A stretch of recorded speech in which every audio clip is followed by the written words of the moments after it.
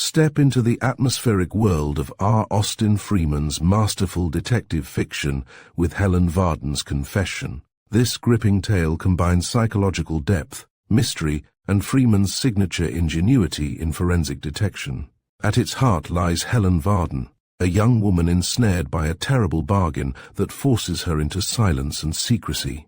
As events unfold, she finds herself drawn into a web of suspicion, moral dilemmas, and hidden truths. With the incomparable Dr. Thorndyke at the helm of the investigation, what begins as a personal tragedy develops into a compelling unraveling of crime, justice, and human weakness. Chapter 1. The Crack of Doom. There is no difficulty whatever in deciding upon the exact moment at which to open this history. Into some lives the fateful and significant creep by degrees, unnoticed till by the development of their consequences the mind is aroused and memory is set, like a sleuth hound, to retrace the course of events and track the present to its origin in the past. Not so has it been with mine. Serene, eventless, its quiet years had slipped away unnumbered, from childhood to youth, from youth to womanhood, when, at the appointed moment, the voice of destiny rang out, trumpet-tongued, and behold, in the twinkling of an eye all was changed. Happy, it has been said, is the nation which has no history, and surely the same may be said with equal truth of individuals. So, at any rate, experience teaches me, for the very moment wherein I may be said to have begun, to have a history saw a lifelong peace shattered into a chaos of misery and disaster. How well I remember the day, yea, and the very moment when the blow fell like a thunderbolt crashing down out of a cloudless sky. I had been sitting in my little room upstairs, reading very studiously and pausing now and again to think over what I had read. The book was Lecky's History of England in the 18th century, and the period on which I was engaged was that of Queen Anne. And here, coming presently upon a footnote containing a short quotation from the Spectator, it occurred to me that I should like to look over the original letter. Accordingly, laying aside my book, I began to descend the stairs, very softly, because I knew that my father had a visitor, possibly a client, with him in his study. And when I came to the turn of the stair and saw that the study door was ajar, I stepped more lightly still, though I stole down quickly lest I should overhear what was being said. The library, or book-room as we called it, was next to the study, and to reach it I had to pass the half-opened door, which I did swiftly on tiptoe, without hearing more than the vague murmur of conversation from within. The spectators stood on a shelf close to the door, a goodly row clothed in rusty calf to which the worn gilt tooling imparted a certain sumptuousness that had always seemed very pleasant to my eye. My hand was on the 3rd volume when I heard my father say, "So that's how the matter stands." I plucked the volume from the shelf, and tucking it under my arm, stole out of the book-room, intending to dart up the stairs before there should be time for anything more to be said. But I had hardly crossed the threshold, and was, in fact, exactly opposite the study door, when a voice said very distinctly, though not at all loudly, "Do you realize, Vardon, that this renders you liable to 7 years penal servitude?" At those terrible words I stopped as though I had been, in a moment, turned into stone, stopped with my lips parted, my very breathing, arrested, clutching at the book under my arm, with no sign of life or movement save the tumultuous thumping of my heart. There was what seemed an interminable pause, and then my father replied, "Hardly, I think, Otway. Technically, perhaps, it amounts to a misdemeanor." "Technically," repeated Mr. Otway. "Yes, technically, the absence of any intent to defraud modifies the position considerably. Still, for the purpose of argument, we may admit that it amounts to a misdemeanor. And," said Mr. Otway, "the maximum punishment of that misdemeanor is 7 years penal servitude. As to your plea of absence of fraudulent intent, you, as a lawyer of experience, must know well that judges are not apt to be very sympathetic with trustees who misappropriate property placed in their custody." "Misappropriate," my father exclaimed. Yes, replied Mr. Otway, I say misappropriate. What other word could you apply? Here is a sum of money which has been placed in your custody. I come to you with authority to receive that money from you on behalf of the trustees, and you tell me that you haven't got it. You are not only unable to produce it, but you are unable to give any date on which you could produce it, and meanwhile it seems that you have applied it to your own uses. I haven't spent it, my father objected. The money is locked up for the present, but it isn't lost. What is the use of saying that? Demanded Mr. Otway. You haven't got the money, and you can't give any satisfactory account of it. The plain English of it is that you have used this trust money for your own private purposes, and that when the trusters ask to have it restored to them, you are unable to produce it. To this my father made no immediate reply, and in the silence that ensued I could hear my heart throbbing, and the blood humming in the veins of my neck. At length my father asked, Well, Otway, what are you going to do? Do, repeated Mr. Otway. What can I do? As a trustee, it is my duty to get this money from you. I have to protect the interests of those whom I represent, and if you have misapplied these funds, well, you must see for yourself that I have no choice. You mean that you'll prosecute? What else can I do? I can't introduce personal considerations into the business of a trust, and even if I should decline to move in the matter, the trusters themselves would undoubtedly take action. Here there followed a silence which seemed to me of endless duration. Then Mr. Otway said, in a somewhat different tone, There is just one way for you out of this mess, Vardon. Indeed, said my father. Yes. I am going to make you a proposal, and I may as well put it quite bluntly. It is this. I am prepared to take over your liabilities for the time being, on condition that I marry your daughter. If you agree, then on the day on which the marriage takes place, I pay into your bank the sum of £5,000, you giving me an undertaking to repay the loan if and when you can. Have you any reason to suppose that my daughter wishes to marry you? My father asked. Not the slightest, replied Mr. Otway, but I think it probable that if the case were put to her, It is not going to be, my father interrupted. I would rather go to gaol than connive at the sacrifice of my daughter's happiness. You might have thought of her happiness a little sooner, Vardon, Mr. Otway remarked. We are not quite of an age, but she might easily find it more agreeable to be the wife of an elderly man than the daughter of a convict. At any rate, it would be only fair to give her the choice. It would be entirely unfair, my father retorted. In effect, it would be asking her to make the sacrifice, and she might be fool enough to consent. And please bear in mind, Otway, that I am not a convict yet, and possibly may never be one. There are certain conceivable alternatives, you know. Oh, said Mr. Otway, if you have resources that you have not mentioned, that is quite another matter. I understood that you had none, and as to sacrifice, there is no need to harp on that string so persistently. Your daughter might be happy enough as my wife. What infernal nonsense you are talking, my father exclaimed impatiently. Do you suppose that Helen is a fool? No, I certainly do not, Mr. Otway replied. Very well then, what do you mean by her being happy as your wife? Here am I, standing over a mine. Of your own laying, interrupted Mr. Otway. Quite so, of my own laying, and here you come with a lighted match and say to my daughter in effect, My dear young lady, I am your devoted lover. Be my wife. Consent this very instant, or I fire this mine and blow you and your father to smithereens. And then, you think, she would settle down with you and live happy ever after. By the Lord, Otway, you must be a devilish poor judge of character. I am quite willing to take the risk, said Mr. Otway. So you may be, my father retorted angrily, but I'm not. I would rather see the poor girl in her grave than know that she was chained for life to a cold-blooded, blackmailing scoundrel. Softly, Vardon, Mr. Otway interrupted. There is no need for that sort of language, and perhaps we had better shut the door. Here, as I drew back hastily into the book-room, quick footsteps crossed the study floor, and I heard the door close. The interruption brought me back to some sense of my position, though to Be sure, what I had overheard concerned me as much as it concerned anyone. Quickly slipping the book back on the shelf, I ran on tiptoe past the study door and up the stairs, and even then I was none.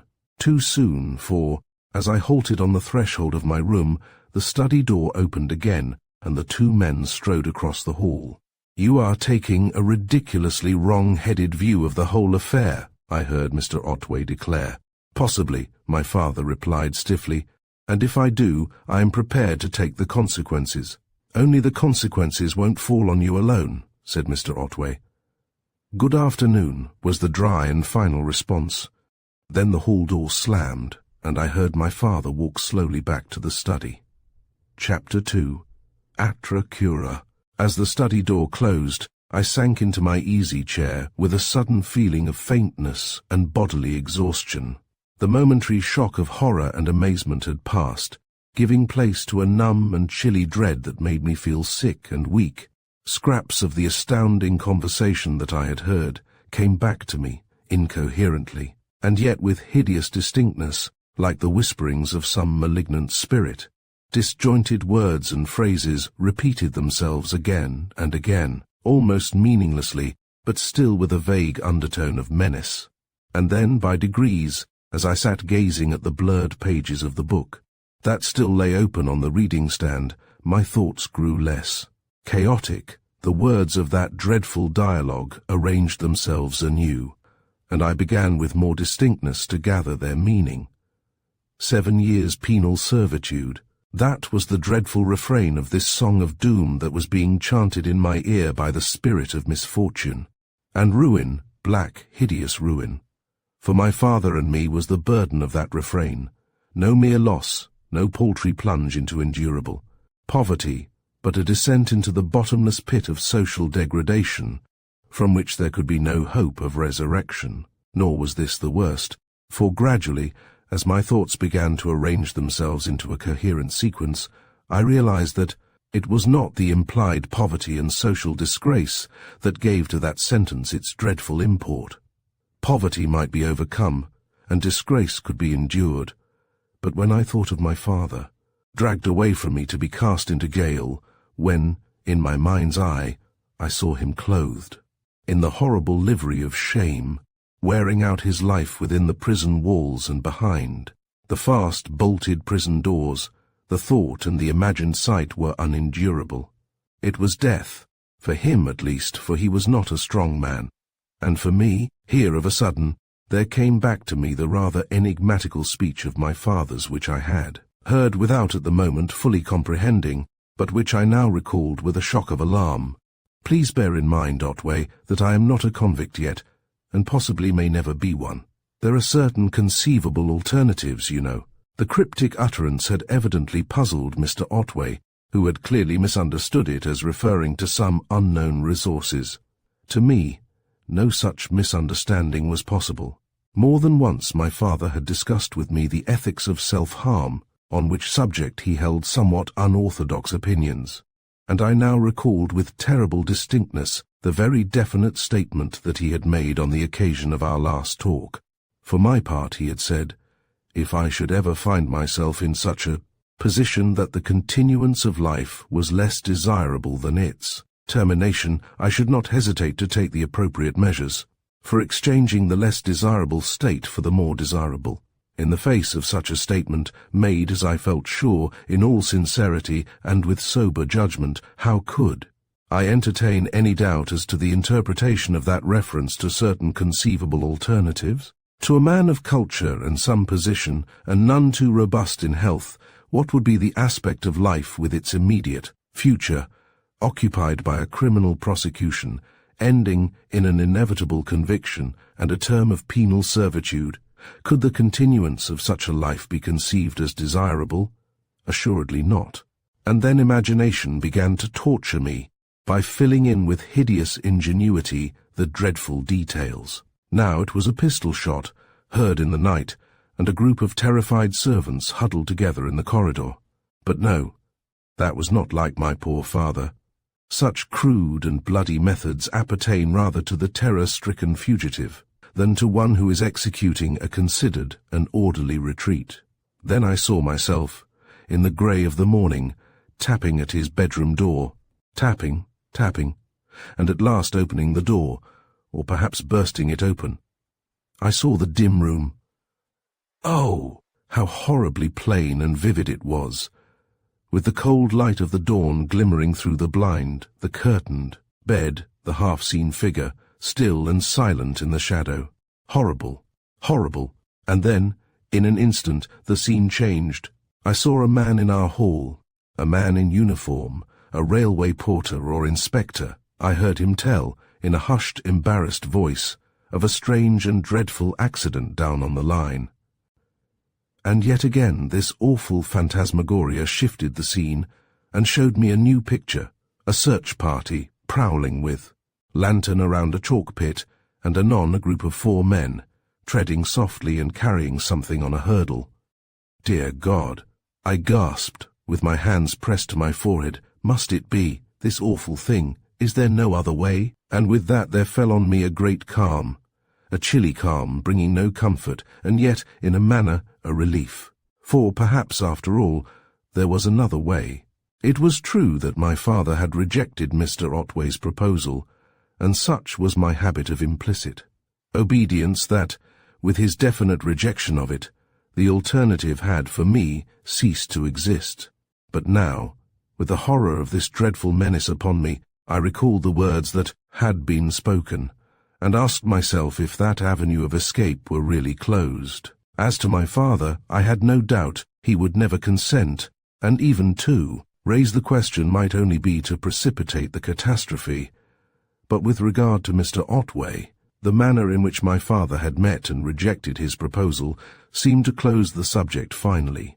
He had called him a blackmailing scoundrel and used other injurious expressions which might make it difficult or at least uncomfortable to reopen the question. Still, that was a small matter. When one is walking to the gallows, one does not boggle at an uncomfortable shoe.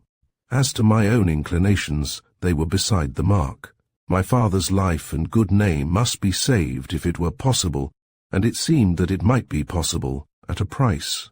Whether it were possible or not depended on Mr. Otway. I recalled what I knew of this man, who had thus in a moment become the arbiter of my father's fate and mine. My acquaintance with him was but slight, though I had met him pretty frequently, and had sometimes wondered what his profession was, if he had any. I had assumed, from his evident acquaintance with legal matters, that he was a lawyer, but he was not in ordinary practice, and his business, whatever it was, seemed to involve a good deal of travelling. That was all I knew about him. As to his appearance, he was a huge, unwieldy man of a somewhat Jewish cast of face, some years older, I should think, than my father, pleasant-spoken and genial in a somewhat heavy fashion, but quite uninteresting. Hitherto, I had neither liked nor disliked him. Now, it need hardly be said, I regarded him with decided aversion, for if he were not, as my father had said, a blackmailing scoundrel, he had, at any rate, taken the meanest, the most ungenerous advantage of my father's difficulties, to say nothing of the callous, cynical indifference that he had shown in regard to me and my wishes and interests.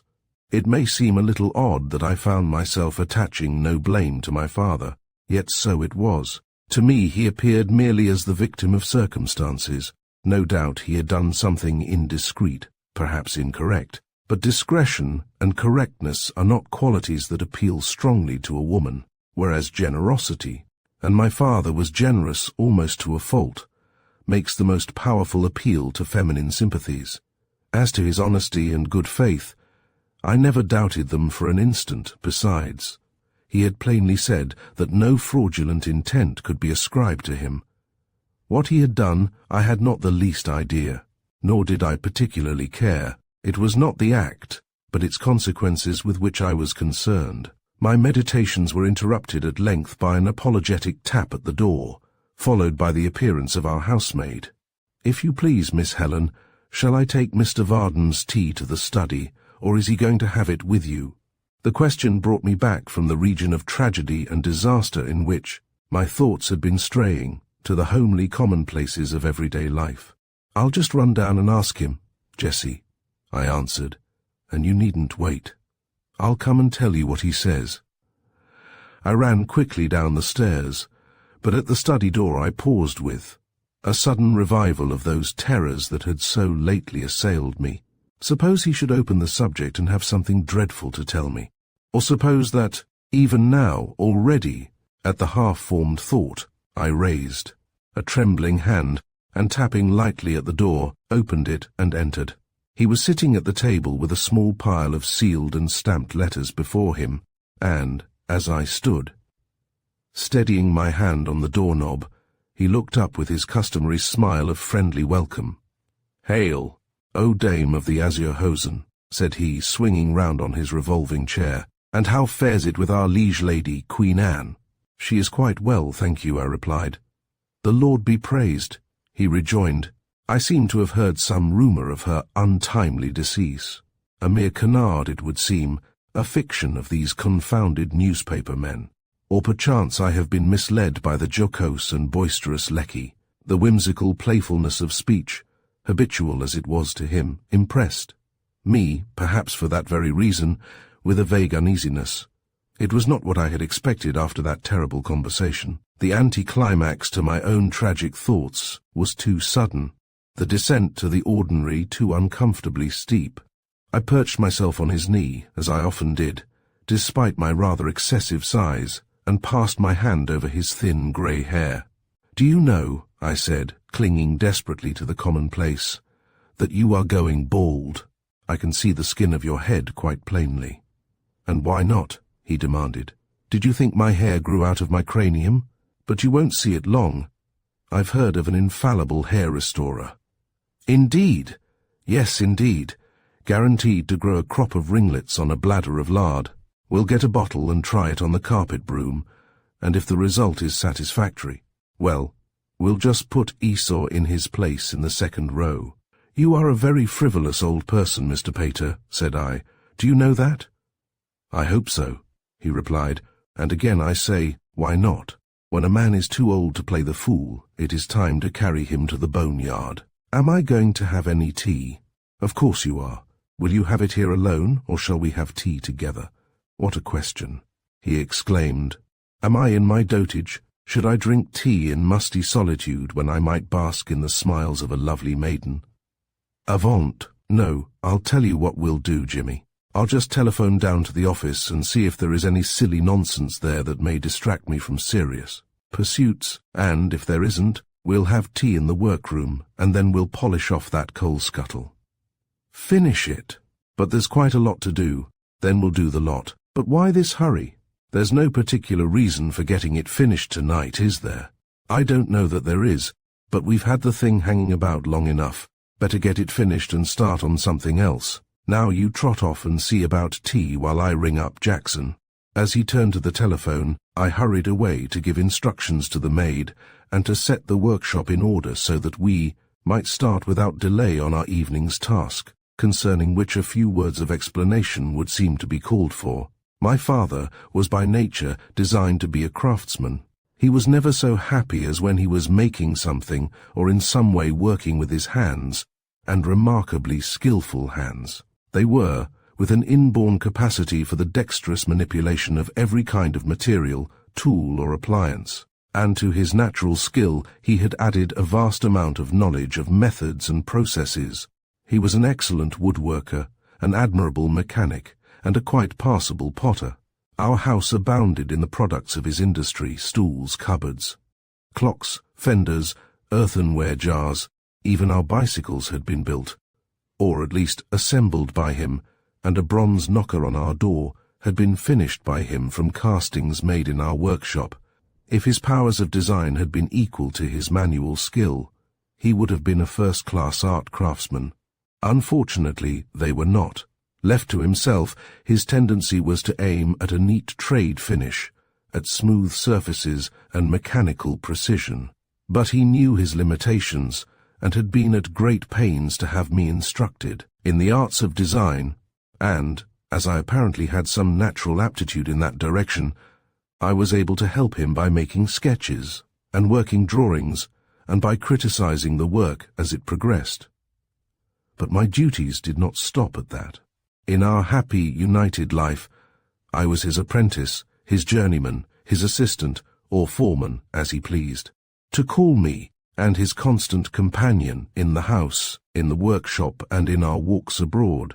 As our maid, Jessie, laid the tea tray on a vacant corner of the workbench, I examined our latest joint production. A bronze coal scuttle, the design of which was based on a Roman helmet that I had seen in the British Museum. There was a good deal more than an ordinary evening's work to be done before it could be finished. A portion of the embossed ornament on the foot required touching up, the foot itself had to be brazed to the body, and the handle had to be riveted to the lugs, to say nothing of the pickling, scouring and oxidizing. It was a colossal evening's work, but it was not the magnitude of the task that troubled me, for I shared my father's love of manual work. What had instantly impressed me with a vague discomfort was the urgency of my father's desire to get this piece of work finished and done with.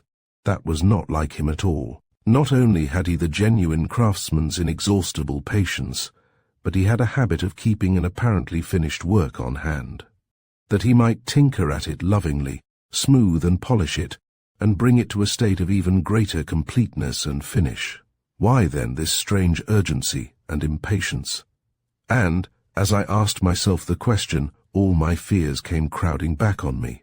Again there came that dreadful sinking at the heart, that strangling terror of the storm cloud. That hung over us, unseen but ready to burst and overwhelm us in ruin at any moment. But I had little time for these gloomy and disquieting thoughts. The tinkling of the telephone bell in the study told me that my father had finished his talk with his managing clerk, and a few moments later he strode into the workshop and began taking off his coat. "Where's your apron, Jimmy?" He asked. The pet name Jimmy had been evolved out of an ancient fiction that my name was Jemima. "There's no hurry, Pater dear," said I. "Let a person have her tea in peace, and do sit down like a Christian man." He obediently perched himself on a stool as I handed him his tea, but in less than a minute he was on his feet again, prowling, cup in hand, around the end of the bench where the work lay. "Wonder if I'd better anneal it a bit," he mused, picking up the bronze foot and examining the unfinished space. "Mustn't make it too soft. Think I will, though. We can hammer it up a little on the stake after it's brazed on. That will harden it enough." He laid the foot down, but only that he might apply a match to the great gas blowpipe, and I watched him with a sinking heart as he stood with his teacup in one hand, while with the other he held the foot, gripped in a pair of tongs, in the roaring purple flame. What did it mean, this strange, restless haste to finish what was, after all, but a work of pleasure? Did it portend some change that he saw more clearly than I? Was he, impelled by the craftsman's instinct, turning in this fashion a page of the book of life? Or was it, oh, dreadful thought, was it that he was deliberately writing finis before closing the volume?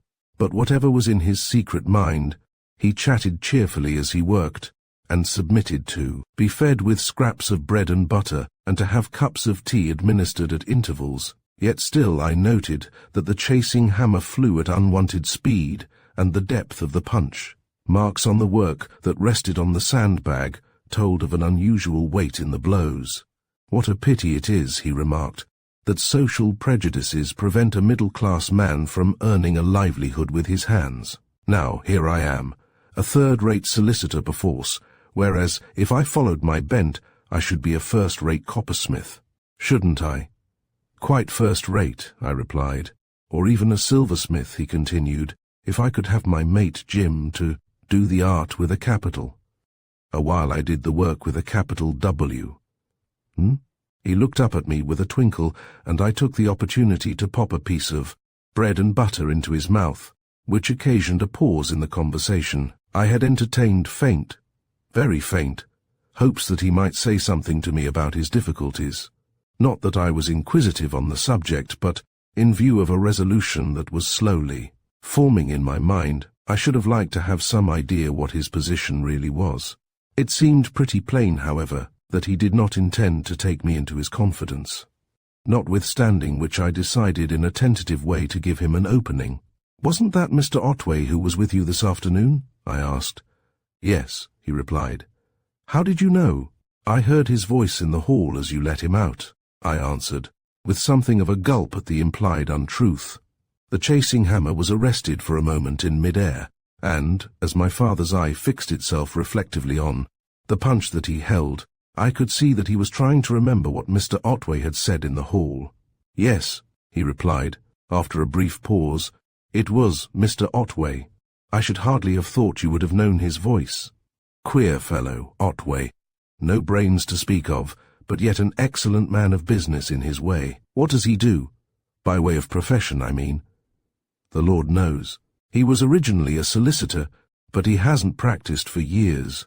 Now he is what is called a financier, which is a little vague, but apparently profitable, and I think he does something in the way of precious stones." "Do you mean that he deals in them?" "Yes, occasionally, at least. So I have heard. I know that he is something of a connoisseur in stones, and that he had a collection which he sold some time ago. I have also heard, and I believe it is a fact, that his name was originally Levy, and that he is one of the chosen. But why he changed his name, I have no notion, unless it was an undesirable one to present to the financial world." I was half disposed to pursue my inquiries further, but as he finished speaking, he once more began to ply the hammer with such furious energy that I became quite uneasy. "You mustn't exert yourself so much, Pater," I remarked. "Remember what Dr. Sharp said." "Bah!" he replied. "Sharp is an old woman. My heart is sound enough. At any rate, it will last as long as the rest of me. An old fellow like me cannot expect to go in for sprinting or high jumping. But there's no need for him to live in splints and cotton wool, nor to endanger his health by perfectly unnecessary exertion. Why on earth are you in such a fever to get this thing finished?" "I'm not in a fever, my dear," he answered. "I'm only tired of seeing this thing lying about unfinished. You see, as it stands, it is only so many pounds of old bronze, whereas a couple of hours' work turns it into a valuable piece of furniture, fit to take a dignified place in the catalogue when we are sold up. Just consider how finely it would read. Handsome bronze scuttle, in form, of Roman helmet, the work of the late owner and his charming and talented daughter, capable of serving either as a convenient receptacle for coal, or as a becoming headdress for a person with a suitable cranium. Don't you think that would sound rather alluring?" "Very," I replied, "but as we are not going to be sold up, the rest of my sentence was drowned in the din of the beaten metal as my father returned to his hammering, and I only watched in mute discomfort until this part of the work was done, and the great brazen jet was once more set a-roaring. The work progressed apace, for my father was not only skilful and neat, but could be very quick on occasion, and as I watched the completion of stage after stage, I was conscious of a growing uneasiness, a vague fear of seeing the work actually finished, as if this mere toy, for it was little more, held some deep and tragic symbolism. I felt like one looking on at the slow wasting of one of those waxen effigies which the sorceresses of old prepared with magical rites for the destruction of some victim whose life should slowly wane and flicker away with the wasting of the wax. And meanwhile, above the roar of the blowpipe flame, my father's voice sounded, now in a cheerful stave of song, and now in lively jest or playful badinage. But yet he did not deceive me. Behind all this show of high spirits was a sombre background that was never quite hidden. For the eye of love is very keen, and can see plainly, despite quip or joke or jovial carol, when black care rides behind the horseman. What a miserable affair it was, this pitiful acting of two poor leaden-hearted mortals, each hiding from each the desperate resolve with smiles and jests that were more bitter than tears.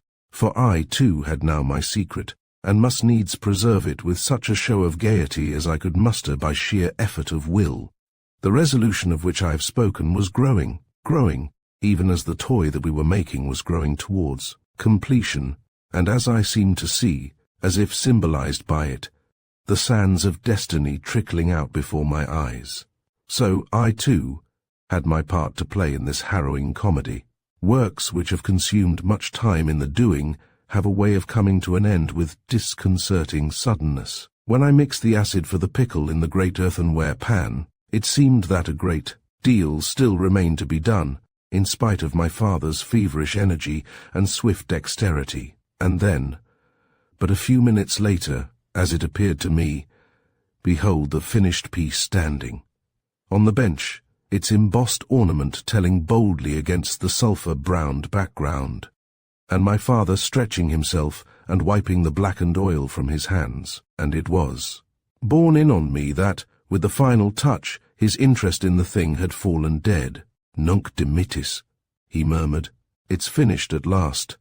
Now lettest thou thy servant depart in peace. And that reminds me, Jim, don't the shops keep open late tonight?" "Some of them do," I replied. "Good," said he. "Tell Jessie to bring up the supper while I'm washing. I've got to make a business call tonight, and I want to get some things, so we won't make it a ceremonious meal. Not that I want to put you on short allowance, for I expect you are hungry after your titanic labors. You mustn't take any notice of me." As he hurried away, I rang the bell, and when I had given the necessary instructions, I went up to my bedroom to remove the traces of the evening's work and make myself presentable.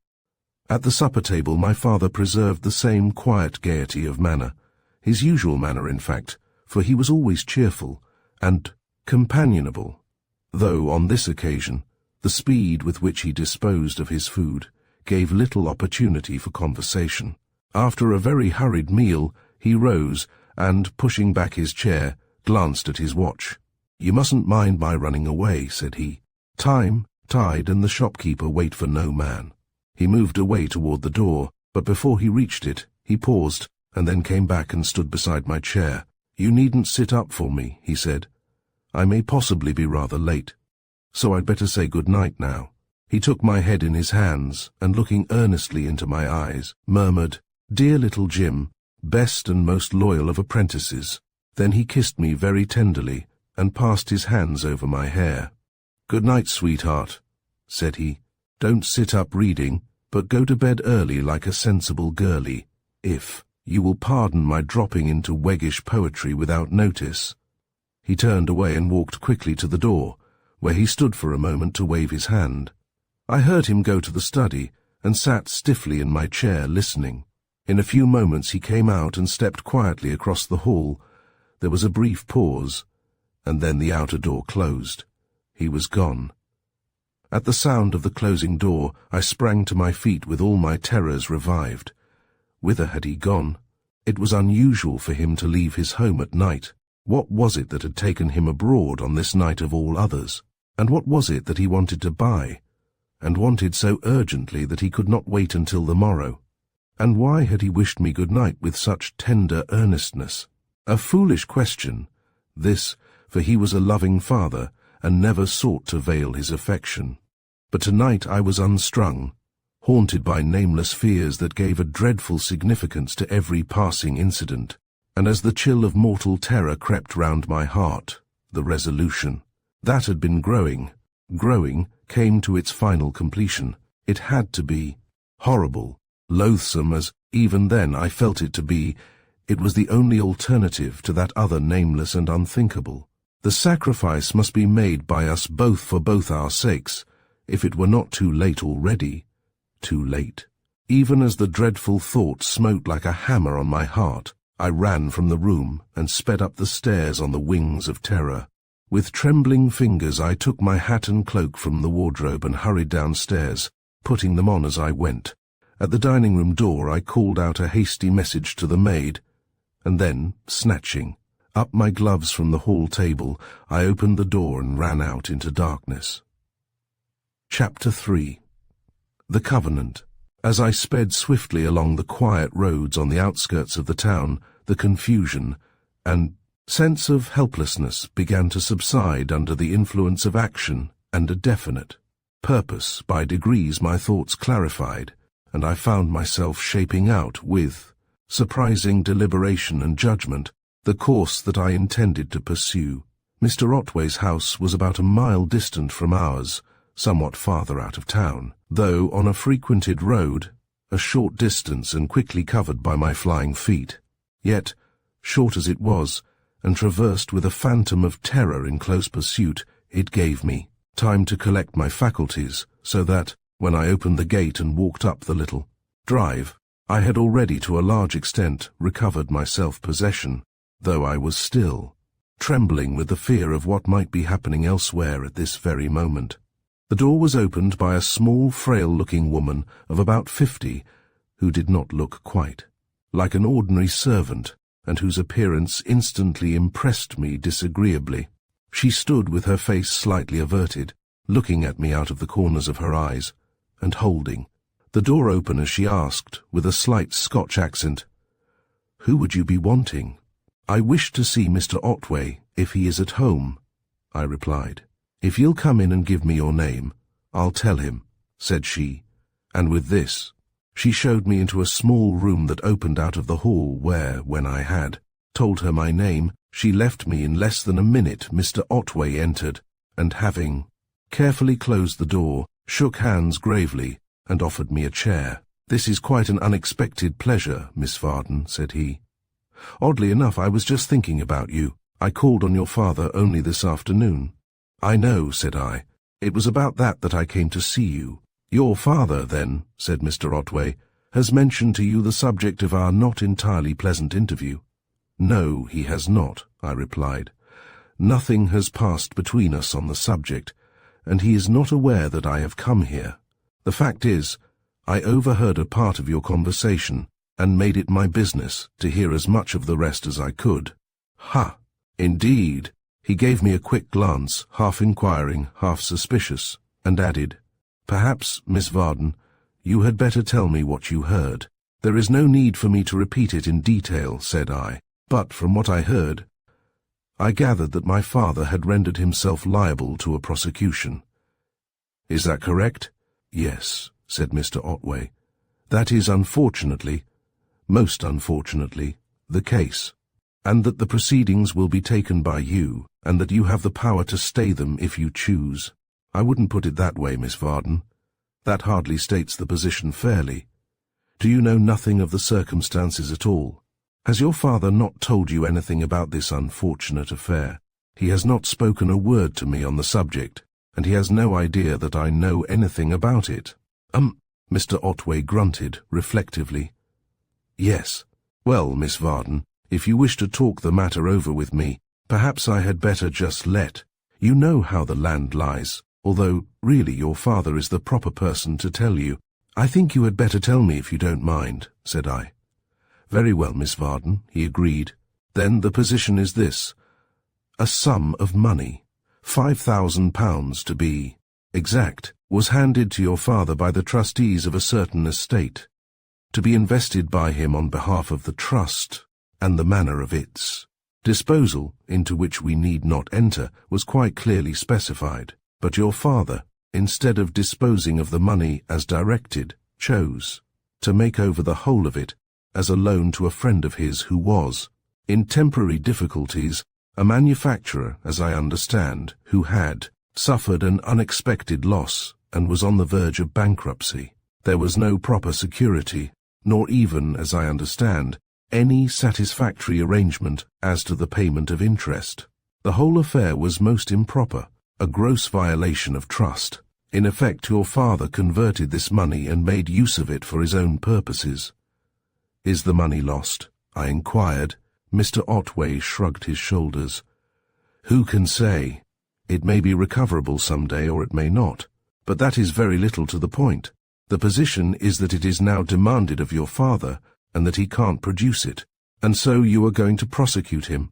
"Oh, please don't put it that way, Miss Vardon. I am a quite involuntary agent. My position is that I am instructed to get this money from your father and dispose of it in a particular way. But I can't get it, and when I report that fact, I shall of course be urged, in fact compelled, to take criminal proceedings. I shall have no choice. It isn't my money, you know." "But why criminal proceedings?" I asked. "It seems to me that a civil action to recover the money would be the natural course." Again Mr. Otway shrugged his shoulders. "I don't see that it makes much difference," said he. "The money has been made away with. Even if the trustees took no criminal action, There is the public prosecutor, and there is the Incorporated Law Society. A prosecution is inevitable, and, supposing my father is convicted, it is hardly necessary to suppose, said Mr. Otway. He will be. There is no defence. As to the sentence, I don't imagine that the maximum punishment of 7 years penal servitude is likely to be inflicted. Still, your father is a solicitor, and the law is, quite properly, very severe. In the case of solicitors who misappropriate their client's property, he is almost certain to get a term of imprisonment. To this I made no reply. There was nothing to say. It was only too clear that every avenue of escape was closed, save one, and realizing more. Fully every moment where that one led, I could not bring myself to make the fateful move. So, for a while, we sat in a hideous silence through which the ticking of a clock penetrated noisily and seemed to keep pace with the thumping of my heart. As I sat, bracing myself for the effort that had to be made, my eyes travelled, half unconsciously, over the person of my companion. His appearance was not prepossessing. Huge, unwieldy and shapeless, although by no means grossly fat, his great size carried no dignity, nor did his very marked and prominent features impart to his face anything of distinction or nobility. He was of a distinctly Oriental type, with black and rather curly hair, oiled and combed over a slightly bald head, a large aquiline nose, a wide mouth, rather full and fleshy, and very dark eyes, under which were baggy folds of skin creased by innumerable tiny wrinkles. As I looked at him with growing distaste, I found myself comparing him to a gigantic spider. Suddenly it was borne in on me, perhaps by the measured ticking of the clock, that time was passing, time which might be infinitely precious. To delay further were mere cowardice. Nevertheless, when I spoke, it was in a voice so husky that I had to stop and begin again. You spoke, Mr. Otway. I heard you mention to my father that on certain conditions you would be prepared to abandon your intention of prosecuting, or at least, I could get no farther. Fear and shame and loathing of this thing that I was going to do overpowered me utterly. It was only by the most strenuous effort that I choked down the sob that was rising in my throat. But I had said enough, for Mr. Otway now came to my assistance. I told your father that I was prepared to take over his liabilities, for the time being at least, on condition that you became my wife. He refused, as perhaps you know, refused very definitely, I may say, and rather rudely, I am afraid. He was not at any great pains to wrap his refusal up delicately. But we may let that pass. Is it in respect of this proposal of mine that you have done me the very great honour of calling on me, Miss Vardon? I felt myself turn scarlet, but nevertheless I answered resolutely yes. I came to ask if my father's very blunt refusal had closed the matter finally, or whether you were prepared to reopen it. We won't talk about reopening it. It was never closed by me. The proposal that I made to your father I now make to you, and if you should see your way to accepting it, I believe you would never have occasion to regret your decision. He spoke in a dry, commercial tone, as if he were trying to sell me something at a rather high price, as in fact he was, and meanwhile I found myself wondering dimly why on earth he wanted to marry me. May I ask, he continued, after a pause, if you are disposed to entertain my proposal? I would do anything to save my father, I replied. That, said he, is what I thought, judging from my previous knowledge of you, and it was the knowledge of your devotion to your father that encouraged me to make the proposal, for it seemed to me that a young lady of your attractions, who could so completely devote herself to an elderly father, might find it possible to devote herself to an elderly husband.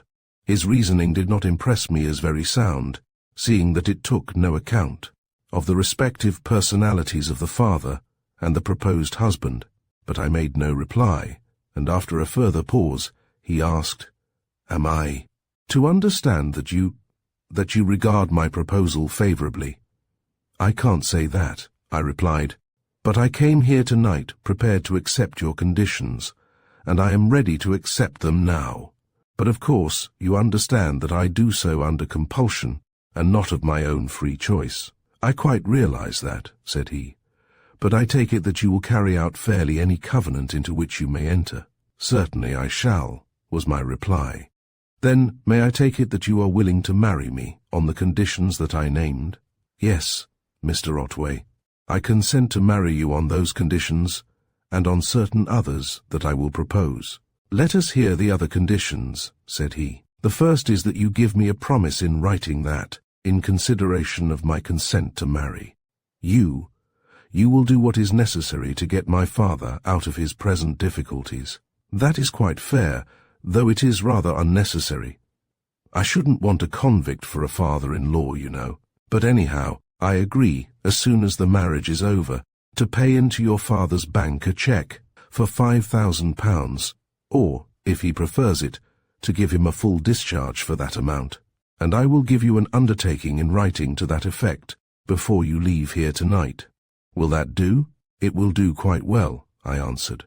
But I wish you also to add to that undertaking a proviso to the effect that, if at any time before the marriage takes place, any circumstances shall arise by which your pecuniary help shall become unnecessary, then this agreement between you and me shall not take effect, and you shall have no claim of any kind on me. Mr. Otway looked at me in some surprise, and indeed I was somewhat surprised myself at the completeness with which my judgment and self-possession had revived as soon as it came to making terms, though I had considered the matter very carefully on my way to Mr. Otway's house. You are a true lawyer's daughter, Miss Vardon, said he, with a somewhat wry smile. You are not going to give yourself away gratis. No play, no pay, However, you are quite right. You agree to marry me for a certain consideration. If you don't receive the consideration, you don't marry me. Very well. That is a perfectly business-like proposition, and I agree to it. You think that perhaps your father may be able to meet his liabilities after all. I do not think anything of the kind. The proviso was introduced by me in view of a very different contingency. I was making this sacrifice to save my father's life. If I failed in that, the sacrifice would be useless. But I did not think it necessary to mention this to Mr. Otway. I therefore replied that, as I knew very little about my father's affairs, I thought it wise to provide even against the improbable. Quite so, Miss Vardon, quite so, he agreed. One should always make provision for the unexpected. Well, I have said that I accept your first two conditions. What is the next one? I want you to write my father a letter which shall relieve him of all present anxieties. And I want you to give me that letter so that it may be delivered tonight. At this, Mr. Otway's countenance fell somewhat. He pursed up his lips disapprovingly, and after some moments of reflection said gravely, "That, you know, Miss Vardon, really anticipates the fulfillment of the contract on my side. Such a letter would commit me to a withdrawal of my demand for immediate payment of this money. But," said I, "you have my promise, which I am willing to give you in writing, if you wish me to." "Well," he replied, dubiously, "that would seem to meet the difficulty. Not that I am suspecting you of trying to evade fulfillment, but you see, your father has refused his consent, and will probably continue to refuse, so that one would rather not raise the question. By the way, I suppose you are over 21? I was 23 last birthday. Then, of course, his consent is not necessary. Still, one doesn't want a fuss, and if you delivered this letter to him, he would be in possession of the facts, and then there would be trouble. I was not proposing to deliver it to him. I should drop it in the letterbox and let him think that you had sent or left it. He would know nothing of my visit to you or of the arrangement we have come to. I see. That alters the position somewhat, but is it really necessary? I can understand your wish to relieve his anxiety, but still, it need be only a day or two. Do you really think it is essential? I do, Mr. Otway. I think it absolutely essential. If I had not, I should not have come here tonight. My father is in a desperate position, and one never knows what a desperate man may do.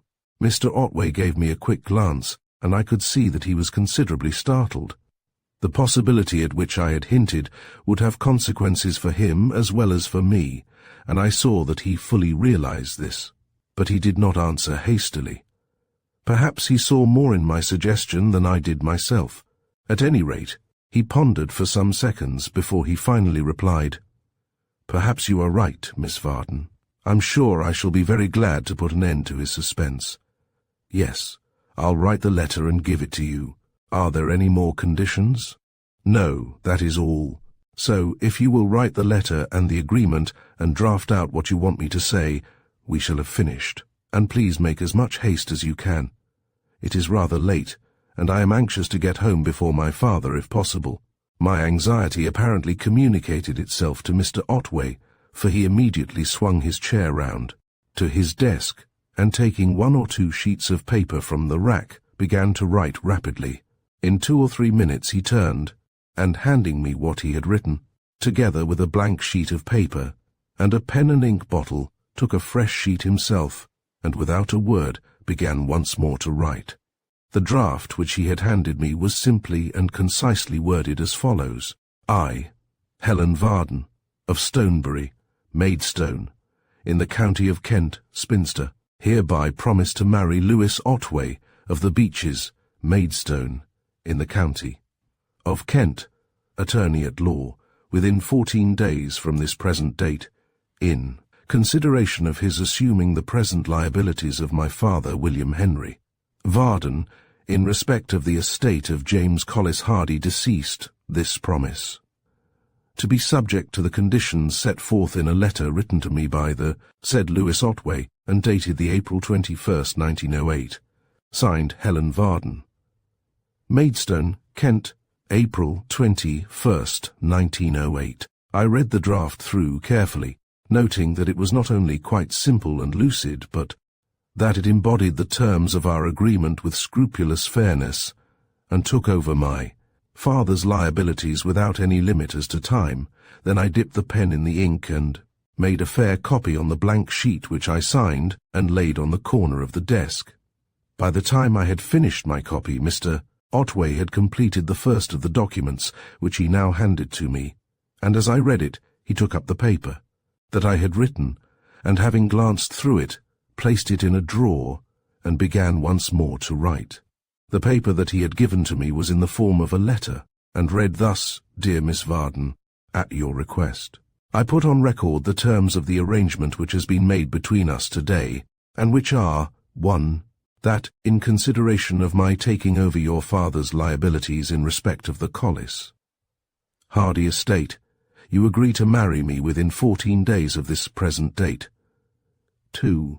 That on the completion of the marriage ceremony, or at such time thereafter, as you may decide upon, I shall pay into your father's bank the sum of £5,000, or, if he prefers it, give him a full discharge of all liabilities in respect of the Collis Hardy estate aforesaid. 3. Provided that if at any time prior to the said marriage your father shall discharge the said liabilities, or any circumstances shall arise by which the said payment or discharge by me shall become unnecessary, then the agreement between you and me, which is herein recorded, shall become void, and neither of us, the contracting parties, shall have any claim upon the other. I am, dear Miss Vardon, your obedient servant, Lewis Otway, Maidstone, Kent. April 21st, 1908. Mr. Otway glanced up from his desk as I folded the paper and bestowed it in my purse, and asked, "Will that do? I think it covers the terms of our arrangement." "Thank you," I answered. "It will do quite well." He made no rejoinder, but went on with the letter that he was writing, and meanwhile I sat and watched him with a strong distaste of his appearance, dimly wondering at this strange interview and at my own curious self-possession and mental alertness. But behind these hazy reflections was a background of haunting terror that had never quite faded, even when I was putting the utmost strain upon my wits, terror lest all this bargaining should be useless after all, lest I should arrive home to find that my help had come too late. These disquieting thoughts were presently interrupted by Mr. Otway, who, laying down his pen and swinging round in his revolving chair, took up the letter that he had just written. "This is what I have said to your father, Miss Vardon. I think it will make his mind quite easy for the present, which is all we want. Dear Vardon, since my talk with you this afternoon, I have been thinking over matters and considering whether it is not possible to give you more time. On looking into the affairs of the trust more closely, I think it can be done. In fact, I am sure it can, with some careful management on my part. So you may take it from me that the demand, which I felt compelled to make, is withdrawn for the time being. When you are in a position to surrender the money, you had better notify me, and in the meantime, you have my assurance that no further demand will be made without reasonable notice. I hope this will relieve your natural anxiety, concerning which I have been a little uncomfortable since I left you. Yours sincerely, Louis Otway, The Beeches. April 21st, 1908. He handed me the letter when he had finished reading, and I glanced through it quickly before returning it to him. "I think that ought to relieve him of all anxiety," said he. "Yes," I answered. "It will do admirably, and if you will kindly seal it and let me have it, I will go at once and drop it in the letterbox. It is most important that it should be in his hands as soon as possible." "Quite so," he agreed, "and I won't detain you further excepting to point out that, by giving you this letter, I am putting myself entirely in your hands. You will observe that this amounts to a surrender of my claim on your father for the time being. He will, of course, keep the letter, and could produce it in answer to any sudden demand for the restitution of the money. So I am really carrying out my part of the agreement in advance." "Yes, I see that," I replied, "and I thank you most sincerely, but," I added, rising and holding out my hand for the letter, "you have my solemn promise to carry out my part. If you were better acquainted with me, you would consider that enough." "But I do, Miss Vardon," he rejoined hastily. "I do. If I did not trust you implicitly, I should not have written this letter. However, I mustn't delay you. I will make all the necessary arrangements and let you know when everything is ready. Will next Thursday be too soon?" At the mention of an actual date, and one so near too, something like a complete realization of what I was doing flashed into my mind and set my heart thumping painfully. But it had to be, so why haggle for terms? Nor, indeed, since it must be, was there any use in trying to put off the evil day. The urgent need of the moment was to get this letter into my father's hands, if it were not already too late. "I must leave the arrangement of the affair to you, Mr. Otway," I murmured, shakily. "Do as you think best, and now I must really go." He shook my hand in a dryly courteous fashion and let me out, accompanying me down the drive to the outer gate, which he opened for me with a ceremonious bow. I wished him a hurried good night, and as soon as I was outside the gate, ran off in the direction of home, holding the precious letter in the little pocket of my cloak. Chapter 4. The 11th hour. As I drew near the neighborhood of our house, my fears grew so that I was compelled, by sheer breathlessness and the trembling of my limbs, to slacken my pace. I was sick with terror. In my mind, pictures, vague and nebulous but unspeakably dreadful, rose like the visions of a nightmare. I clutched the precious order of release in my pocket and set my teeth, trying not to think of what I might find at my journey's end. At last I came in sight of the house. It was all dark save two of the upper windows, those of the servants' bedrooms. The servants, then, were going to bed as usual, for ours was an early household. This seemed reassuring, but only to a slight degree, for even if I opened the gate softly, I do not know why, but somehow I instinctively avoided noise of any kind, and running up the garden path, let myself in quietly with my latchkey. With one quick and fearful glance around the darkened hall, I stole up to the hat-stand. Apparently my father had not yet come home, for his stick was not in the stand, and one of his hats was missing. I looked at the tall clock and noted that it was not yet 10:30.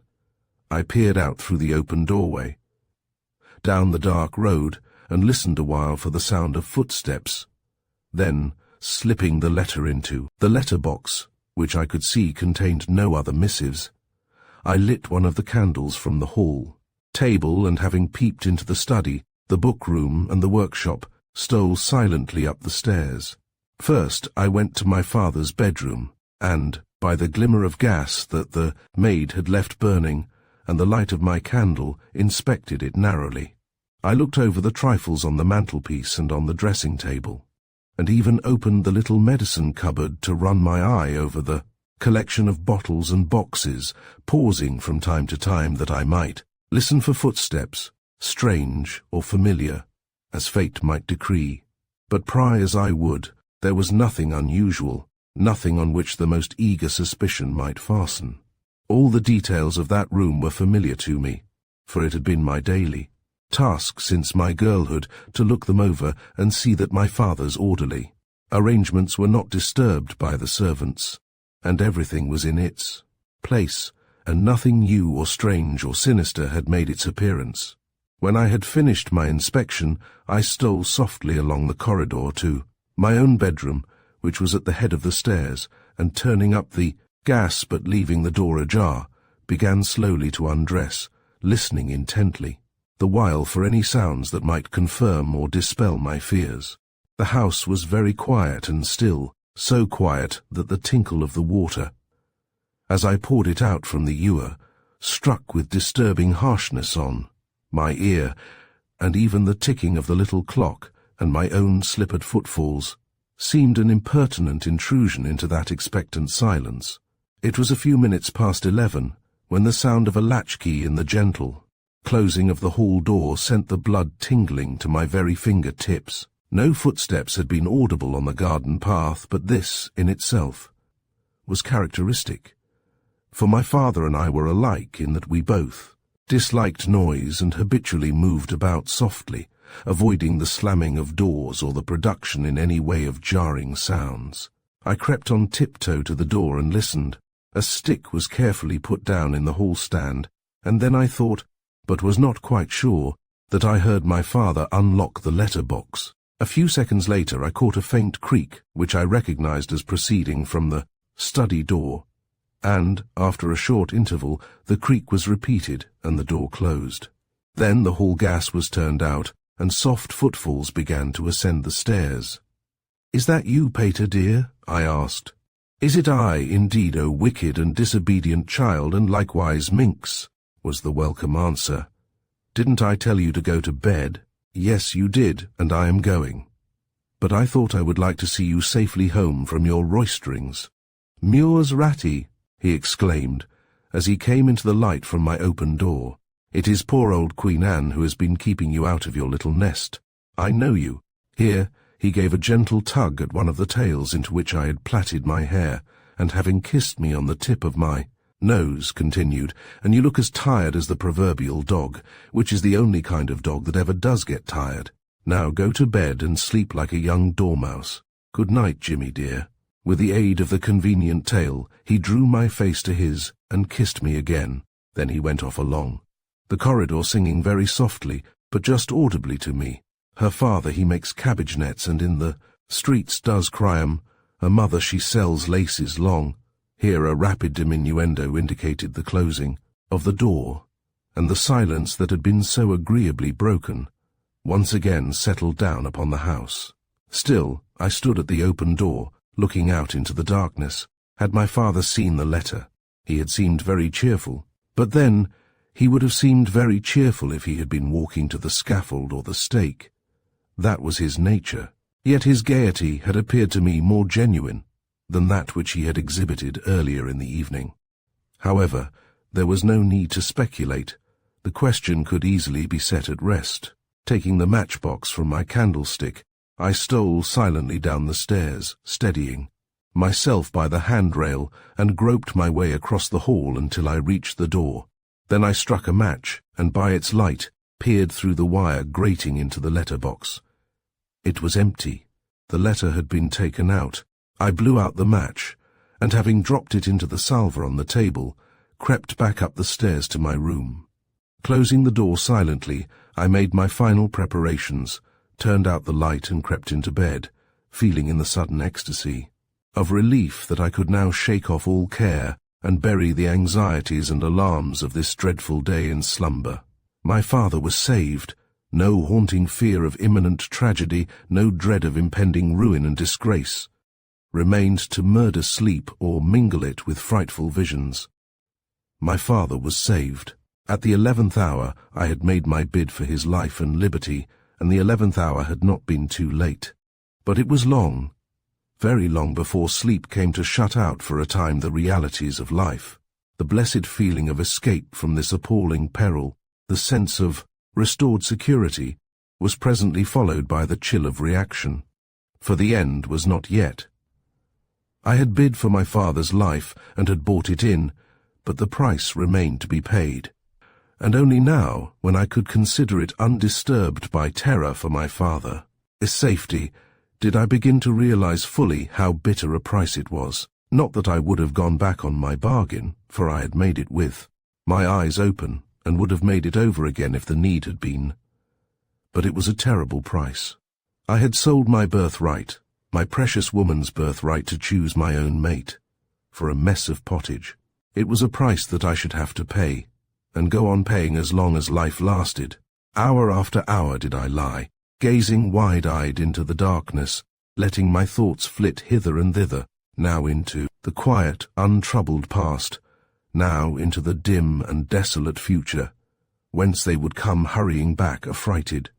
But always, whithersoever they wandered, behind them rose, now vague and remote, now horribly distinct, that unwieldy figure with the impassive oriental face even, as to the eyes of the fisherman in the Arabian tale, the smoke from the magic jar shaped itself into the menacing form of the gigantic djinn. I tried to consider dispassionately the character of Mr. Otway. It was very difficult, for had he not come into our life like some malignant spirit to dispel with a word, and in the twinkling of an eye, all the peace and happiness of our quiet home, to snap off short my serene companionship with my father, to turn into dust and ashes all the vaguely sweet dreams of my maidenhood, to shut out the warm and hazy sunshine from my future and fill the firmament with unrelieved leaden greyness. Still, I tried to consider him fairly. Callously, cynically, he had driven his juggernaut car over my father, and me, his eyes fixed upon his own desires and seeing nothing else. He was an absolute egoist. That was undeniable. For some reason, he wished to marry me, and to achieve that wish he had been willing to put us both on the rack, and, with passionless composure, to turn the screw until we yielded. It was not a pleasant thing to think of. On the other hand, he seemed in his way to be a just man. By no hair's breadth had he sought to modify the terms that he had first proposed. Indeed, in his letter to me he had treated the loan to my father as an almost unconditional gift, and the other details of our agreement he had expressed in writing fully and fairly, with no attempt at evasion, nor was he niggardly. £5,000 is a large sum to pay for the privilege of marrying an unwilling bride. Under other circumstances, I might have appreciated the implied compliment. Now, I could only admit that, according to his lights, he seemed not ungenerous. But when I considered him as the companion with whom I must share the remainder of my life, or at least that part of it which mattered, the thought was almost unendurable. To live, day after day and year after year, under the same roof with this huge, dull, uncomely man, to sit at table with him, to walk abroad by his side, to spend interminable evenings alone with him, it was appalling. I could hardly bear to think of it, and yet the horrible reality would be upon me in the course of a few swiftly passing days. Nor was it a question of mere companionship, but from this aspect I hurriedly averted my thoughts in sheer cowardice. I dared not let myself think even for a moment of what marriage actually meant. Under normal conditions it may be permitted to the modesty of an unwedded girl to cast an occasional glance, half shy and not wholly unpleasurable, at the more intimate relations of married life. But to me, if the thought would rise unbidden, it could call up naught but the quick flush of shame and loathing, whereat I would bury my face in the pillow with a moan of shuddering disgust. It was a relief to turn from the distressful present and the unthinkable future to the past, or even to the future that might have been, For, like most other girls, I had had my daydreams. The companionship with my father had been happy and full of interest, but it had never seemed final. I had looked on it as no more than the prologue to the real life, which lay, for the moment, hidden behind the near horizon of my maidenhood. And as to that reality, though it offered but a vague picture, yet it had a certain definiteness. To many modern girls, ambition seems to connect itself with the academy and the laboratory, with the platform and the forum.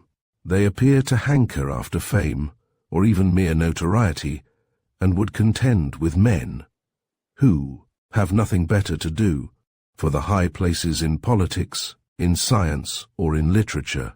I had read the impassioned demands of some of these women for political and economic equality with men, and had looked at them with a certain dim surprise, to see them so eager to gather this Dead Sea fruit and turn their backs upon the tree of life, with its golden burden of love and blessed motherhood.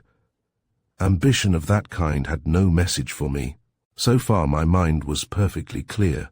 As to the terms in which I conceived the final realities, the blossom and fructification of a woman's life, I am less clear.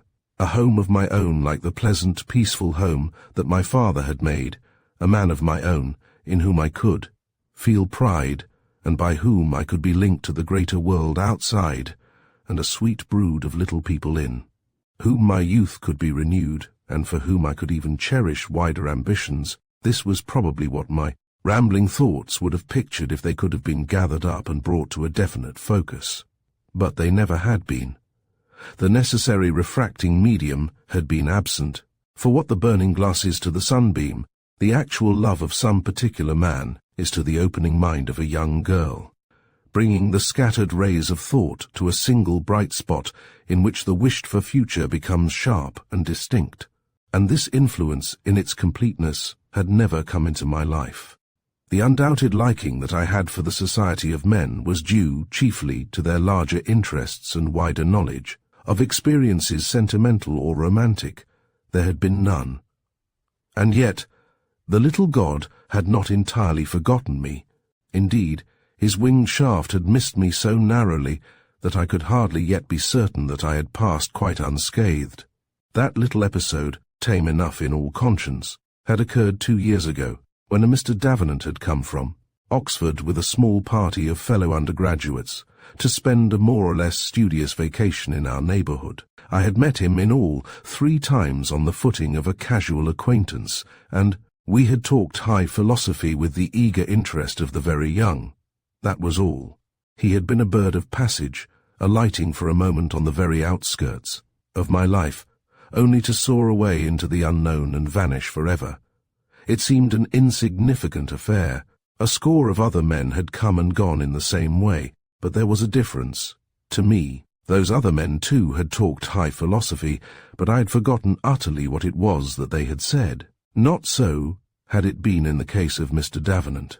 Again and again had I found myself thinking over his talks with me, not, I suspect, for the sake of the matter, which, to speak the truth, was neither weighty nor brilliantly original, but rather because I had enjoyed talking to him. And sometimes I had been surprised to notice how clearly I remembered those talks, even to the very words that he had used and the tones of his pleasant, manly voice. 2 years had passed since then, a long time in a girl's life, but still, Mr. Davenant, his name, by the way, was Jasper, a pleasant-sounding name I had thought it, remained the one figure that had separated itself from the nebulous mass of humanity that had peopled my short existence. And tonight, on this night of misery and despair, when all that was worth living for seemed to be passing away, as I lay staring up into the darkness, the memory of him came back to me again. Once more I heard his voice, how strangely familiar it sounded, framing those quaintly abstruse sentences. I recalled the look in his eyes, clear hazel eyes they were, that sparkled with vivacity and the fresh interest of youth, and his smile as he uttered some mild joke, a queer, humorous smile that drew his mouth just a little to one side and seemed to give an added piquancy to the jest by its own trifling oddity. I remembered it all, clearly, vividly, with the freshness of yesterday, the words of wisdom, the humorous turn of speech, the earnest, almost eager tone, the easy manner, friendly yet deferential, all came back to me, as it had done 100 times before, though it was 2 years ago. He had been but a stranger, a mere passing stranger who had come and gone, who had sailed across the rim of my horizon and vanished. But even in that swift passage, some virtue had exhaled from him by which it had been given to me to look beyond the present into a world hitherto invisible to me. He was my one little romance, a very little one, but all that I had, and, to me, he stood for all those things that might have been and now could never be. And so it happened that on this night, when I seemed to be bidding farewell to my youth and all its dimly cherished hopes, the memory of him lingered in my thoughts and was with me still when, at last, sleep, the sleep of utter weariness and exhaustion, closed my eyelids and shut out for a time the realities of that life on which I would have been well content never to look again. Chapter 5. On the brink of the 4 days that followed, I do not, even now, like to think. The dreadful change that was coming into my life loomed up every moment more distinct, more threatening, more terrible. The hideous realities of what was about to happen to me refused to be ignored. They thrust themselves upon me and filled my thoughts every instant of the day and haunted my dreams at night. There were times when I turned a wistful eye upon that solution of the hopeless difficulties of life at which my father had hinted, but alas, even that was no solution as matters stood. Death, which would have released me from this bondage into which I had sold myself, would have left my father unemancipated, and to attain it by my own act would have been a grossly dishonest evasion of the covenant into which I had entered with Mr. Otway. Expediency and honor both demanded that I should carry out the terms of my agreement. But it was a terrible burden that I bore during those 4 days, and bore, of necessity, with a cheerful face and as little change as might be from my usual manner. That was the most difficult part of all. To keep up the appearance of quiet gaiety, which was the tone of our house, to smile, to jest, to discuss projected work, and to talk over the history which I was supposed still to be reading, and all the time to feel the day of doom creeping upon me, nearer and nearer with every beat of my aching heart. That was the hardest part, but it had to be done and done with thoroughness, for my father's watchful and sympathetic eye would have detected at once the smallest flutter of a signal of distress, and it was imperative that he should be kept in the dark, and that, perhaps, was the bitterest drop in this bitter potion. For the first time in my life, I had a secret from my father. I was systematically deceiving him, and the secret that I withheld from him and shared with a mere stranger, with an enemy, in fact, was one that concerned him profoundly. And yet that, too, had to be.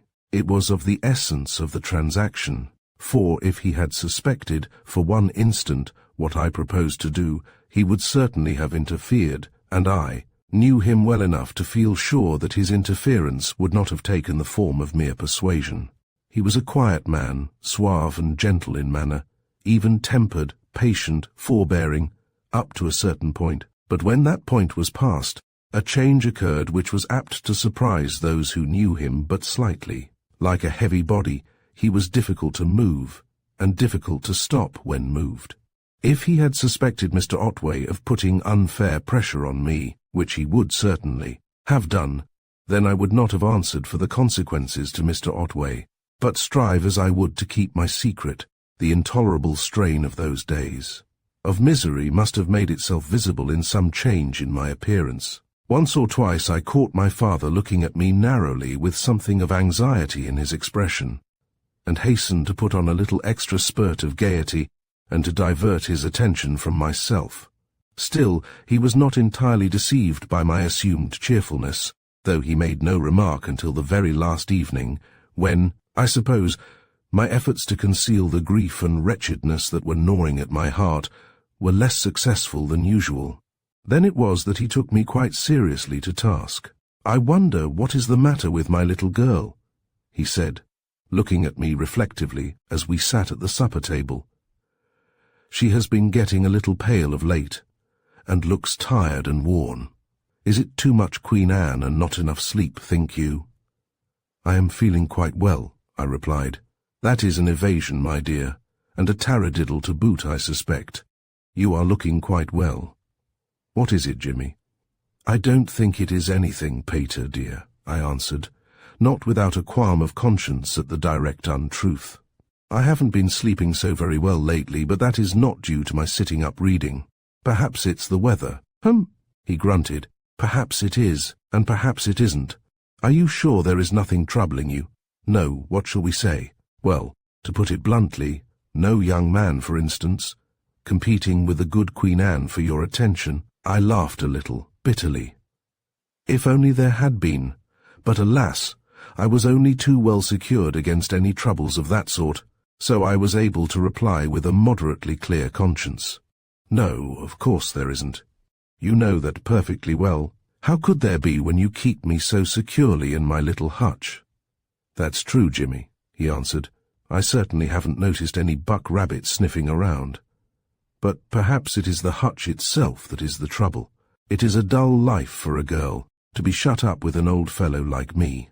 Coal scuttles and such like are all very well for an ancient fossil who has sucked all the juice out of life and must needs content himself with a modest nibble at the rind that's left. But it's not the sort of thing for a girl. Your orange is still unsucked, Jimmy dear, and we mustn't leave it to get overripe. I've always been very happy with you, dear old Pater, I said, and a lump rose in my throat as I spoke. How happy I had been, and oh, how thankfully would I have gone on with that serene, peaceful life, and never asked for anything different, if only it might have been so.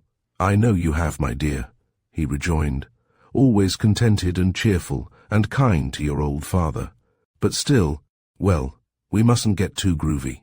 We must have a little change now and again. I have been rather preoccupied these last few days, but I shall be more free now. What do you say to a few days in London?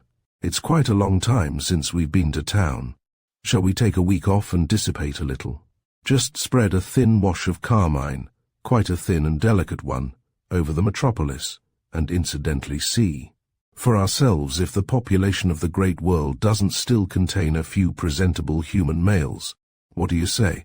I don't know what I said, or how I controlled the almost irresistible impulse to fling myself on his neck and sob my secret into his ear. It was terrible to listen to him making these plans for one of those blissful little holidays that we had enjoyed together, from time to time, and to know that the morrow would see my own life spoiled irrevocably and his home made desolate. Some vague answer, I murmured, and then managed to lead the conversation into a less distressing channel. But once or twice during the evening he reverted to the subject, and when, at a rather early hour, I wished him good night, he said, as he held my hands and looked me over critically, "Yes, the blossom is undoubtedly a little faded. We must see to it, Jimmy. Think over my proposal, and consider whether there is any particular kind of jaunt that you would like, whether, for instance, you would rather go to the sea than to London." "Very well, Pater dear," I replied. "I'll think about it." And with this only too easily fulfilled promise I turned away and went upstairs. It was my last night at home, the last night of my girlhood and of freedom. Virtually and to all intents, I had said farewell to my father forever, for though hereafter we should meet, I should be his daughter in the old sense, no more. I should be the chattel of another man, and that man no friend of his. For long after I went to my room, I sat thinking these thoughts and gazing with scared, bewildered eyes into the dark future on whose threshold I already stood. What that future held for me, beyond the certainty of misery and degradation, who could tell? I dared not try to pierce that dread obscurity. From what might lie beyond that threshold my thoughts shrank back, appalled. The whole thing seemed like some hideous dream from which I should presently awaken, trembling, but with a sigh of relief. And yet it was not. Unbelievable as was this awful thing that had descended upon me in a moment, it was yet but too real for any hope of awakening. And what of my father? For him, too, the old pleasant life was at an end. The quiet gaiety, the serene happiness of his home, was gone forever. Henceforth he would be a lonely man, mourning the loss of his companion, and cherishing a bitter resentment against the man who had stolen her away.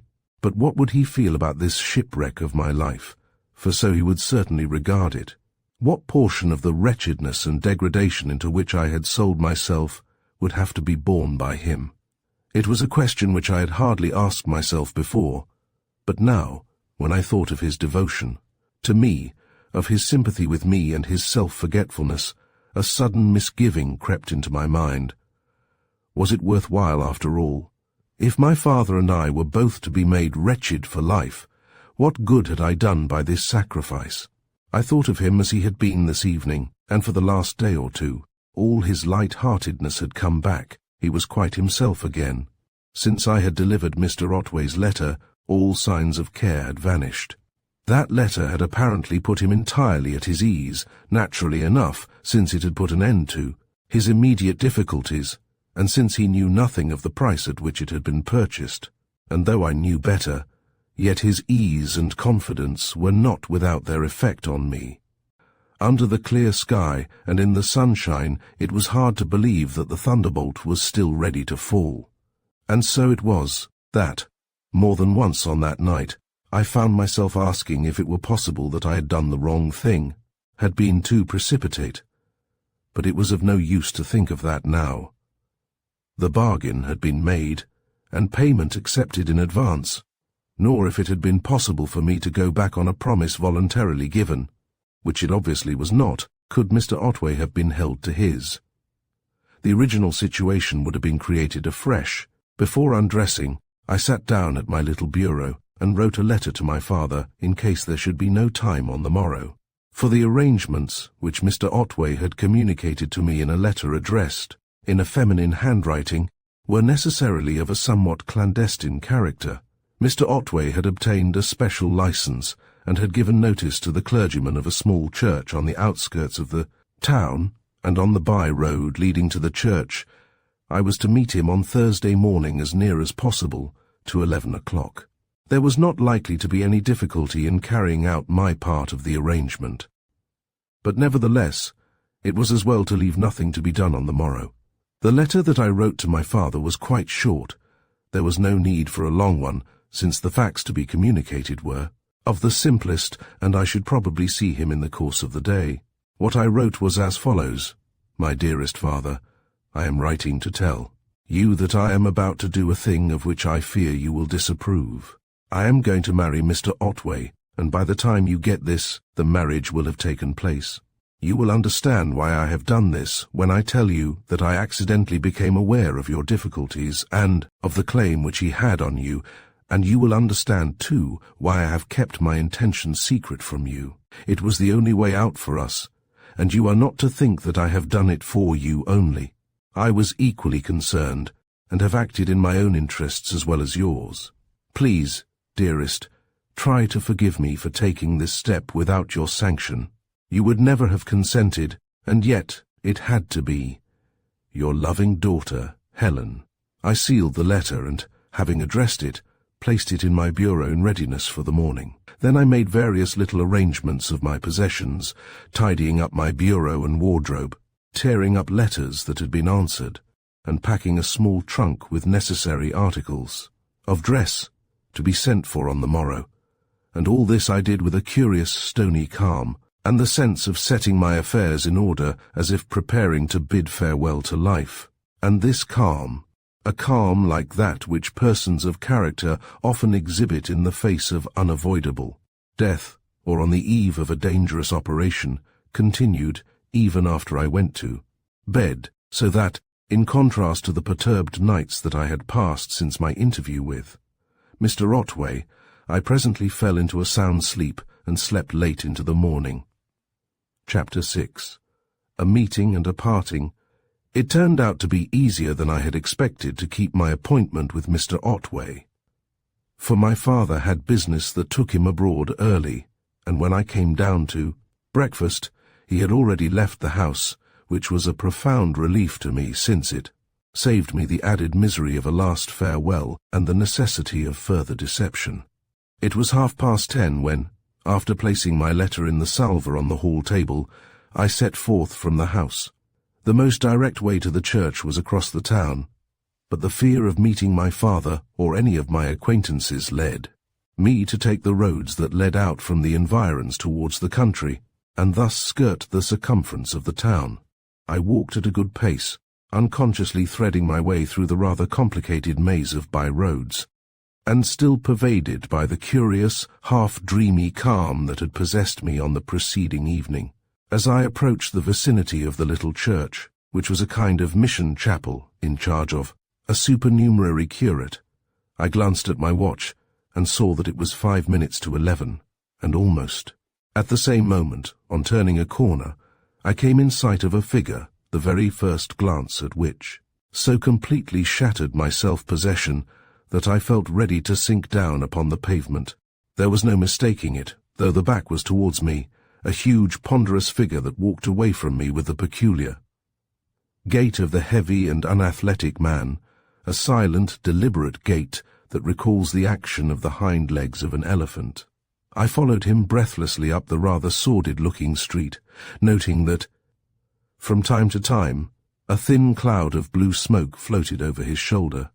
At length, at the corner of an intersecting road, he turned and saw me, upon which he flung away a cigar, and, retracing his steps towards me, saluted me with a flourish of his hat, and held out his hand.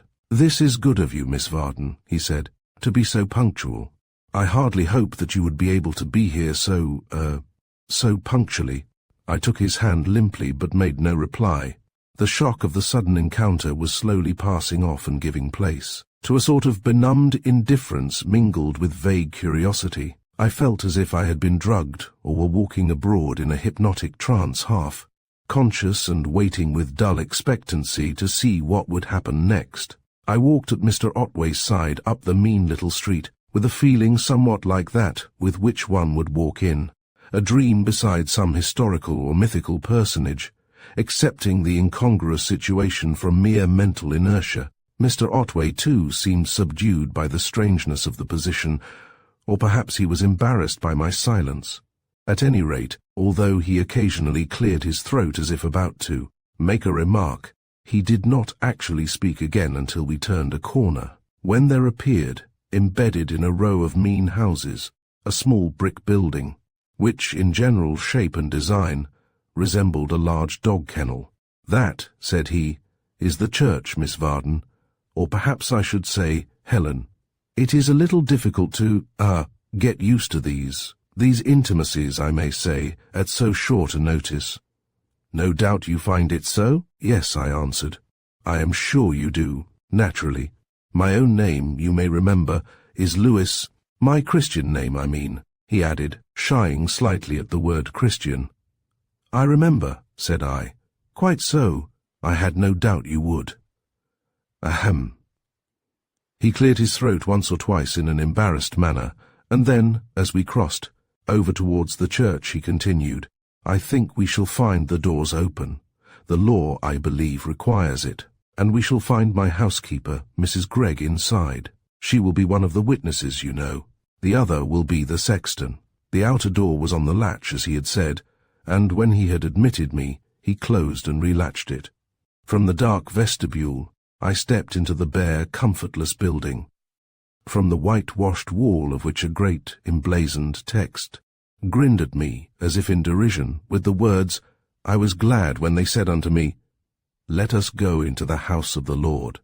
Near the door, on one of the deal benches, the little frail-looking woman whom I had seen at Mr. Otway's house was seated, conversing with a very bald and rather seedy elderly man, but, as we entered, the man hurried away towards the vestry, and the woman rose and came forward a few paces to meet us. "This is Miss Vardon, Mrs. Gregg," said Mr. Otway, introducing me in a heavy, embarrassed manner. Mrs. Gregg stared at me with undisguised curiosity and something of hostility in her expression as she replied, "I've seen her before." "Yes," said Mr. Otway, "I believe you have." "Yes." To be sure, of course, and I, hope, in fact, I may say that what he was going to say I have no idea, and I suspect that he was not very clear himself, but at this moment the man, who was apparently the sexton, emerged from the vestry in company with a young clergyman, vested already in his surplice and carrying a book in his hand. Apparently everything had been explained and arranged beforehand by Mr. Otway, for, as we advanced up the nave, the curate took his place before the communion table and opened his book. I noticed that he gave me one quick and intense look, full of surprise and curiosity, and thereafter seemed, as far as possible, to avoid even glancing in my direction. The ceremony began abruptly and without preamble. With dim surprise, I became aware that the clergyman was speaking, or rather reading aloud, in a rapid and indistinct undertone.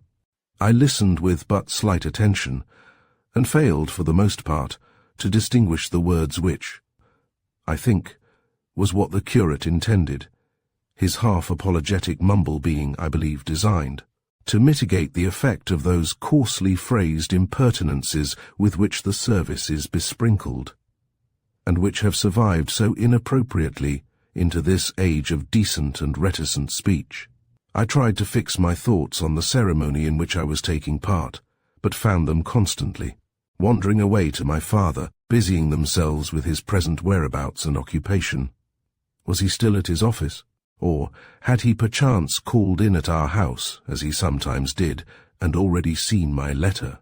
I was brought back to the happenings of the moment by a question addressed to me by name in more distinct tones, and followed by the murmured instruction, "Say I will." I obeyed the gently spoken command, and then, with my right hand enveloped in a large and flabby grasp, I heard Mr. Otway repeat after the curate the solemn form of words that should mean so much, and that was, as now spoken, so empty a mockery, of which the phrase to have and to hold from this day forward seemed to separate itself as the only part truly applicable.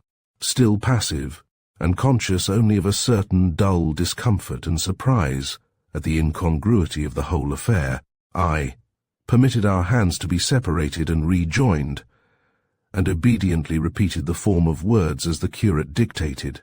I, Helen Vardon, take thee, Louis Otway, to my wedded husband, to have, and to hold from this day forward, for richer, for poorer, in sickness, and in health, to love, cherish, and to obey, till death us do part, according to God's holy ordinance, and thereto I give thee my troth.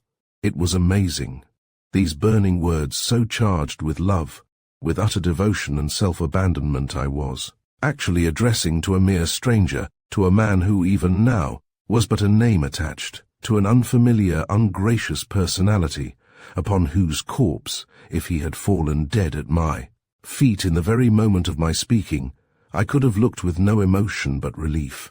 It was an astounding situation. The wonder, the incredibility of it, filled my mind to the exclusion of all else, until, as Mr. Otway began once more to speak at the curate's dictation, and I became aware that a ring had been slipped on my finger, I realized dimly that the ceremony was complete and that the irrevocable change had occurred.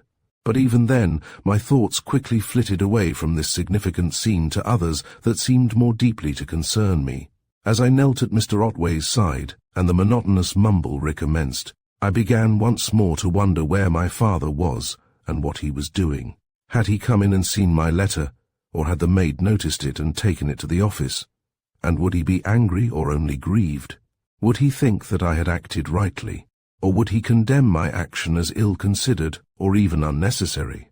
And lastly, was it just barely possible that I had done the wrong thing? Had I sacrificed myself and him without sufficient cause? Thus, my thoughts wandered to and fro to the mumbled accompaniment of the interminable prayers and exhortations that rolled past me in an unheeded stream. At last the ceremony came to an end. Rising from our knees, we trooped after the curate to the vestry, where, as I signed the familiar name in the register, the first clear realization of my changed condition came upon me. But even then, The vivid flash of perception was but transient. Hardly had I shaken hands with the clergyman and passed out into the street, when my thoughts sped away once more to my home, my real home, and my father. For some time after leaving the church, Mr. Otway and I walked in silence. He hemmed once or twice, and seemed on the point of speaking, but either he could find nothing appropriate to say, or he found some difficulty in opening the subject of his thoughts, and meanwhile I pursued my own reflections. At length, however, after one or two preliminary hems, he managed to make a beginning. "I am afraid, Helen, you may think that I have put rather unfair pressure on you to marry me." I roused myself to consider what he had said, and replied, after a slight pause, "Whatever I may think, I am not complaining. I don't forget that I accepted your proposal of my own free will, and I intend to try to carry out honestly my part of the bargain." "I am glad to hear you say that, Helen," he said eagerly. "I was afraid you might feel resentful, might think I had driven a rather hard bargain." "Perhaps I do," I replied, "but that doesn't affect the terms of the bargain. My feelings towards you were no part of the agreement." "No, that's true," he agreed hastily, but he was visibly crestfallen and walked by my side for some time without speaking. My thoughts began to wander again, and then, suddenly, there occurred to me a question that I had already asked myself over and over again without finding any answer. Now, moved by a fresh impulse of curiosity, I put it into words. "Would you mind telling me, Mr. Otway, why you wished to marry me?" He looked at me in some surprise and a little confusion. "Why, my dear Helen," he replied hesitatingly, "there is nothing remarkable about it, is there? I wish to marry you for the same reason that any other man would, because you are a handsome girl, a beautiful girl, I may say, and clever and bright, and as far as I could judge from your manner to your father, a good, affectionate girl. I have admired you ever since I first met you, a year and a half ago." I suppose I looked surprised. I certainly felt so, seeing that he had made no effort to cultivate our acquaintance, for he continued, "Yes, Helen, I admired you, but as I had nothing to offer in the way of personal attractions, and I did not suppose that my means would be a sufficient set-off for my, personal disadvantages, I kept my admiration to myself. In fact, I suppose, if it had not been for this lucky chance, lucky for me, I mean, a little unfortunate perhaps for you, though not so unfortunate as it might, at least I venture to hope that things may turn out." He paused awkwardly, as if expecting me to help him, but I made no comment. My momentary curiosity was satisfied. I had heard his explanation, and a very insufficient one it seemed to be. So the sentence remained unfinished, and, in the silence that ensued, my thoughts went back once more to my father. When would he get my letter? And what would be his feelings when he realized that his daughter, his companion and playmate, his beloved apprentice, was lost to him forever? And what would be his attitude to Mr. Otway? Deeply resentful, beyond a doubt. His scornful rejection of the proposal had shown that clearly enough. Yes, he would be angry, furiously angry, for quiet and gentle as his manners were, he was a passionate man. He could even be violent, as I knew from one or two experiences. And our Dr. Sharp, knew it too, and had warned him to be careful, had cautioned him, not only to avoid overexertion, but excessive excitement of any kind. The doctor's words came back to me now with a qualm of uneasiness. I had not thought of that before. His distress, his grief, his anger against the man who had exacted this price from me, all that I had thought of and fretted over, but the actual physical shock that my letter would inflict on him, utterly unprepared as he was, that I had somehow overlooked. And yet it was palpable enough. He would come home expecting to find me waiting for him as usual, and then, without an instant's warning, in the very twinkling of an eye, he would learn that I had been spirited away out of his life forever. It would be a terrible blow. The more I thought of it, the more uneasy I became. Supposing he should become seriously ill on receiving my letter. It was quite possible. It was even very probable. And if he should have got my letter already, if he should be, at this very moment, lying, prostrated by the shock, with none but the servants to tend him. As I thought of this dreadful possibility, my anxiety grew, moment by moment, and I was beginning to consider how soon I could contrive to escape to him, to satisfy myself that all was well, when the voice of Mr. Otway broke in on my thoughts. I did not at first gather clearly what he was saying, until, by an effort, I detached my attention from the agitating subject of my reflections. "Of course," he was saying as I endeavoured to catch up the thread of his remarks. "It answered my purpose as a solitary bachelor, but it won't do now. We shall have to get quite a different class of house, and we shall want some other servants. I shall keep Mrs. Gregg, if you don't object, as she has been with me so long and knows my ways, but we shall want a couple of maids in addition, I suppose." "Is Mrs. Gregg your only servant?" I asked, rather absently. "Yes," he replied. "That is to say, the only resident servant. She has a girl to help her in the mornings with the housework, and to mind the place when she goes out shopping. That is how she was able to attend at the church this morning."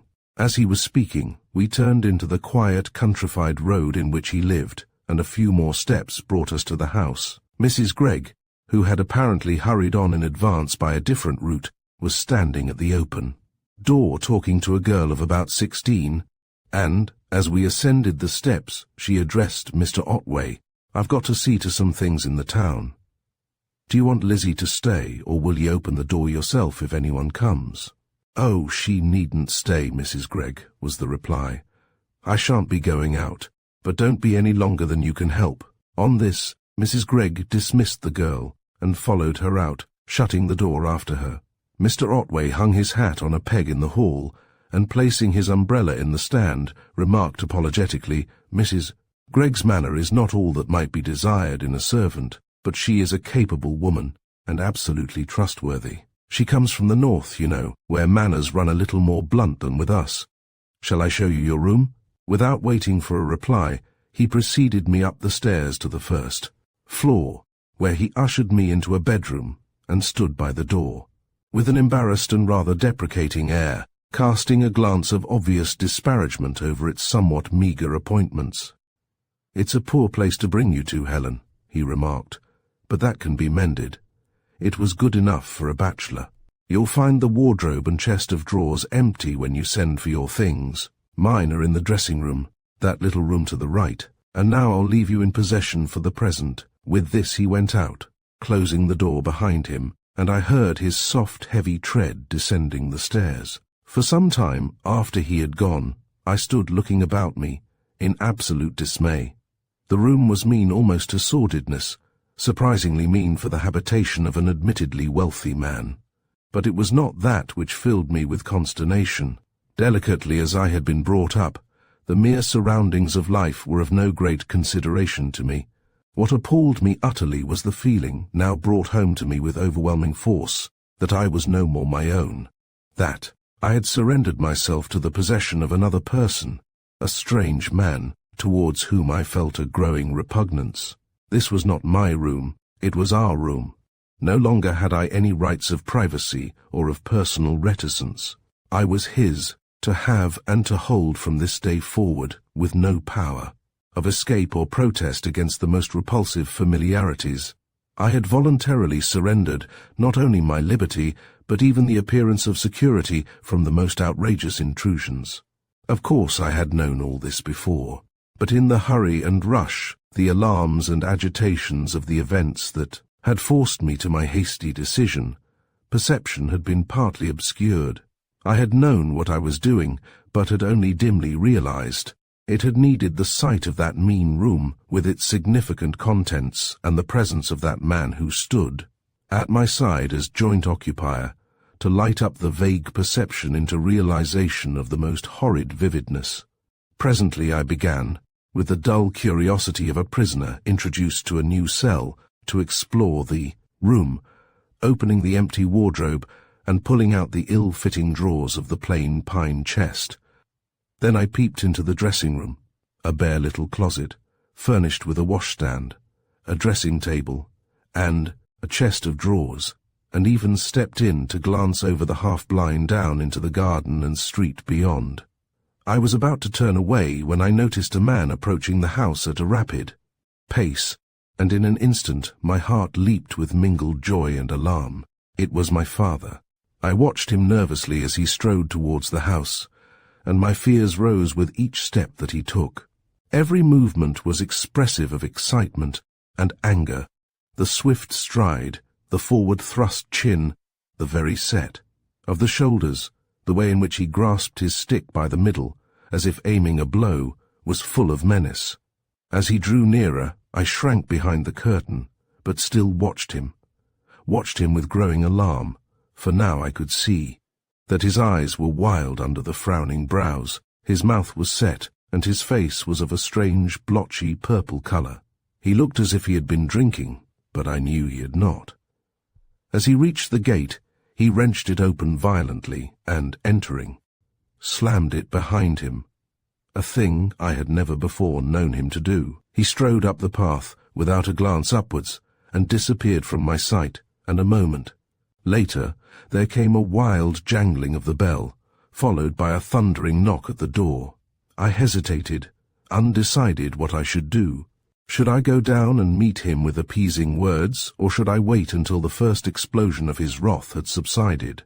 I crept out of the bedroom to the landing and stood with my hand on the baluster rail, listening. I heard Mr. Otway walk along the hall, softly and rather slowly. I heard him open the door, and then my father's voice rose, loud and fierce. "Where is my daughter, Otway? Is she here?" "Yes," Mr. Otway replied. "She is upstairs. We have just returned from the church." "Do you mean to say," my father demanded, "that the marriage has actually taken place?" "Yes," Mr. Otway answered. "We were married half an hour ago." "What?" roared my father. "After my letter. Did you tell her about that letter?" "You didn't, you damned scoundrel. You've tricked her. You've swindled her. As to your letter, Mr. Vardon," I heard Mr. Otway reply, "I haven't seen it myself yet. The morning's correspondence is still—" Here a door closed, and his voice became inaudible. They had gone into one of the rooms. I staggered back into the bedroom and sank onto a chair, trembling from head to foot. In the name of God, what did my father mean? Tricked, swindled, could it be true? Was it actually possible that I had been lured into the arms of this ungainly lout by a false pretense?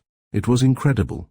And yet, as the first shock of this amazing statement began to pass off, a storm of anger and indignation arose in my breast, and I was on the point of rising to go down and confront Mr. Otway when the house shook to a heavy concussion.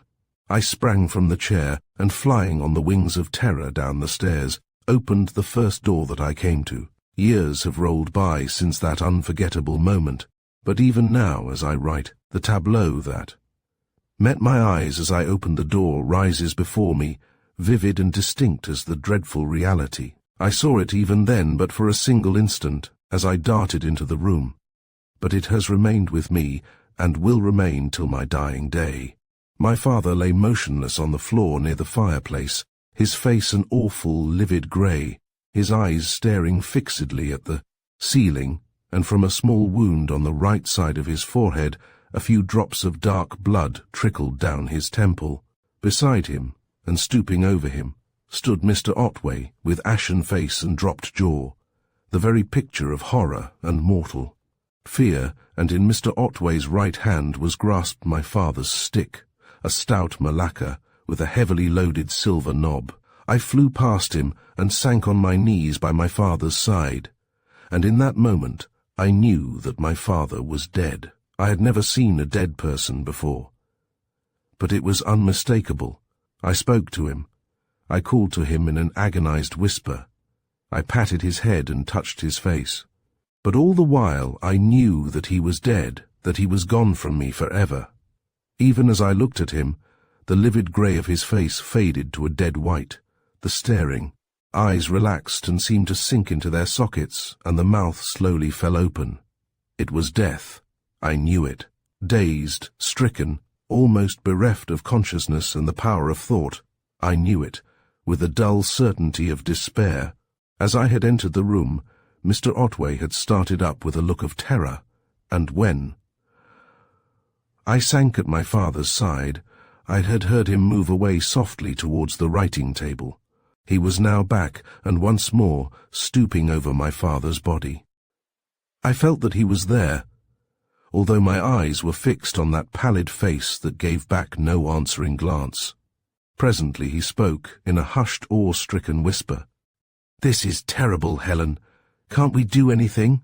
I looked up at him with a sudden flush of loathing and detestation, and as I looked, I noticed that he no longer held the stick. I rose slowly to my feet and faced him. "No," I answered. "He is dead. He is dead." "Mr. Otway, you have killed my father." As I faced him, he shrank away from me, staring at me as if I had been some horrid apparition.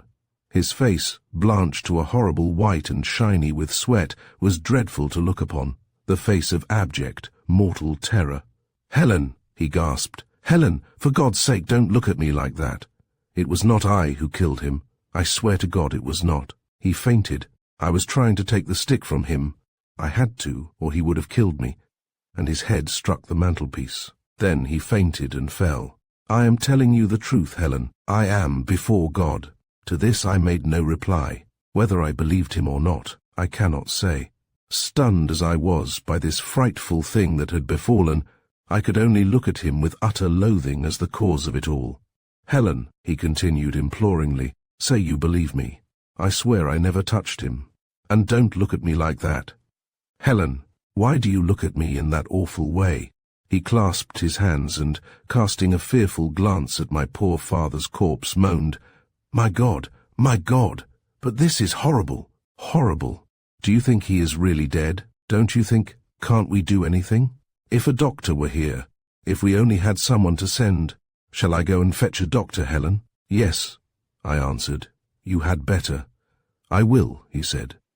"But you do believe me, don't you?" "I swear." "You had better go at once, Mr. Otway," I interrupted. He gave me one pitiful glance of appeal, and then, with a despairing moan, turned and left the room. I heard him hurry along the hall, and a moment later, the outer door closed. Once more I sank on my knees beside my father, and taking the passive hand in mine, looked into the pallid face, dimly surprised to find something new and unfamiliar creeping into it. I did not weep. The blow was too crushing, too overwhelming to call forth common emotion.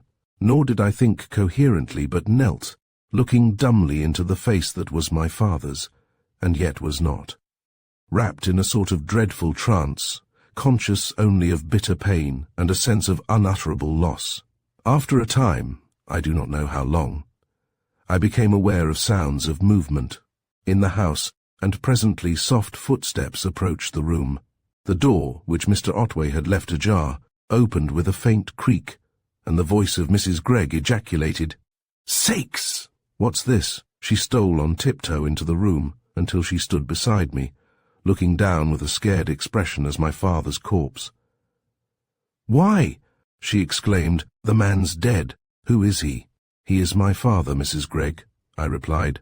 She stood for some time in silence, apparently considering the import of my answer. Then she walked round and looked down curiously at the wound on the forehead. "Where is Mr. Otway?" she asked. "He has gone to fetch a doctor," I answered. "A doctor," she repeated.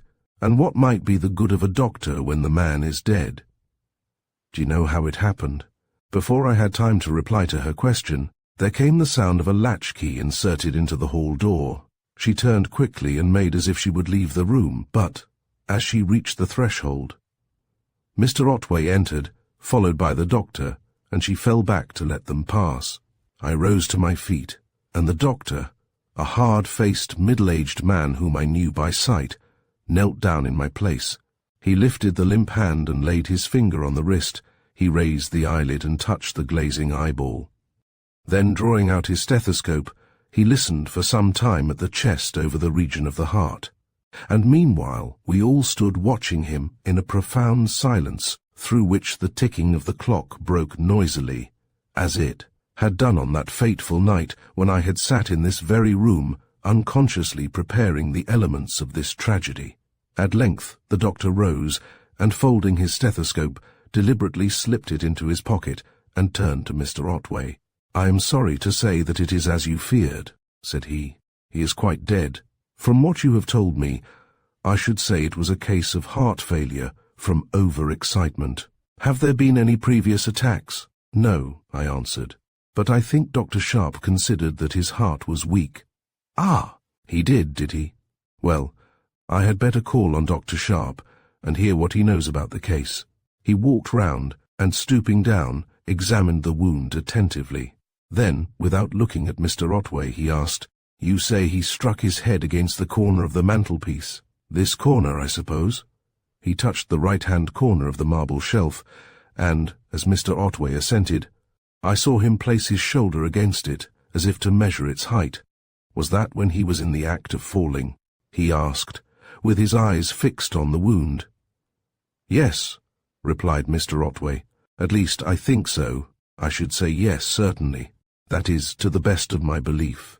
Of course, Dr. Berry, you will understand that I am a little confused in my recollection. The circumstances were very agitating and, confusing. Is the point of any importance?" "Well, you see," the doctor replied a little dryly, "when a man dies suddenly, and only one person is present, as I understand was the case in this instance, every point is of importance." "Yes, of course. It would be, naturally." Mr. Otway spoke these words in a low, husky voice, and, as I looked at him, I saw that he had turned as pale as death, and that his face had again broken out into a greasy sweat. Nor was I the only observer. Mrs. Gregg, who had been standing in the corner by the door, quietly attentive to all that passed, was now watching her employer narrowly, and with a very curious expression. There was a brief interval of silence, and then Mr. Otway, having cleared his throat once or twice, asked, in the same husky, unsteady voice, "I suppose, when you have talked the matter over with Dr. Sharp, you will be able to certify the death in the usual way?" "In the usual way," Dr. Berry repeated. "Yes, in the way that is usual in cases of sudden death. Of course, I shan't be able to give an ordinary certificate. I shall write to the coroner, giving him the facts, and he will decide whether an inquest is necessary or whether he can issue a certificate on my statement."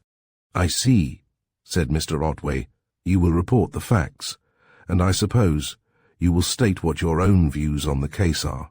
"I shall make any comments that seem to be called for, but of course the facts are what the coroner wants." "And would you consider that, in a case like this, an inquiry is necessary?" "I don't know that I should," was the reply, "but it doesn't rest with me."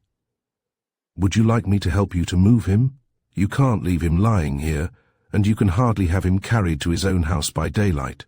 "No," Mr. Otway agreed, "we could not. If you will kindly help me to carry him to the drawing-room, we can lay him on the sofa." The two men raised my poor father, and while I supported his head, they carried him to the drawing-room and laid him on the sofa, when Dr. Berry, having taken an embroidered cover from a table and spread it over him, drew down the blinds. "Perhaps," said he, "you had better leave him here until we know what the coroner intends to do. In case he should decide—" Here he glanced a little uncomfortably at me, and I realized that he would rather speak of the grim details unembarrassed by my presence. Accordingly, I stole from the room and returned to the one from which we had just come. The door was open as we had left it, and, as I came opposite to it, treading softly, as was my habit, I saw Mrs. Gregg standing by the roll-top table with my father's stick in her hand, apparently testing the weight of the heavy lead loading that the silver knob concealed. She started as she suddenly became aware of my presence, but quickly recovering her self-possession, asked, "Will this be your father's stick?" I answered that it was, whereupon she remarked, as she stood it in the corner behind the writing table, whence, I suppose, she had taken it. I thought, 'twas a stranger to me. A fine stick it is too, and a trusty companion, 'Twould be on a dark night and a lonely road. To this I made no reply, and when she had glanced at the clock and peered curiously into my father's hat which stood on the table, she turned abruptly and left the room. Chapter 7. The Terms of Release. When Mrs. Gregg had gone, I shut the door, and, sinking onto the chair by the writing table, tried to collect my thoughts. But though I was vaguely conscious that this dreadful disaster vitally affected my position, and must in some way affect my actions, overwhelming grief and a sense of irreparable loss rendered coherent thought impossible. My father was dead. That was all I could think of. My one perfect friend, who had absorbed all my affection and given me all of his, had gone out of my life. Henceforward I was alone in the world. Presently I heard Dr. Berry leave the house, and then the door opened, and Mr. Otway came into the room, looking like a man who had risen prematurely after a severe illness. He dropped limply on a chair, and sat, with his hands on his knees, looking at me with a pitiable expression of misery and consternation. "This is a terrible affair, Helen," he said in a broken voice. "Terrible, terrible." I made no reply, but looked at him, half curiously and resentfully. In the extremity of my grief, I had no pity to spare for him who was the cause of this dreadful calamity. "Won't you speak to me, Helen?" he said imploringly. "Won't you try to give me some comfort? Think of the awful position I am in." At his miserable egotism, my grief blazed up into sudden wrath. "You!" I exclaimed scornfully. "And what of me? You have robbed me of my father, of all that matters to me in life, and now you ask me to comfort you." He stretched out his hands to me with a gesture of entreaty. "Don't say that, Helen," he implored. "Don't say I robbed you of him. It was an accident that no one could foresee. And after all, you know, Helen," he added persuasively, "if you have lost a father, you have gained a devoted husband." At these words I gazed at him in utter amazement, and quite suddenly the confusion of my thoughts began to clear up. I began to realize that some action was called for, though what that action was I could not clearly see at the moment. But what I did see quite clearly was that the thing he was suggesting was utterly unthinkable. "Do you suppose, Mr. Otway," I demanded, "that I could possibly live with you as your wife after what has happened?" "But you are my wife, Helen," he protested. "I agreed to marry you, Mr. Otway, in order to save my father." "My father has not been saved. That was, no doubt, your motive, Helen," he answered. "I don't deny that, but actually you agreed to be my wife on certain specific conditions, which I carried out, or at least was prepared."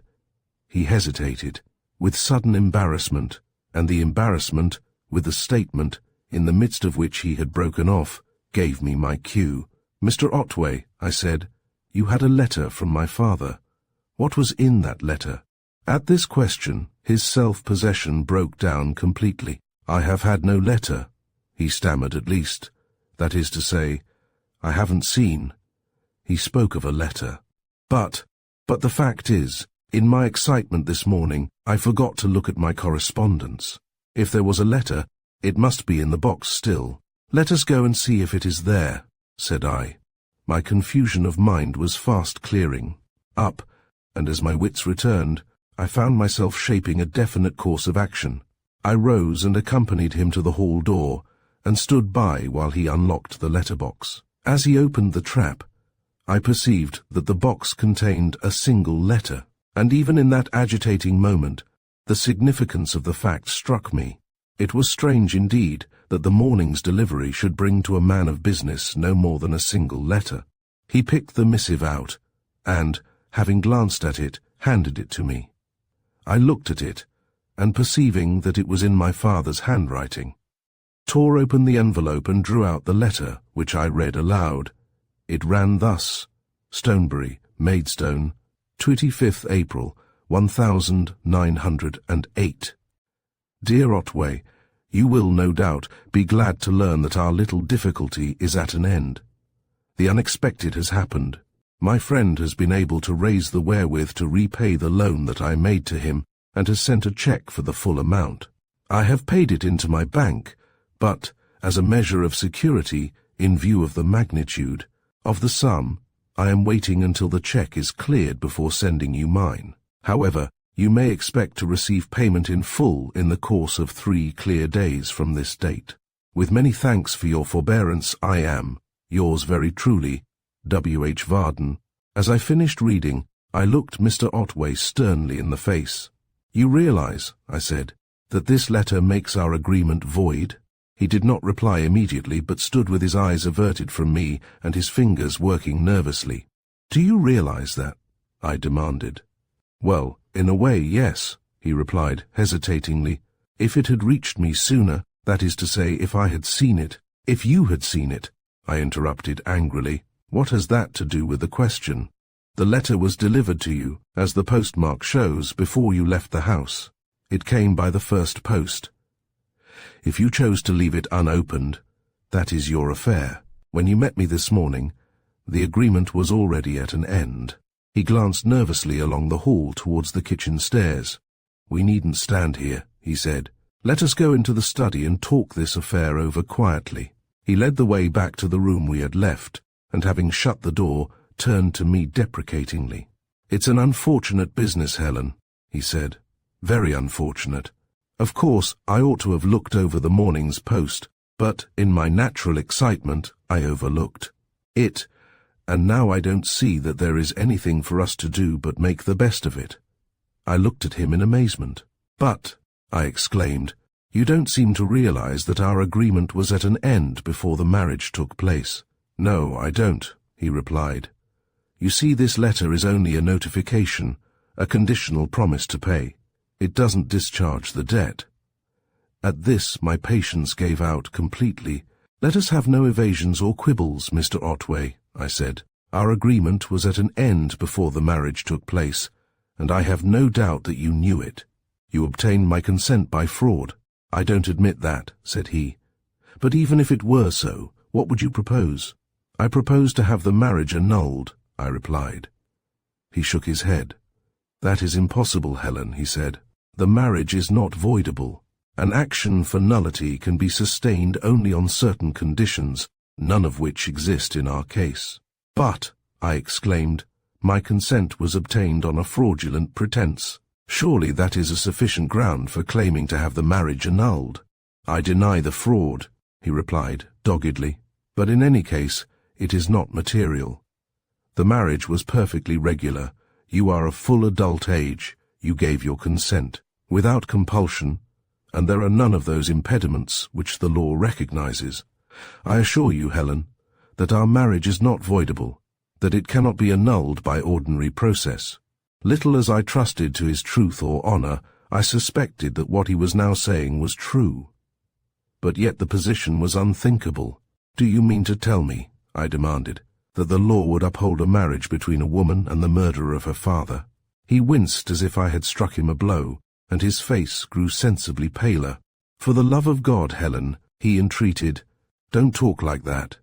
You don't believe it. I can see you don't.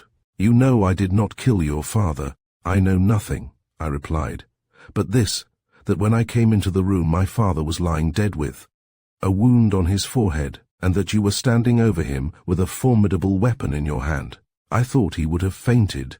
He sank into a chair with a gasp that was almost a sob, and the sweat streamed down his pallid face. He was a pitiable spectacle, but yet I felt no pity for him. I was bent only on escaping from the net in which he had caught me. I swear I never touched him, Helen, he protested breathlessly. I swear it. But you know I did not. You are only saying this to torture me. You don't believe it. I know you don't. It is of little importance what I believe, Mr. Otway, I replied coldly. The decision will not rest with me. You will be judged by others on the facts which I have stated. He made no immediate reply. He seemed absolutely paralyzed by terror, and sat, breathing quickly, and staring at me, as if he expected me to kill him then and there. At length he spoke in a husky, indistinct voice. Helen, what is it you want of me? I want this marriage set aside, I answered. But, he protested, I have told you that is impossible. It cannot be annulled in the ordinary sense. Be reasonable, Helen. Let us talk the matter over and see if we can't come to terms." "What do you mean?" I asked. "Well," he said persuasively, "I should like to meet your wishes if I can. I am not unreasonable. I can see that, as things are, you would not wish to live with me as my wife. We can't get the marriage annulled, but we can arrange a separation. A temporary separation, say, without prejudice to any future arrangements, by mutual consent. What do you say to that? If the marriage cannot be set aside, I suppose a separation would be the next best thing. Do I understand that you are willing to agree to a separation?" "Yes," he replied. "On certain conditions, I am willing to agree to a separation. A temporary separation, you know." "What are your conditions?" I asked. He cleared his throat once or twice, as if in doubt how best to put the matter. Then, avoiding my eye, he began, hesitatingly, but with an obsequiously persuasive manner. "The exact circumstances of your father's most lamentable death, Helen, are known to you and to me and to no one else, as I have told you, and I am convinced that you believe. The heart attack, which killed him, came as we were struggling for possession of his stick. It was due to the excitement and the violent exertion. Perhaps the blow on the head from the corner of the mantelpiece may have had something to do with it, for the fainting attack came on almost directly afterwards. He relaxed his hold on the stick and fell, leaving it in my hands. There was no violence on my part. I never struck him or did anything that could in any way make me responsible for his death. That is the truth, Helen, and I am convinced that you believe it, in spite of what you have said." "I have only your word that it is the truth," said I. "Exactly," he agreed. "But you believe me. You know what your father's state of health was, and you know that he was liable, on occasions, to be, somewhat violent. So you believe me. But others, who have not the knowledge that you have, might not believe me." "I haven't said that I do," I interposed. "However, we will let that pass. Go on, please." He paused to wipe his face with his handkerchief, and then proceeded, "You said just now that, when you entered the room, you saw me standing over your father with a weapon in my hand." "So I did." "I know you did, Helen. You saw me holding your father's loaded stick." "It is quite true. But it would, greatly simplify matters if that circumstance were not communicated to anyone else." "You mean to say," said I, "that you want me to suppress the fact that I saw you standing over my father's dead body holding a loaded stick?" "I wouldn't use the word suppress, Helen," he replied, passing his handkerchief once more over his haggard face. "I only ask you to refrain, in the interests of justice and, of common humanity, from mentioning a circumstance. That, mentioned, might mislead the hearers, and might conceivably lead them to quite erroneous conclusions. It is a reasonable thing to ask. No doubt you blame me. You look upon me as the cause of this dreadful trouble, which, in a certain sense, I admit I am. But you would not be vindictive, Helen, or unjust. You would not wish to see me placed in the dock, perhaps even convicted. Think of that, Helen. Convicted and sentenced when I am absolutely innocent. My God, it would be an awful thing. You wouldn't wish to have such a frightful miscarriage of justice as that on your conscience, I am sure." "It wouldn't be on my conscience," I replied, coldly. "The verdict would not be mine, and besides, I have only your word that you are innocent. You have made the statement to me, and you could make it to others, who would take it for what it is worth." He clasped his hands passionately and leaned forward towards me with an imploring gesture. "Helen!" he exclaimed. "Don't be so hard, so cold. Have you no pity for me? Think of my awful position, an innocent man, but yet with appearances so horribly against me. And the whole issue is in your hands. You were not present when it happened. You have only to say so, and to refrain from making any unnecessary additions to that statement, and no miscarriage of justice can occur. I am not asking you to say anything that is not true. I am only asking you to keep irrelevant and misleading matter out of the inquiry. Do this, Helen, and I promise to execute a deed surrendering all claims on you, at least for a time." I made no immediate answer, Mr. Otway was perfectly right on one point. I did not believe that he had killed my father. I think I only half believed it, even, at the awful moment of the discovery, for the alarming appearance that my father had presented as he strode up the garden path, with his wild eyes and his strange, blotchy colour, had made me fear a catastrophe. And when the catastrophe had almost immediately followed, it was natural that my mind should refer it to a cause already considered, rather than to one totally unexpected. Moreover, Mr. Otway's account of the tragedy was intrinsically probable. It fitted the facts that were known to me, whereas the supposition that he had killed my father was wildly improbable. It is not to be supposed, however, that in my present agitated state, I reasoned the matter out consciously in this methodical fashion, but unconsciously, and perhaps vaguely, my mind had worked along these lines to a conclusion, and that conclusion was that Mr. Otway's account of what had happened was substantially correct. Nevertheless, I was not prepared to admit this at the moment.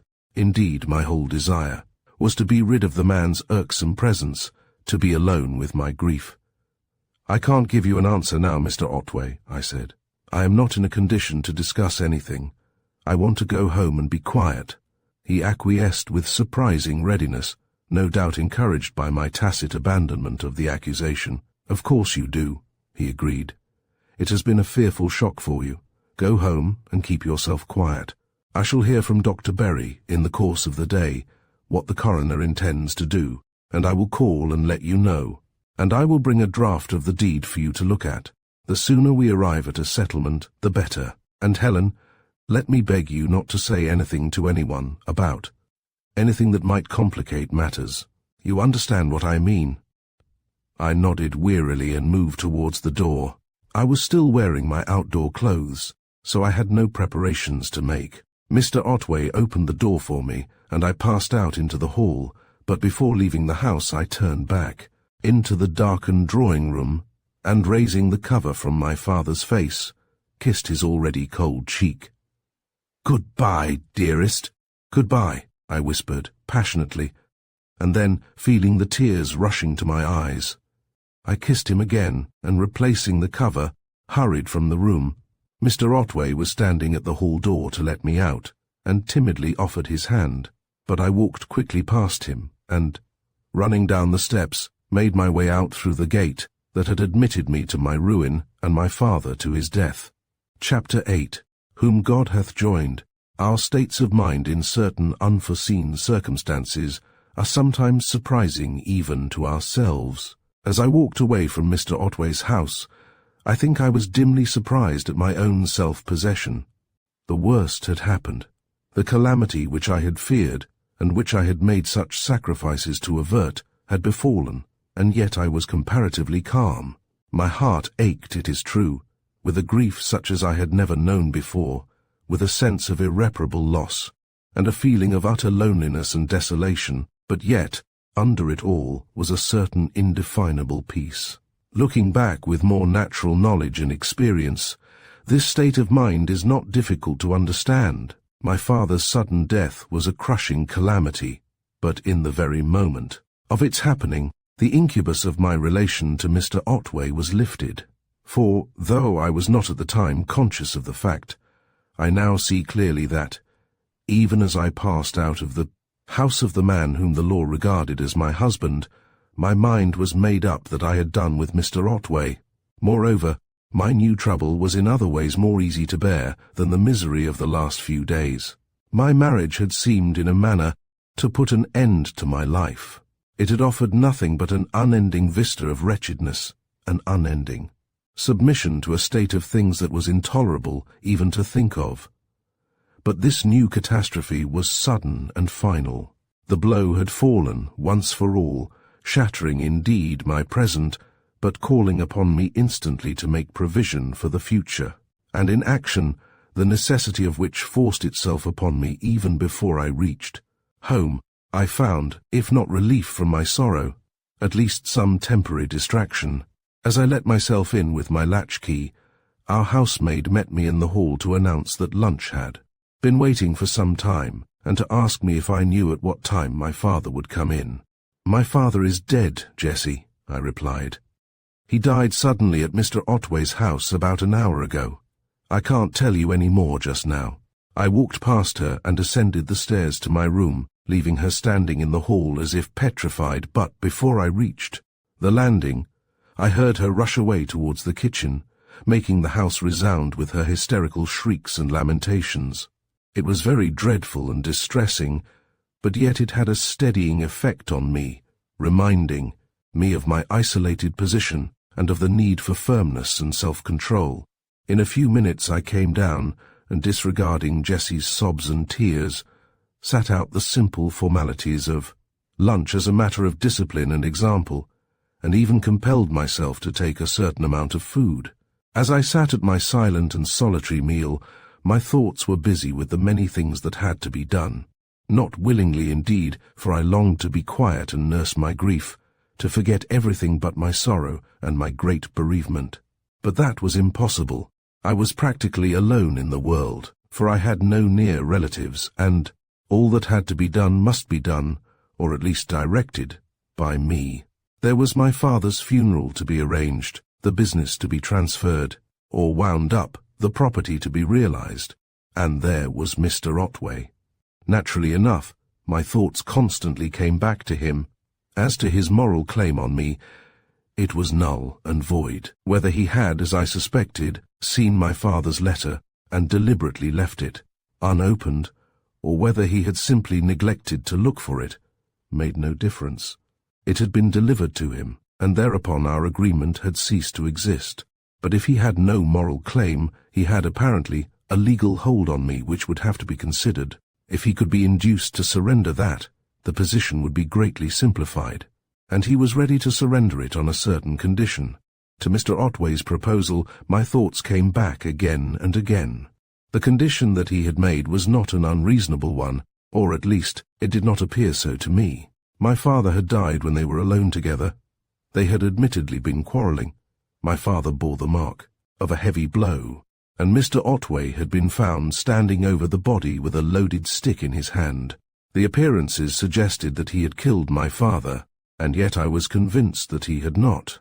Profoundly loathing him as the cause of all my misfortunes, I still felt that he was, in this respect, an innocent man, and common justice demanded that he should not be made to suffer for a crime that he had not committed.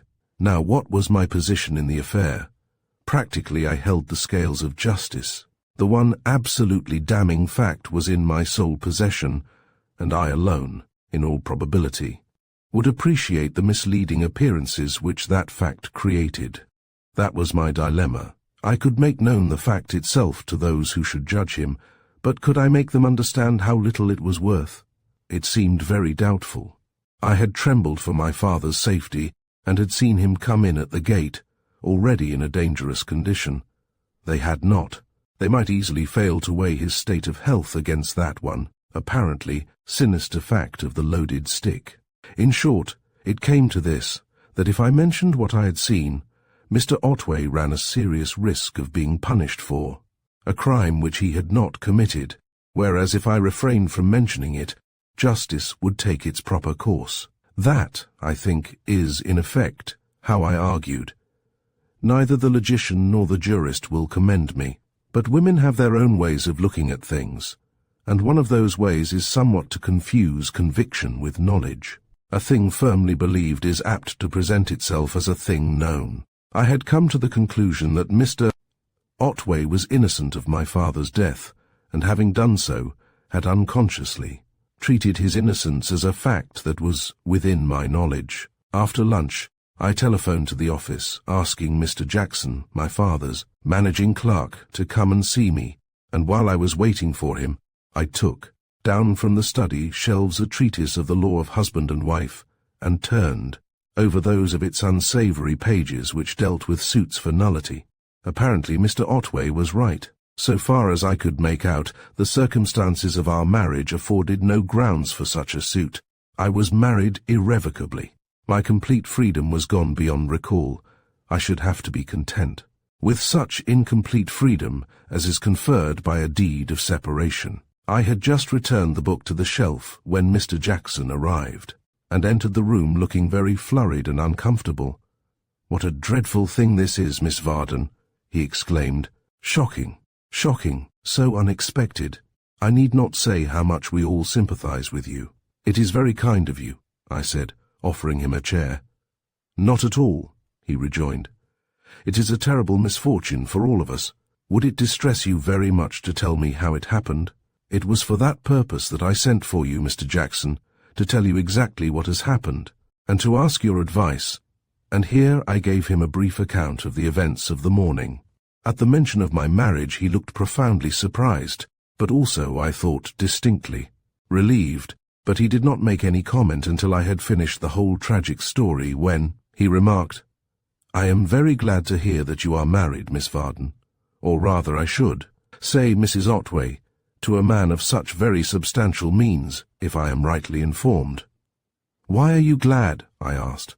"Because," he replied, "it disposes of rather a difficulty.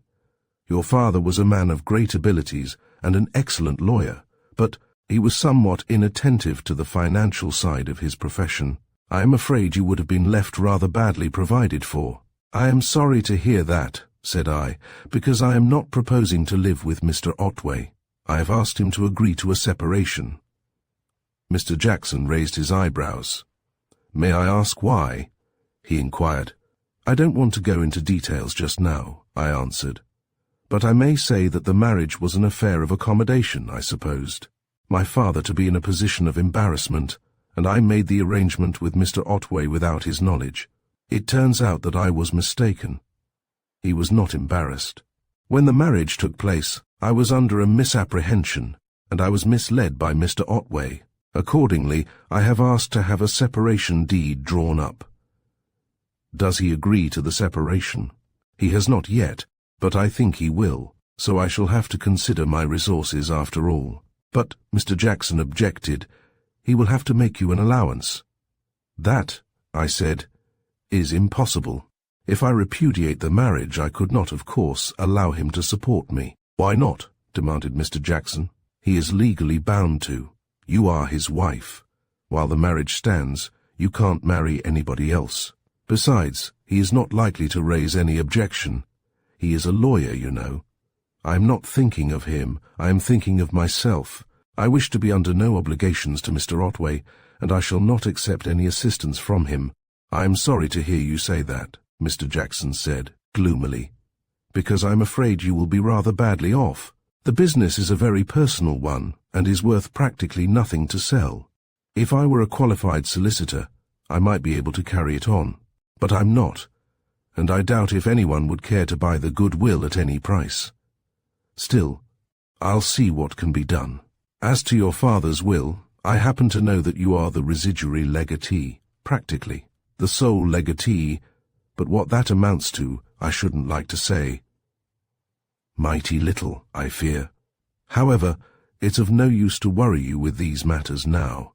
If you will authorize me to look into your father's affairs, I will let you know exactly how things stand, and if I could be of service to you in any way, I hope you'll let me know. There's the funeral, for instance." He paused suddenly and ran an uncomfortable eye along the rows of law books on the shelves. "You are very kind, Mr. Jackson," I said, "and your help will be invaluable. As my father's friend, I should like you to take charge of the funeral arrangements, if you would be so good."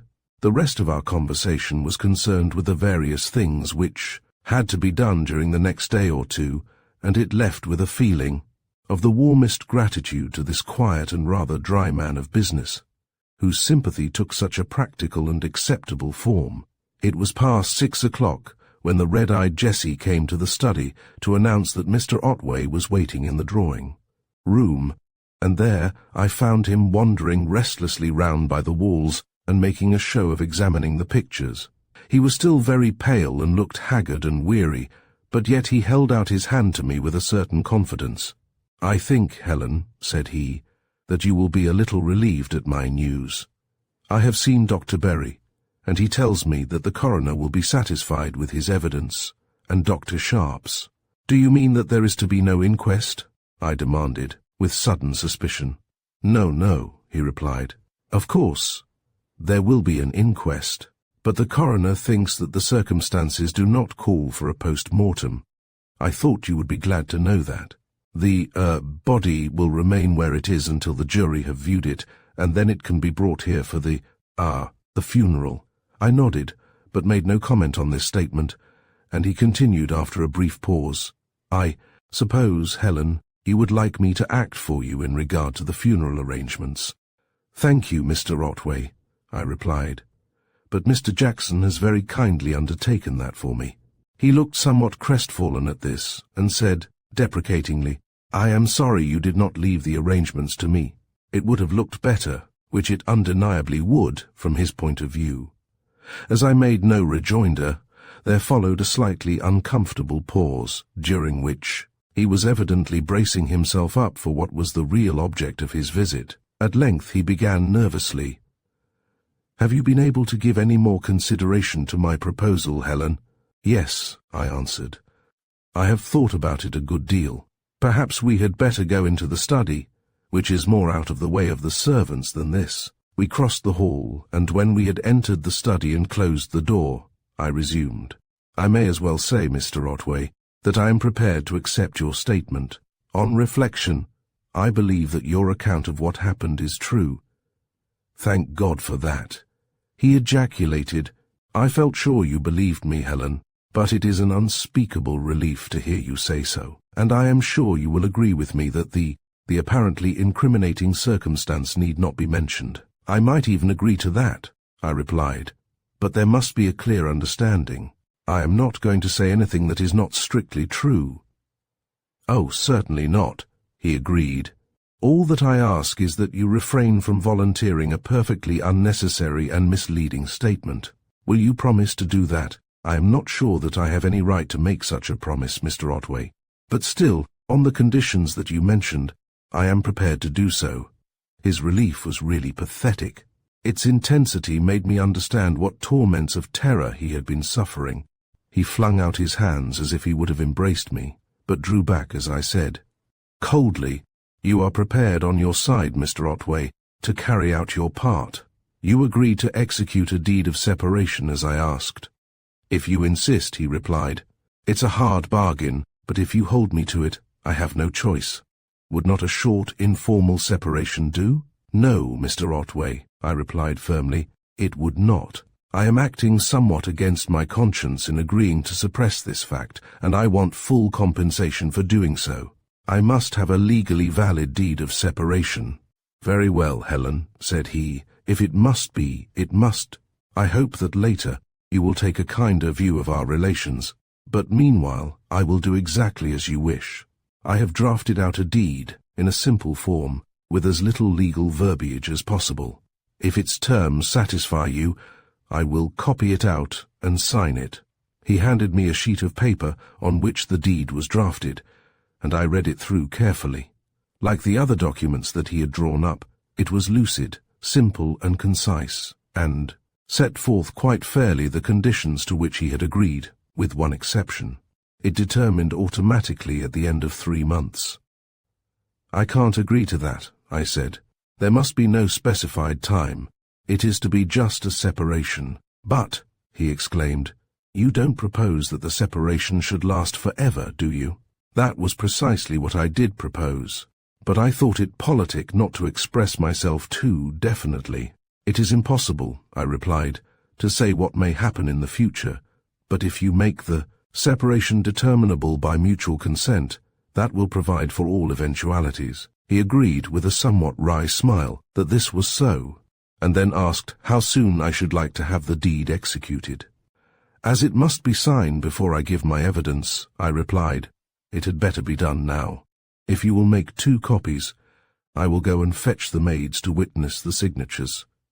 "Dear me, Helen," he exclaimed, "what an extraordinarily businesslike young lady you are. But I suppose you are right, only I would suggest that you do not acquaint the witnesses with the nature of the document. We don't want to take the world into our confidence, especially just now." This was reasonable enough, though it would obviously be impossible to keep the world in the dark as to our position, particularly after what I had said to Mr. Jackson. However, I agreed to maintain a discreet reticence, and when he had made the 2 copies, which I carefully read through, I went out and called Jessie and the cook. "I want you," said I, "to witness my signature and Mr. Otway's to a couple of documents. You have just to see us sign our names, and then sign your own underneath." The 2 women came into the study with an air of mystery and awe, gazing furtively from me to Mr. Otway. The 2 documents lay on the table, each with a sheet of blotting paper spread over it, exposing only the blank spaces which were to receive the signatures, on each of which a red wafer seal had been stuck. Mr. Otway signed first, and then, indicating to the cook the place where she was to write her name, placed the pen in her hand. "That's right," said he, when she had painfully and with protruded tongue executed the signature of Ivy Stokes. "Now you will do the same with the other paper as soon as Mrs. Otway has signed." The cook gazed curiously at me as I signed the second document, and then, in the same strained and laborious fashion, traced the scrawling characters over the name that I had lightly penciled in for her guidance. Having watched with feverish interest while I marked the next space, she drew back and made way for Jessie, who, by watching her colleague, had learned what was required of her. When the formalities were completed and the 2 maids dismissed, to discuss these strange proceedings doubtless, in the kitchen, Mr. Otway handed me the copy, bearing his signature, and taking the other, rose to depart. "Before I go, Helen," he said, "there is one matter to settle. In the document I thought it best to say nothing about an allowance." "You are quite right," I interrupted. "Of course I should not ask for or accept any allowance under the circumstances." "You won't need one at present," said he. "We know there are £5,000 lying to your father's credit at his bank." "That money was not his," I said, "and it is not mine. As soon as the will is proved, it will be paid to you on behalf of your clients." "But that is quite unnecessary, Helen," said he. "The use, for an unspecified time, of that sum of money was the consideration in respect of which you agreed to marry me.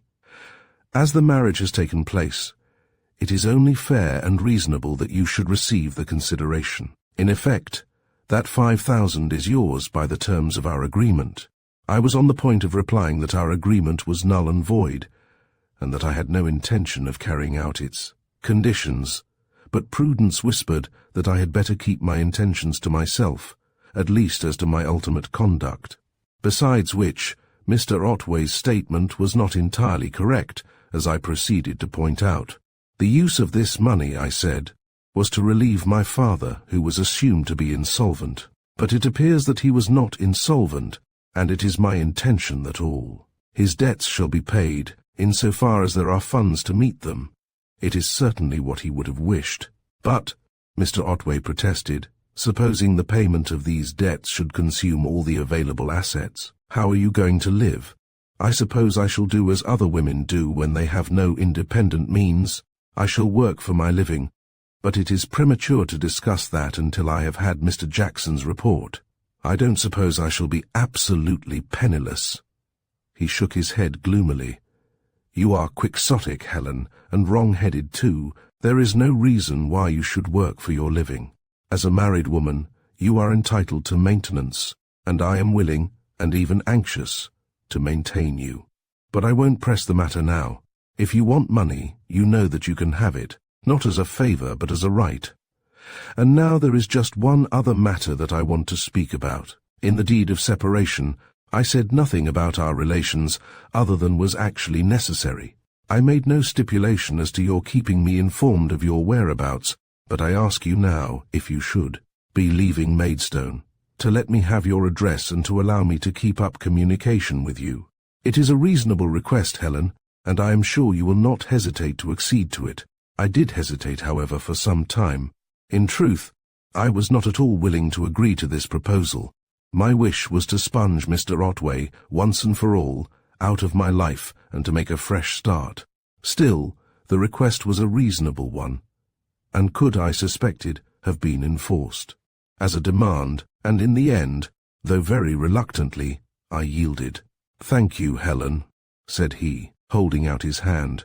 "Then I won't worry you any more just now. It is understood that I am not to lose sight of you, and that if you should want help, pecuniary or other, you will let me know, and I may rely on you to say no more at the inquest than is actually necessary. I gave him the required assurance on this point, and having somewhat frigidly shaken his hand, accompanied him to the hall door and let him out. As I stood in the open doorway, watching him walk away up the street in his heavy, elephantine fashion, a man entered at the gate and, approaching with a deferential and rather uncomfortable air, took off his hat and offered me a small blue envelope which bore the superscription Mrs. Lewis Otway. I took it from him, and closing the door, went back to the study, where I opened the envelope and extracted the little slip of blue paper that it enclosed, which turned out, as I had expected, to be the subpoena to the inquest. I glanced through the peremptory phrases of the summons, and, laying the slip of paper on the table, went up to my own room to be quiet and think upon all that lay before me. But thought, orderly, useful thought, was impossible. Everything around me spoke of the life that had been so tragically broken off, rather than of the future that loomed so vague and empty before me. The open book on the reading stand, the hastily scribbled notes upon the writing block, the unanswered letters, and a little pile of rough drawings on the table, all seemed to call to me to take up afresh the thread that had been dropped, seemed to interpose the unfinished past before the uncommenced future. Restlessly, I wandered down to the workshop, where the coal scuttle still stood on the bench, a mute but eloquent memorial of that tragic final evening, only to gather a fresh sense of loss and desolation. And so, for the rest of the day, I haunted the house like some unquiet spirit, watched with pity, not unmixed with fear, by the awe-stricken servants, tearless and outwardly calm, but inwardly torn by grief and a sense of bereavement that seemed to intensify moment by moment. And yet, when, in the silence of the night, the tears came at last, and my sorrow, no longer mute, voiced itself in sobs and moans, of pain still, under the feeling of utter bereavement and desolation, was a half-felt sense of peace, of respite and reprieve. Chapter 9. Testimony and Counsel. Those who are apt to refer in contemptuous terms to the artificiality of the plots of the novelist must have failed to observe the orderly way in which events arrange themselves in real life, how the circumstances of the vital and essential happenings of our lives may, if attentively considered, be separated out in a coherent group of causes and effects as closely knit and inevitably connected as the parts of the storyteller's plot. The reflection is suggested to me by the distressing experiences of the inquest on my father's death. Clearly enough, indeed, did I realize at the time that this would never have been but for those fateful words so calamitously overheard by me, and for my ill-considered, though well-meant, efforts to avert the apparently impending catastrophe. But I realized not at all, as indeed how should I, that this day of sorrow, of shame and humiliation, was not only the harvest of the irrevocable past, but the seed-time of an even more momentous future. As I approached the schoolhouse in which the inquest was to be held, I observed Mr. Otway pacing slowly up and down the little courtyard. He was pale and haggard, and though he preserved his usual ponderously reposeful manner, it was not difficult to see that he was in a state of intense nervous excitement and suppressed anxiety. He was evidently waiting for me, and turned to meet me as I entered the gate. "I thought we had better go in together, Helen," he said, as we exchanged a formal greeting. "They know that we are married, and of course they don't know that our arrangements are in suspense, and it would perhaps be as well if no reference were made to those, temporary modifications which are, in short, to our provisional agreement." He looked at me deprecatingly, and I nodded. There would be quite enough painful detail to be dragged into the light of day without this sordid addition.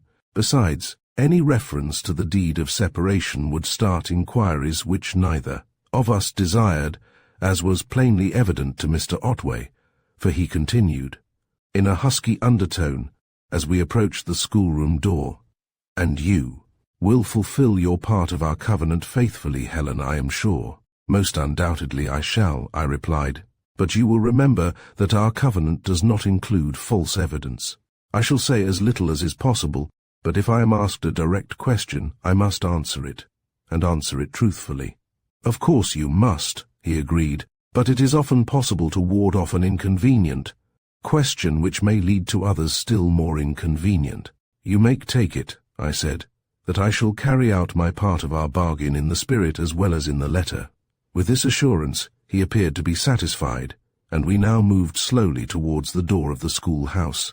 While we had been talking, a party of men, the coroner and his jury, had filed past us and entered, and when we followed a minute later, we found them already in their places, and the proceedings about to begin. We seated ourselves on the 2 chairs placed for us, which were next to those of the 2 medical witnesses, and as I glanced round the court, I observed Mr. Jackson sitting near the coroner, and by his side a gentleman whose face I seemed to recognize, but to whom I could not give a name. Some dim recollection connected the quiet, strong, intellectual face with my father and the happy past, but not until near the close of the inquiry was I able to bring my memory to a clear focus.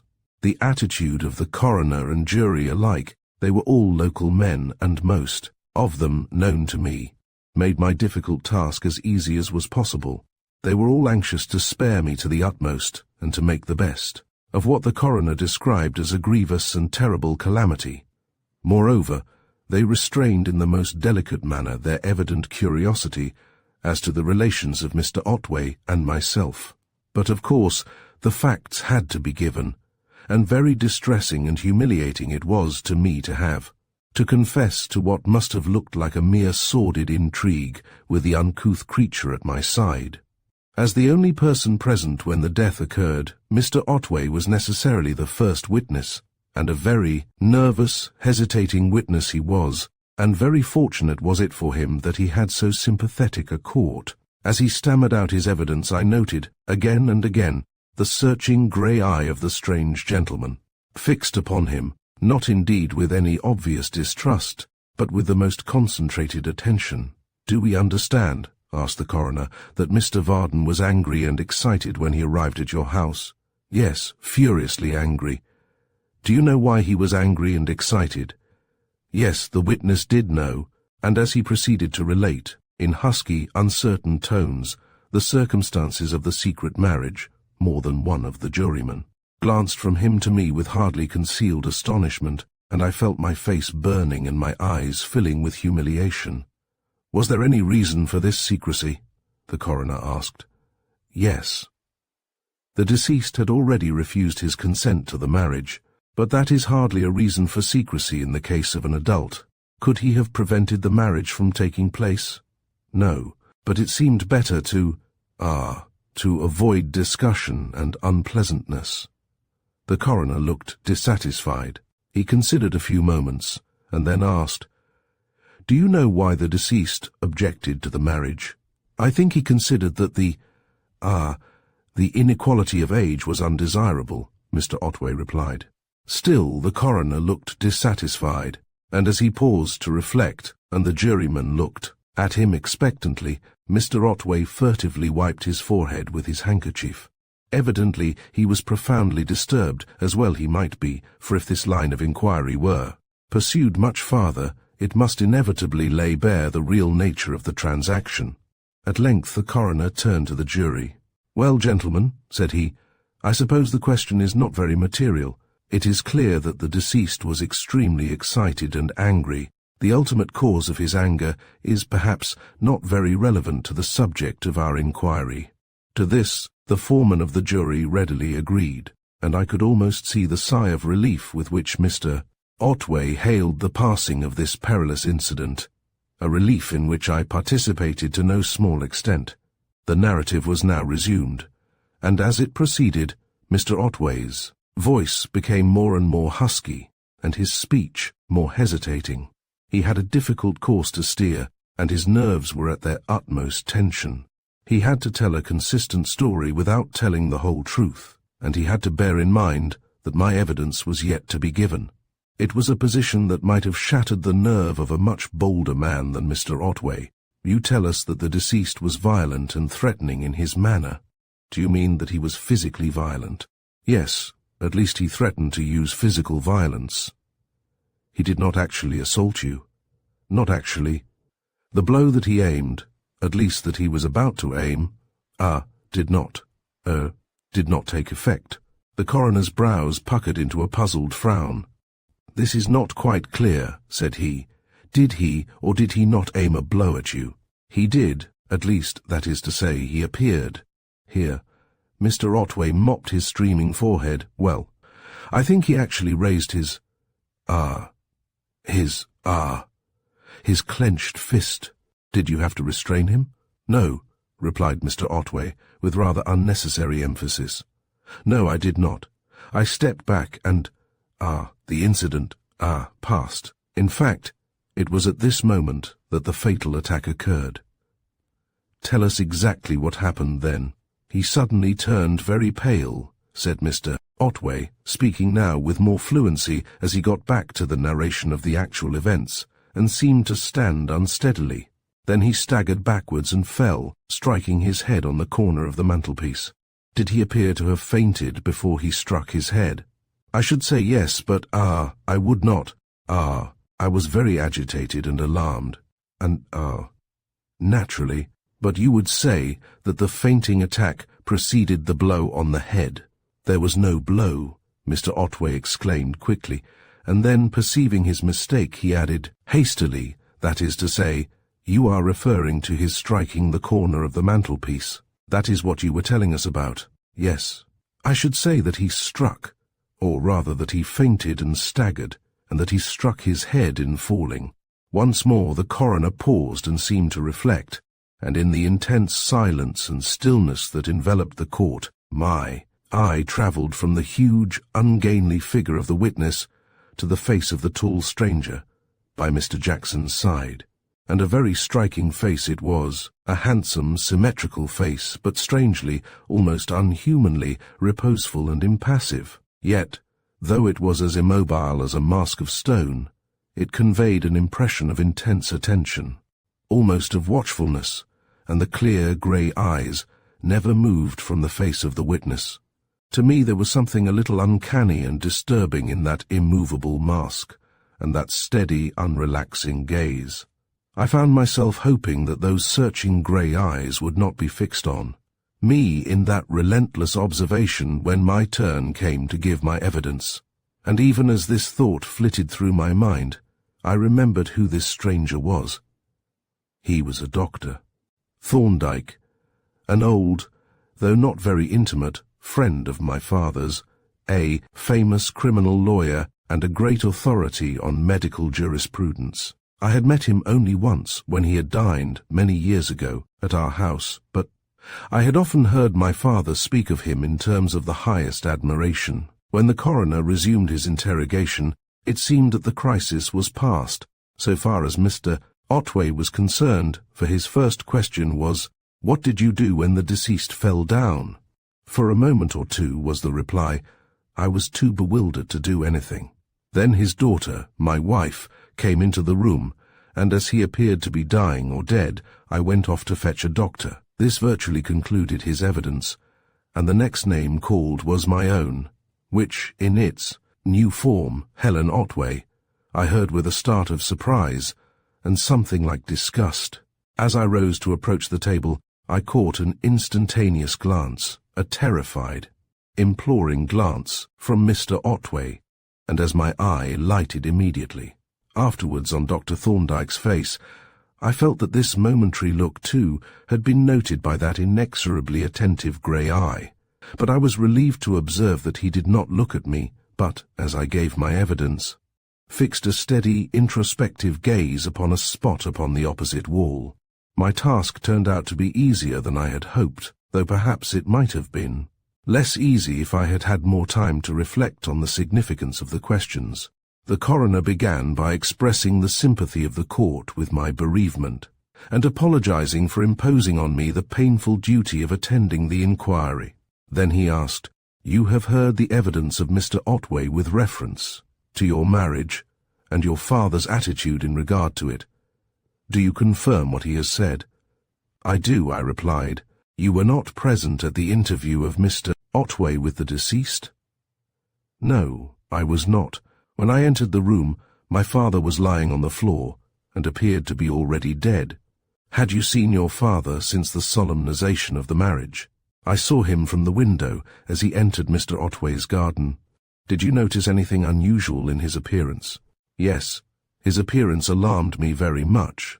He seemed excessively excited, and his face was deeply flushed and of a strange purplish color." "Had you any special reason to be alarmed?" "Yes. I knew that his doctor had warned him to avoid all excitement and exertion on account of the weak state of his heart." "You did not hear what passed between your father and Mr. Otway?" "I heard my father ask where I was, and I heard Mr. Otway tell him that the marriage had taken place. Did you hear anything more?" "My father then called Mr. Otway a scoundrel, and was still speaking, loudly and angrily, when the study door closed and I heard no more." "What made you go to the study?" "I heard and felt the shock when my father fell." "Would you mind telling us again in what condition you found your father?" "He appeared to be dead. His face was at first a livid grey, but it faded to marble whiteness as I looked at him. There was a small wound on the right side of his forehead, and a drop of blood had run down onto his cheek and on his temple." The coroner glanced at the juryman.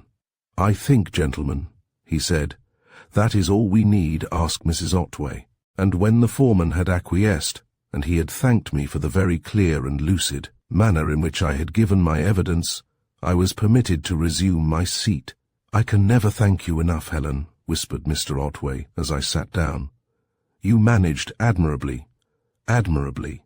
To this I made no reply, for now that the ordeal was over, I began to be assailed by certain doubts as to whether I had been quite candid. I had told all that was really material to the inquiry, but, however, at this point Dr. Sharp approached the table and picked up the testament. His evidence practically settled the verdict. He testified that my father had suffered for some years from a dilated heart and arterial degeneration. I warned him frequently to avoid excitement and undue exertion, for he was inclined to be careless and take liberties with himself. "You considered his state of health precarious?" "I thought he might fall down dead at any moment." "You have heard the evidence of the two previous witnesses. Does that evidence contain any suggestion to you as to the cause of death?" "It suggests to me that the deceased hurried to Mr. Otway's house in a towering rage, and that, during the interview, he worked himself up into a fury. I should say that the combined exertion and excitement brought on a fatal attack of syncope." "You think that death was caused by heart failure?" "I have no doubt of it." Dr. Berry's evidence was much to the same effect, though less positive. The deceased had apparently been dead about half an hour when I arrived. The cause of death was not obvious, but the appearances were consistent with the account given by Mr. Otway. There was a small, contused wound at the junction of the forehead and right temple, apparently caused by the violent impact of some hard and blunt body. Judging by the small amount of bleeding, the wound had been sustained immediately before death. A single drop of blood had trickled down onto the cheek, and 1 or 2 drops onto the temple. You have heard Mr. Otway's account of the way in which that wound was occasioned. Do you consider that the appearances are in agreement with that account? There is no disagreement. The appearance of the wound was consistent with its production in the manner described. Would you say that it was probably so produced? That, replied Dr. Berry, is a question for the jury. It might have been. I can't go beyond the appearances. No, of course you can't. And is that all that you have to tell us? That is all, was the reply, and this virtually brought the inquiry to an end.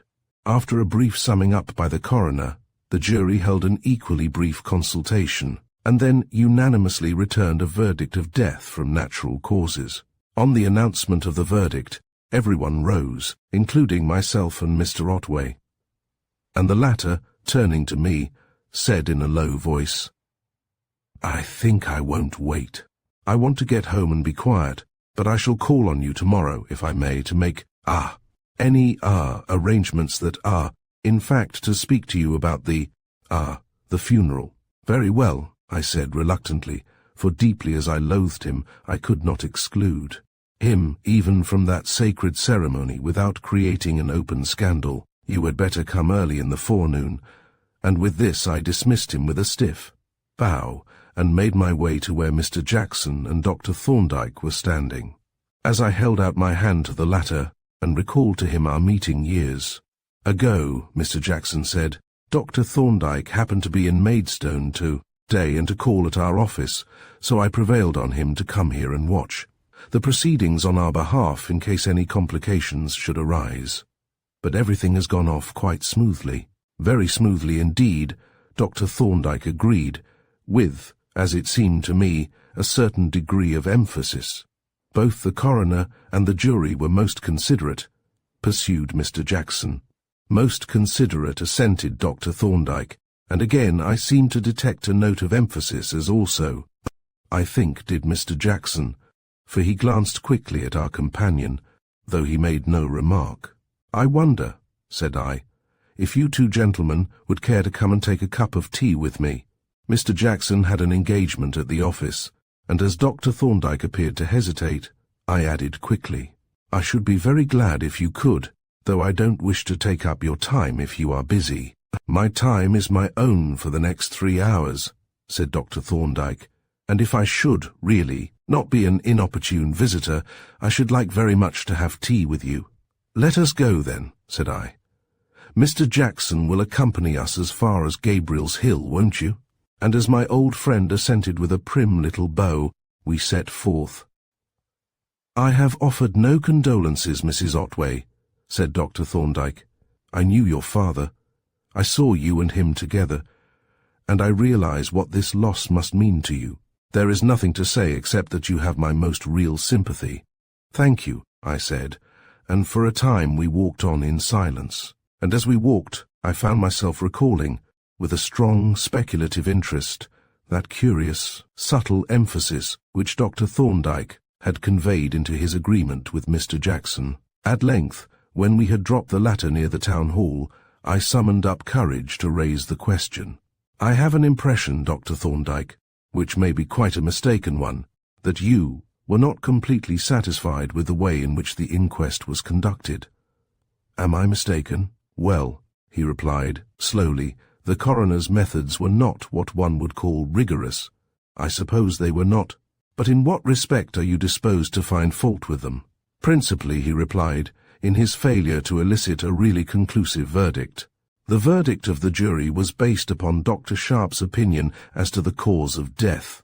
That opinion was probably correct, but it was based upon reasoning which was not sound. His position was this: if certain circumstances, excitement or exertion should arise, there would be a great probability of their causing sudden death. But those circumstances had actually arisen, and sudden death had actually followed. Therefore the death was due to the factors of the said circumstances. But this conclusion is fallacious. It does not prove a fact, it merely indicates a probability. But are not all verdicts statements of probability? Too often they are. But it is a coroner's business to bring the conclusions of his court as far as possible into the region of ascertained fact. The immediate cause of death can usually be demonstrated by scientific methods, and the inquiry can then be built up on a foundation of certainty. Opinion should never be accepted where knowledge is obtainable. Do you think, then, that the verdict was not a proper one? I am not criticizing the verdict, he replied, but the methods by which it was arrived at. I think that the cause of death should have been established beyond all doubt before any contributory circumstances were inquired into. But otherwise, apart from that one point, I thought the examination of the witnesses rather easy-going. No doubt it elicited all the relevant facts. But that is impossible to decide on. One cannot judge of the relevancy of a fact until one has got the fact. I think, for instance, that most counsel would have pressed your husband a good deal more closely. The coroner appeared to decide that the matter was not relevant without being quite clear as to what matter he was dealing with. This, I must confess, had been my own impression, but I had been so relieved at the easy manner in which the difficult Passages had been allowed to pass that I had been little disposed to criticize the considerate and sympathetic coroner, nor did it seem quite safe to pursue the present discussion much farther, for it was tending in a rather dangerous direction. My own reservations began to weigh on me somewhat, and Dr. Thorndyke was not quite the same type of listener as the coroner.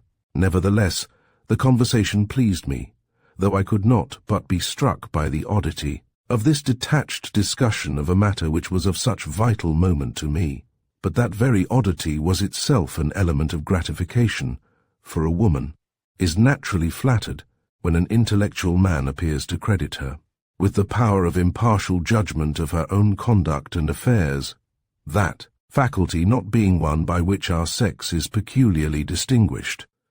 But at this point, our discussion was brought naturally to an end by our arrival at my house, as I must now call it, and here a quick glance of surprised recognition on my companion's part gave me a new note of warning and prepared me for the inevitable question. "You are living at your father's house, I see." "I am, for the present. Mr. Otway remains in his own house." "Yes. I suppose it will be more convenient to settle everything up here before joining your husband." I was on the point of temporizing by a vague assent, but my lips refused to frame the implied falsehood. It may have been my natural dislike of secrecy and concealment. It may be that my womanly pride resented the very idea of association with that unwieldy human spider. At any rate, an irresistible impulse drove me to say, "I am not going to join my husband at all, Dr. Thorndyke. I am not going to live with Mr. Otway." I did not look at Dr. Thorndyke as I made this statement, and he made no comment beyond a matter of fact indeed. But I had the feeling that, in the silence that followed, he was fitting this new fact into its place, in some ordered scheme, but he was docketing it as an appendix to Mr. Otway's evidence. Nothing more was said until we had entered the house, and I had given instructions for tea to be brought to the study. But in that interval I was aware of a growing impulse to have done with this miserable secrecy, this sordid fencing and dodging which must come in the end to downright lying, and tell this strong, wise man the whole wretched story. Besides, I wanted counsel and guidance, and who was so fit to give them as he? Accordingly, when the tray had been laid on the study table, I reopened the subject. "I did not mention this matter in my evidence," I said. "It had no bearing on the inquiry." "I am not clear," he replied, "that you were entitled to make any reservations. A witness's duty is to state the whole truth. The question of relevancy is for the court to consider. But unfortunately there were other reservations that had to be made. Dr. Thorndyke, I want to tell you the whole story, in confidence, and to ask your advice." "I counsel you to make no confidences," he said gravely, "unless you really wish to consult me in my professional capacity." "That is what I wish to do," I said. "Very well," said he. "That places us in the secure relation of lawyer and client, and I need not say that. Your father's daughter is very welcome to any help or advice that I can give." With this encouragement, I poured forth the story that I have told in these pages, and in almost as much detail, but still I held back one fact. I said nothing of my having found Mr. Otway grasping my father's loaded stick. That single reservation had to be. Not only was I bound by a solemn promise, my silence on that point was the price of my release. The letter of the covenant, indeed, had reference only to my evidence at the inquest, but its spirit sealed my lips even in this, my most intimate confidence. And so, once again, a secret guarded from a friendly eye remained, like a seed dropped in a summer's drought to germinate and bring forth its fruit in its season. Chapter 10. The Turning of the Page. Dr. Thorndyke listened to my recital of the history of the tragedy, not only with patience, but with close attention and apparently keen interest, interrupting me only at rare intervals to ask a question or elucidate some point that was not quite clear. When I had come to an end, I was disposed to be apologetic, for I had told the story in the fullest detail, with only the single reservation that I have noted. "I am afraid," I said, "that I have been rather victimizing you and trespassing on your very great patience." "By no means," he replied. "Men and men's actions and motives are my merchandise. If I could listen to a story like yours without the deepest interest, I should not be in my present profession. But now that I have heard it, I think I can guess the subject on which you wish to consult me. You would like to annul your marriage with Mr. Otway." "Yes, if it is possible. It is very natural that you should wish to recover your freedom. I sympathize with you entirely, and I wish I could give you some encouragement, but I fear that you have no remedy." "It seems rather hard," I said, "that I should be bound for life to this man whom I detest and who has done me such grievous injuries." "It is very hard," he agreed, "and humanly speaking, there ought to be some remedy. But the law provides none, nor is it really possible for the law to make provision for every imaginable contingency. Yours is a very exceptional case. Yes, I see that, but it seems unreasonable to compel two people to maintain a relationship which is not only unsuitable, but quite unreal." "It does," he admitted, "but the law takes a very unsentimental view of these matters. It regards marriage as an institution concerned with the establishment of families and the orderly devolution of property, and its interference is, in the main, limited to circumstances connected with that assumed function. Of the human aspects of marriage, it takes little account. In a purely legal sense, which is what we are considering, your position is this: you were competent to contract a marriage, and you did contract one, of your own free will, without any compulsion or misrepresentation that the law would recognize. The circumstances that appeared to exist before the marriage still appear to exist. No new facts have come to light which would affect the competence of either party. It is a case in which one of the parties has disregarded the old legal maxim caveat emptor, buyer beware. You bought, at a high price, something which turns out to be of no value. You agreed to marry Mr. Otway for a consideration, the release of your father from his embarrassments, which seemed to be valuable enough to justify the great sacrifice that you contemplated. But it turned out that your father needed no release, and the consideration thereupon ceased to have any value. As far as the law is concerned, you have simply made a very bad bargain." "Does the law attach no importance to fraud?" I demanded. "But has there been fraud?" he objected. "No representations, true or false, were made to you by Mr. Otway. You acted on knowledge which you assumed that you possessed. You laid down the conditions. He accepted them. You demanded a certain consideration. He furnished the consideration demanded. Even with regard to the letter from your father, we may, and do, suspect that. He knew that it was in the box, and probably guessed at its contents. But we have no proof. Moreover, if he did know that it was there, even if he had opened it and read it, he was under no obligation to communicate its contents to you.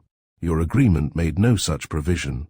It laid down specific conditions, and with these Mr. Otway had fully complied. On the plea of fraud, I am afraid you would have no case." "Apparently not," I agreed. "You are most horribly convincing, Dr. Thorndyke. I am putting the case as a lawyer, and very much against my own feeling as a man. But my present office is rather like that of a devil's advocate in a theological council. I think that this marriage ought to be annulled, but I am sure that in point of law it is not voidable. But there is yet another aspect of the case, and you must forgive me if I put it rather bluntly. There are not many women to whom I should have spoken in as downright a fashion as I have to you, and I shall continue to pay you this rather unpleasant compliment.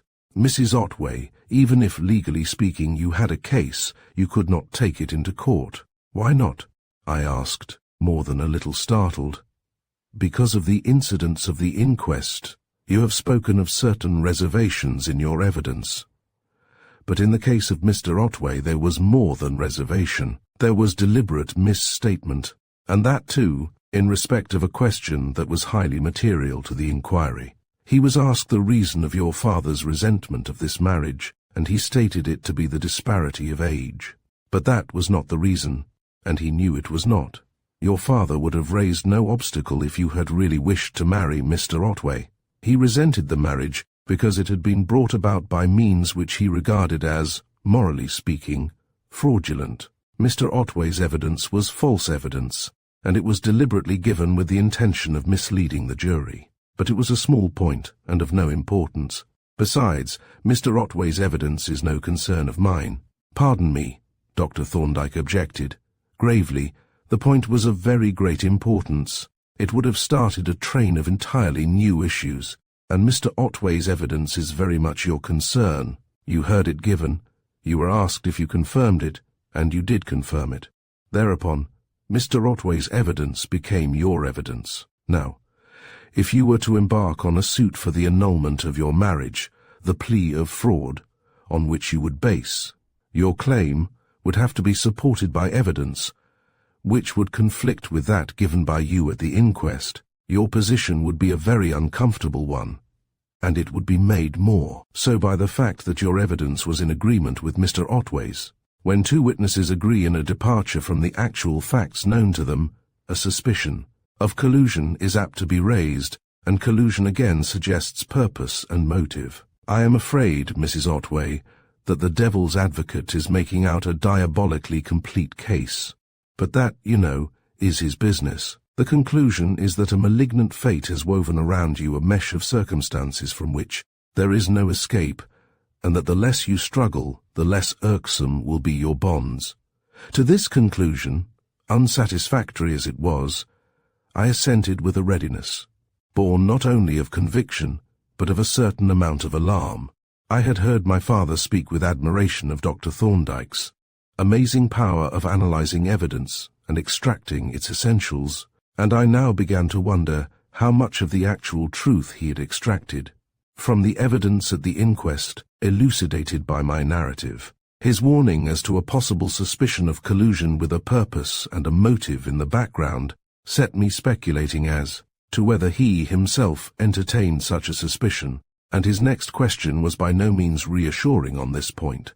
"You spoke," said he, "of having decided not to live with Mr. Otway, and of having communicated your intention to him. Do I understand that he assents to a separation?" "Yes. He sees that the position would be quite impossible. Is your arrangement with him merely a verbal one, or has it been placed on a regular footing by a document of some kind?" "Mr. Otway has executed a deed of separation, which I think is quite regular. But I had better let you see it." With some trepidation, I produced the deed and nervously watched him as he read it through, which he did with an inscrutable expression and, as it seemed to me, a horrible appearance of seeing through it to the rather questionable circumstances that had brought it into existence. "Yes," he said, as he handed it back to me, "it is quite regular. You may congratulate yourself on finding Mr. Otway so compliant. It is more than one would have expected of him." "He could hardly have done otherwise," I answered hastily. "We couldn't possibly have lived together after what had happened. Still, I am glad he took the reasonable view. It leaves me free to make my own arrangements for my future." "And what arrangements do you propose, if your legal adviser is not too inquisitive?" "Not at all. I was going to ask you to advise me. I don't think there will be enough to support me, and of course I can't accept any help from Mr. Otway. I shall have to earn my living in some way. You could compel Mr. Otway to support you, but I appreciate your unwillingness to accept an allowance and thereby recognize the relationship. Have you any means of livelihood in your mind?" I hesitated a little shyly, for I had, but my plan might sound rather an odd one, at least to a stranger. "I thought," said I at length, "of trying to get a living by doing what I have been accustomed to do as a hobby, by making simple jewelry and small, ornamental metal objects. I am afraid you will look on it as rather a wild scheme." "No," he answered. "It is an unconventional scheme, but not in any way a wild one. I think we often appreciate insufficiently the wisdom of the artist's choice of his profession. In choosing a means of livelihood, we are choosing the way in which we shall spend the greater part of our lives. We have something to sell, the bulk of our waking lives, and we are apt to think too much of its selling price, its value to the purchaser, and not enough of its value to ourselves. A man, such as a navvy, a miner, a bank clerk, or a factory hand, barters for the means of Subsistence, so many hours a day spent in doing something that he does not want to do. He sells the best part of his life. But the artist or craftsman makes a much better bargain, for he contrives to obtain a subsistence by doing what he enjoys doing and what he would elect to do for his own satisfaction. He sells only the byproducts of his life. The whole of that life he retains, for his own use, to be spent as he would, in any case, wish to spend it. But there is an inevitable proviso. His acceptable occupation must really yield a subsistence. His wares must be of value to the purchaser, and he must be able to find a market. Do you think you could satisfy those conditions? I think I could make the things pretty well, but to selling them, that is a different matter. I have to find that out. May I show you some of my work? I should like very much to see some of it, he replied. I will fetch a few pieces, and meanwhile, that clock on the mantelpiece is partly my work. My father made the clock itself, but I made the dial, the hands, and the case. Dr. Thorndyke rose, and stepping over to the mantelpiece, looked at the work with keen interest. It was a little bracket clock with a bronze dial, a silver circle for the figures, silver gilt hands, and a simple wooden case decorated with gesso. Leaving my visitor to inspect it, I went away and collected a few samples of my work in metal, a bronze candlestick, an enamelled silver belt buckle, a gold pendant set with opals, and 1 or 2 silver spoons, all of which Dr. Thorndyke examined with that friendly interest. Unmistakable. To the artist or craftsman, that evinces some knowledge of and liking for the thing examined. Well, he said, as he laid down the last of the spoons, these things answer the first question. They are quite workmanlike, and they are attractive and tastefully designed. The next question is the economic one. Could you sell them? And if so, would they realize a price that would furnish a reasonable livelihood? You would have to compete with commercial products made in large numbers by cheap processes. Your hammered, embossed, and chased work would compete with work stamped from steel dies or with comparatively rough castings. Of course, your work is infinitely better value, but this is a commercial age, and buyers are bad judges, and then you would have to sell to dealers who would demand not less than 50% profit, which I am afraid would leave you a pitiable, small return for your labor and skill. Yes, I agreed. That is all quite true. But still, I think I will try. The work would be interesting and pleasant, and as you implied just now, an artist cannot expect to be paid as much for doing what he likes doing as another man receives for doing what he dislikes. Pleasant work is, to some extent at least, its own reward, and if my work doesn't yield enough to live on, I shall have to try something else. But I don't suppose I shall be absolutely without means when my father's estate has been wound up. Do you think of continuing to live here? Dr. Thorndyke asked. No. As soon as everything is settled, I propose to go to London. It will be much easier, or at least less difficult, to dispose of my work there. Undoubtedly. And have you any definite arrangements in your mind? Where and how you are going to live, for instance? None whatever, at present. I ask because I happen to know of a place where you could put up, at least temporarily, where you would be comfortably lodged, well fed and cared for, and where you could pursue your labours under good working conditions and at small expense. There is only one drawback, but you may consider that a fatal one. It is in the immediate neighbourhood of Ratcliffe Highway, or, as it has been renamed, St. George's Street. Is that a very dreadful place? It is far from being an aristocratic locality. But let me describe the establishment. It is conducted by a Miss Poulton, who is the sister of my laboratory assistant, a most expert and talented mechanician. Miss Poulton was at one time a nurse, but when her brother entered my employment, he was able to help her to set up in Close Square, Ratcliffe, a boarding house for mercantile marine officers.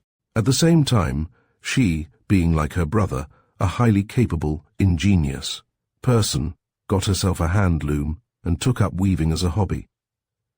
But since then, times have changed. Sailing ships have to a great extent disappeared, and Miss Poulton's clients with them, while the hobby of making excellent cloth has turned out quite a profitable one. So Miss Polton plies her shuttle industriously, and in the place of the merchant seaman, has collected a little family of women who also work at handicrafts for their living. I believe they form quite a happy little community, and, of course, they are able to assist one another in disposing of their wares. So that is the position. I know that Miss Polton has room for another boarder, for it is quite a large house.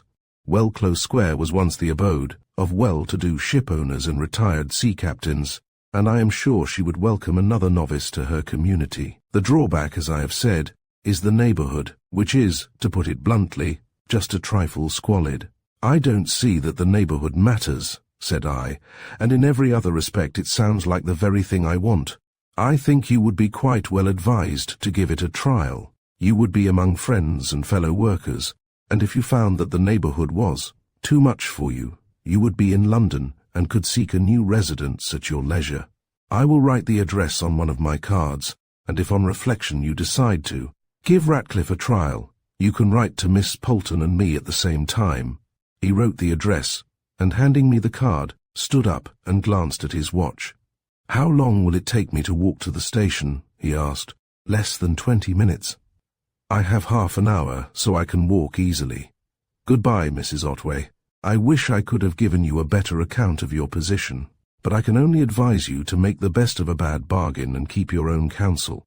You have been most kind, Dr. Thorndyke, I said earnestly, in giving me so much time and patient attention. I don't know how I can thank you.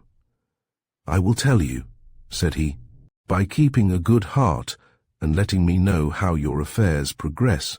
He shook my hand heartily, and when I had let him out, strode down the garden path, the very personification of manly dignity, alertness, and vigor. At the gate he turned to raise his hat, with a smile of friendly farewell, and I closed the door and turned back into the house, feeling, for the first time, since my father's death, that I was not alone in the world, but that, if the need should arise, the strength of this strong, commanding man was at my call. The short remainder of my life at Maidstone I shall pass over briefly. It comes back to me in scenes like those of a play, separate but related. I see the interior of the parish church, noble, spacious, cathedral-like. I hear the voice of the clergyman reciting reverently those flowers of ancient poetry rendered into perfect English speech that usher the departed into the realms of silence with so gracious a dignity.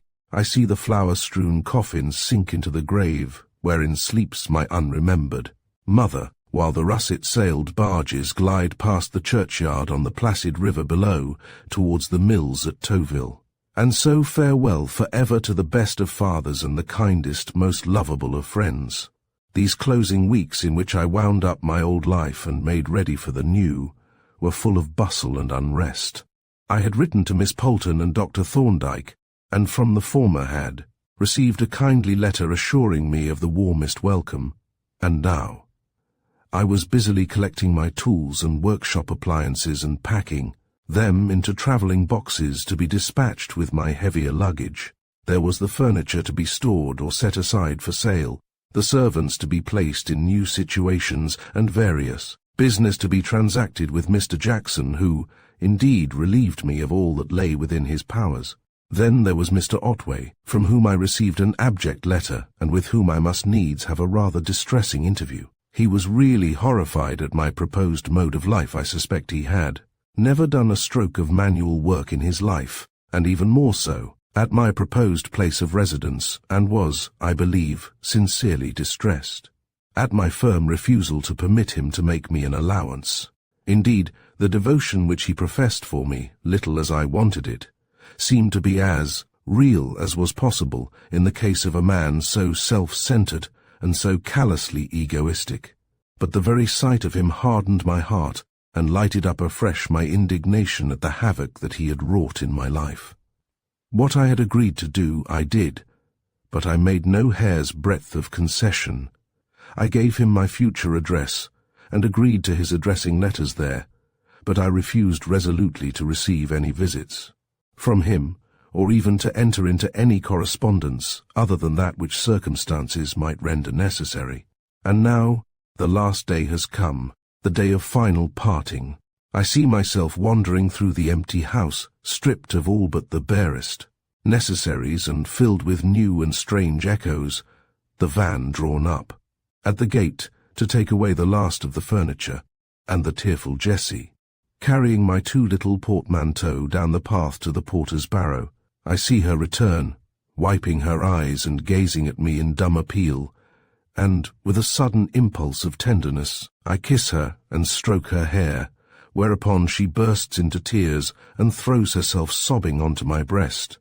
It was hard to close the old life, which had been so sweet and peaceful, so full and satisfying, to bid farewell to the beautiful old town, which was the only place I had known, and which I had loved so well. As I took my way through the streets, attaché case in hand, all my old friends seemed to look on me reproachfully and call on me to stay. The quaint plaster-fronted house in Week Street, the venerable medieval pile at the corner of Gabriel's Hill, the grinning masks on the corbels of the old house, fronts of Middle Row, all the old familiar landmarks, had suddenly grown dear and precious, and each exacted its twinge of regret as I looked my last on it. On the bridge, I halted to survey the upper river, with the church and the old palace both embowered in trees and brooding over the quiet water. Often as I had looked upon that view, it had never seemed to me so pleasant and desirable as now, and with this last impression to be recalled how often in the troubled future I turned away and headed resolutely for the station. Book 2, Romance Chapter 11. A Harbour of Refuge. It was the cabman who first made it clear to me that my town address was somewhat out of the common.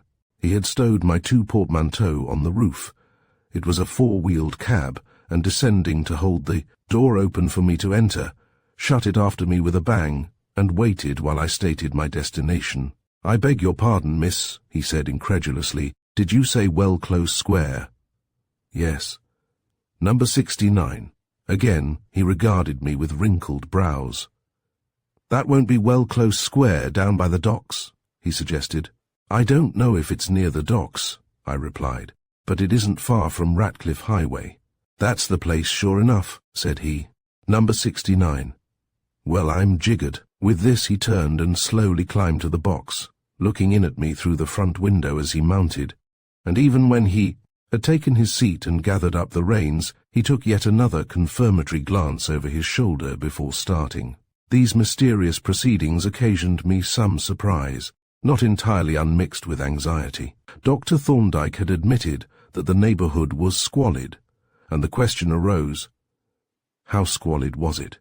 The first part of the journey, through Eastcheap and Great Tower Street, was rather reassuring, and, as we crossed, Tower Hill and the grey pile of ancient buildings loomed up above the trees, I was quite pleasantly impressed. But then came a change for the worse.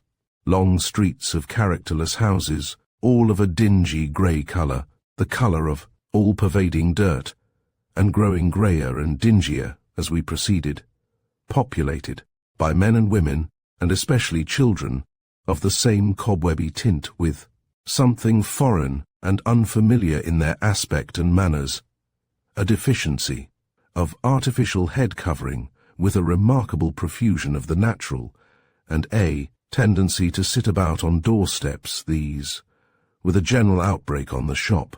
Signs of Wowskis, Minskis, Steins and Popoffs were the features of the neighbourhood. That chiefly attracted my attention as the cab rattled eastward, but there was not much time for extended observation, for I had barely noted these appearances when we turned into a short side street and emerged into a square, the dinginess of which was somewhat relieved by a group of faded trees in the central enclosure. Round the square the cab trundled slowly until it drew up opposite a tall house of the Georgian type, with white window frames and a green door.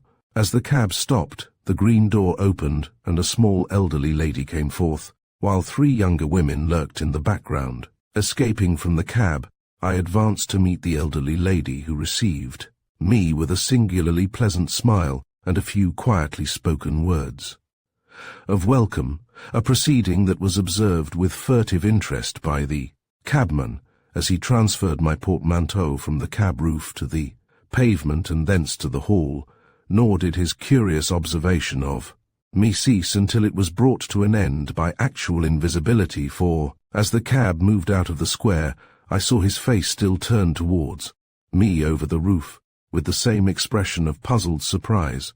"You would like to see your room, I expect," said the elderly lady whom I had correctly assumed to be Miss Polton. "Then we will have tea, and talk over your arrangements." She moved towards the stairs up which I had just seen one of the young women, hopping with surprising agility, with one of my portmanteaux in either hand, and conducted me to a room on the second floor, where the portmanteau had been duly deposited, though the bearer had vanished.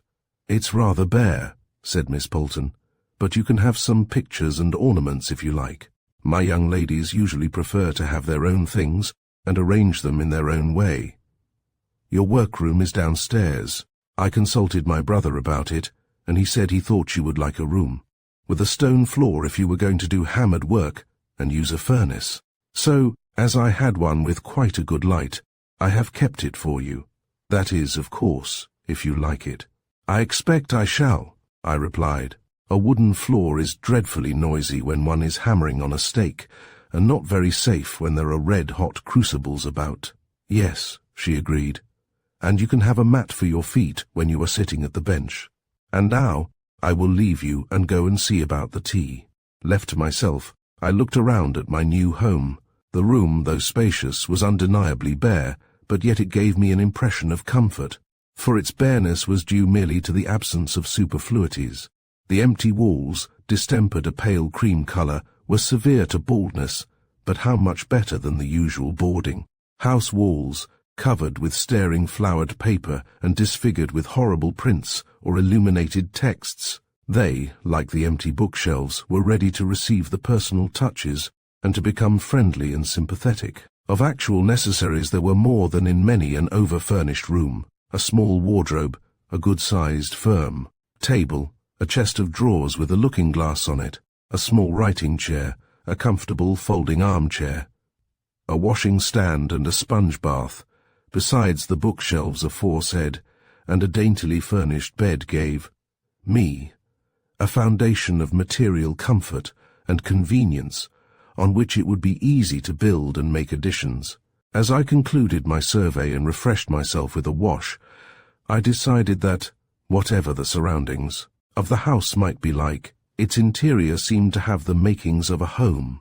Nor was I less favourably impressed when I went downstairs. The dining room, in which I found the ladies assembled, was pervaded by an air of spotless cleanliness, with a severity approaching bareness.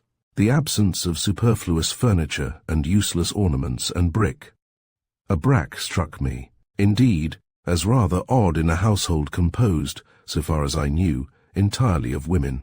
"I must introduce you to the family," said Miss Polton, with a pleasant, wrinkly smile, "at least those who are at home. There are 3 more who will come in to dinner. This is Miss Blake, and these ladies are Miss Barnard and Miss Finch." I shook hands with my new comrades, the last being the little lady who had skipped up the stairs so actively, with my luggage, and then we sat down to the table, at the head of which Miss Polton presided, and made the tea in a delightful Delft teapot from a brass kettle on which I cast an expert and somewhat disapproving eye, for it was of a blatantly commercial type and quite unworthy of the teapot. At first, conversation was spasmodic and punctuated by considerable pauses. Miss Polton was evidently a silent, self-contained woman, though genial in a quiet, restful way. Miss Finch, too, who sat by me, was quiet and a little shy, speaking rarely but silently plying me with food. Miss Blake, on the other hand, had a restless manner, and though she spoke little at first, was undisguisedly interested in me. For whenever I looked at her, I caught her wide open, blue eyes fixed on me with an intensity that was almost embarrassing. She was a rather remarkable-looking girl, with a wealth of red-gold hair, a white and pink complexion, and a profile which, with its sharp, projecting chin and retrousse nose, might have been taken direct from one of Burne-Jones's allegories. Indeed, my first glance at her had made me think of the briar rose and the golden stairs. And now, as I caught her intense gaze again and again, I had the feeling that she was wanting to say something to me. And the more so since I thought I detected a certain expectancy in the expression of her neighbour, Miss Barnard. Nor was I mistaken, for, after one of the periodic pauses in the conversation, she leaned over the table towards me and said in low, portentous tones, "Mrs. Otway, I want to ask you a question, if you won't think me too inquisitive." Here she paused, and Miss Barnard also paused in the conveyance to her mouth of a large piece of bread and marmalade. "I don't suppose your question would be too inquisitive," I said guardedly. "It isn't really," said she. "You know, I have been looking at your face, and I've been wondering. It's an extraordinary psychic face, do you know. Is it?" said I, noting that Miss Barnard had broken out into a slow smile, which she was trying to obliterate with the lump of bread and marmalade. "Oh, very. Intensely so. It is a face, you know, in which the workings of the subconscious appear as, it were, like an undercurrent, moving beneath the surface of the conscious. I have been watching it with deep interest, and I have been wondering if you are, as I am, a dweller in the larger world beyond that, inhabited by the conscious self, beyond the mere material universe. Is it not so, Mrs. Otway?" Now this was a facer. As my dear father would have expressed it in his playful fashion, it knocked me sideways. I cast a bewildered glance round the table and was aware of a very extensive outbreak of the subconscious. Miss Polton was blandly indulgent, her face transformed into a network of amiable wrinkles. Miss Finch was engaged in an intense scrutiny of the bowl of a jam spoon, while Miss Barnard's feats with the bread and marmalade were becoming positively dangerous. "I am not sure that I quite understand your question," said I. "You generally don't," murmured Miss Finch. As Miss Polton explained that Miss Blake was somewhat of a mystic, like her famous namesake, said I. "And ancestor," Miss Blake added eagerly. "Really?" I exclaimed, clutching at this straw. "You are actually a descendant of William Blake, and I dare say you are a great admirer of his works." "I should think she is," exclaimed Miss Barnard. "You should just see her fashion plates, recalling Blake's usual rendering of the human figure and its unadaptability to the conditions of our climate." I secretly resolved to take an early opportunity of examining those fashion plates. "Meanwhile," I remarked, "I was thinking of his poems rather than the drawings." "Yes," said Miss Blake, "though the drawings are very spiritual too.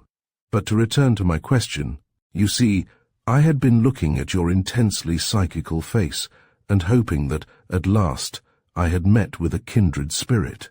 And I do hope, I feel convinced, that I have.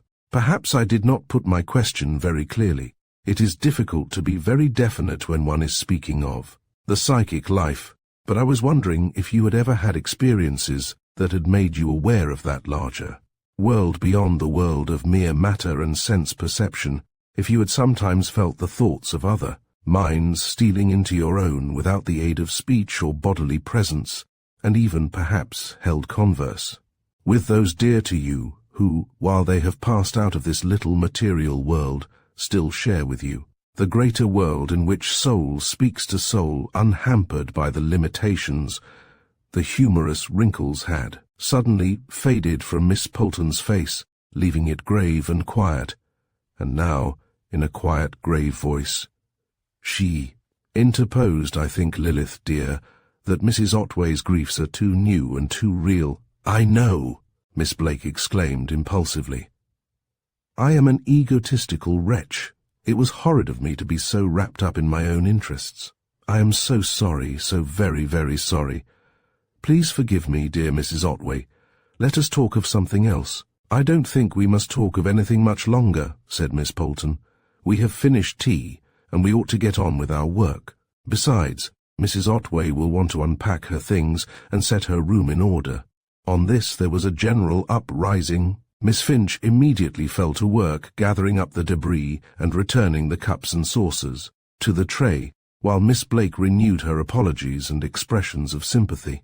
Then Miss Polton took possession of me, and having shown me my workshop, a smallish, well-lighted room, with a paved floor and a large window looking on an unexpectedly pleasant garden, took me upstairs, to a box room in which my personal luggage had been deposited. "Supper is at 8 o'clock, said she. "We have made it rather late so that everyone may have a good long day's work, and all the wanderers may have come home. It is the social event of the day, and now I will leave you to your unpacking." She tripped away up a narrow flight of stairs that opened from the landing towards what I took to be the attics, from whence presently came a rhythmical click-clack that I associated with the loom of which Dr. Thorndyke had spoken. Meanwhile, I fell to work on my trunks, with a view to transferring their contents to my room, but I had hardly got them open when Miss Finch appeared at the open door. "Can I help you?" she asked. "If I carry some of the things down, you won't have so many journeys." "But aren't you busy?" I asked in return. "Do I look like it? No, I'm lazy this afternoon, but I should like to help you, if you will let me." Of course I was only too glad, and forthwith loaded her with an armful of books, following her with a second consignment.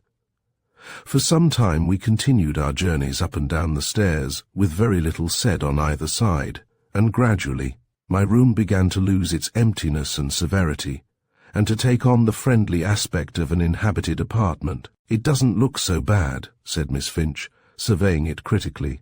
"Looks as if someone lived in it. Do you like the washstand?" "I've been admiring it. It's so simple and so tasteful and unusual." "Yes, and yet it is only stained deal, with a few touches of gesso. Philibert made it. Phyllis Barton, you know. You'll meet her at supper." "Is she a carpenter?" "No. She makes frames for mirrors and pictures, wooden frames decorated with gesso, or compo, or else carved. But she's very thorough, does it all herself, makes up the frames from the plank, makes the compo and the moulds and does the gilding. And she is quite a good woodworker, and carves beautifully." "And does she make a pretty good living?" I asked, bearing Dr. Thorndyke's observations in mind. "She does quite well now, though she had a hard struggle at first. But now she works direct for the artists and gets as much as she can do. You will often see her frames in the exhibitions. The floorcloth is rather nice too, isn't it? Though it is only stenciled sacking. You'd be surprised to see how durable it is. The more it is worn, the better it looks, if it is properly done. This is stenciled with a stain. Lilith did it." "Lilith? Is that Miss Blake?" "Yes. Her name is really Winifred, but we call her Lilith because she looks as if she had come out of a stained glass window. You might think that she was a little balmy. But she's awfully clever. She does fashion plates, doesn't she?" "Yes, poor Lilith. She hates them, but she does them rippingly all the same. She would rather paint pictures or mural decorations or design tapestries, but you've got to do what you can sell, you know, if you want to make a living. And Lilith has a little brother whom she keeps at school, an awfully nice little kiddie. She's a really good sort, you know, though frightfully spooky. Planchette, crystal ball and all, that sort of tosh, and she thinks she has found a fellow spook, so you will have to look out." As Miss Finch paused to take another survey, her eye and mine fell upon the washstand, or rather, on what it supported. "I think," I remarked, "that I shall have to treat myself to some new crockery. That jug and basin are hardly worthy of Miss Barton's masterpiece." "No, they're horrid, aren't they? Regular Whitechapel china shop stuff, but I believe I've got some. I'll just run up and see." She tripped away up the stairs and presently returned, bearing a basin and pitcher, of simple reddish-buff earthenware glazed internally with a fine green glaze. "They are frightfully crude and coarse," she said apologetically, and with cheeks several shades redder than the ware, "but they aren't vulgar. Would you like to have them until you can get something better?" "I shall have them a long time then," said I. "They are charming, delightful, and they suit the washstand perfectly. What a house this is for pottery."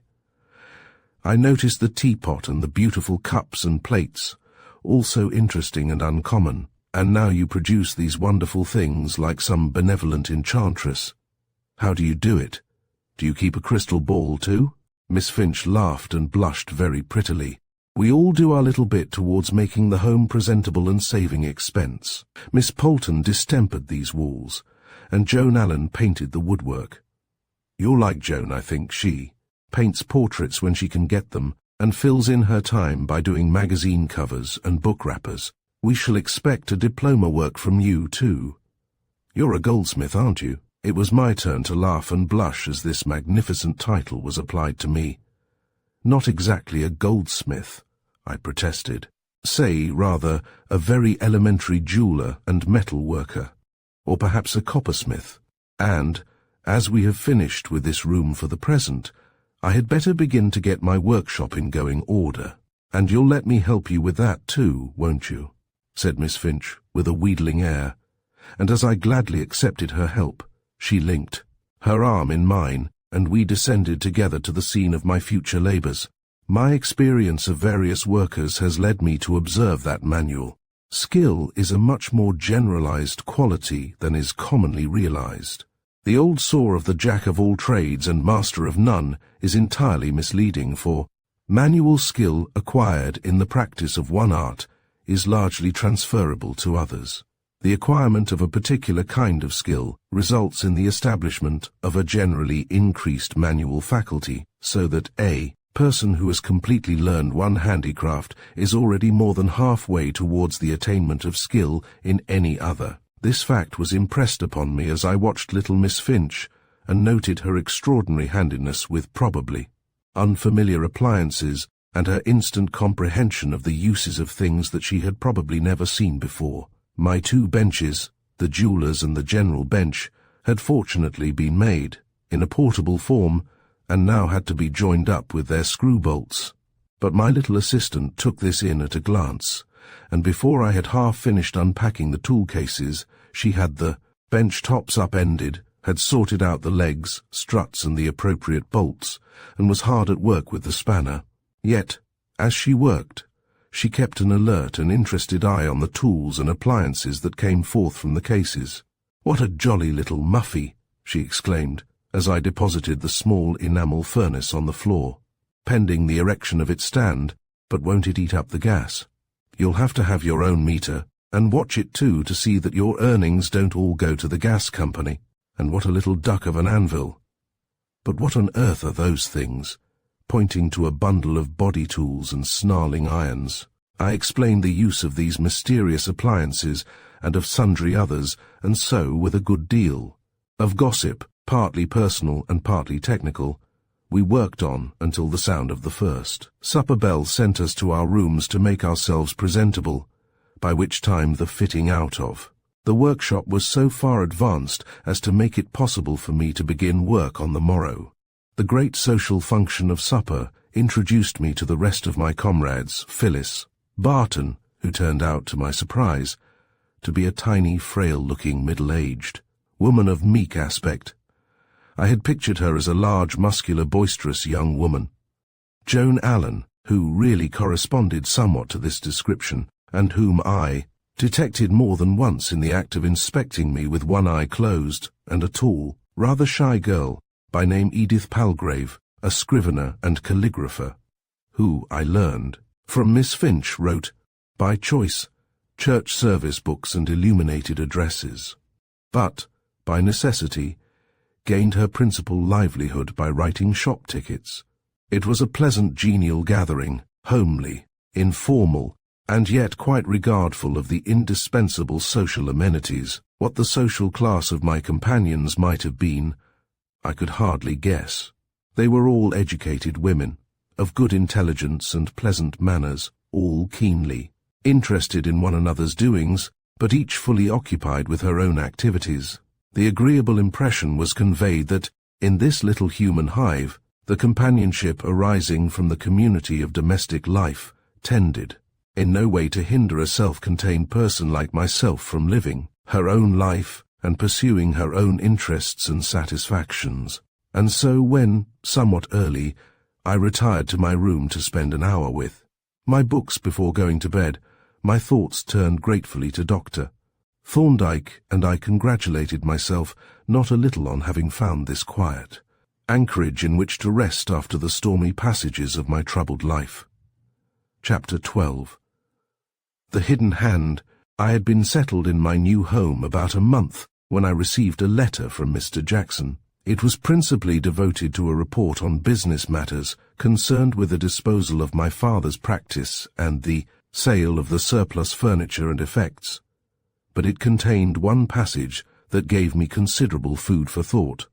The passage in question had been added as a postscript and ran thus: "You have probably heard that Mr. Otway has left Maidstone. I fancy things had become rather uncomfortable for him. From what transpired at the inquest, an impression got abroad that he was, to a great extent, responsible for your father's death, and there was consequently a rather strong feeling against him. I don't know where he has gone, but rumour has it that he has migrated to London."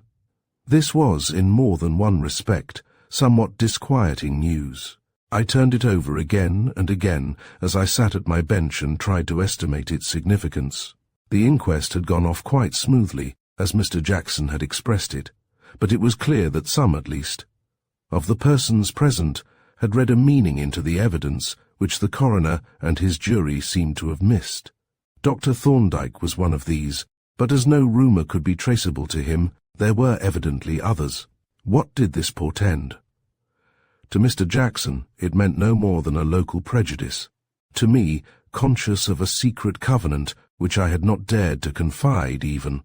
To Dr. Thorndyke, it conveyed an uneasy feeling that suspicion was abroad, that it might become cumulative, and that, even yet, that covenant might be dragged into the light of day which it would bear so ill. Ever since my talk with Dr. Thorndyke, my conscience had been somewhat ill at ease. I felt that, as a witness giving testimony on oath, I had been at least uncandid, if not positively untruthful, and the word collusion had acquired an unpleasantly personal quality. And then, what of Mr. Otway? Had he slipped away out of my life to hide himself where suspicion would not reach him? Or had he really migrated to London, and would his sinister shadow presently fall upon my new life, as it had done upon the old? My hopes pictured him driven by his fears, for he was a timorous man, far afield, perhaps beyond the seas, but a presentiment whispered that I had not heard or seen the last of him. And the presentiment was right. Less than a week after the arrival of Mr. Jackson's letter came one from Mr. Otway, and its contents were even more disquieting than those of the former. It was headed Lyons Inn Chambers, W.C., and its contents were as follows: "My dear Helen, as you will see by the above address, I have moved to London. You will, no doubt, easily understand that, after the late distressing events, the neighbourhood of Maidstone was intolerable to me, and I am writing this to give you my new address. But also, I have two other matters on which I want to speak to you. One is to recommend to you a dealer to whom I think you may be able to dispose of your work, which you might otherwise have to sell at a great disadvantage. His name is Campbell, and his premises are in Wardour Street, near the Oxford Street end on the west side. Mr. Campbell deals in pictures and works of ancient and modern art, jewellery, goldsmiths' work, etc. And, as he is personally known to me, I have taken the liberty of writing to him to the effect that you may possibly call on him, and describing you as a relative of mine without mentioning the nature of the relationship. And now I come to a rather difficult matter, which I hope you will not misunderstand. I am going to ask you to meet me, either here or in any other place that you may choose, to talk over something that has happened recently. I have, in fact, received a letter the contents of which have greatly disturbed me. I will not go into details now, but when I say that the matter is of importance to you as well as to me, I think you will understand what I mean and what the letter refers to. I beg you very earnestly not to refuse this request. The letter in question has caused me deep anxiety and, in fact, some alarm, and I think you ought to be put into possession of its contents, trusting that you will not withhold your help and support in these new and harassing circumstances. Believe me, your devoted husband, Louis Otway. It would have been wiser of Mr. Otway to adopt some other mode of ending his letter. The disgust and repulsion the phrase "your devoted husband" occasioned me had nearly determined my refusal.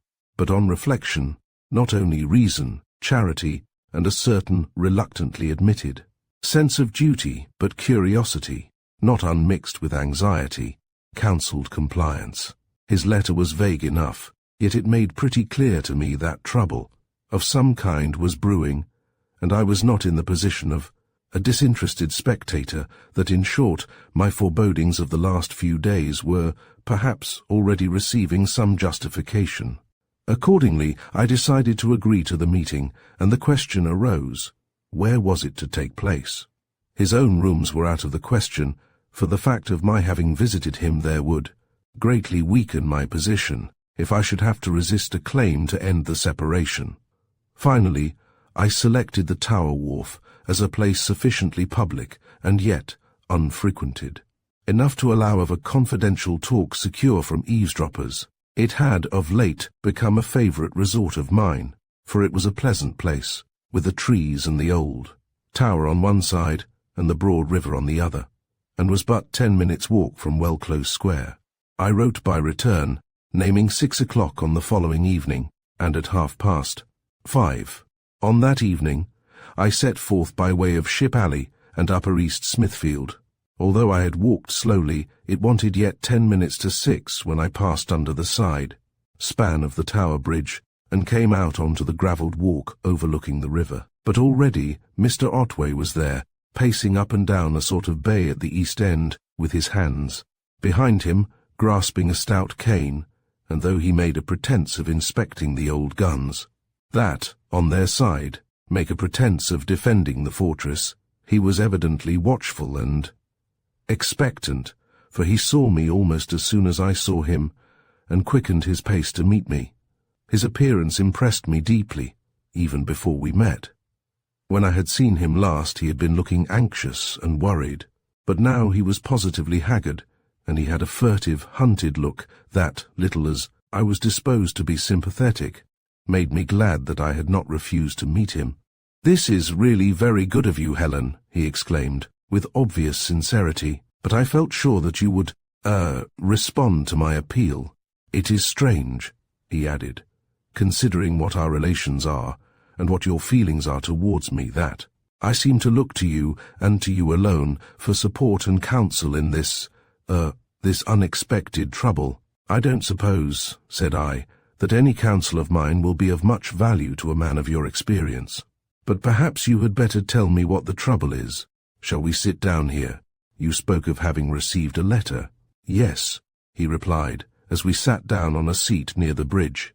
"It is an anonymous letter, and its purport is, very singular, and is, to the effect that, in fact, is there any objection to your repeating the actual wording of the letter?" I asked. "Well, no, certainly not. Perhaps it would be better. You are really remarkably business-like and clear-headed. I suppose it is your upbringing and being so much with your father."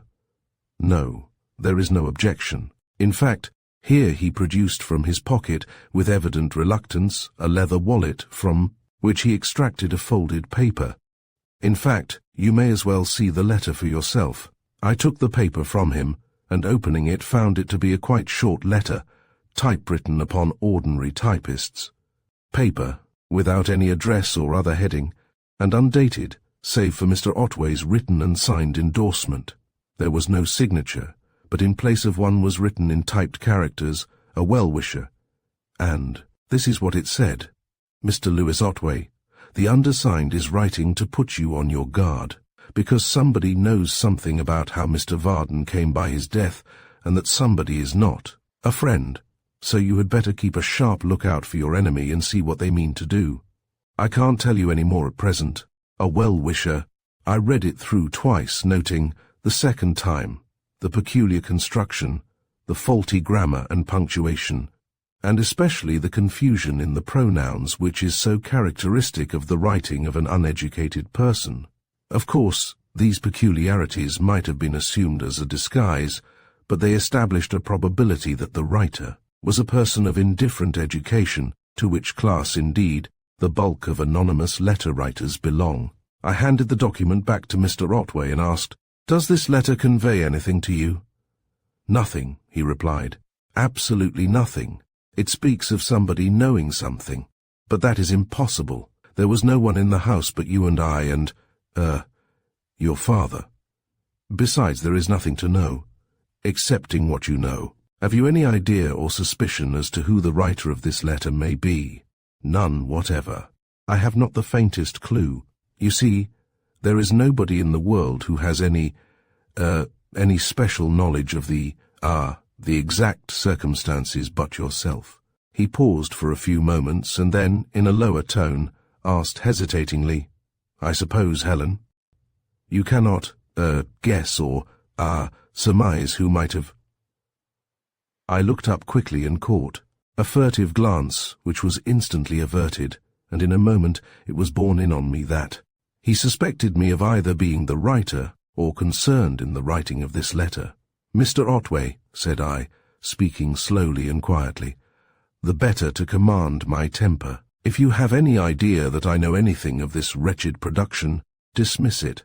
If you have any idea that there lurks in my mind any suspicion that your account of my father's death was untrue, dismiss that too. If I had known, or even had the smallest grounds for suspecting, that my father met with foul play, you would not have had to wait till now to hear from me, nor would my communication have reached you in this form, or through these channels. As I said this, looking at him, I do not doubt, sternly and forbiddingly. Enough. He turned horribly pale and seemed to shrink visibly. He was completely cowed, so much so that, cordially as I detested him, I felt really sorry for him. You mistake me, Helen. You misjudge me, he protested huskily. You do indeed. I had no intention. I never for one moment suspected. But why do I say this? Of course you must know I did not. I merely thought it possible that you might be able to guess, that you might know of some person. I do. Not, Mr. Otway, said I. No one connected with me has any knowledge that is not public knowledge, nor do I believe that anyone else has. I should say that this person, apparently a person of the lower class, is just a common blackmailer who was present at or has read the report of the inquest, and is trying to make you believe that some suspicion attaches to you. Mr. Otway drew a deep breath and reflected gloomily. Perhaps my suggestion was not a very comforting one, for a blackmailer is a rather formidable enemy to a man who is concealing an incriminating fact. Probably you are right, Helen, but you notice that there is no threat, no direct threat at least, and that there is no suggestion of any attempt to obtain money from me. Perhaps that will come later, said I. Again he drew a long breath and cast a furtive glance at me. Perhaps it will, he agreed. This may be the preliminary move, the laying of ground bait, so to speak. It's a harassing business, Helen. What do you think I had better do? You see, I rely on you for counsel, although I am so much older. But you have your father's gift of clear judgment and perfect coolness in emergencies. It was rather a tactless observation, for it recalled vividly my dear father's coolness. In that last, fatal emergency, his composure and unruffled cheerfulness when the menace of ruin and disgrace set up by Mr. Otway had seemed poised over his head, ready to fall at any moment, and the recollection did not tend to increase my present sympathy. For my part, I said coldly, I should do nothing at present. I should ignore this letter and wait for the writer to show his hand more clearly. If he should make any threats or demands for hush money, I should at once put the matter in the hands of the police. I could see that this advice, particularly the latter part of it, did not greatly commend itself to Mr. Otway, nor did it to me. But circumstances offered no choice. Any risk is better than that of lifelong subjection to a blackmailer. It would be very unsafe, said Mr. Otway, to have any dealings with the police. They are pretty severe on blackmailers, but they are naturally ready to listen to anyone who professes to have information to give them. And a blackmailer may be very dangerous if he is brought to bay. We couldn't afford to have any inquiries made that might seem to establish what they would call collusion to suppress evidence. We know that the facts that we withheld were not material. Other people would not. I could not but admire the adroitness with which Mr. Otway made me a participator in his own difficulties and secured me as an ally against his unseen enemy. And the uncomfortable aspect of the case was that he was right. We were partners in an unlawful act. That I had already recognized, and the different significance of that act in our respective cases did not so very much affect our position in the present circumstances. I had nothing further to say, but to repeat that I should ignore the letter, and for a time we sat silent, looking out on the river. "Well," said Mr. Otway, "at length, so be it. We will wait and see what happens. And now let us put this miserable affair away and talk about your future. I have seen some of your work, and I am sure that you could get good prices for it if it were placed in the proper quarter. But the ordinary shops would be of no use to you. The common retailer does not know or care anything about individual work. He just buys from the wholesaler or the manufacturer and sells to the public. He would probably not look at your work, or if he were willing to buy it, he would pay no more than he pays to the manufacturer, who rattles off his goods by the thousand with the aid of cheap labor and machinery. But there are people who know the difference between artists' works and manufactured goods and are willing to pay for the better things, and there are dealers who supply them. Mr. Campbell is one. I have known him for many years, and I can assure you that he is an excellent judge of works, of art, and very anxious to get the best for his customers, who are mostly good judges too. He is well known in artistic circles, and, as he is able to dispose of things of real value, he can afford to pay the artist a fair price. I strongly advise you to give him a trial. Of course, I would infinitely rather that you accepted an allowance from me. But if you really— It is very good of you, Mr. Otway, but I assure you that it is out of the question. Very well, then. If you are quite resolved, I can only advise you to make the most profitable use of your talents. Go to Mr. Campbell, and I am sure that you will be treated fairly." I thanked him for his advice and promised to act on it, and very shortly after this I brought the interview to an end. As I took my way slowly back to Wellclose Square, I reflected on the new developments that my meeting with Mr. Otway had disclosed. That some mischief was brewing there could hardly be a doubt. The disguise of the well-wisher was too thin to create any illusion. As to the somebody who knew something, he was an obvious myth, for, as Mr. Otway had said, the circumstances did not admit of anyone knowing even what was known to me. My own explanation was that some person who had been present at the inquest had observed Mr. Otway's excessive nervousness and had marked him as a likely subject for blackmailing operations. It was a chance shot and nothing more. But Mr. Otway's evident alarm was not difficult to account for. He was a naturally timorous man. He had been subjected to a great and prolonged strain, and he had an incriminating secret. His position was, in fact, one of appreciable danger, as he fully realized.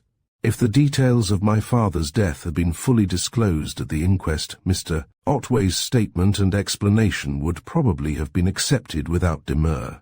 But the suppression of certain material facts put a different complexion on the matter. If the inquiry were now revived, he would have to explain not only the original circumstances, but his motives for suppressing them. He had very good reason for alarm, and yet his abject terror produced an uncomfortable impression on me. I could not disguise from myself that the whole tragedy of my father's death was due to an error of judgment on my part. The secret marriage was the outcome of a mistake. Womanlike, I had acted on a strong conviction, and that conviction had been wrong. What if I had once again acted on an erroneous belief? I had assumed that Mr. Otway's account of my dear father's death was correct. There had seemed to be excellent reasons for the assumption. But what if I had been wrong after all? If I had actually misled a court of justice to shield the murderer, my dearly loved father? It was undeniably possible. I had formed my opinion on mere probabilities, backed by a statement. That, however plausible, was manifestly worthless as evidence, and that opinion might have been utterly wrong. It was a dreadful thought, so dreadful that, though I tried to put it away and remind myself that I did not entertain and never had entertained it, it haunted me during the whole of my walk home. even to the exclusion of the menace to myself that lurked in this blackmailer's letter. Chapter 13. A Crystal Gazer and Other Matters. The cheerful atmosphere of the old house in Well-Close Square soon dissipated my gloomy thoughts. It was nearing supper time when I arrived, and an agreeable clink of china proceeded from the dining room, accompanied by a faint aroma suggestive of curry. On my landing I found Lilith and Miss Finch engaged in earnest discussion, and both greeted me as if I had returned after a long absence. "We have been wondering," said the former, "what had become of our Sybil she had bestowed." This title on me, presumably by reason of my peculiarly psychic cast of countenance. As for the poor titmouse, this was Miss Finch's pet name. She has been wandering about like a cat that has lost its kitten. Or like a kitten that has lost its cat, I suggested, bestowing an affectionate pinch on my little comrade's ear. "Well, I haven't been far afield, but I have done quite an important stroke of business." "You don't mean to say you've sold something?" the titmouse exclaimed incredulously. "Not actually sold, but I have discovered a market. I have tidings of a benevolent person, of the Scottish persuasion, I believe, who traffics in works of art and other productions of the human hand." "A Scotchman!" exclaimed Miss Finch. "I thought all art dealers were Jews. When are you going to call on the laird?" "It is hardly worth while to call on him until I have a fair collection of work to show him," said I. "I don't agree with you, Sybil," said Lilith. "The first thing to do is to catch your dealer. To do that, you must find out what he wants. He is sure to have his own personal fancies, and he knows what he can sell most easily. Take him all that you have ready. He will be able to see from that what you can do, and he will tell you what kind of work he will take from you. And don't lose any time. I should go tomorrow if I were you." "Does an artist have to work to order then, like salaried journeymen?" I asked. "Practically, yes," replied Lilith. "And why not? He makes things that he wants people to buy. Surely it is only reasonable that he should consider the needs and the wishes of the buyers. And all good craftsmen do. Chippendale's chairs were not only good to look at, they were comfortable to sit on and serviceable in use. The only difference between an artist craftsman and a commercial producer is that the artist always does his best for his own satisfaction apart from the question of payment, whereas the commercial producer thinks of the profit only, and turns out the worst stuff that the buyer will put up with." "But surely an artist may choose what he will make," said I. "Of course he may," replied Lilith, "if he is willing to keep the thing when he has made it. Not if he is going to ask someone to pay him money for it." I was inwardly somewhat taken aback by this exhibition of hard-headed reasonableness on the part of the mystical Lilith, so much so that, when she had gone to her room, I remarked on it to Miss Finch. "Yes," she agreed, "Lilith is an extraordinary girl. In fact, there seem to be two Liliths. One is as cranky as a March hare, and the other is perfectly sane and really very shrewd. I sometimes wonder whether she really believes in all that crystal-gazing tosh and telepathic bunkum, but she practices what she has just been preaching. She does her fashion plates according to orders, but ever so much better than she need, and does other work to please herself and is content to keep it. You should look in at her studio and see her at work, then you'd understand. And you think I'd better take her advice?" "I do.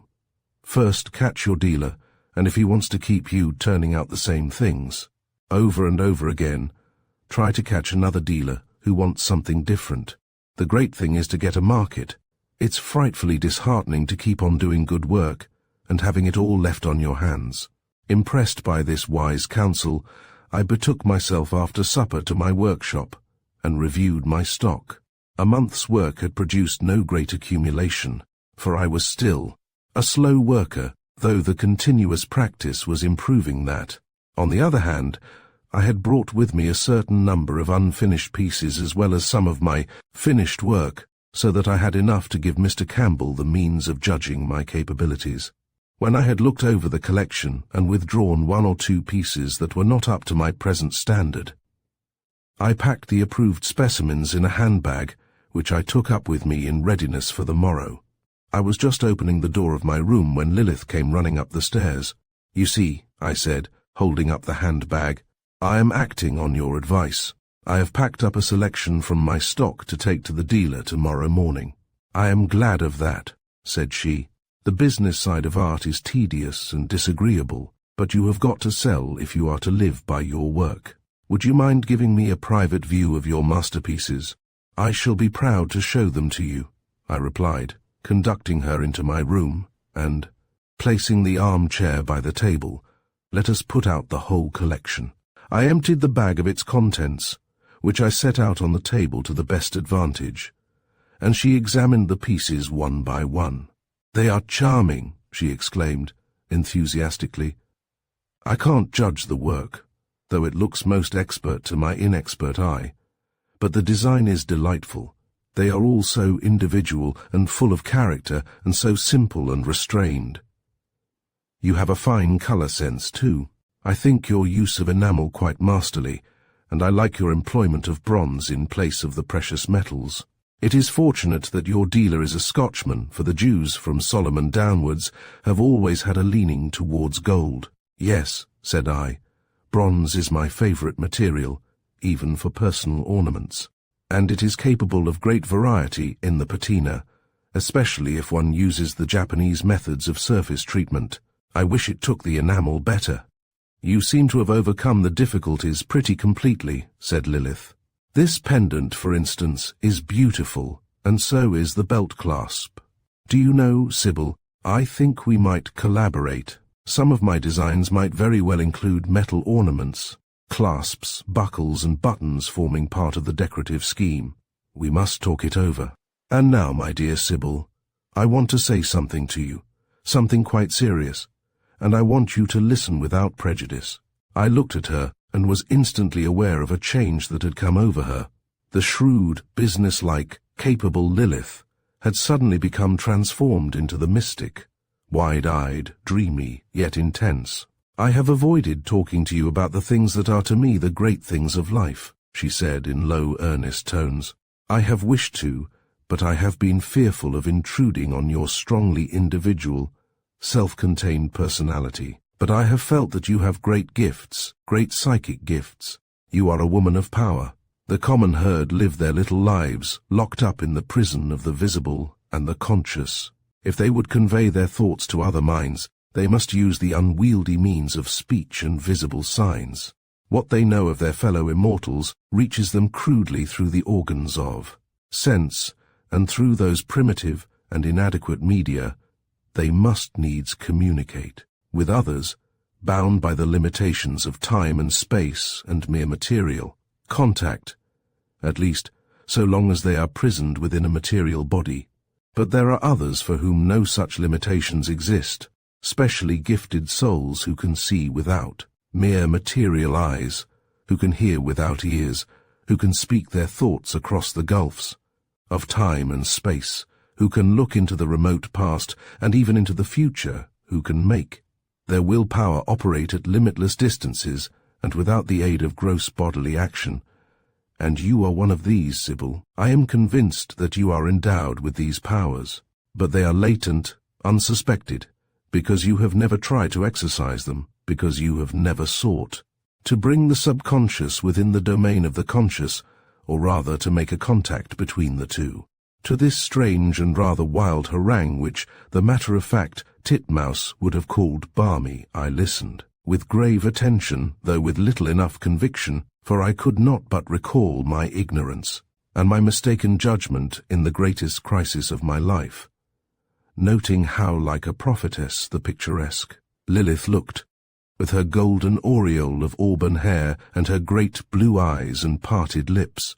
But I made no reply. There was indeed nothing to say, and after a short pause she continued, Don, I think I am saying this with any impertinent intention of trying to force my own views on you. I have a definite practical purpose. You are going tomorrow to make your first essay in a vitally important branch of an artist's calling. On your success depends the possibility of your following art as a profession. That is, if you have not enough to live without work. I have not, said I. Then artistic success is not sufficient. You must achieve industrial success. You must get a livelihood out of your work. As far as the creation of beautiful things is concerned, you are quite competent and will become more so with more practice. Now you have to learn how to dispose of those works profitably, how to make people buy them. But surely that will be decided by the suitability of the things themselves. Partly, no doubt, but you mustn't leave it at that. You must learn to exercise the power of silent willing combined with suggestion. I don't think I quite understand, said I.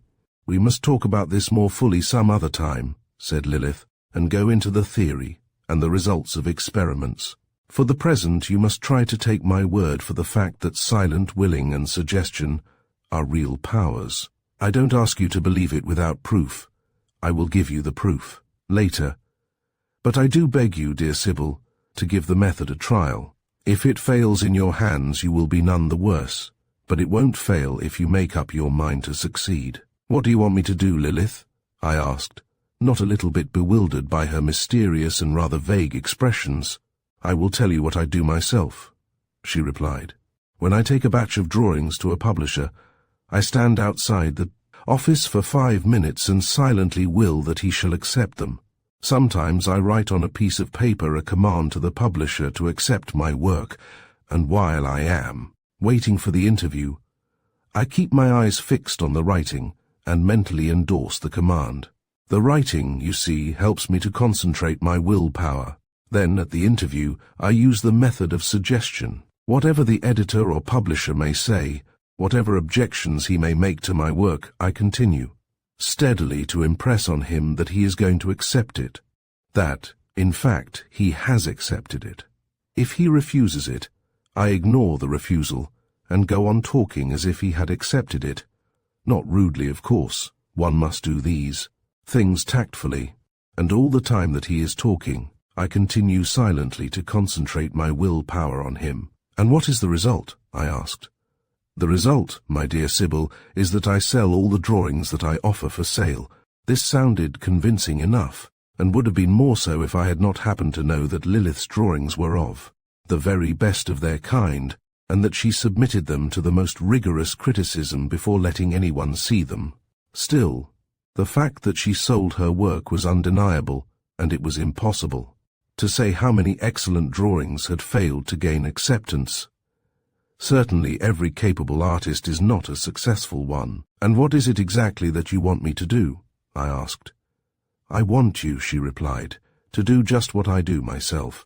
I want you to stand outside the shop for 5 minutes and silently will that this dealer shall buy your work.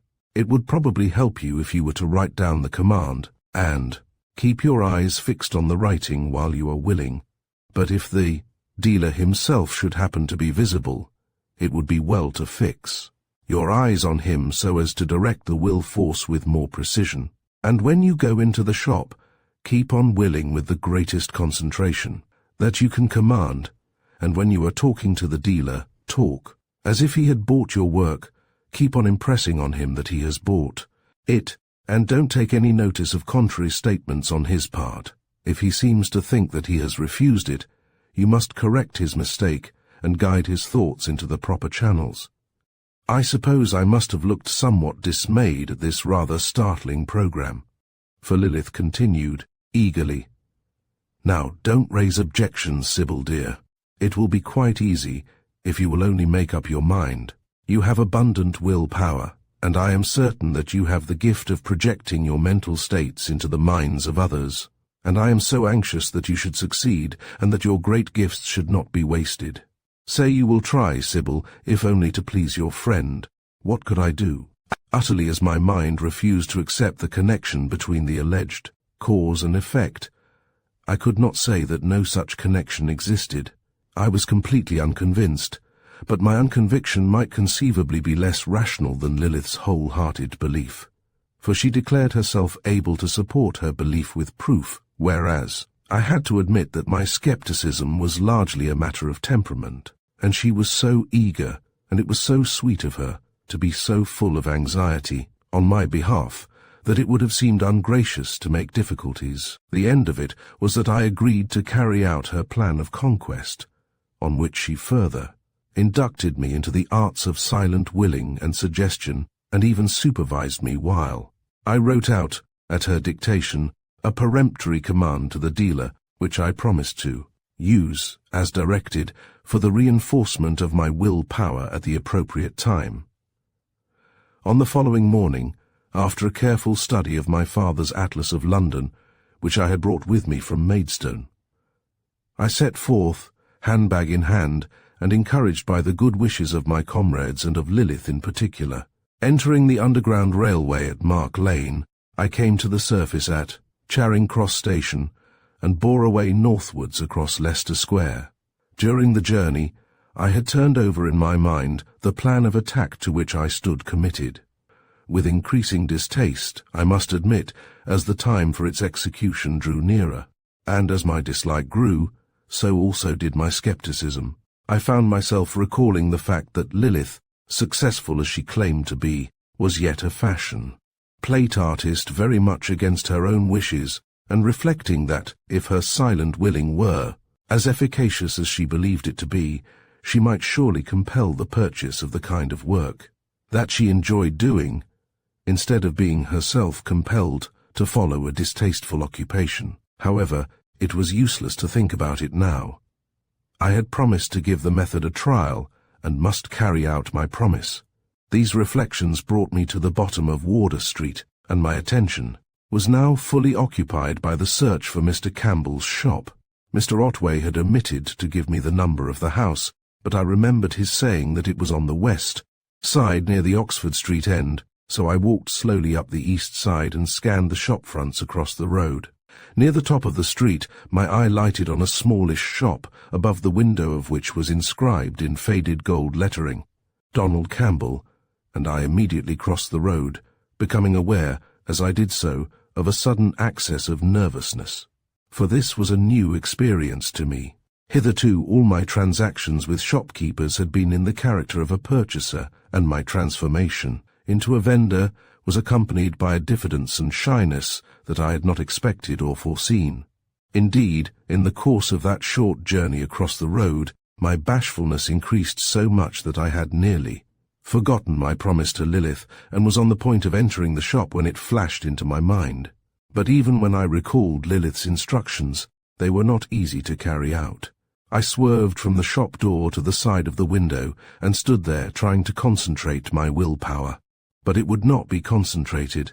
In the window was displayed a fascinating array of base metal spoons, which instantly riveted my attention, particularly a set of the late 17th century, wrought in a fine, coloured Latin, and exhibiting in a most charming manner the combined effect of delicate workmanship with the patina of age and the softening of outlines from use and wear. Unconsciously, I had begun to compare them with my own cruder productions, before I realized that my willpower had escaped control.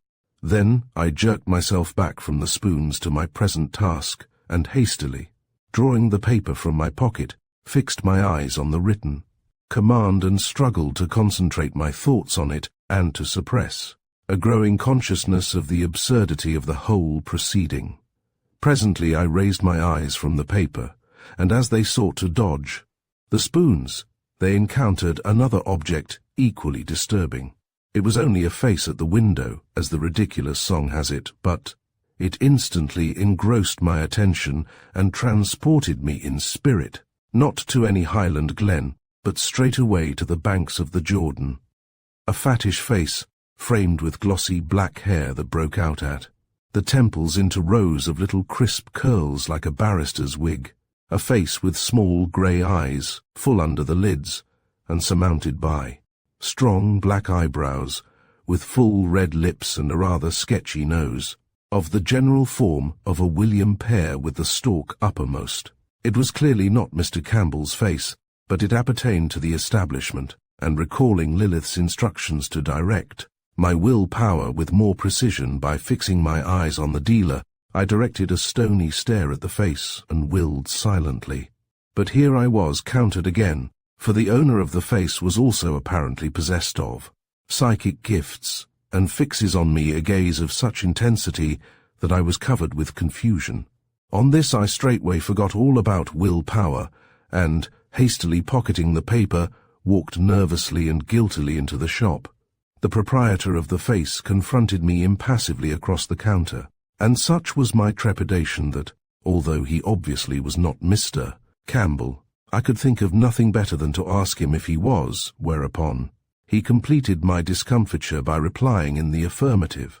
"I am Mrs. Otway," said I, at which he suddenly grew keenly attentive, and I continued, "I understand that Mr. Otway, Mr. Lewis Otway, has written to you about me.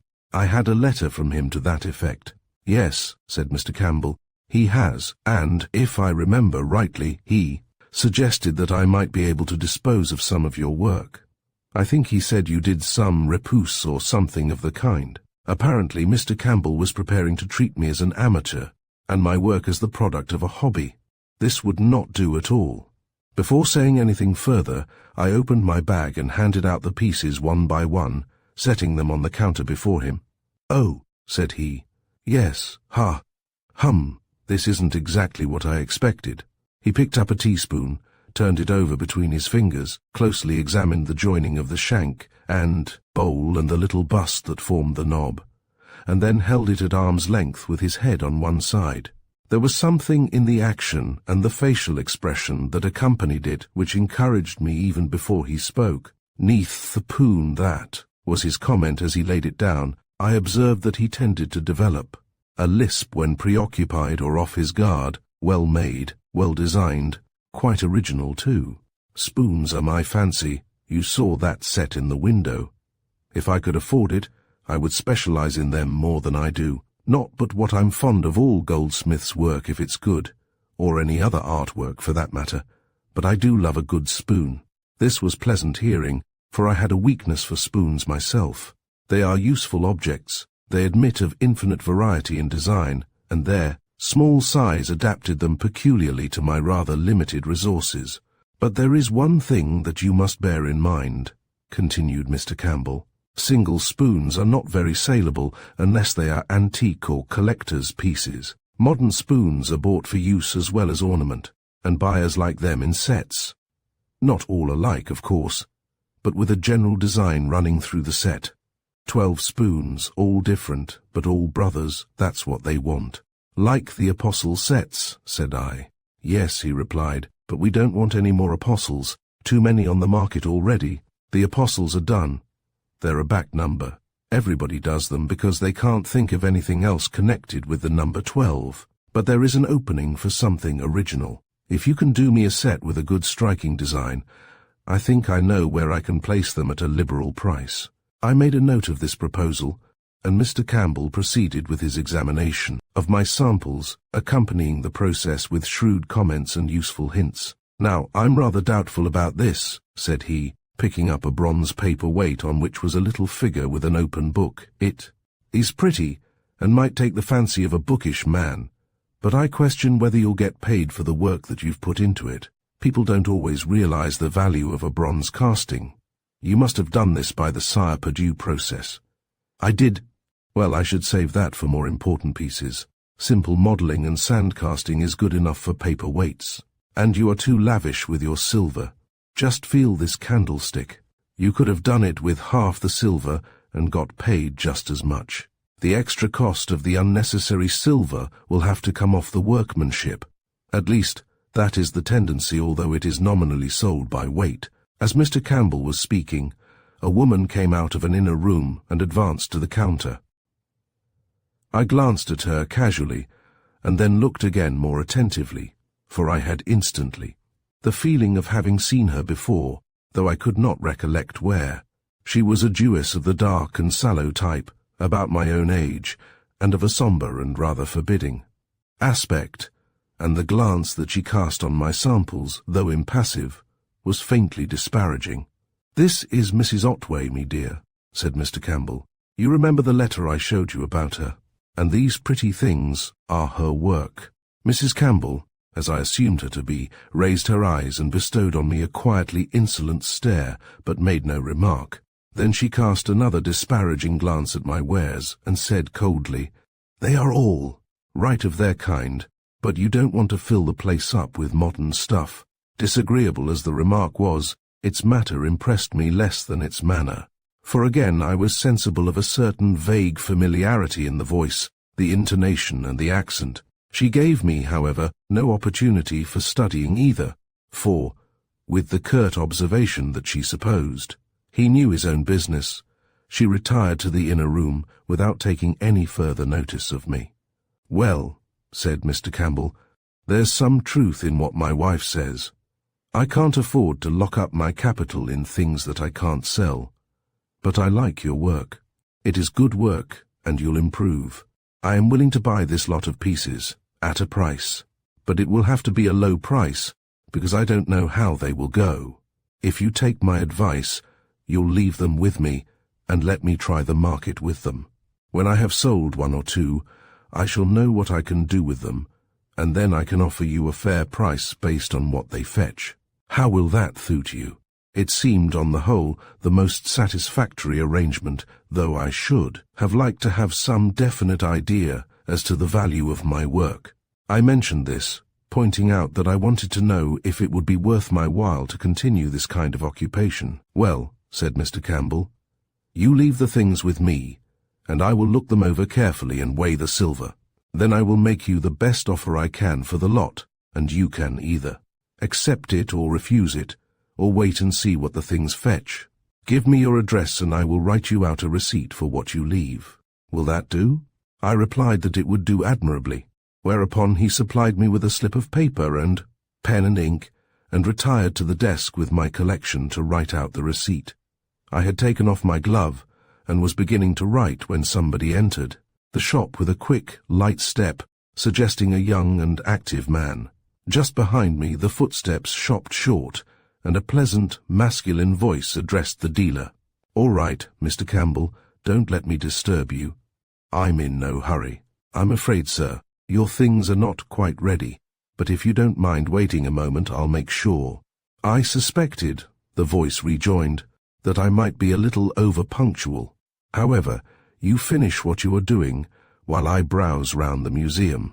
At the first sound of the voice my pen stopped short, and it seemed as if my heart stopped too, though it soon began to make up for lost time. I was disconcerted and vaguely annoyed that a small surprise should set up such a disproportionate disturbance.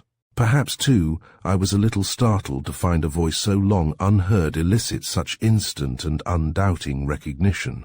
But I recovered immediately and resumed my writing, though, to be sure, the pen point no longer traced the firm and steady lines of the first written words. Meanwhile, Mr. Campbell had completed his receipt, and we now exchanged our documents, I checking his list of my sample works, and he scanning my address with apparent surprise. "Well Close Square," he read out. "There is a Well Close Square somewhere down Wapping Way." "It won't be that one." "Yes, but I think it is actually in Ratcliffe. When shall I hear from you?" "I will write and post the letter this evening." "Thank you, Mr. Campbell." "Good morning." As we exchanged bows, I turned and met the newcomer approaching the counter. He glanced at me, at first without recognition, then he looked again. "Why, surely it is Miss Vardon," he exclaimed. "Wrong, Mr. Davenant," said I. "It is Mrs. Otway. But that is a mere quibble. I am the person whom you knew as Miss Vardon." "Well, well," said he. "What a piece of luck to meet you, and here of all places. Is this a peculiarly unlikely place, then?" I asked. "Well, I suppose it isn't really. At any rate, I mustn't let Mr. Campbell hear me say that it is. Do you mind waiting a moment while I settle my little business with him? I want to hear all your news." His little business amounted to no more than an arrangement that he should call in about 3 days. For his things, whatever they were, and when this had been settled, we left the shop together. "Which way are you walking?" he asked. "I really don't know," I answered.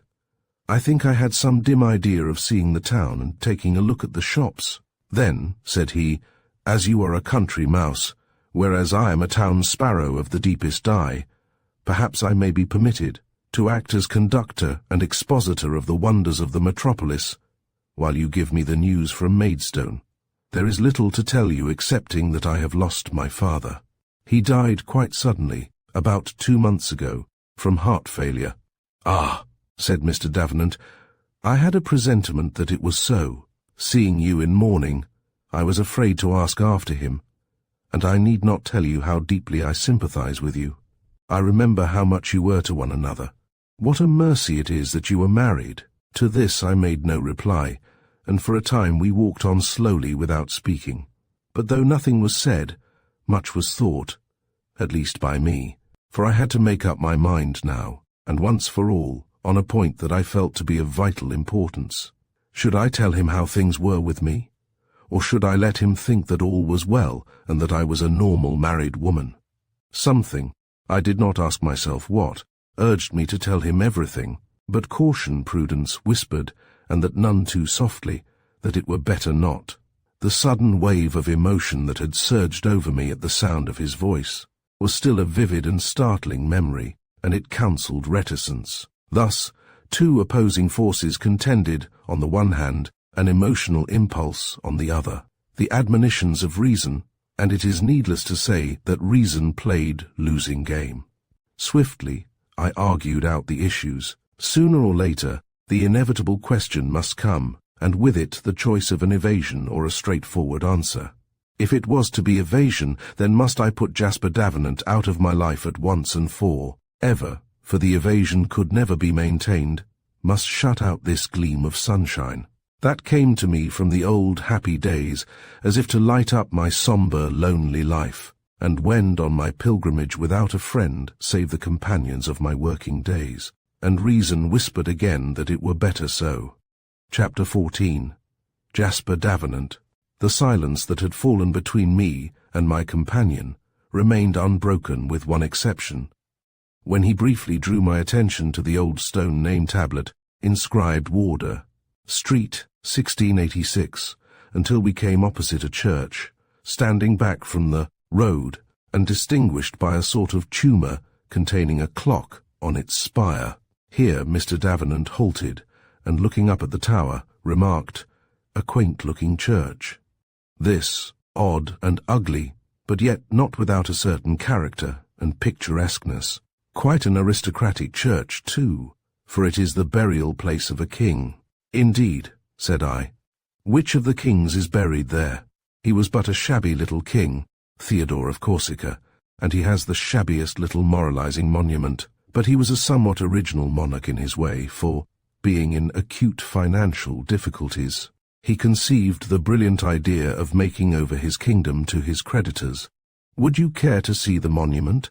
I assented, without enthusiasm, and we mounted the steps to the grimy churchyard, where presently, against the wall of the church, we found the monument. And still, as we deciphered the weathered inscription, I debated the question, whether I should or should not tell him, and still I reached no conclusion. "By the way," my companion said, suddenly, "I am acting the showman on the assumption that you are the complete and perfect country bumpkin. But perhaps you are by now a fully acclimatized Londoner. How long have you been living in town?" "About a month."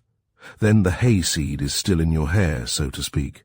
I still address a country cousin, and have not presumed unduly, though no doubt you are beginning to learn the rudiments.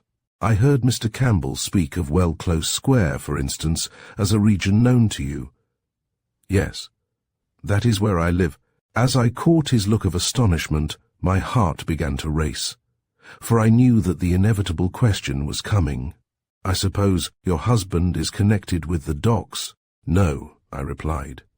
"And he doesn't live at Well Close Square?" "I am not living with my husband, Mr. Davenant. I never have lived with him, and it is not my intention ever to live with him. The deed was done, the murder was out, and though I knew that I had taken the wrong course, I drew a deep breath of relief. As to Mr. Davenant, he was, for a few moments, too much taken aback to make any comment. At length he said, somewhat gloomily, "I am sorry to hear this, Mrs. Otway. Very sorry. It sounds as if your domestic affairs were not very comfortable." "They are not," I answered. "But, as I have told you so much, I should like to tell you what the position really is." "Would you mind?" "Mind?" he exclaimed. "Of course I want to know, if you are willing to tell me. Aren't we old friends? I am most concerned about you." "And thank you, Mr. Davenant. I should like to tell you how this extraordinary position has come about. Shall we sit down? This place is quieter than the street." He dusted the wooden bench with his handkerchief, and we sat down, just below the shabby monument of the poor little bankrupt king. And there I told once again that tragic story of cross purposes and well-meant blundering. I had intended to give him but a bare outline of the catastrophe, but it could not be, for the bald fact was that I had sold myself to Mr. Otway for money, and my womanly pride and self-respect would not be satisfied with anything short of a complete justification, such as might be accepted by a scrupulous, high-minded man.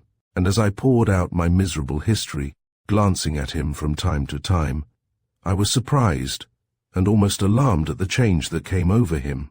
He was a sunny-natured man, buoyant, high-spirited, playful and humorous, though all in a quiet way.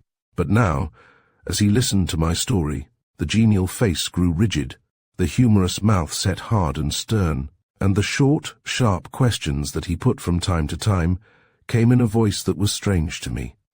"So now," said I, when I had come to the end of my recital, "you will understand why I refuse to recognize this marriage, and why I elect to live the life of a spinster, though without a spinster's privileges." In a moment his face softened, and his clear hazel eyes looked into mine with grave tenderness. "Yes," he said, "I understand. I wish I could say more. I wish I could tell you adequately how I grieve for you, for all the sorrow that you have had to endure, and for the maimed life that lies before you. But words are poor instruments." He laid his hand on mine for an instant, and added, "Yet I hope you will feel what I want to express in these threadbare phrases."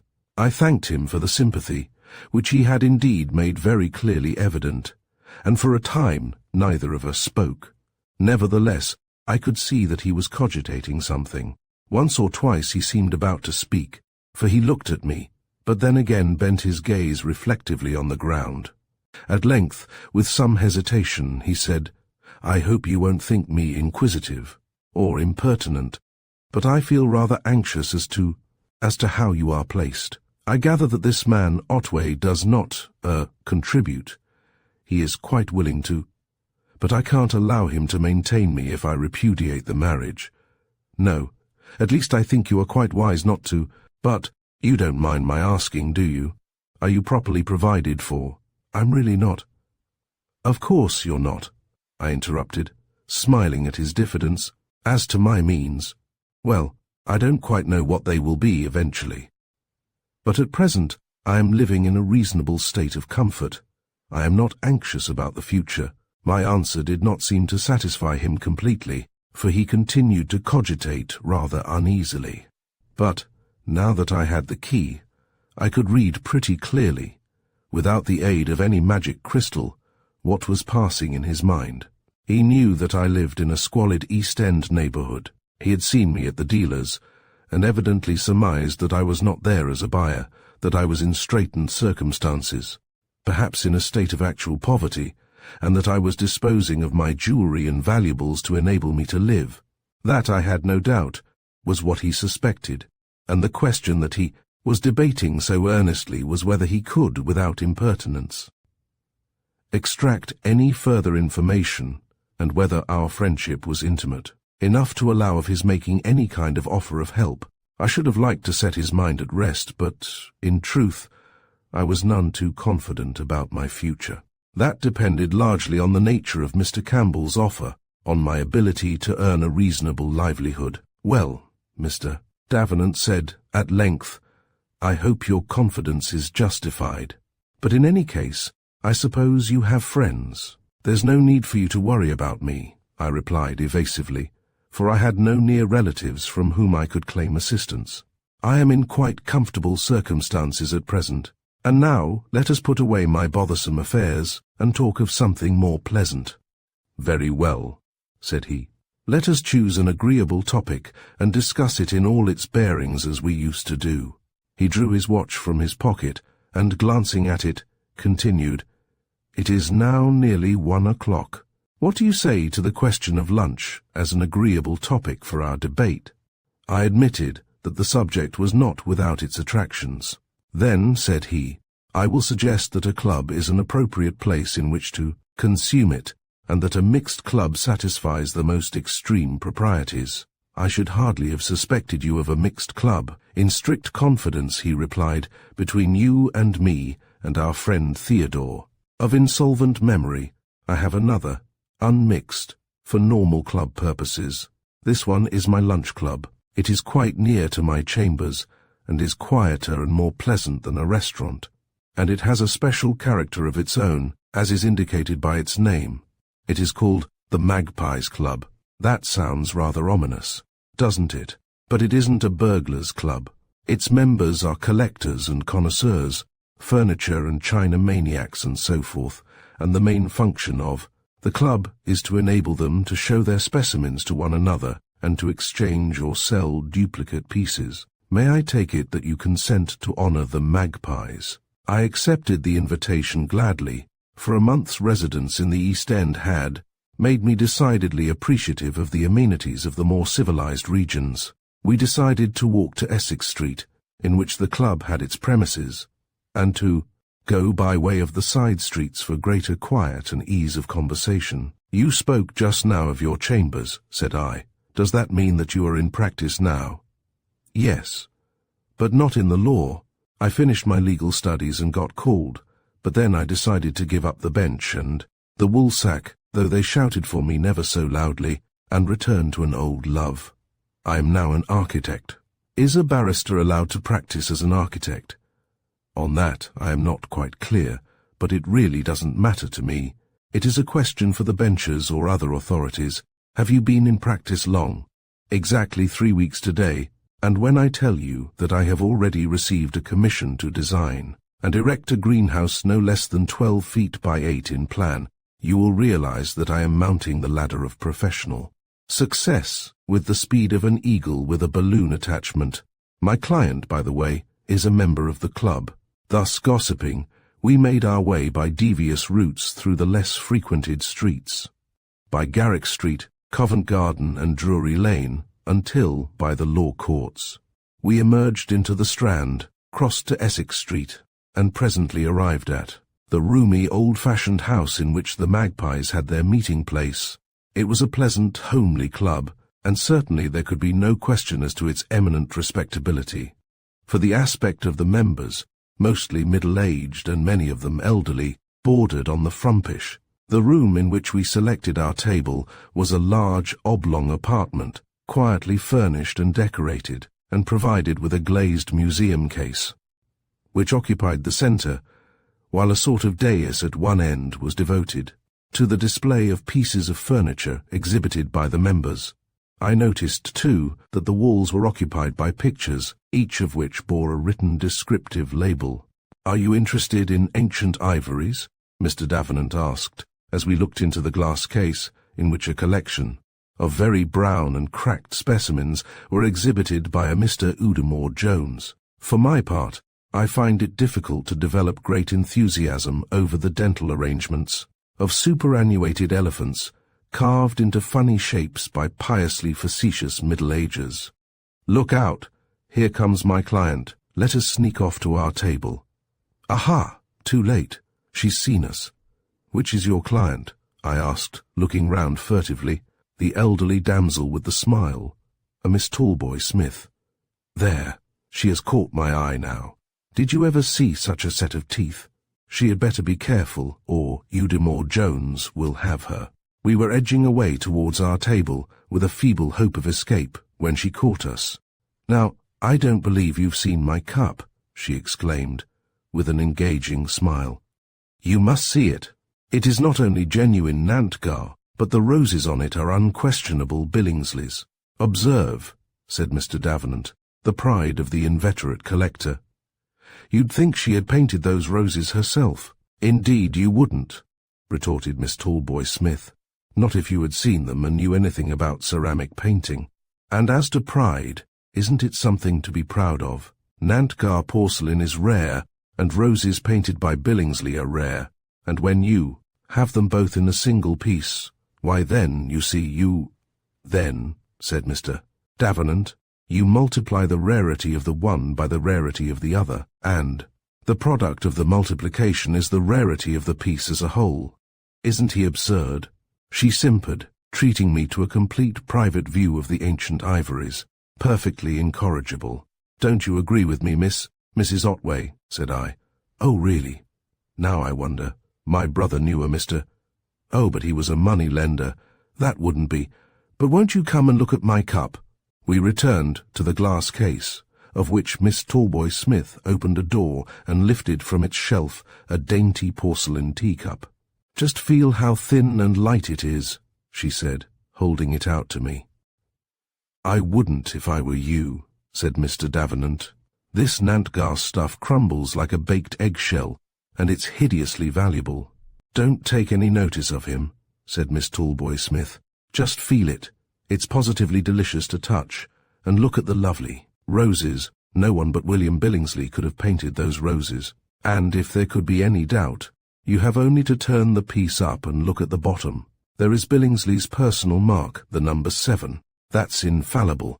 I took from her hand the delicate, translucent cup, and was admiring the freedom and softness of the flower painting when she drew nearer and said in a warning whisper, Here comes Major Durham Brown. If he tries to sell you anything, don't buy it.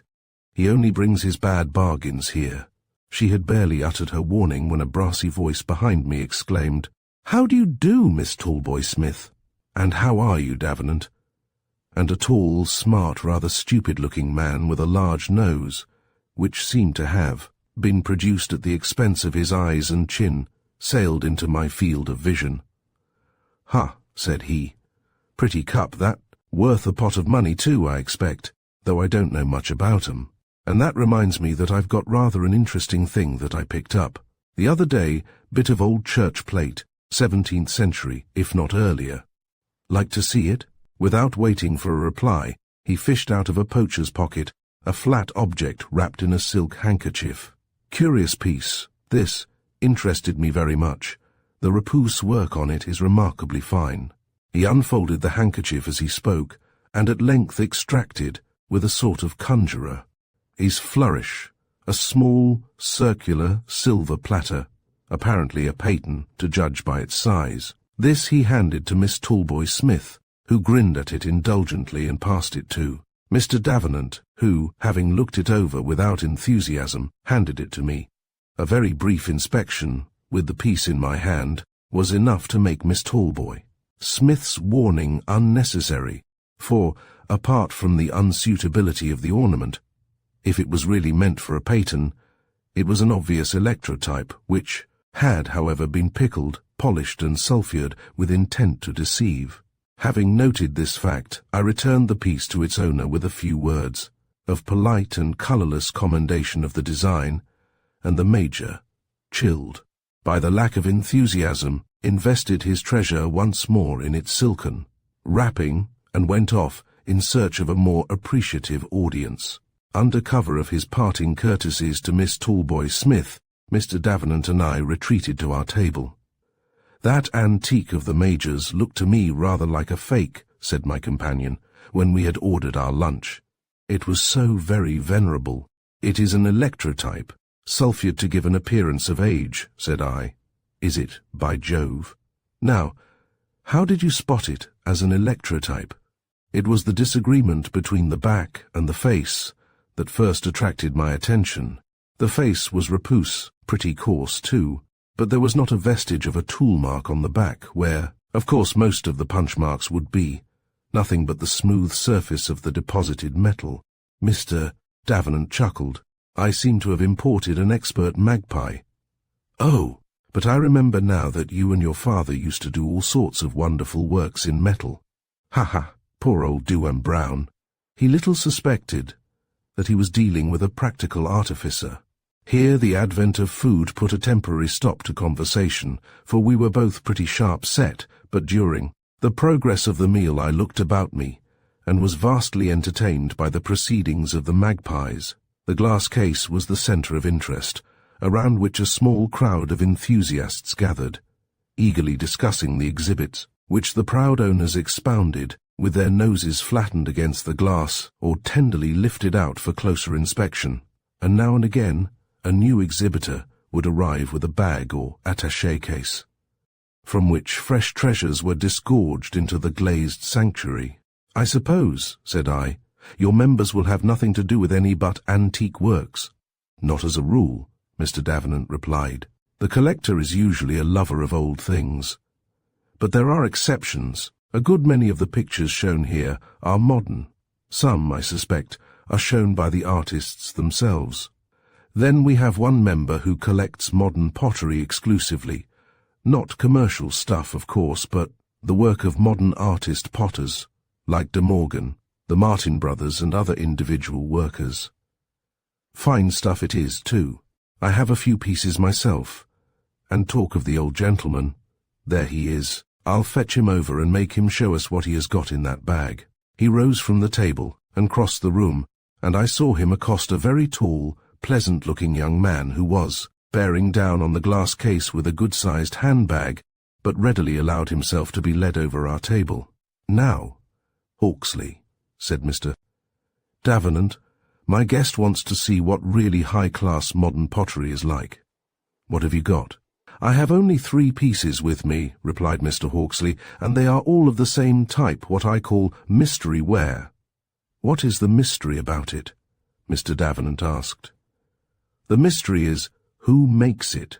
As far as I know, there is only one dealer who has it, and he absolutely refuses to say where he gets it. I have never seen any of it exhibited, excepting here, and nobody can tell me the name of the potter or anything about it beyond the fact that it seems to be the exclusive monopoly of this one dealer, and that he has very little of it, and charges accordingly. But it is wonderful stuff." He lifted out of his bag a couple of jars and a bowl, handling them with that curious delicacy that one often notices in persons with large, strong, supple hands, and placed them carefully on the table. "You see," he continued, "there are 2 methods of treatment, which are sometimes combined, as on this jar, and these 2 styles are based on 2 very different types of old work. The old English slipware, such as the Rotham and Staffordshire, and Toft ware, and the old French Henri deux, or Oiron ware. In the one, the ornament is produced by laying on pipes or threads of coloured slip, that is, clay in the semi-liquid state; in the other, by inlaying coloured paste or enamel in cavities in the body, which seems to be made with tools like those used by bookbinders. This covered jar, which looks almost like a piece of fine Japanese cloisonne, and this bowl show the inlay method. And this other jar is an example of the slip decoration, but with 1 or 2 spots of enamel inlay." "I think I prefer the pure inlay," said Mr. Davenant. "So do I," said Mr. Hawksley, "and so, I think, does the artist. All his finest work is done by the inlay method, though he uses the slip decoration with such skill and taste that it is virtually a new method. The old Rotham Toft ware looks very primitive by the side of this scholarly, refined work." I turned the 3 pieces of pottery over in my hands and warmly commended the judgment of the collector.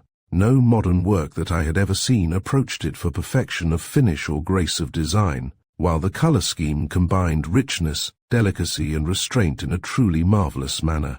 It seemed to unite the brilliancy of enamel to the sober beauty of old tapestry, and even the little blue bird, inlaid on the bottom of each piece to form the potter's mark, was finished with care and taste.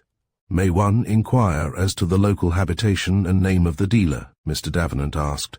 "You may," was the reply. "His name is Maurice Goldstein, and he is to be found at number 56, Hand Court, Holborn, and I should like to wring his neck." We both laughed at the vindictive tone in which this benevolent wish was uttered, and at the sudden ferocity of aspect that swept over the usually good-humoured, kindly face. "Why this homicidal craving?" Mr. Davenant asked. "Don't you see," the other demanded indignantly, "that this infernal goldswine— I beg your pardon."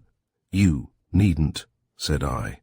"That this miserable huckster is grinding the face of some poor artist, that he is not only devouring the earnings of this industrious, painstaking worker, but, for his own paltry profit, He is robbing that artist of the credit, of the fame, to which his genius and his enthusiasm entitle him. Look at this lovely jar. I gave that mean worm 10 guineas for it. How much do you suppose he gave the potter? 10 shillings, perhaps, suggested Mr. Davenant. Probably not much more, though there is getting on for a week's work in it. Still, I said, with a mischievous desire to stir up his indignation, afresh. The potter probably enjoys making these beautiful things. The work is its own reward. I can't agree to that, Mr. Hawksley rejoined warmly. He doesn't enjoy being hard up and having to work for a pittance. Besides, it isn't just. This man makes a jar that is going to give me a lifelong pleasure. I want to pay him for that pleasure. I want to know who he is, to shake his hand and thank him and tell him that he is the salt of the earth. And this Shylock hides him away and just feeds on him like the beastly parasite that he is. He gathered up the treasured masterpieces and, having wished us adieu, with a sudden return to his customary geniality, crossed to the glass case to find a vacant niche for his samples of mystery ware. I like Jack Hawksley, said my companion as we watched him. So do I agreed warmly. He takes a human interest in the artist. I wish more collectors were like him. Yes, said Mr. Davenant. He is a good type of rich man. Would that there were more Hawksleys. He poured out the coffee which the waitress had just brought and then asked, "What do you think of this club? As a feeding and resting place, I mean. It seems a comfortable, homely place, and the members and their exhibits are quite interesting. I find it so. You wouldn't care to join, I suppose. It is cheap, as clubs go, 5 guineas a year and no entrance fee. I should think you would find it a great convenience, living so far from the centre of town. It would be a great convenience. But should I be eligible? I am not a collector, you know." "No, but you are something of an expert. At any rate, Hawksley and I would manage the formalities. Think it over, and if you decide to honour us, drop me a line. This is my address, -56, Clifford's Inn." He handed me his card, and when he had made a note of my address, I prepared to depart. "I have wasted a fearful amount of your time, Mr. Davenant," said I, "but it has been a very pleasant interlude for me. Has it really? I hope it has. For my part, I have enjoyed myself just as I did in the old days when you used to. Let me wag a philosophic chin at you, and I am reluctant to let you go so soon. Mayn't I see you to the station, or wherever you are going? I thought of walking back to get myself acquainted with London. Then let me put you on the right road and show you some of the short cuts. But what about your work?" He regarded me with that quaint, humorous smile that I had always found so attractive. "My work is, at present, of a somewhat intermittent type. This is one of the intermissions. Let us fare forth and study the architectural beauties of the metropolis." And we fared forth accordingly. The short cuts discovered by my companion did not in the least conform to Euclid's definition of a straight line, and their brevity was relieved by sundry excursions into alleys and by streets and incursions into churches and other ancient buildings. They led us by way of the Temple and its old round church, Mitre Court, Fetter Lane, Neville's Court, Gough Square, and so to St. Paul's Churchyard and into the Cathedral, thence by Paul's Alley, Paternoster Row, Cheapside and Lombard Street, dropping into 1 or 2 churches on our way, until we came out on Great Tower Hill and drifted slowly down Royal Mint Street. And all the while we gossiped pleasantly of this wonderful city and its wonderful, inexhaustible past, and my guide expounded, with all his old gaiety and brightness, and with astonishing knowledge of his subject, until I had almost forgotten Well Close Square and the sinister shadow that hung over my life, and seemed to be back in the untroubled days of my girlhood. But not quite, for even as I talked, or more often listened, with the liveliest interest and pleasure, a project was maturing in my mind. I had, in fact, conceived a brilliant idea. Mr. Davenant's suggestion that I should join the club had started a train of thought that ran as an undercurrent, in the subconscious mind perhaps, as Lilith would have said. It had begun vaguely when I saw the modern pictures on the walls, and the modern works in the glass case, and the Major hawking round his little platter.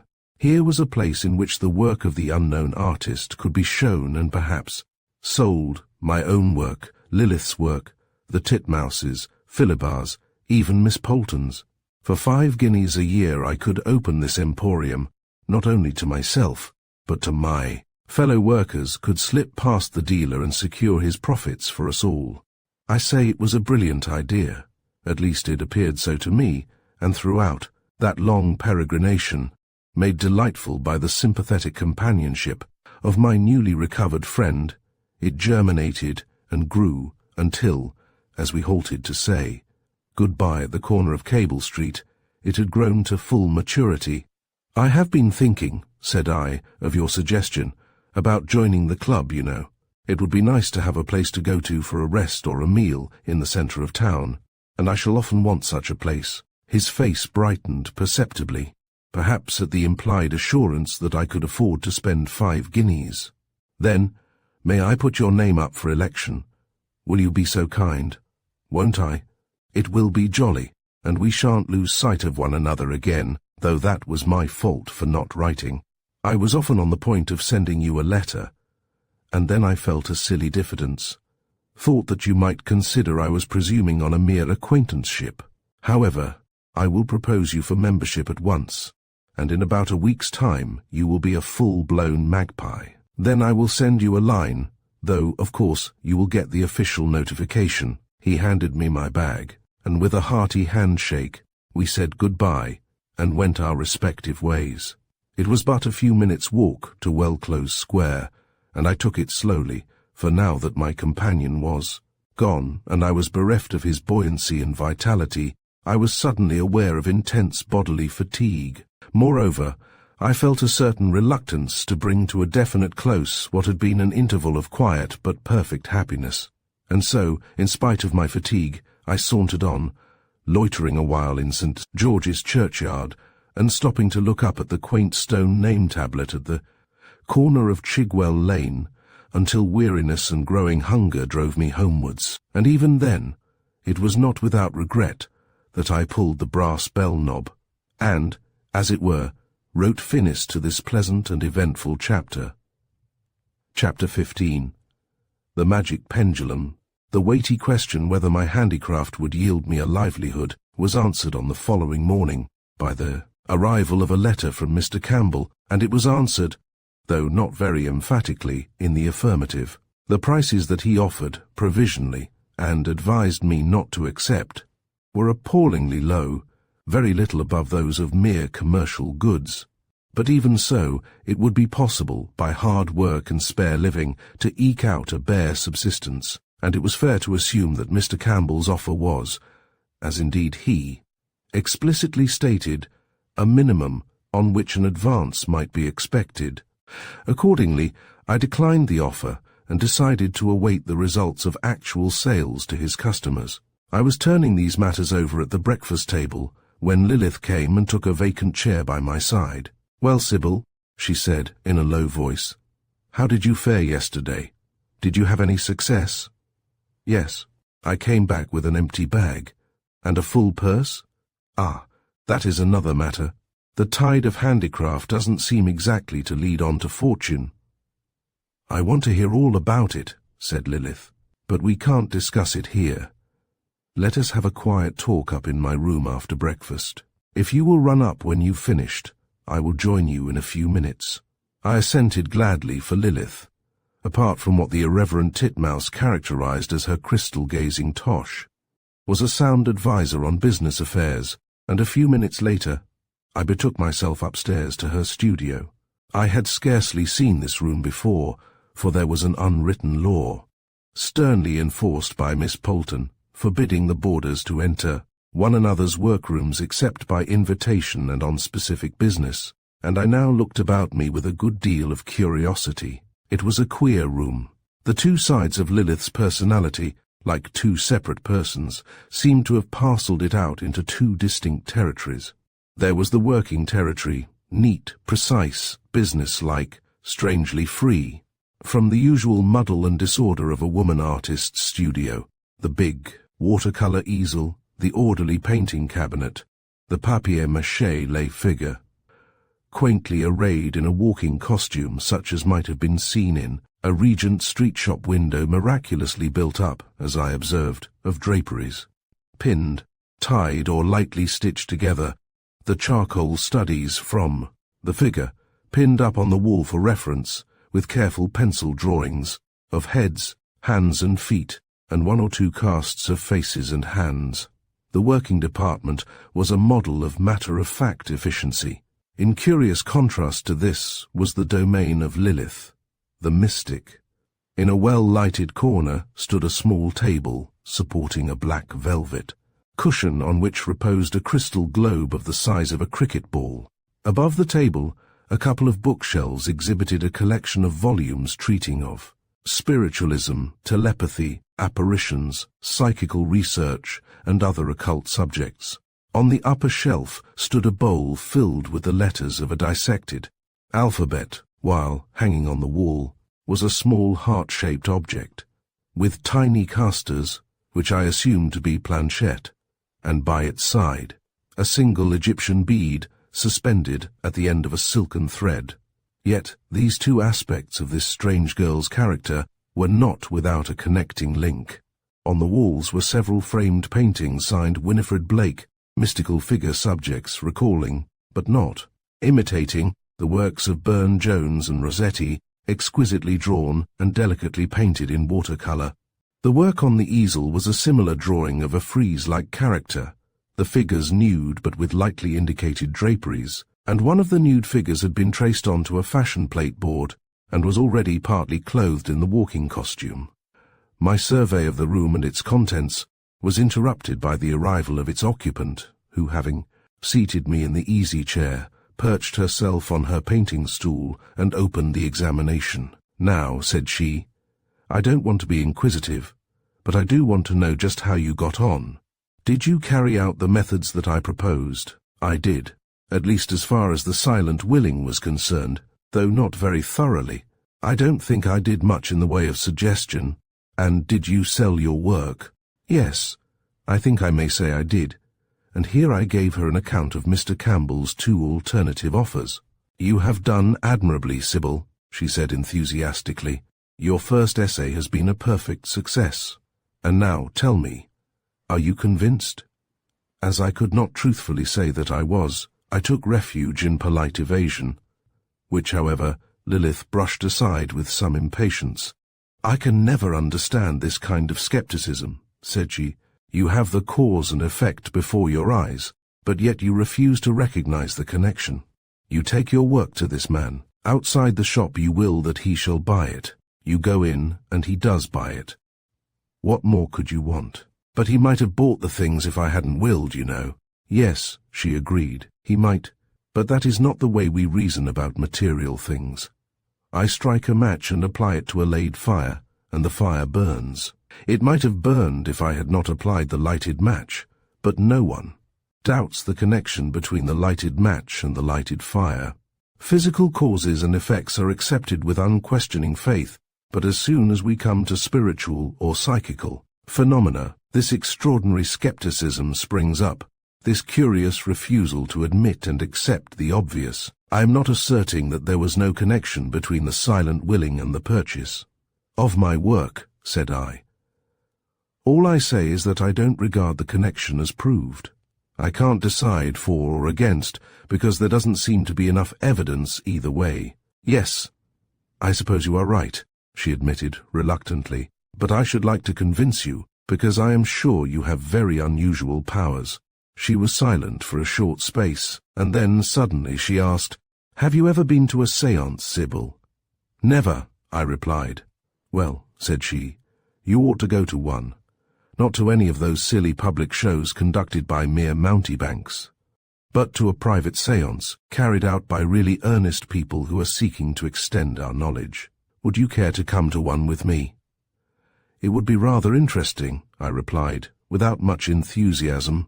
"It would," said she. "You were speaking of evidence just now.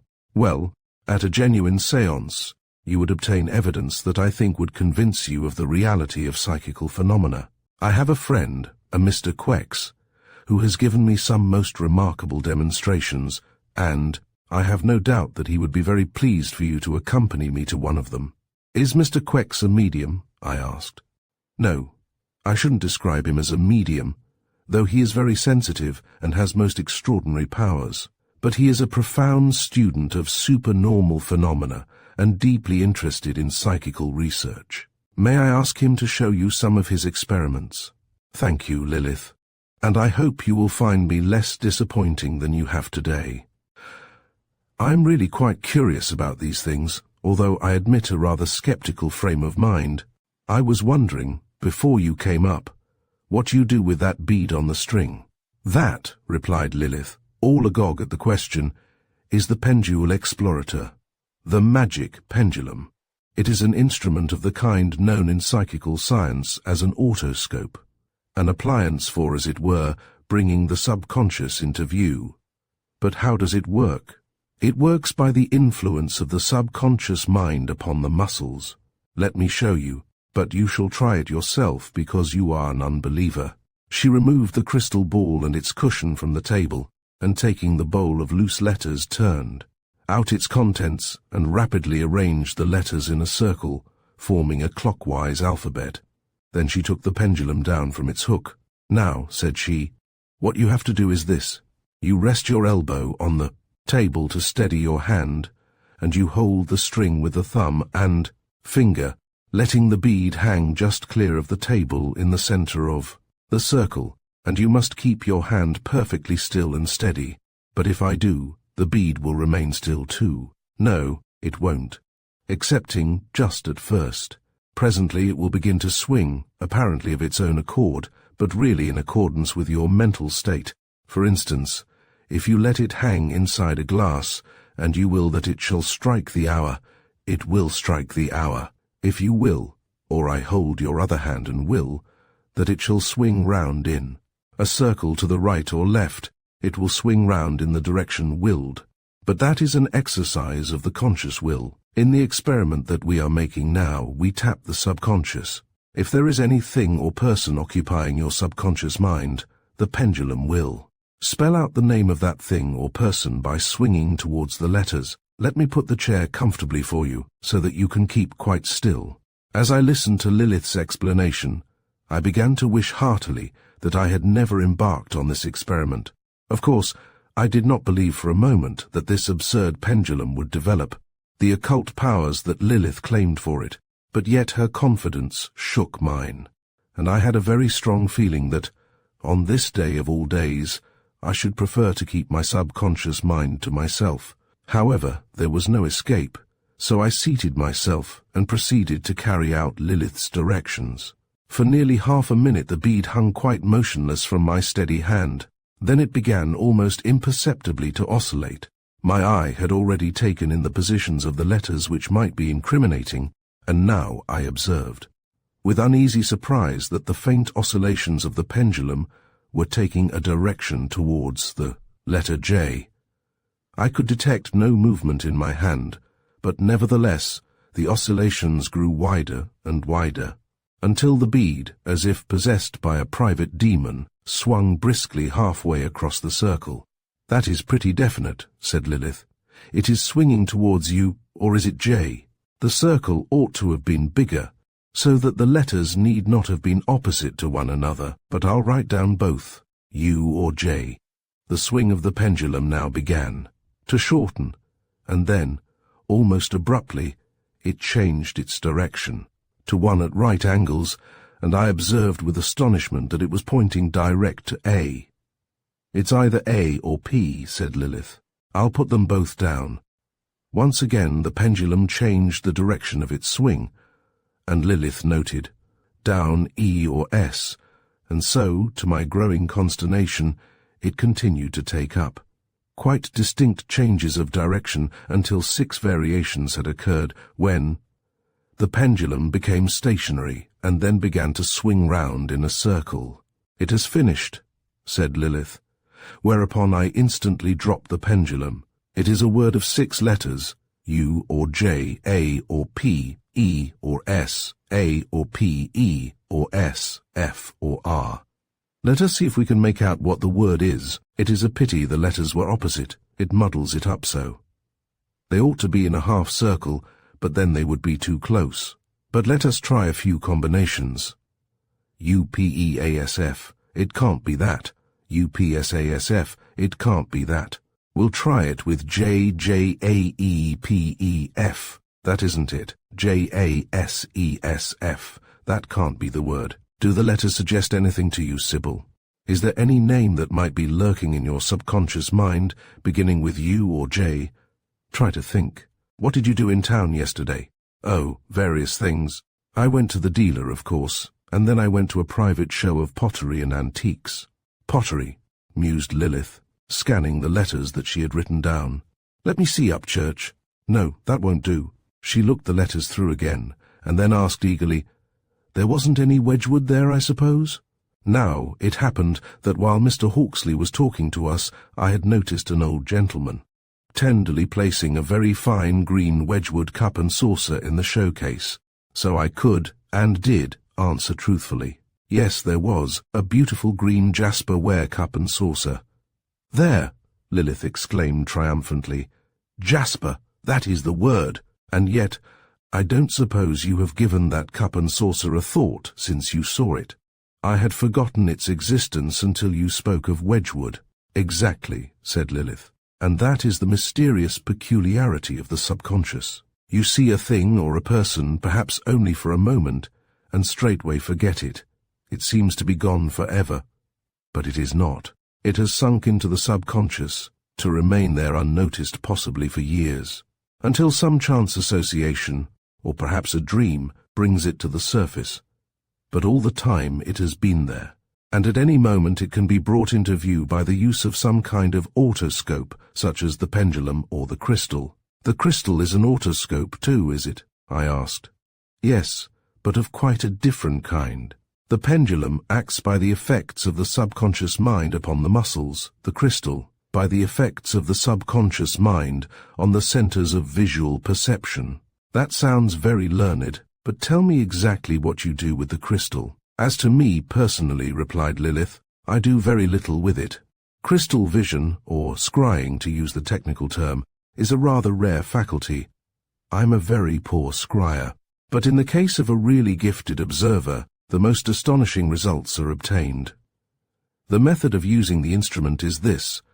The scryer sits in a restful position with the crystal before her. All the best scryers, I think, are women, and gazes steadily at the bright lights in it, keeping the conscious mind in a passive state, thinking of nothing, in fact.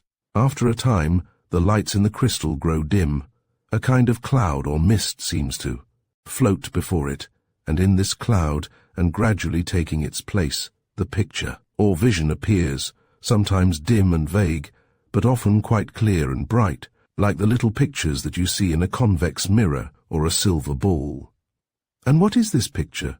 I mean, what is its subject? That varies. It may be a scene from the past that had been forgotten by the conscious memory, or something that never happened at all, just a jumble of bits of memory like a dream. Or it may be the picture of some event that is going to take place in the near future.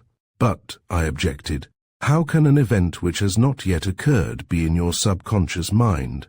I know, said Lilith. The whole subject of precognition is a very difficult one. But there seems to be no doubt that prophetic visions do really occur. And then there is clairvoyance, seeing across space and through obstacles. A really gifted scryer, by concentrating her thought on a particular person or place as she looks into the crystal, can see that person or place, no matter how great the distance may be, can see exactly what the person is doing or what is happening at the place. Really, I exclaimed. That sounds like rather an undesirable faculty. Doesn't it strike you, Lilith, as a very great intrusion on the privacy and liberty of the subject to scry a person without his or her consent? Supposing the scryer should happen to discover the scried one in the act of taking her or his morning tub. Wouldn't it be rather a liberty? Lilith laughed, but I could see that the idea was new to her. You are dreadfully matter-of-fact, Sybil.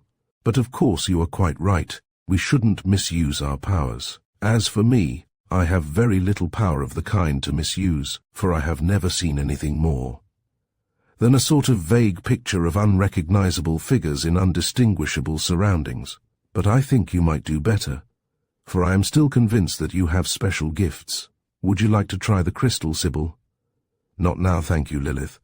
We ought to get to work after all this gossip.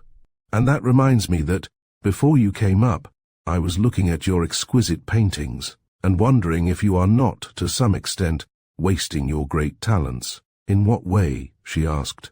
Of course, I said, these designs would make magnificent tapestries or wall decorations. But if you can't get a wall, you might condescend to a smaller surface. Have you ever tried designing and painting a fan?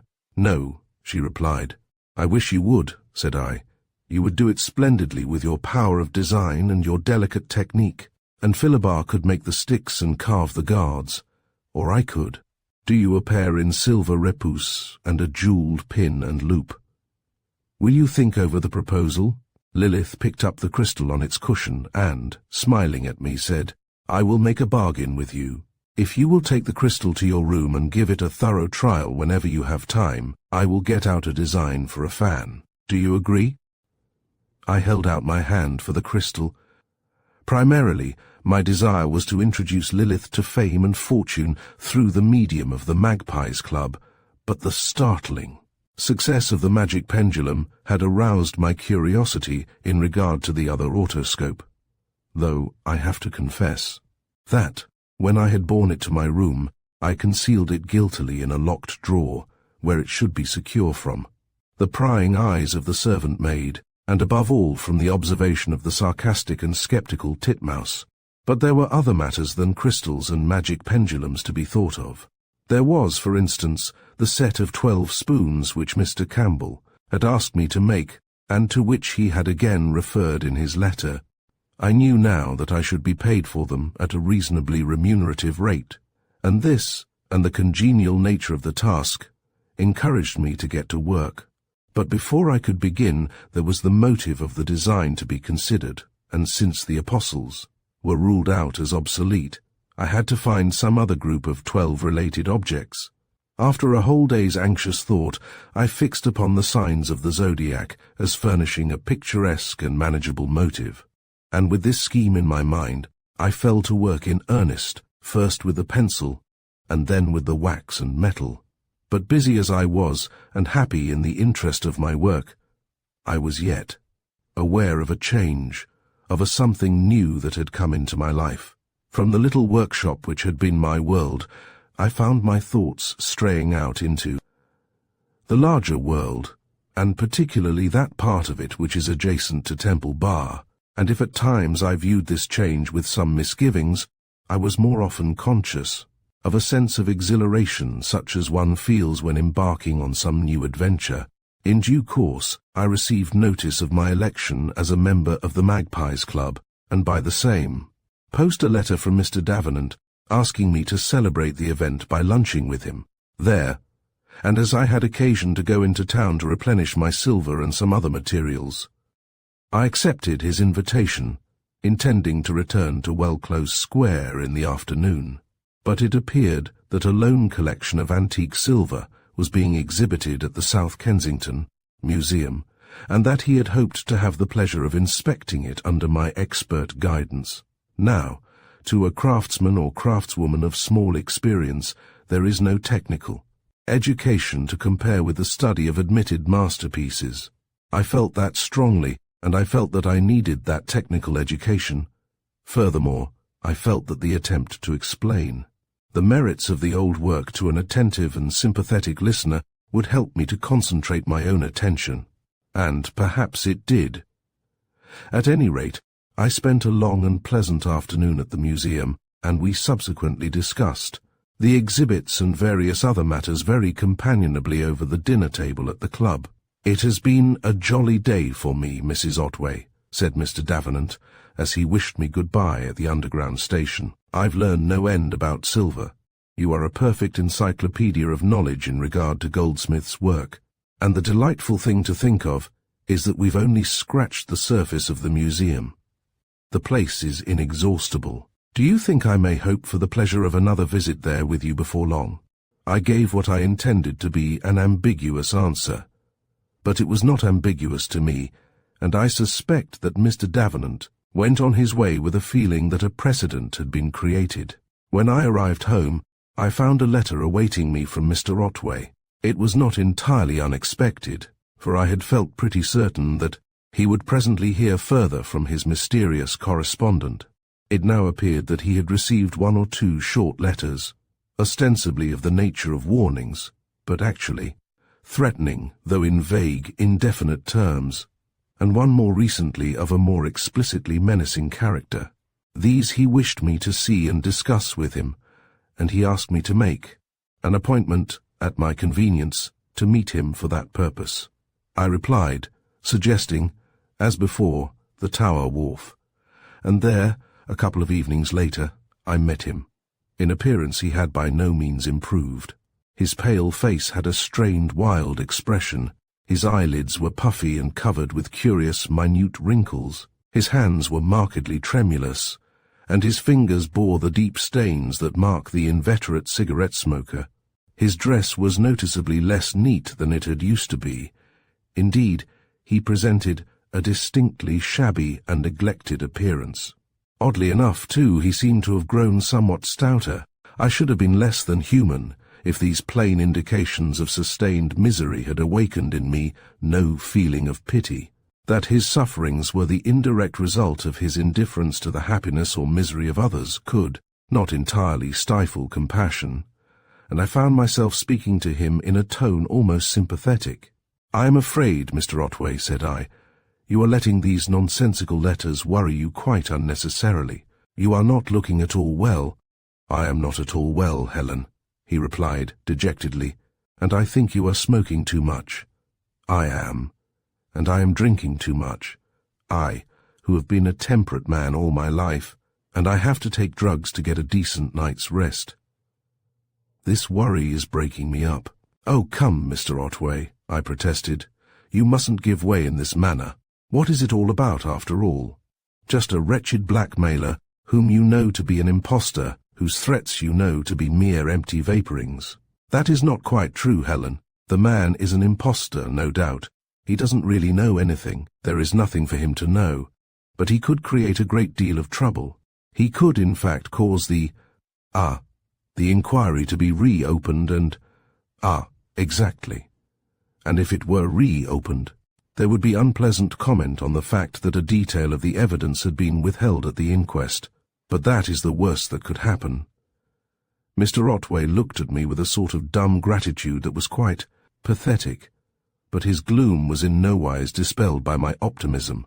"It is very good of you, Helen," said he, "to speak in this cheerful, confident tone, but I assure you, you minimize the danger. There is no saying what construction might be put upon the suppression of that detail, what considerations of motive might be read into it, especially as there was what they would call collusion between us to suppress it. But let me show you the last letter. The others are of no consequence." He produced his wallet, and after some awkward fumbling, drew out the letter, which he held out to me with a hand that shook so that the paper rattled. Like the last, it was typewritten unskilfully, and characterized by the same semi-illiterate confusion in the wording, which ran thus: "Mr. Lewis Otway, the writer of this warns you once more to look out for trouble. The person that I spoke of knows that something was held back at the inquest.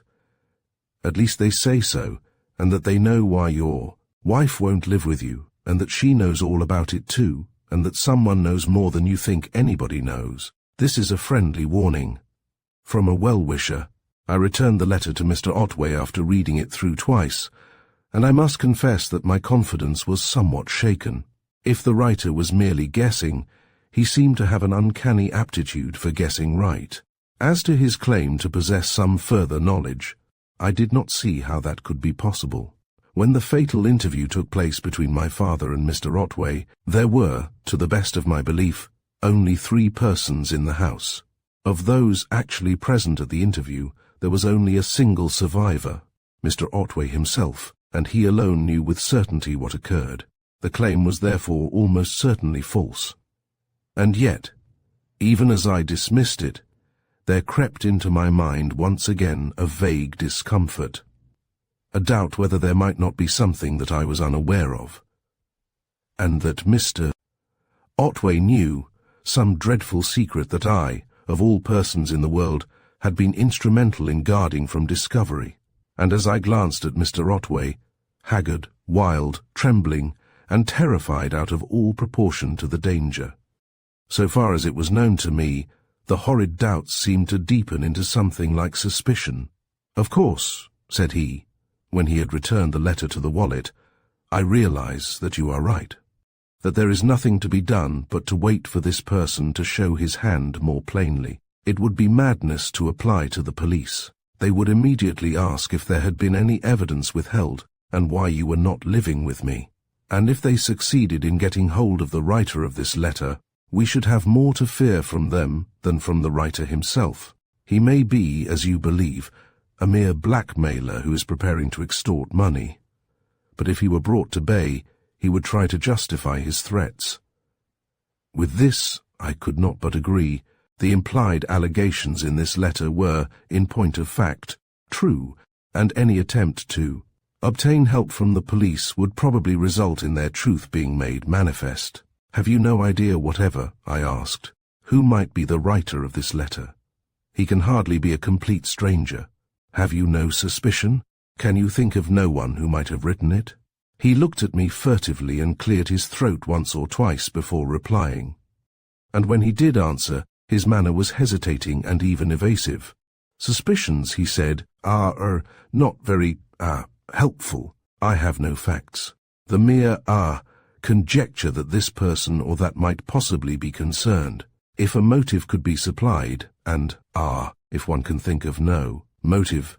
He left the sentence uncompleted, giving me the vague impression that he was reserving something that he did not wish to discuss. We were silent for some time, and I was beginning to consider bringing the interview to an end, when he suddenly turned to me with a gesture of appeal. "Helen," he said earnestly, "is it not possible for me to prevail on you to reconsider your decision and, to terminate this unhappy separation? Consider my loneliness, Helen, my broken health, and this trouble, which is our joint trouble, and, Mr. Otway," I answered, "it is not possible. I assure you it is not. I am deeply distressed to think of your unhappiness and to see you looking so ill, but I could not entertain what you suggest. You must remember that we are strangers. We have never been otherwise than separated. As we are, so we must continue." "You don't mean that we must always remain apart?" he exclaimed. "It was only meant to be a temporary separation. At any rate," I rejoined, "the time has not come to consider a change, but I shall be glad to hear how things go with you, and to give you any help that I can." I rose and held out my hand, which he took reluctantly though it was. The first time that I had ever offered to shake hands with him. "I am driving you away, Helen," he said. "No, indeed," I replied. "I had to go." "You will write to me if anything fresh happens." He promised readily, and we turned and walked away in opposite directions. When I had gone a little way, I paused to look back at him, and as I noted, his dejected droop and his air of something approaching physical decrepitude, I felt a pang, not of remorse, but of regret that I could not in some way lighten the burden of his evident misery. It is true that his unhappiness was of his own making, and that in wrecking his own life he had wrecked mine and my father's. But vindictiveness is a character alien to the civilized and developed mind. For what he had done, I still loathed him. But it pained me to think of the haunting dread, the abiding fear that was his companion night and day. Chapter 16. The Sweated Artist. I had told Mr. Otway that I had to go, but I did not tell him why. If I had, he would probably have been considerably startled. For the fact is that while we were talking, I had formed a resolution which had rapidly matured. The resolution to go to Dr. Thorndyke and make a clean breast of the whole affair. He had invited me to call on him and report from time to time, especially if I should be in need of advice or help, and I had been intending to write and propose a visit. Now, however, I decided to call on the chance of his being disengaged. and if he should be unable to see me, to make an appointment. From the Tower Wharf, I made my way quickly to Mark Lane, noting as I entered the station that it was 5:45, and as the train rumbled westward, I turned over the situation and decided on what I should say. That some trouble was brewing, I had little doubt, and though I did not share Mr. Otway's alarm, I was more than a little uneasy, for at the best, the reopening of the inquiry into my father's death must entail a scandal and exhibit my conduct in a decidedly questionable light, and such a scandal would be a disaster. As a discredited witness, how could I face my comrades at Close Square, and how should I stand with Jasper Davenant? These were unpleasant questions to reflect on, and underneath these reflections was the uneasy feeling that perhaps there was something more in Mr. Otway's fear than was known to me, something of which I had hardly dared to think. From the Temple station, I found my way without difficulty to Dr. Thorndyke's chambers at number 5A, King's Bench Walk, and was relieved to find the outer oak door open and a small brass knocker on the inner one tacitly accepting the possibility of visitors. I plied it modestly and was immediately confronted by Mr. Polton, whose countenance, at the sight of me, became covered with a network of benevolent and amicable wrinkles. The doctor is up in the laboratory looking over his apparatus, but I expect he has nearly finished. I'll go and tell him you are here. Have you had tea? I had not, and admitted the fact, whereupon Mr. Polton nodded meaningly, and having offered me an armchair took his departure. In a minute or two, Dr. Thorndyke entered the room and greeted me with a cordiality that put me at my ease instantly. I have been wondering when you were coming to see me. In fact, I have seriously considered calling at Close Square to see how you were getting on. Polton will bring you some tea in a moment, and then you must tell me all your news. I hope you are comfortable in your new home. I am very happy indeed, Dr. Thorndyke, and very grateful to you for finding me such a congenial home. And I have made quite a promising start in my new profession, too. But I have really come to ask your advice, and to make a confession. A confession, said Dr. Thorndyke, looking at me gravely. Is it necessary, and have you given it due consideration? Yes, I think so. There is only one point. I should have told you this secret before, but as another person is involved in it, I felt that it would be a breach of confidence. But I now feel that my legal adviser should be told everything. That is so. Advice can only be based on known facts, and I may say that anything that you may tell me in my professional capacity is a privileged communication. A lawyer cannot be compelled to reveal anything that his client has told him, and is in fact forbidden to do so. You are therefore committing no breach of confidence in giving me any necessary information. I am glad to know that, because when I last spoke to you about my affairs, I held back something that you may consider important. Something relating to the inquest, he asked. Yes. Did you suspect that I had? I suspected that Mr. Otway was holding something back when he gave his evidence. But here is your tea with all the little ladylike extras, just to show you what an old bachelor can do in the way of domestic miracles. I am ashamed of you, Polton. I call that embroidered tea-cloth sheer ostentation. Mr. Polton laid out the dainty service, beaming with satisfaction at the doctor's recognition of his efforts to maintain the credit of the establishment, and as he went out, I heard him close the outer door. Polton evidently smells a conference, commented Dr. Thorndyke. The infallible way in which he always does the right thing without a word of instruction almost makes me believe in telepathy, which might be awkward if he were not as secret as an oyster. Now don't hurry, but tell me quietly what you want me to know. Thus encouraged, I gave him the suppressed facts relating to the loaded stick that I had seen in Mr. Otway's hand, and then told him about the mysterious letters. He listened very attentively, and seemed deeply interested, for he questioned me at some length about Mr.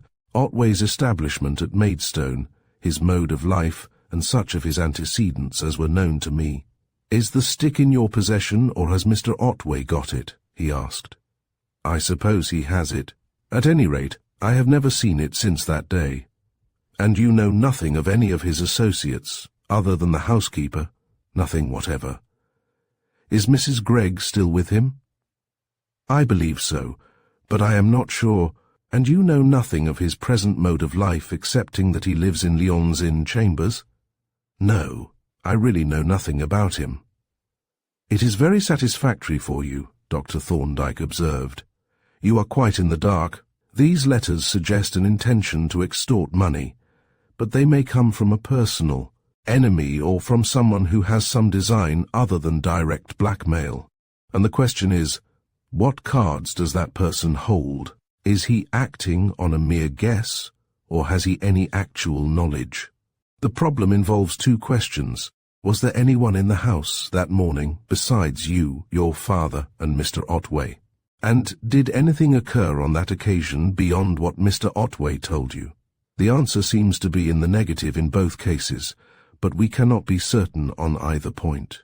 Meanwhile, your position is very unpleasant, and Mr. Otway's still more so, for his apprehensions, though perhaps exaggerated, are not entirely groundless. He has behaved with consummate folly. Whether his account of the tragedy be true or false, if he had had the courage to give it, in full at the inquest, it must have been accepted in the absence of contrary evidence. But that is by no means the case now. If the inquiry were reopened, a jury would tend to regard his suppression of certain facts as evidence of the importance of those facts. As to advice, there is nothing that you can do but try to forget these menacing letters. I will make a few cautious inquiries, though we have very little to go on. And you must let me know at once if there are any fresh developments. This ended the conference, but not the conversation, for Dr. Thorndyke insisted on a full account of my progress as a craftswoman, and even called down Mr. Polton to give an expert opinion on Mr. Campbell's prices, which opinion was to the effect that they were as good as could be expected. So, said Dr. Thorndyke, as I rose to depart, you have justified your rather bold choice of a profession. You have already made it an economic success, and with more experience on the commercial side, you will probably earn a very satisfactory livelihood. This was encouraging enough, backed as it was by Mr. Polton's practical experience, but with the other results of this conference I was much less satisfied. Indeed, my talk with Dr. Thorndyke, though it had relieved me of the burden of concealment, so far from setting my apprehensions at rest, had rather increased them. Not only was it evident that he regarded these mysterious letters as indications of a real danger, but he clearly entertained the possibility that Mr. Otway might have something more than I knew to conceal. In fact, I was by no means sure that he did not suspect Mr. Otway of having killed my father. Here, then, was abundant matter for reflection, and that none of the most pleasant, and during the next few days, my mind was very full of these new complications, of this dark cloud which had arisen over my brightening horizon. Again and again, I recalled in detail the incidents of that terrible morning when my dear father was snatched from me, but no new light, either on the tragedy itself or on these sinister echoes of it, came to me. I even tried Lilith's crystal, having first locked my door, but either my faith was weak or I lacked those special psychical gifts with which its owner credited me. I did indeed get as far as the cloud or mist of which Lilith had spoken, which gathered before my eyes and blotted out the crystal. But that was all. When the mist cleared away, no picture emerged from it, but only the crystal ball, with the diminutive image of my own head reflected on its bright surface. But anxieties sit lightly on the young and healthy. As the days passed, the gloomy impressions faded, and I became once more absorbed in my work. The zodiac spoons were progressing apace, and were going to do me credit, and daily I became conscious of growing facility, of increasing skill, which not only lessened my labor, but was itself a source of pleasure. To do a thing with ease is to do it with enjoyment, and, incidentally, added skill means added speed and greater earning power. Already I began to speculate on what Mr. Campbell's idea of a good price would turn out to be. Moreover, there were other distractions. Once or twice a week I looked in at the club, and these visits had a pleasant way of developing into impromptu jaunts. to picture galleries, exhibitions, museums, and even on one or two occasions a concert or a matinee. Of the relations which were growing up between Jasper Davenant and me, I did not care to think much. Perhaps the ostrich is a wiser bird than we are apt to imagine, for it does, at least, avoid the pains of anticipation. Sooner or later, no doubt, some understanding would have to be arrived at. But meanwhile, Mr. Davenant was a delightful companion, gay, cheerful, buoyant, humorous, but withal a man of earnest purpose and a serious outlook on life. In all our junketings, there was little real frivolity. The fun and gaiety were but the condiments to season the more solid and serious interests, insofar as a friendship between a young man and a young woman, which must necessarily stop at friendship, can be. Our friendship was unexceptionable, but of course there was the qualification. However, as I have said, I let the future take care of itself, and drifted pleasantly with the stream. About this time, I made quite a startling discovery. It happened that in one of my journeys to town, I had seen in a bookseller's window a book on studio pottery, and, thinking that it might be useful to Miss Finch, I had bought it, but had forgotten to give it to her. In the middle of my morning's work, I suddenly remembered the book, which I had put in a cupboard in the workshop, and got up from my bench to take it to her. Her works were at the bottom of the garden, in an outhouse which had once been a shipsmith's shop, but close neighbours as we were, and close friends too. I had only once been in her workshop, when, on an off day, she had shown me her wheel, her lathe, and her small glass kiln. About her work she was extraordinarily secretive, but then she was a reticent girl in general, so far as her own affairs were concerned, though she showed a warm interest in her friends, and was indeed very affectionate and lovable. As I came round the clump of bushes that hid her premises from the house, the silence and repose of the place gave me some qualms, and for a moment I hesitated to interrupt her work. However, I pocketed my scruples and rapped boldly on the door, whereupon the familiar voice, at its highest pitch, several ledger lines above the stave, demanded who was there. "It is I, Peggy, Helen Otway," I replied apologetically. There was a pause of nearly half a minute, and then she unlocked and opened the door, looking rather embarrassed and very pink. "I always lock myself in when I am at work," she explained. "Well, Peggy, don't let me disturb you. I've only brought you a book that I got for you in town." "Oh, come in, Sybil," said she. "Of course I don't mind you." She took the volume from me, and quickly turning over the pages and, glancing at the illustrations, exclaimed, "What a ripping book! I shall enjoy reading it. And how sweet of you to think of getting it for me." She linked her arm affectionately in mine and conducted me into her domain, passing through the outer room, which was devoted to plaster work, the making of moulds and bats, to the clay room, where the little gas engine and the mysterious wheel stood idle, and a general tidying up appeared to have taken place. Here we stood, chatting rather disjointedly, she still turning over the pages of the book with approving comments, and I looking about me with a craftsman's curiosity respecting the materials and appliances of an unfamiliar craft. And here I got my first surprise, for, on a side bench, I noticed a collection of what were evidently bookbinder's tools. Was it possible that the secretive titmouse was a bookbinder as well as a potter? I determined to inquire into this, but meanwhile my attention was attracted by the bench at which she had evidently been working, as suggested by the displaced stool. On this bench stood an object of some size, about 12 inches high, enveloped in a damp cloth. By its side were a spray diffuser, a number of little spatulas and tiny Bond modelling tools, and several little, covered pots of a creamy white earthenware delicately ornamented with floral decoration in a warm blue.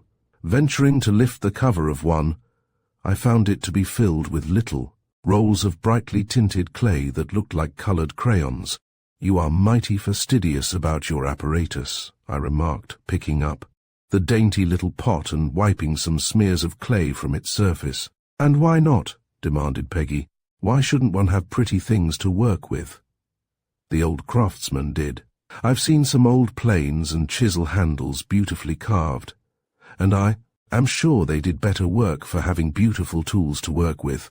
I would have pretty tools myself if I could make them. You shall, Peggy, said I. You shall show me what you want, and I will make them for you. As I was speaking, I absently turned the little pot upside down and glanced at the bottom.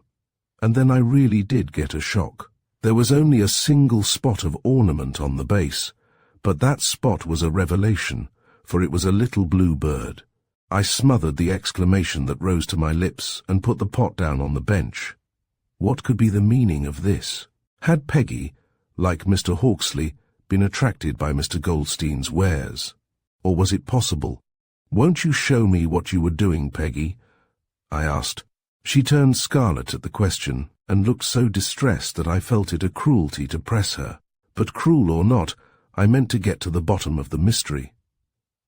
"I'd rather not, Sybil, if you don't mind," she said shyly. "But why? What an extraordinary little person you are." "Well," she said doggedly, "if you must know, I am not allowed to show my work to anyone." "Not allowed by whom?" "By the dealer who takes all my work. For some reason best known to himself, he makes a secret of it. Won't allow anyone to know who makes it. But apart from the dealer, Peggy, you wouldn't mind my seeing your work?" "Of course I shouldn't. I should like you to see it. But a promise is a promise, you know." "Of course," I agreed, and then I stepped quickly up to the bench and, very carefully picking up the damp cloth, lifted it clear of the object which it covered, which turned out to be a jar standing on a small turntable. Peggy sprang forward with a gasp of consternation, but she was too late. The deed was done, moreover, the murder was out, for in the moment when my first glance fell on the jar, Mr. Hawksley's mystery ware had ceased to be a mystery so far as I was concerned. The appearance of the jar was rather curious but perfectly unmistakable.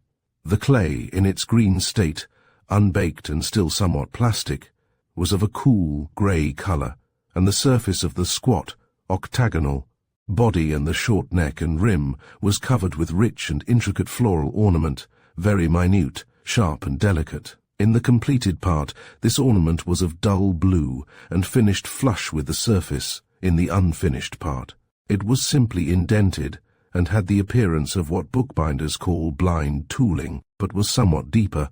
From the work, my eyes turned with a sort of respectful wonder to the creator, who stood by my side with an air partly embarrassed, partly defiant. To me there was something very impressive in the thought that this unassuming, little lady was actually a master craftsman. I am compelled to use the masculine form, there being no feminine equivalent, the creator of masterpieces which would live in the great collections of the future for the admiration of generations yet unborn. And in the first shock of surprised admiration and pride in my friend's achievement, I had nearly blurted out all that I knew, but reflection suggested a better plan. "My dear Peggy," I exclaimed, "I never dreamed that you did work of this quality." "There's nothing very wonderful about it," she replied, regarding the jar with a kind of affectionate disparagement. "It is only a poor imitation of the beautiful Oiron ware. That pottery has always interested me, partly because it is so lovely, and partly because, according to tradition, it was made by a woman, Helene de Hangest Genlis. But my work isn't a patch of hers, and it isn't even as good as I could do." "How is that?" "Well, you see, it ought to have more modelled ornament than I put on. It ought to be more important. Her pieces were most elaborately modelled. Many of them had figures in the full round, but I can't afford to carry my work as far as that. It would take too long. Besides, I have to work to order, to some extent, and my orders are to keep to moderately simple pieces." "Your orders? From the dealer, I suppose? Tell me about him, Peggy, and how it is that you are such a slave." "I'm not a slave," she retorted doggedly, "but I have a contract with a dealer. He takes the whole of my work, and he makes it a condition that I shan't sell anything to anyone else, or let anybody know what kind of work I do. I oughtn't to have let you in, but I know that I can trust you not to breathe a word to anyone of what you have seen here." Mr. Hawksley was right then, and I recalled with sympathetic vindictiveness his desire to wring the dealer's neck. "Concerning this contract, Peggy," said I, You say the dealer has the right to the whole of your work. Did he pay you anything for this privilege? Yes. He paid £5 when the agreement was signed, but he deducted it from the payment for the first lot of pieces. Then it was only payment on account, not payment for the exclusive right to all your work. And with regard to the prices, how are they fixed? Oh, the dealer fixes the prices, of course. He knows more about it than I do, evidently. But what sort of prices does he fix? Oh, ordinary prices, I suppose. He will probably give me 15 shillings for this jar. And how long will it take you to make it? Let me see, she said reflectively. There is the throwing and turning. That doesn't take very long. Then this one had to be shaped after it was turned. Then there comes the decorating. Of course, that is what takes the time, including the cover. I should say there is nearly a week's work in that jar. And then it has to be fired and glazed, but the firing and glazing are done in batches. And all this for 15 shillings a week, I exclaimed. Say £1, said she. That is about what I earn. It isn't much, is it? But I have a little money of my own, though I spent most of it on fitting up the workshop. And what period does this precious contract cover? When does it expire? Expire, she repeated, a little sheepishly. I don't know that it expires at all. No period is mentioned in it. Peggy, I said solemnly, you should alter your potter's mark. Take out the little blue finch and put in a little green goose. But seriously, we must see into this. I am a lawyer's daughter, not that I profess to have inherited a knowledge of law, but I am certain that this agreement is not binding. Will you let me show it to a friend of mine who is a lawyer? In strict confidence, of course. Yes, if you like, Sybil. But I don't see that it matters. I like doing the work, and I do make a living by it. What more would you have? I thought you said you would like to do something more ambitious, the very best work of which you are capable, wouldn't you? She was silent for a while, and a far-away, wistful look stole into her face. Suddenly she said, Sybil, I'm going to show you something, but you mustn't tell anyone.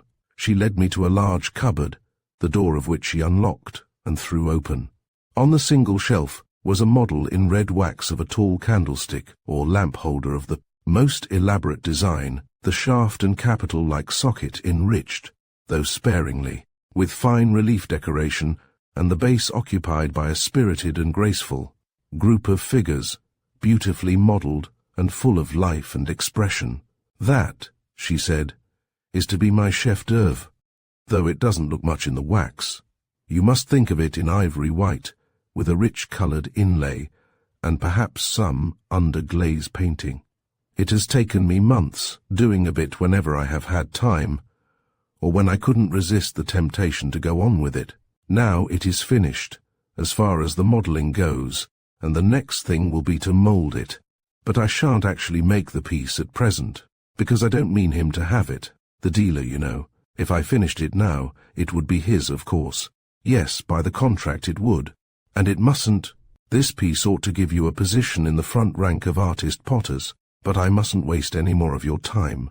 You will let me have that agreement, won't you? She promised that I should have it at lunchtime, and with this I went back to my workshop to consider a plan that had come into my mind for her enlightenment and emancipation. But it turned out that there was no need for scheming on my part, for chance or providence offered me the opportunity ready-made. That very evening I received a short note from Mr. Davenant informing me that Miss Talboys-Smith had acquired a collection of English and French soft porcelain, and that she proposed to exhibit the whole of her new acquisition for a week at the club. She rather wants, he said, to make the opening day something of a function, and has asked Hawksley and me to be there to lunch. Can you come too? It would please her if you could, and you know how delighted Hawksley and I would be. Besides, I think it will really be a very interesting show. Here was the very chance that I wanted. Forthwith, I swooped down on the unsuspecting titmouse and secured her agreement to bear me company to a pottery show without giving too many particulars. Then I wrote to Mr. Davenant, telling him that I was bringing a guest who was deeply interested in pottery and porcelain, and suggesting that we might form a party of 4 at a small table. By the same post I sent off Peggy's agreement to Dr. Thorndyke with the request that he would tell me whether it was or was not legally binding, and, having thus laid the train, as I hoped, for the discomfiture of Mr. Goldstein, I felt at liberty to return to my own affairs. Chapter 17. The Apotheosis of the Titmouse. The respective merits of hard and soft porcelain have been, from time to time, warmly debated by collectors and experts, but never, perhaps, have they been more earnestly discussed than on the occasion of the opening of Miss Talboys-Smith's exhibition. During the half-hour which preceded lunch, the central glass case and the additional showcases which had been set up for the occasion were surrounded by groups of eager connoisseurs, and the contrasting virtues of the pâté tendre and the more durable, if less beautiful, true porcelain were once more considered and expounded. The attendance of the members and their friends must have been highly gratifying to Miss Talboys-Smith, though it was no greater than was warranted by the importance of the exhibition, for the collection included representative pieces not only of Chelsea, Bow, Nantgar, Pinxton, and other English ware, but also of the old French soft-paste porcelain, including several early examples of Sèvres. The preliminary glance at the collection had furnished material for conversation, as I could see by observing the occupants of the long central table, at the head of which sat the beaming hostess, supported by Major Dewam, Brown, who talked little but consumed his food with intense concentration of purpose, and even our own small table, tucked away inconspicuously in a corner, was not immune from the influence of soft porcelain, for Mr. Hawksley and my guest discussed the topic with a wealth of knowledge that reduced Mr. Davenant and me to respectful and attentive silence. Our two friends were evidently very pleased with one another, and not without reason.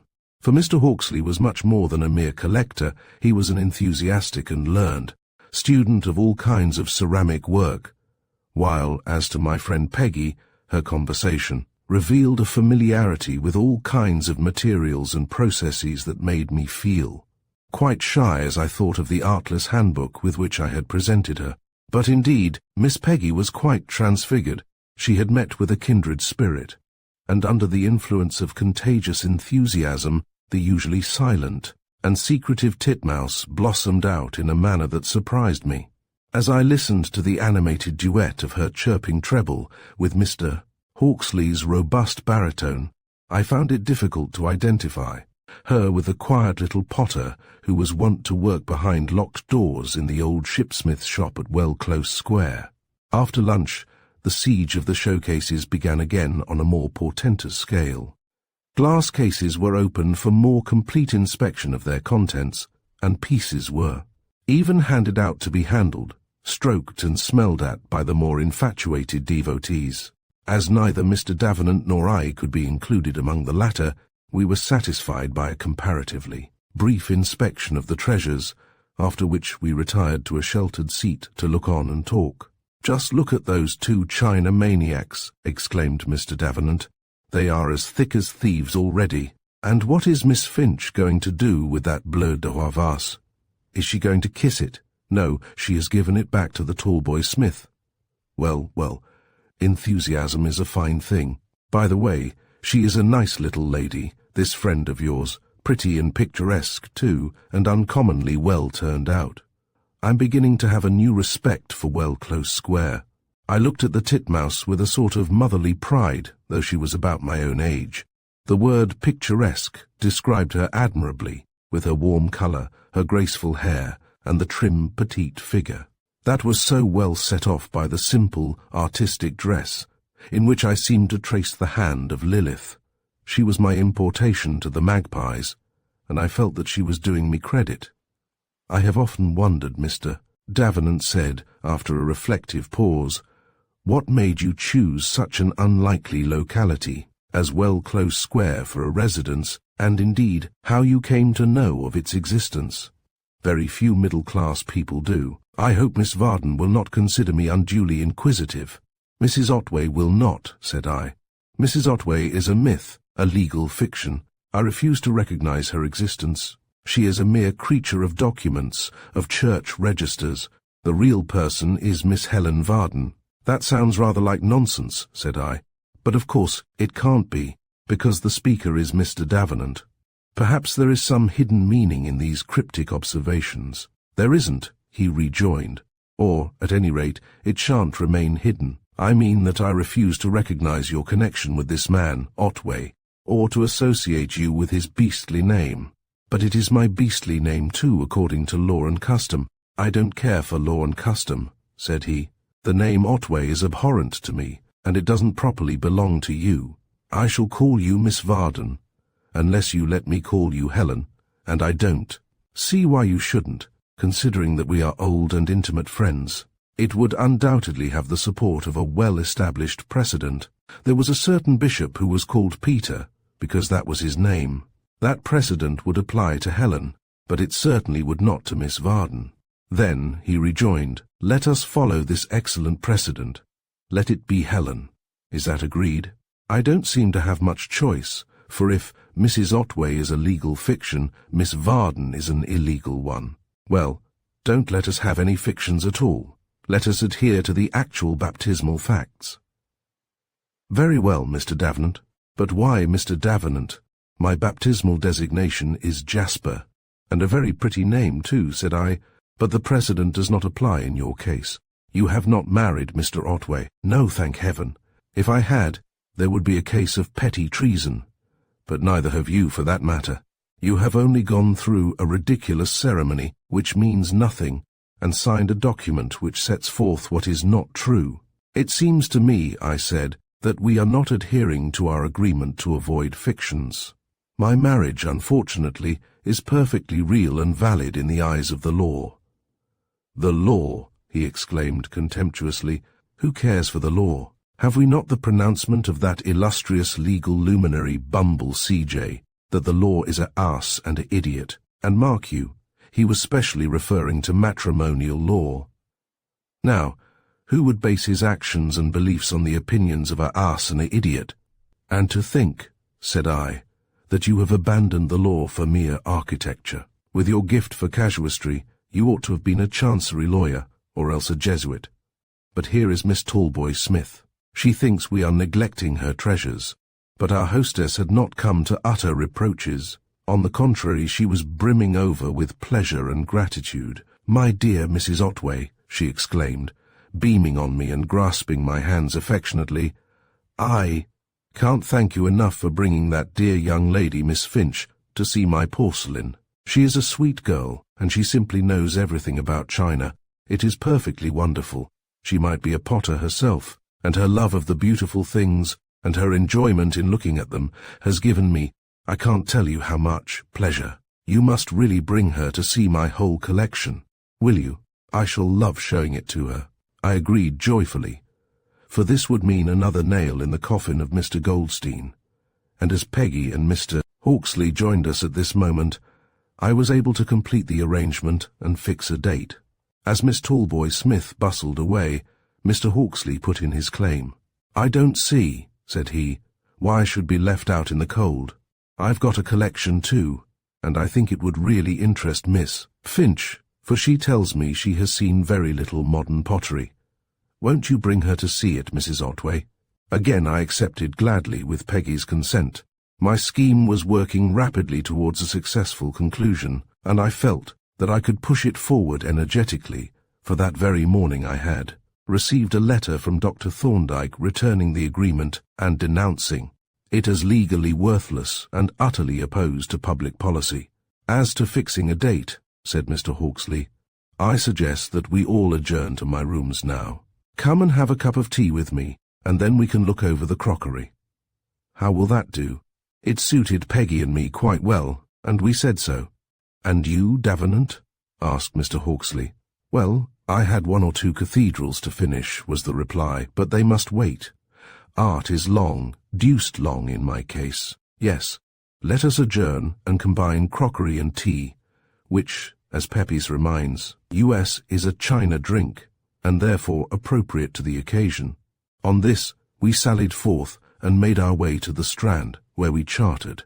a couple of hansoms to convey us to Dover Street, Piccadilly, where Mr. Hawksley had his abode in one of those fine, spacious, dignified houses that one finds in the hinterland of the West End of London. His rooms were on the first floor, and when we arrived there by way of a staircase which would have allowed us to walk up four abreast, we were received by a sedate and impassive gentleman, whose appearance and manner suggested a Foreign Office official of superior rank. "Would you let us have some tea, please, Taplow?" said Mr. Hawksley, addressing the official deferentially. Mr. Taplow opened a door for us, and having signified a disposition to accede to the request, departed stealthily. As we entered the large lofty room, well lighted by its range of tall windows, I looked about me curiously, for I was instantly struck by the absence of pottery among its ornaments.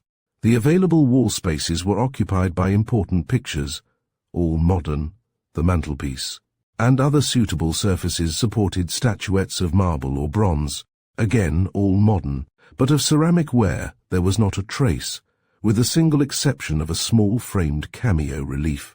Rather did the apartment suggest the abode of a furniture collector, for one side of the room opposite the windows was occupied by a range of armoires or standing cupboards, mostly Old French or Flemish. "You don't favour the glass case, I notice, Hawksley," said Mr. Davenant. "No," was the reply. "They are well enough for public museums, but they are unlovely things, and one doesn't want to look at one's whole collection at once. I like to take the pieces out singly and enjoy them one at a time. You see, each piece is an individual work. It was the product of a separate creative effort, and ought to be enjoyed by a separate act of appreciation. You seem, Mr. Hawksley," said I, "to have a preference for modern work. Do you think it is as good as the old?" "I think," he replied, "that the best modern work is as good as any that was ever done. Of course, I am not speaking of commercial stuff. That is negligible in an artistic sense. I mean individual work, done under the same conditions and by the same class of men as the old craft work. That is quite good. The pity is that there is so little of it, but I am afraid the supply is equal to the demand." "Don't you think," said Mr. Davenant, "that is partly the fault of the modern craftsman, of his tendency to confine himself to fine and elaborate, and therefore costly, productions?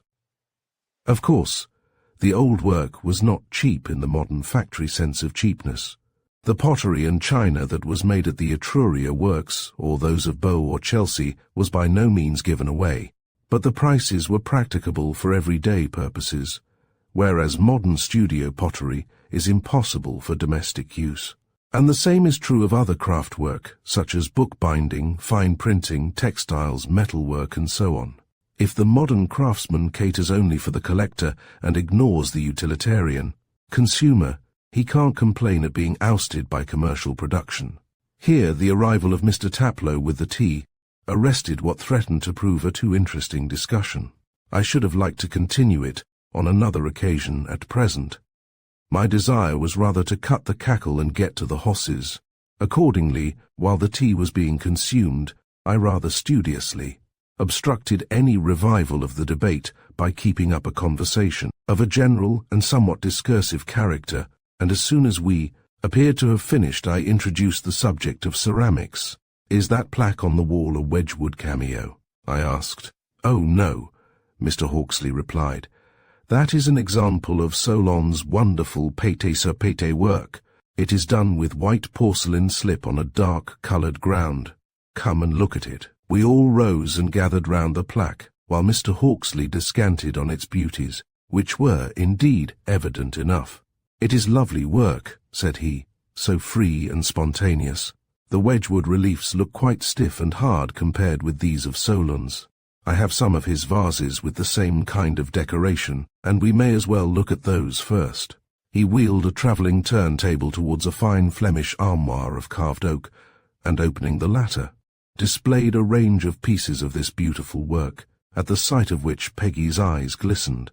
One after another they were carefully placed on the turntable, viewed from all points, admired, discussed, and replaced. The other contents of the armoire were less important works, mostly French, but all received respectful attention. The next receptacle, A French armoire of carved walnut was devoted to modern stoneware by the Martin brothers, Wells, and other individual workers, concerning which our host was specially enthusiastic. "There," said he, placing on the turntable a wonderful Toby jug of brown. "Martin ware. Show me any old salt glaze ware that is equal to that. Look at the modelling, look at the beautiful surface and the quality of the actual potting, and then go and look at the stuff in the shop windows. Just good enough for the slavey to smash." "Well," Mr. Davenant remarked, "you can't say that she doesn't appreciate its qualities and do justice to them. If former generations had been as energetic smashers as the present, collectors of old stuff would have had to seek their treasures in ancient rubbish heaps." "Yes, that is a fact," agreed Mr. Hawksley, as we moved on to the next cupboard. "When domestic pottery was more valuable, it got more respectful treatment. Now this cupboard is only partly filled. I keep it for the work of one artist whose name I don't know. I've shown you some of the ware, Mrs. Otway, but it may be new to Miss Finch." As he unlocked the door, my heart began to thump, and I cast an anxious eye on Peggy, for I knew what was coming, but I didn't know how she would take it. At the moment she was looking at the closed door with pleased expectancy. Then the door swung open, and in a moment she turned pale as death. For one instant I thought she was going to faint, and so, apparently, did Mr. Davenant, for he made a quick movement towards her, but the deadly pallor passed, and was succeeded as rapidly by a crimson flush. But her quick breathing and the trembling of her hand showed how great the shock had been. Meanwhile, Mr. Hawksley, all unconscious, was glancing over the row of vases, jars and bowls, and expatiating on the peculiar beauties of the mystery ware. The pieces were separated into two groups, the works in pure inlay and those combining the inlay with slip decoration and embossed ornament, and one of the latter he presently lifted from its shelf and placed on the turntable. "Now, isn't that a lovely jar, Miss Finch?" said he. "And doesn't it remind you of the beautiful St. Porcher or Oiron ware?" Peggy gazed at the jar with an inscrutable expression as she slowly rotated the turntable. "It is somewhat like," she agreed at least. "The method of work is similar." "Oh, don't give my favourites the cold shoulder, Miss Finch," said Mr. Hawksley. "I think I prize my pieces of this ware more than anything that I have. It is so very charming and so interesting, for you see, it is real pottery. I mean that, beautiful and precious as it is quite serviceable for domestic purposes, whereas much of the studio pottery is made for the gallery or the cabinet." "You haven't discovered yet where it is made, I suppose?" I asked. "No," he replied. "Its origin is still a mystery and something of a romance, which may be one reason why I am so devoted to it. I often speculate about the potter and invent all sorts of queer theories about him, as for instance, well, sometimes I fancy that he may be in debt to this dealer, that he may have had advances or loans and be unable to pay them off and get free. It is quite possible, you know. Then sometimes I have thought that he may be one of those poor creatures who drink or take drugs, and that the dealer may keep him slaving in some cellar for his bare maintenance and his miserable luxuries.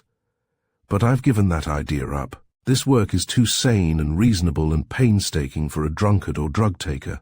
But, whoever and whatever he is, I wish I could find him out, and thank him for all the pleasure that he has given me, and help him to get a proper reward for his labour, which I am sure he does not." "I don't know why you are so sure," said Mr. Davenant.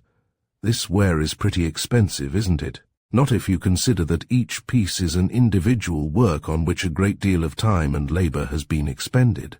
The price that I paid Goldstein for this particular piece was 7 guineas, which wouldn't represent very high remuneration if the artist had the whole of it."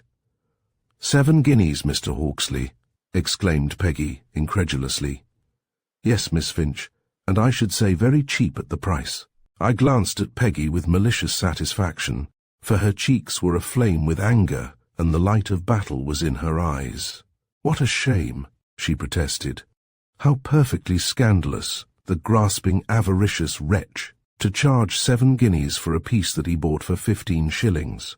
For a few seconds there was an awesome silence. Peggy's exclamation had fallen like a thunderbolt, and the two men gazed at her in speechless astonishment, while she, poor titmouse, stood, covered with blushes and confusion, looking as if she had been convicted of pocketing the spoons.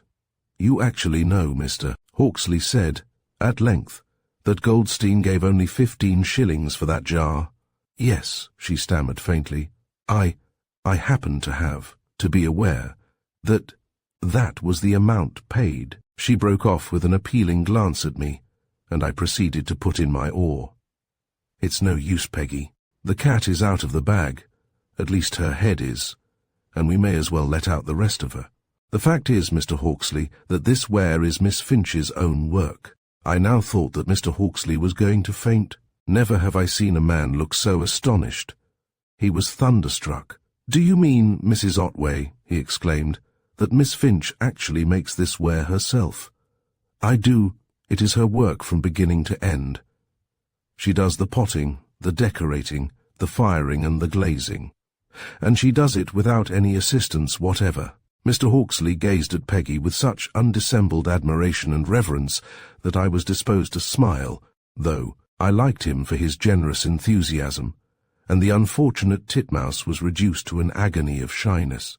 "This is a red-letter day for me, Miss Finch," said he. "It has been my dearest wish to meet the creator of that pottery that I admire so intensely, and now that wish is gratified. It is an extra pleasure to find the artist so much beyond—" He paused to avoid the inevitable compliment, and Mr. Davenant held up a warning finger. "Now, Hawksley," said he, "be careful." "I know," said Mr. Hawksley.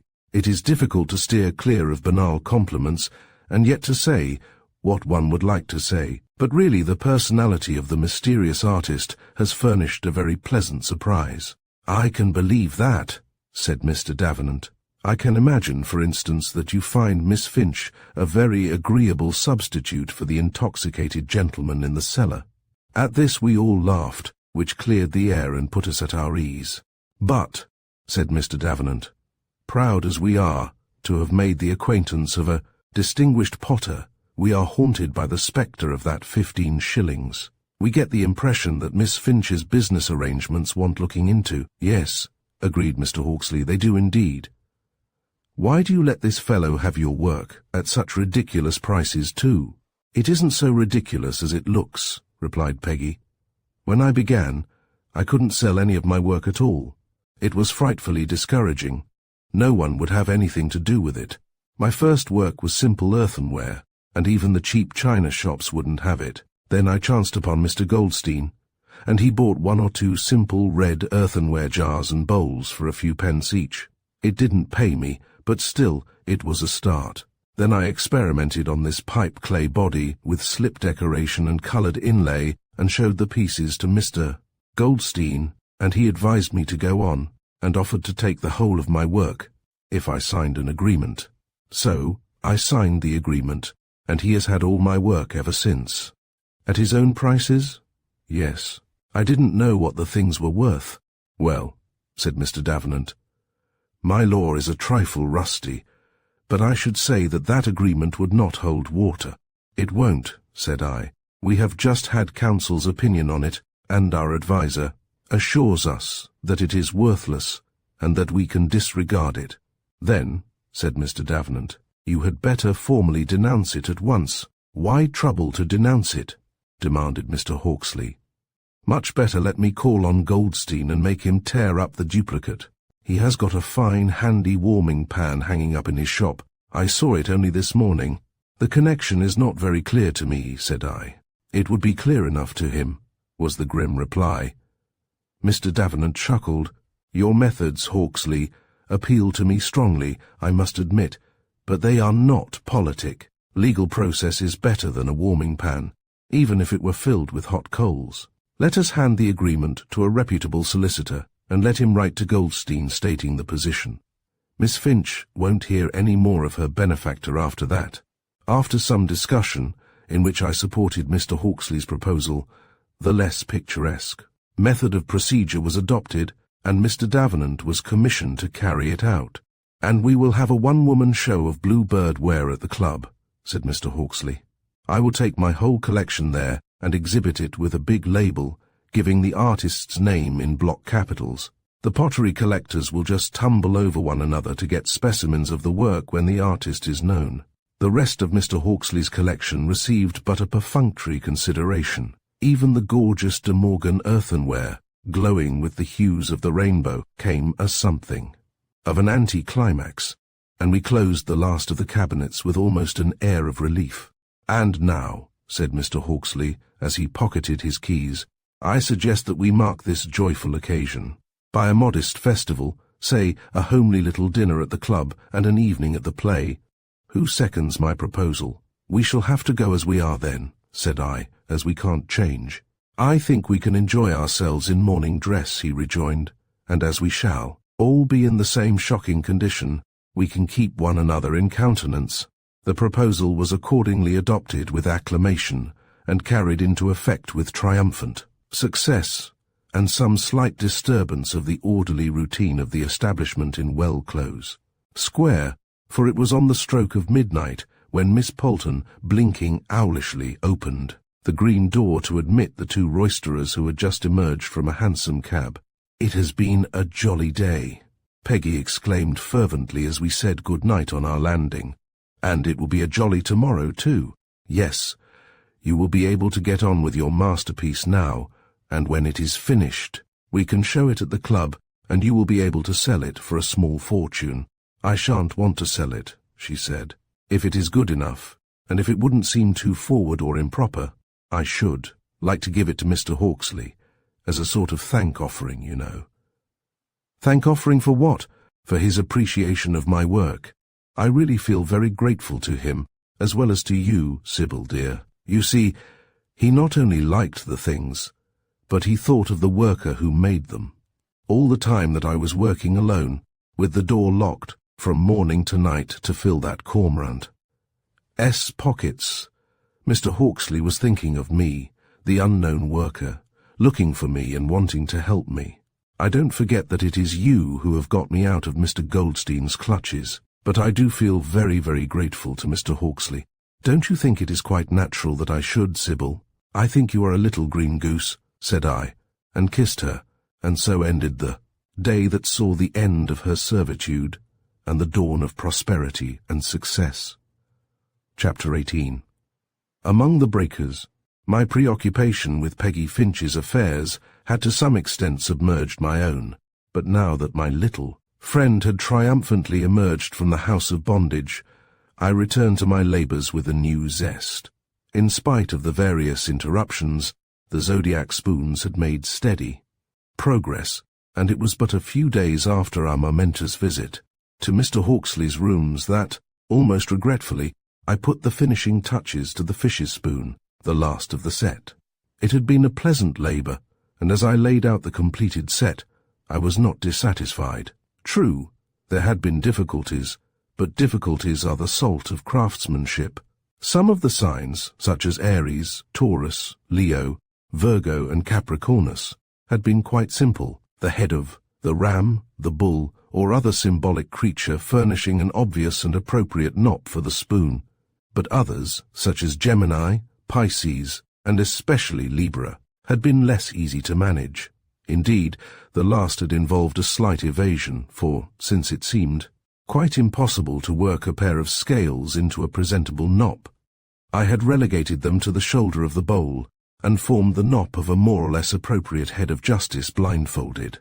So all the difficulties had been met by a pleasant and interesting exercise of thought and ingenuity, and the work, my magnum opus, for the present, was finished, and it was rounded off by a very agreeable little addition, for Phyllis Barton, who had seen and greatly admired the set, had made a delightful little case to contain it. Just a pair of walnut slabs hinged together, the lower slab having 12-shaped recesses to hold the spoons, and the lid ornamented with shallow carvings of a winged hourglass and the phases of the moon. I made up the spoons into a parcel and the case into another, so that they should not be treated together in a single transaction. And having advised Mr. Campbell by a letter on the previous day set forth one morning for Wardour Street. The silent willing which should have preceded my entry to the shop was inadvertently omitted, for as I crossed the street I observed Mr. Campbell exchanging blandishments with a large Persian cat of the smoky persuasion, and as he saw me at the same moment, I had no choice but to enter straightway. He received me with the most encouraging affability. Indeed, he even condescended to shake hands, and was evidently pleased to see me, and his reception of my work was still more encouraging. There was none of the buyer's proverbial disparagement. He was frankly enthusiastic. He held up each spoon separately at arm's length, wagging his head from side to side. He inspected it through a watchmaker's lens, he stroked it with a peculiarly flexible thumb, and finally laid it down with a grunt of satisfaction. Then came the question of terms, and when he offered 24 guineas for the set, I was quite glad that the silent willing had been omitted, for I should probably have willed 18. Having settled the price of my own work, I produced the wooden case. Phyllis had priced it at half a guinea, which was ridiculous. I boldly demanded a guinea for it. "That's a long price," said Mr. Campbell, pulling a face of proportionate length. But I watched his thumb travelling over the clean-cut carving. I saw him delicately fitting the spoons, one by one, into their little niches, and I knew that that guinea was as good as in Philibar's pocket. "It is a long price, Mrs. Otway," he repeated, cocking his head on one side at the case. "But it's a pretty bit of work, and it's the right thing. That's what I like about it. Though suitable, it would be a sin to put those spoons into a velvet-lined case, as if they were common, stamped trade goods." "Very well, Mrs. Otway. I'll spring a guinea for the case, and I should like to see some more work from the same hand." This was highly satisfactory, though it was not without a pang of bereavement that I saw the little case closed and hidden from my sight for ever in a locked drawer, and, when I had received the 2 cheques, I asked for a separate one for Phyllis. I tripped away down Wardour Street as buoyantly as if I had not a care in the world. The association of ideas is a phenomenon that has received a good deal of attention. It was brought to my notice on this occasion when I found myself opposite St. Anne's Church, for no sooner had my eye lighted on its quaint, warty spire than my thoughts turned to Mr. Davenant, or rather I should say to Jasper. Perhaps he was in my mind already, possibly in the subconscious, as Lilith would have said, and the church spire may have acted as an autoscope. It would not have had to be an exceptionally powerful one. At any rate, my thoughts turned to him and to the Magpies Club, and it was not unnatural that my steps should take a similar direction. As I followed the well-remembered route, I reflected on the changes that a few short months had brought. In that brief space, a new life had opened.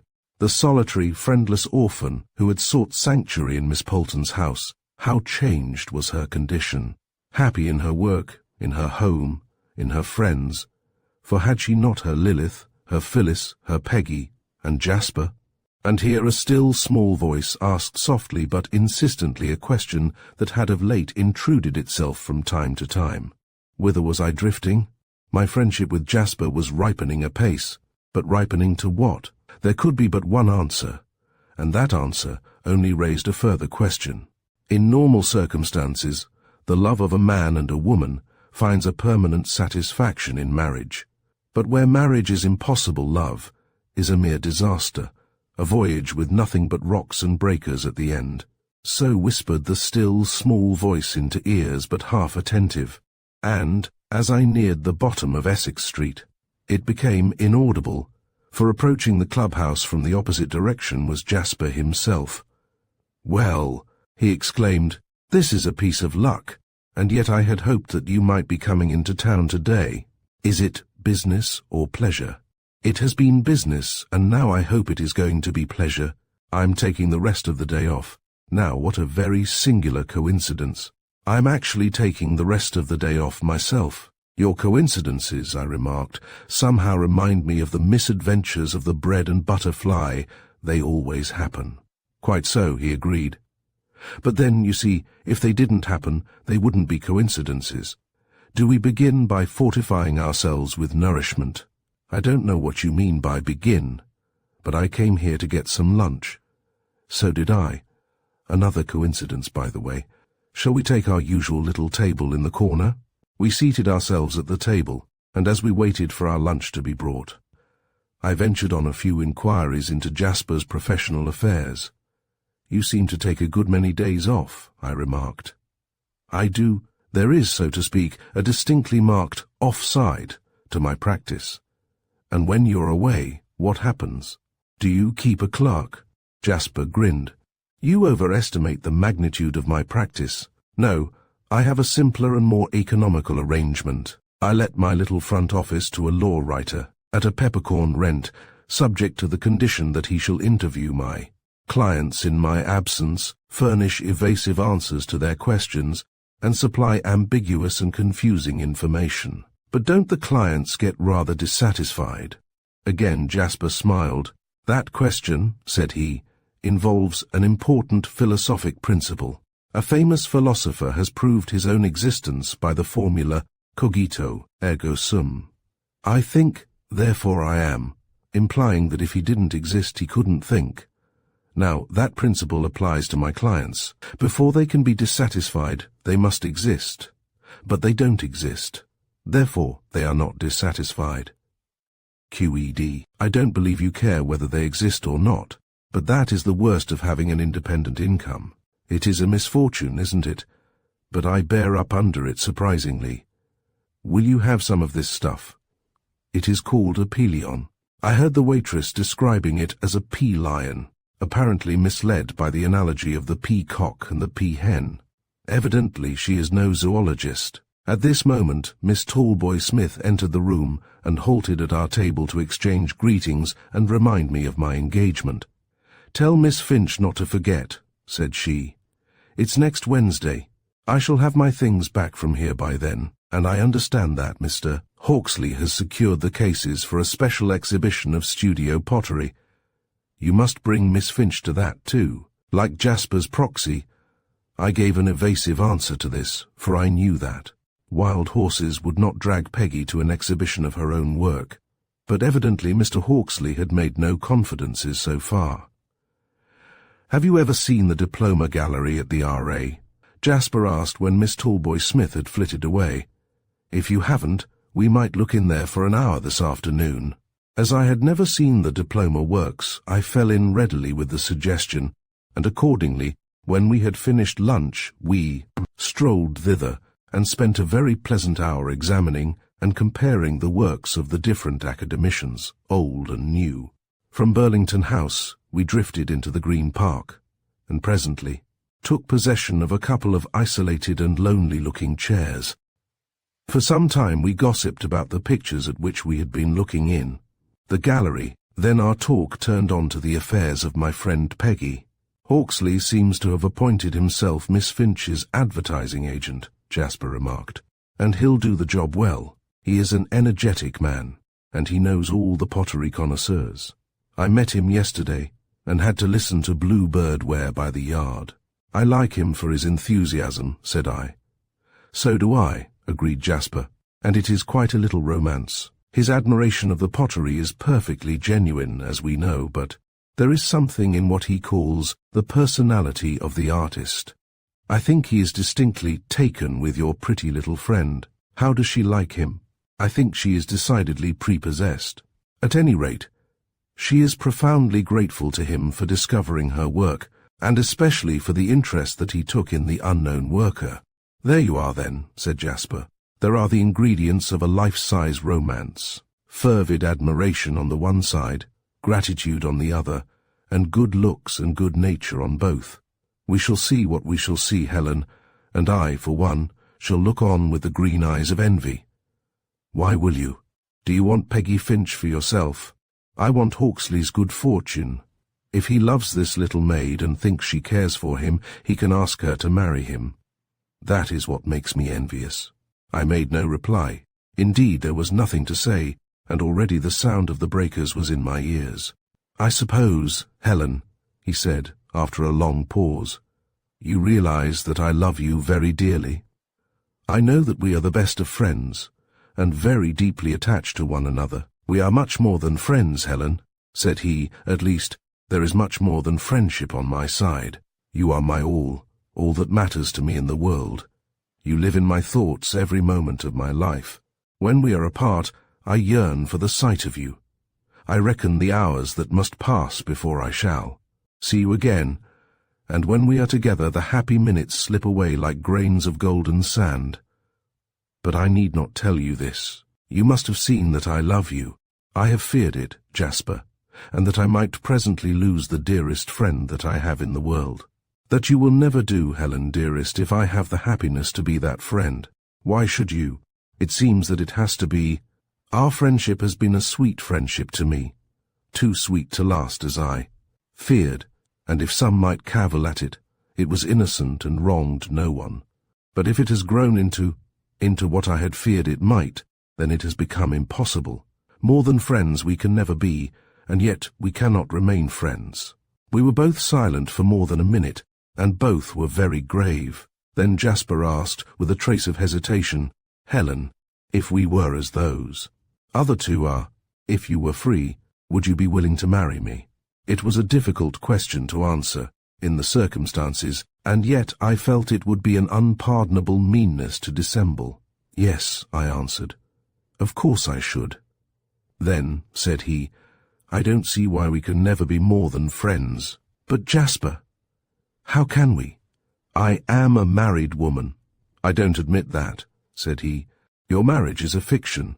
You are really a spinster with a technical impediment to the conventional form of marriage. Your so-called husband is a stranger to whom you have no ties. You don't like or even respect him, and certainly you have no obligations of duty to him, seeing that he induced you by a mere fraudulent pretense to go through this form of marriage with him. I am not thinking of Mr. Otway, said I. He is nothing to me. I owe him no duty or consideration, and I would not sacrifice a single hair of my head for him. But the fact remains that I am, legally, his wife, and while he lives, I can contract no other marriage. But is that quite true, Helen? He objected. Certainly it is, unless you consider a bigamous marriage as an exception, which it is not. Of course I do not. Bigamy is a futile and fraudulent attempt to secure the appearance of a legal sanction. No one but a fool entertains bigamy. Then I don't see the meaning of your objection. What I mean, said he, is that a fictitious marriage does not exclude the possibility of a real marriage. Still, I do not quite follow you. What do you mean by a real marriage? A real marriage is a permanent, lifelong partnership between a man and a woman. Ordinarily, such a partnership receives the formal endorsement of the state for certain reasons of public policy. But it is the partnership which is the marriage.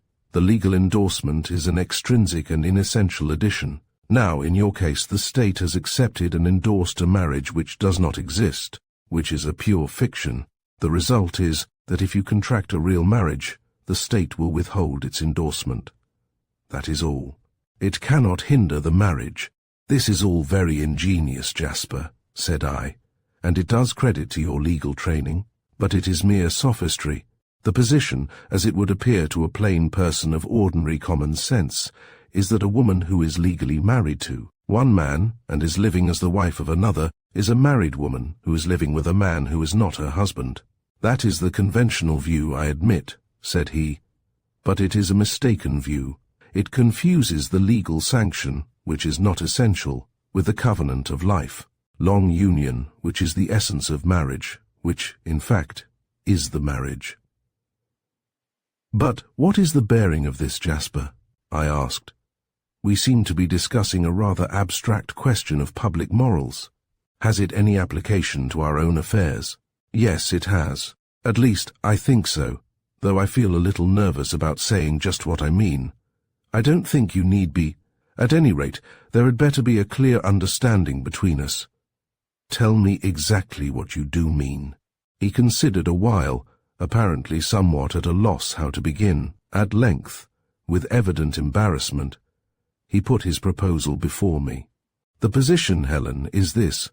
You and I have become deeply attached to one another, I may say, since you admit that you would be willing to marry me, that we love one another. It is no passing fancy, based on mere superficial attractions. We are both persons of character, and our love is founded on deep-seated sympathy. We have been friends for some years. We liked one another from the first, and as time has gone on, we have liked one another better. Our friendship has grown.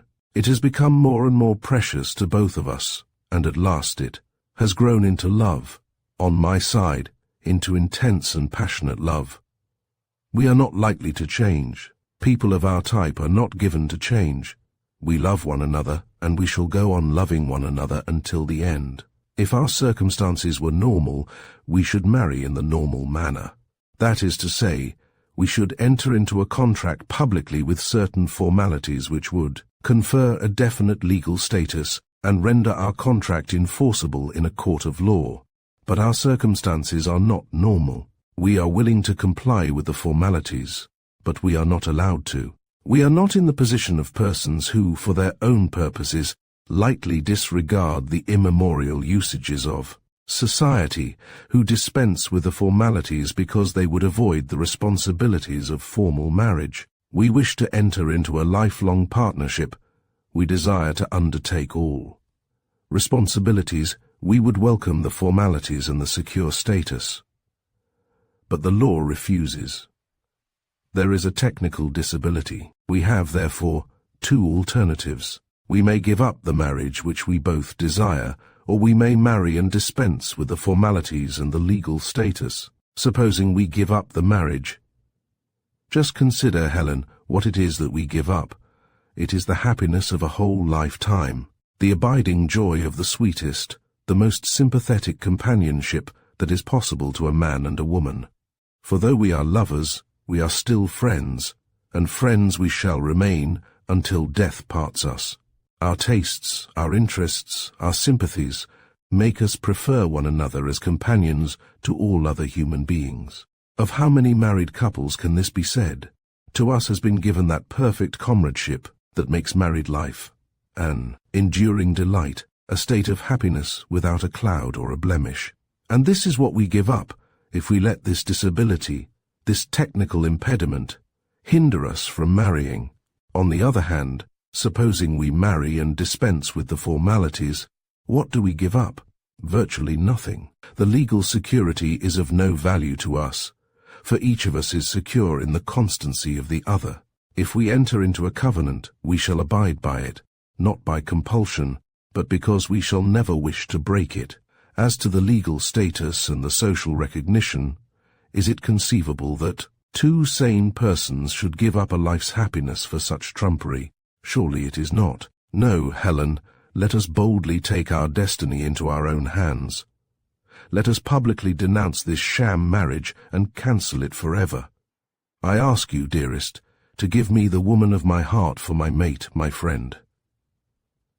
My wife forever to take me, unworthy as I am, for your husband, who will try, as long as he draws the breath of life, to make up to you, by love and worship, for what you have sacrificed to make him happy. As I listened to Jasper's appeal, delivered with quiet but impressive earnestness, I think I was half disposed to yield. It was not only that I admired the skill with which he put his case and the virile, masterful way in which he trampled down the obstructing conventions, but deep down in my heart I felt that he was right, that his separation of the things that really mattered from those that were trivial and inessential was true and just. But there was this vital difference between us, that he was a man and I was a woman. Our estimates of the value of the conventions were not the same. Without the legal sanction I might be his wife in all that was real, but the world would call me his mistress. Jasper, dear, I said, it is impossible. I admit the truth of all that you have said, and I wish— oh, Jasper, how I wish that I could accept the happiness that you offer me. You need not tell me that our companionship would be a delight forever. I know it, but it cannot be. Even if I could accept it for myself, I could not accept it for you. I could not bear to think that, through me, you had been put outside the pale of decent society, for that is what it would mean. You, a gentleman of honor and reputation, would become a social outcast, a man who was living with another man's wife, who, if he were admitted at all to the society of his own class, would have to be introduced with explanations and excuses. "I think you exaggerate the social consequences, Helen," said he. "I propose that we should write to Otway and formally repudiate the marriage. Then, if we were boldly and openly to state our position and the exceptional circumstances that had driven us to it, I believe that we should receive sympathy rather than condemnation. I don't believe we should lose a friend, certainly not one whose loss would afflict us, and Otway could take his remedy if he cared to." "You mean he could divorce me?" I said, with something like a shudder. "Yes, but I am afraid he wouldn't. I don't think he would, but if he did, it would be an undefended suit, and the stigma of the divorce court would be on us forever." "It would be unpleasant, I admit," he replied. "But think of the compensations. Think of the joy of being together always, of having our own home, of going abroad and seeing the world together." "Don't, Jasper," I entreated. "It is too tantalizing, and even all this would not compensate me for the knowledge that I had dragged you from your honorable estate to a condition of social infamy." "You need not consider me," he rejoined. "I have thought the matter out, and am satisfied that I should gain infinitely more than I should lose, for I should have you, who are much more to me than all the rest of the world." "You haven't thought of everything, Jasper," said I. "You know of the folly I committed at the time of my father. His death, in withholding facts at the inquest, I mean, and you have excused it and treated it lightly. But others would view it differently, and now there is this blackmailer of whom I have told you. At any moment, a serious scandal may arise, and in that scandal you would be implicated." "It wouldn't matter to me," said he. "Nothing would matter to me if only I had you." "So you think now? But Jasper, think of the years to come. Think how it might be in those years when the social ostracism, the loss of position and reputation, had grown more and more irksome, if we should regret what we had done, if we should blame ourselves, even, perhaps, secretly blame one another. We should never do that, Helen. We should always be loyal, and there wouldn't be any social ostracism. At any rate, I am quite clear as to my own position. I want you for my wife. To get you I would make any sacrifices and count them as nothing. But that is only my position. It isn't necessarily yours, or rather, I should say your sacrifices would be greater than mine. A woman's point of view is different from a man's. It is, Jasper. I realize fully how essentially reasonable your proposal is, and I am proud of and grateful for the love that has impelled you to make it. But to me the thing is impossible. That is the only answer I can give. What it costs me to give that answer, to refuse the happiness that you offer me and that I crave for, I cannot tell you. But even if it breaks my heart to say no, still, that must be my answer." For a long time neither of us spoke. As I glanced furtively at Jasper, the dejection, the profound sadness that was written on his face wrung my heart and filled me with self-accusation. Why had I not foreseen this? Why had I, who had nothing to give in return, allowed his friendship to grow up into love under my eyes? Had I not acted towards this my dearest friend with the basest selfishness? Presently he turned to me, and speaking in quiet, even tones, said, "It would not be fair for me to make an appeal on my own behalf. I may not urge you to accept a relation which your feeling and judgment reject. But one thing I will ask. I have told you what I want, and you are to remember that I shall always want you. I will ask you to reflect upon what we have said today, and if perchance you should come to think differently, remember that I am still wanting you, that I am still asking you, and tell me if you can give me a different answer. Will you promise me this, Helen?" "Yes," I replied. "I promise you, Jasper." "Thank you, Helen. And meanwhile we remain friends as we have been." "We can never be again as we have been," said I. "Friendship may turn to love, but love does not go back to friendship. That is as impossible as for the fruit to change back into blossom. No, dearest Jasper, this is the end of our friendship. When we part today it must be farewell. Must it be, Helen? Must we part forever? Could we not go back to the old ways and try to forget today? I shall never forget today, nor will you, For our own peace of mind we must remain apart and try to avoid meeting one another. It is the only way, Jasper, hard as it will be." I think he agreed with me, for he made no further protest. "If you say it must be, Helen, then I suppose it must," he said dejectedly. "But it is a hard saying. I don't dare to think of what life will be without you. Nor I, Jasper. I know that when I say goodbye to you, the sun will go out of my life, and that I can look for no other dawn." Again we fell silent for a while, and again I reproached myself for having let it come to this. "Don't you think, Helen," he said at length, "that we might meet sometimes, say at fixed intervals, even long intervals if it must be so, just that we might feel that we had not really lost one another completely? But that is what I should wish to avoid, for we have lost one another. As to me, it has no significance. I have nothing to give and nothing to lose. I am shackled for life to Mr. Otway, but you have your life before you, and it would only be fair that I should leave you free." "Free?" he exclaimed. "I am not free and never shall be. Nor do I wish to be free. I am yours now and forever, and so I would wish it to be. We may not be married in any outward form, but we are married in the most real sense. Our hearts are married. We belong to one another forever while we live, and neither of us will ever wish to change. You know it is so, dearest, don't you?" What could I say? He had spoken my own thoughts, had expressed the wish that I had not dared to acknowledge. Weak and unjust it may have been, but the thought that in the dark days of our coming separation we should still be linked, if only by an invisible thread, came as something like a reprieve. It left just a faint spark of light to relieve the gloom of the all-too-sombre future.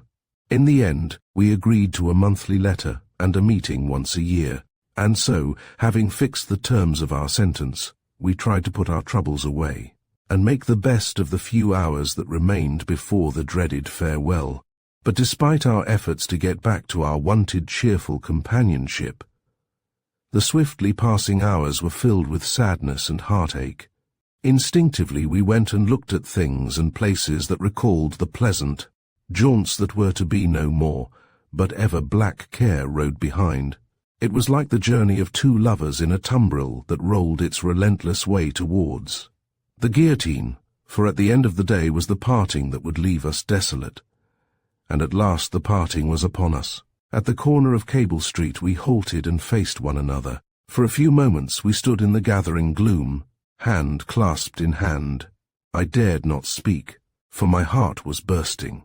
Hardly did I dare to look at the man whom I loved so passionately, and Jasper could but press my hand and murmur huskily a few broken words of love.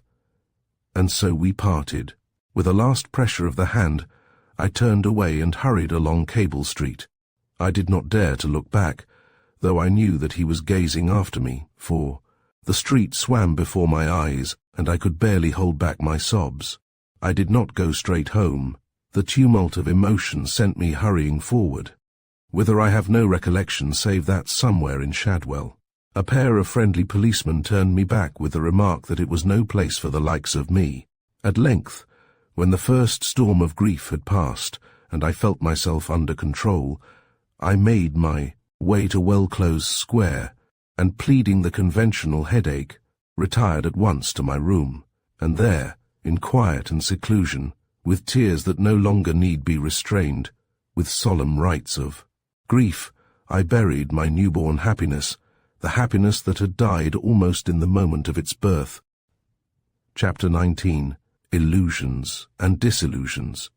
It is a generally accepted belief that of all the remedies for an aching heart, the most effective is distraction of the mind from the subject of its affliction, and probably the belief is well-founded.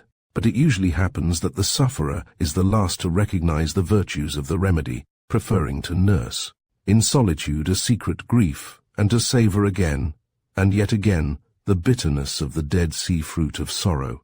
So it was with me in these unhappy days. The seclusion of the workshop gave me the opportunity for long hours of meditation, in which I would trace and retrace the growth of my love for Jasper, would think with passionate regret of what might have been, and speculate vaguely upon the future.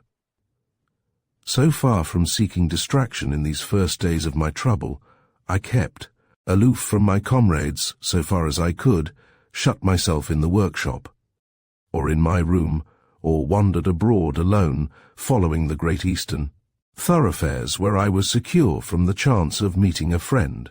But the distractions which I would have avoided came unsought.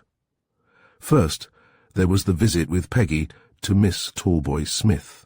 It was due but a day or two after my parting with Jasper, and I loathed the thought of it, but it had to be, for who could say how much it might mean to Peggy, and as it turned out, I should never have forgiven myself if I had failed her.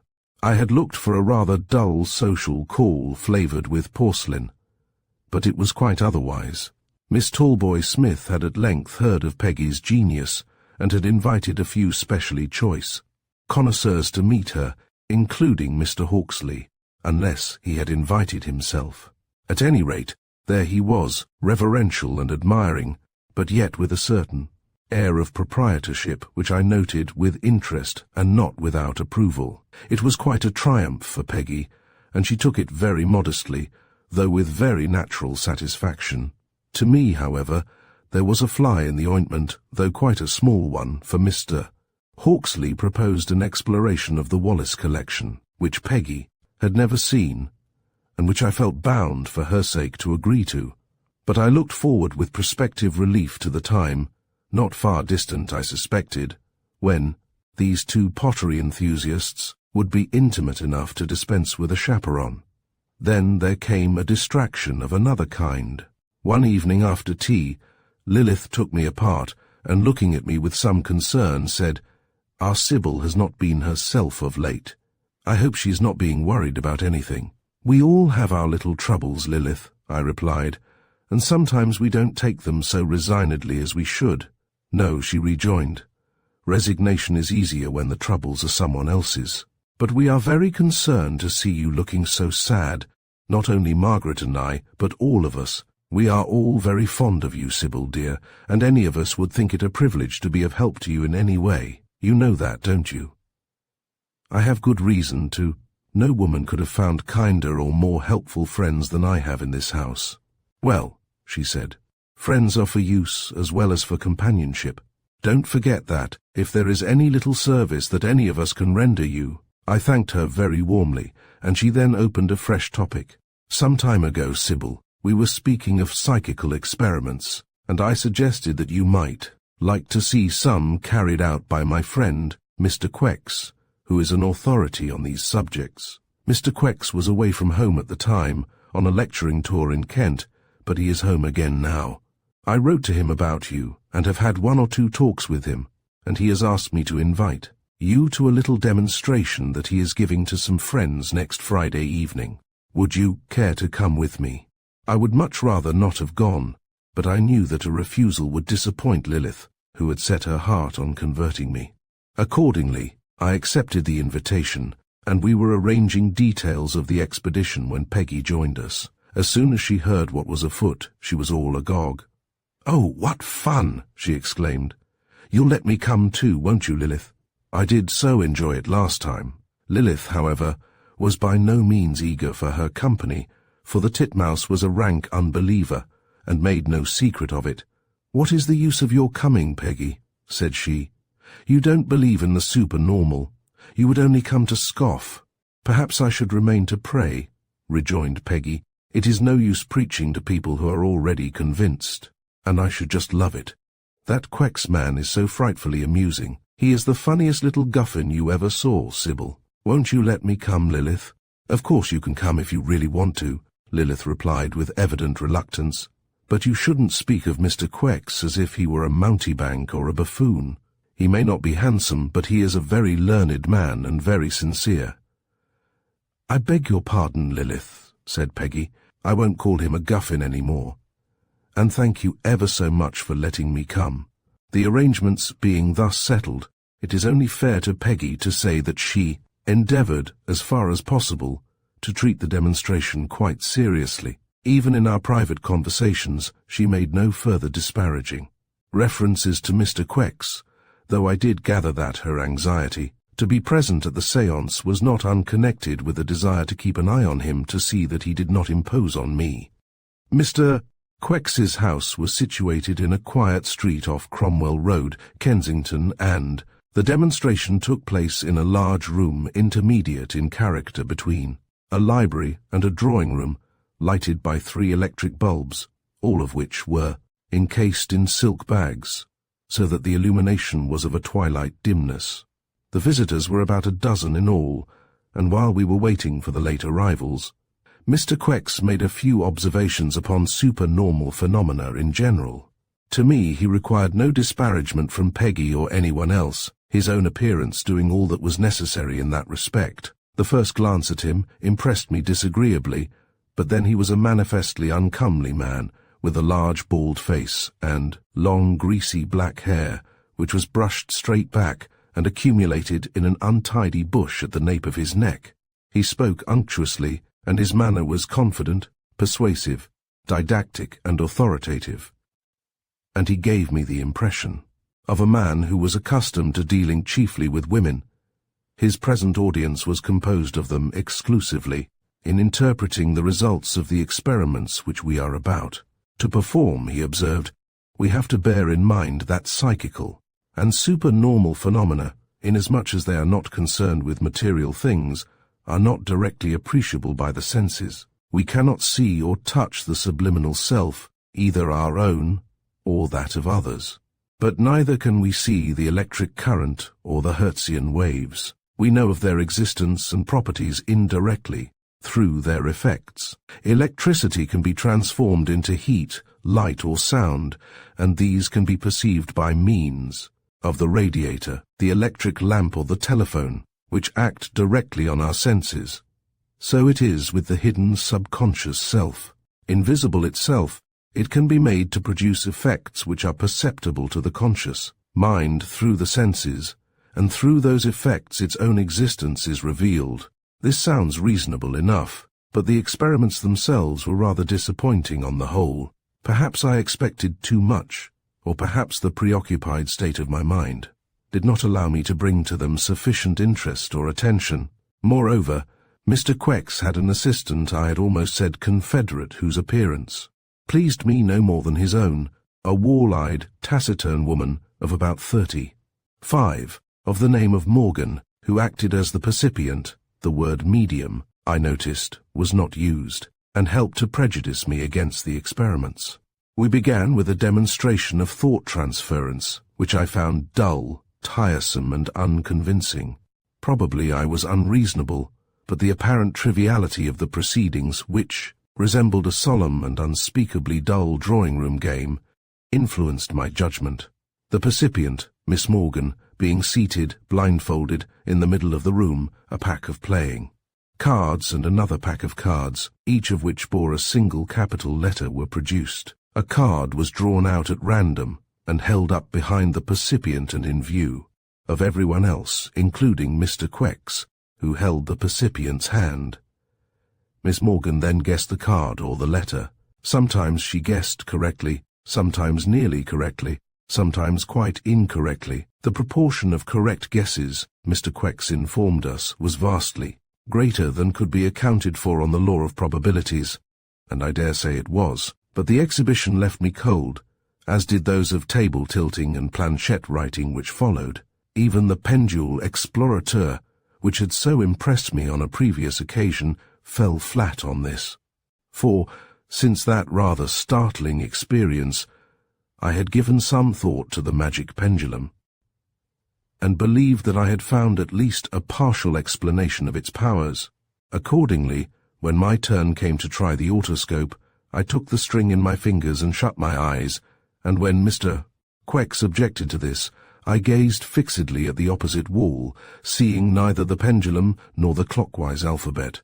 Under these conditions, the pendulum was a complete failure. It would spell nothing. But when I looked steadily at the pendulum and the letters, the swinging ball spelled out clearly the word that I chose: Lilith. I was thus in a decidedly sceptical frame of mind when the next set of experiments began, and even these produced, at first, no effect on me other than a slight tendency to yawn. Their object was to demonstrate the existence of a psychometric power or faculty, that is to say, a power, to detect in certain material objects a permanent impression left by contact with some particular person. Such a faculty, Mr. Quex explained to us, was possessed by certain exceptionally sensitive persons. He had it to some extent himself, but in Miss Morgan it was developed in a really remarkable degree, as the experiments which were to follow would convince us. Hereupon Miss Morgan was once more blindfolded. All the lights but one were switched off, so that the room was almost in darkness, and the demonstration began. One of the visitors, at Mr. Quex's whispered request, slipped a ring from her finger and passed it to him. By him it was handed to Miss Morgan, who solemnly applied it to her forehead. Then followed an interval of expectant silence, in which I thought I heard a faint giggle from Peggy Finch, who sat in the row in front of me. At length Miss Morgan opened her mouth and spake.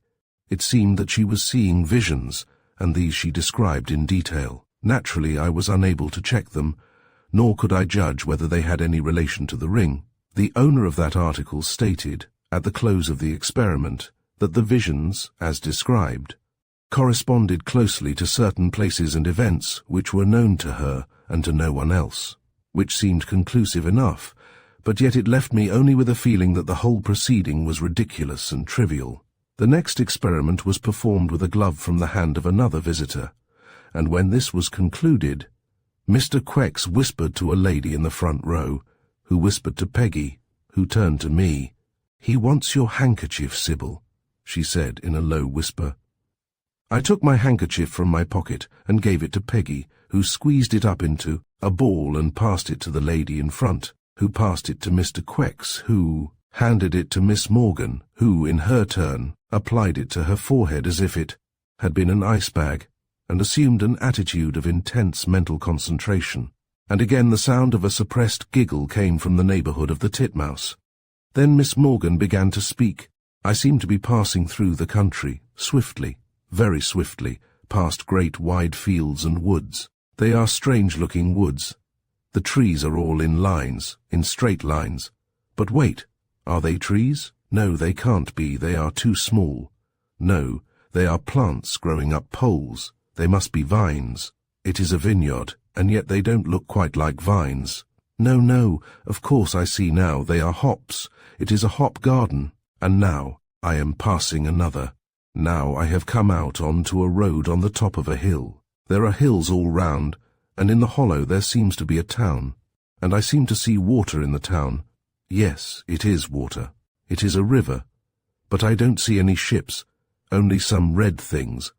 Oh yes, I see the red things are sails, red sails. I thought sails were always white. She paused, and in the intense silence I leaned forward, listening eagerly. All my indifference and boredom had vanished. This was quite a different affair from the card-guessing and planchette reading. She had described Maidstone vividly, accurately, or at least so it seemed to me, Maidstone as it would appear to one approaching the bridge from the west. Of course it might be mere guessing, but I seem, Miss Morgan resumed, to be descending a hill by a broad street. What is that in front of me? Is it? Yes, I see. It is a bridge. Yes, I see it plainly now. I am coming towards it. But what on earth is this thing on my left hand? It seems to be a mass of gold. And yet it looks like an elephant. That's ridiculous, of course. It can't be. But it certainly looks like gold. And yet it really does look like an elephant. Well, I can make nothing of it. And now it is gone, and I am on the bridge. Again she paused, and I sat gazing at her in blank astonishment. There could now be no question as to the reality of the visions, unless the whole exhibition was a fraud. The idea of skilful guessing could not be entertained for a moment. The description did not merely fit Maidstone. The detail of the golden elephant on the brewery by the bridge fixed the identity of the place beyond the possibility of doubt. It was either a genuine and most amazing psychical phenomenon, or an outrageous imposture. But an imposture, to which Lilith must have been a party, was more incredible than the supernormal itself. As these thoughts passed swiftly through my mind, Miss Morgan resumed her description. I am standing on the bridge, but it is beginning to grow indistinct. By the riverside, I can just see a great house, an old, old house, which seems to stand by the water's edge, and beyond it, trees and a church tower. Now it is gone, and I can see nothing. Is this all? No, I see, very, very faintly, a small crowd of people. They seem to be in a field, and I make out a number of white objects in the field. They look rather like sheep, but they are very still. Oh, they are not sheep at all, they are tombstones. And I see now that the people are all in black, and that they are standing round an open grave. It must be a funeral. Yes, there is the clergyman in his surplice, but it is beginning to fade. Now I can only just see the dark shapes of the people, and now they are gone too. This must be all, I think. She paused for a few moments and then exclaimed, "No, it isn't. Something else is coming. It is very dim, but it looks like a man sitting at a table. Yes, but I can't see what he is doing. He is not writing. He has something in his right hand and keeps moving it up and down. Oh, I see now, it is a hammer. He seems to be hammering some bright object. A piece of metal, I think. Yes, it is quite clear now. But it isn't a man at all. It is a woman. I saw her distinctly for a moment, but she has grown dim again. Now she has gone, and I can see nothing. I think that is all. Yes, that is all. Nothing else seems to come." She removed the handkerchief from her forehead and held it out towards Mr. Quex, who took it from her and tiptoed round to where I was sitting. "Thank you, Mrs. Otway," he whispered. "It seemed a very successful experiment. But you can judge better than I can." "It was indeed most successful," I replied, as he gave me back my handkerchief. "I am positively amazed at the detailed accuracy of the description." "You think the correspondence is closer than could be accounted for by coincidence or chance guessing?" he asked. "There can be no question of chance," I replied.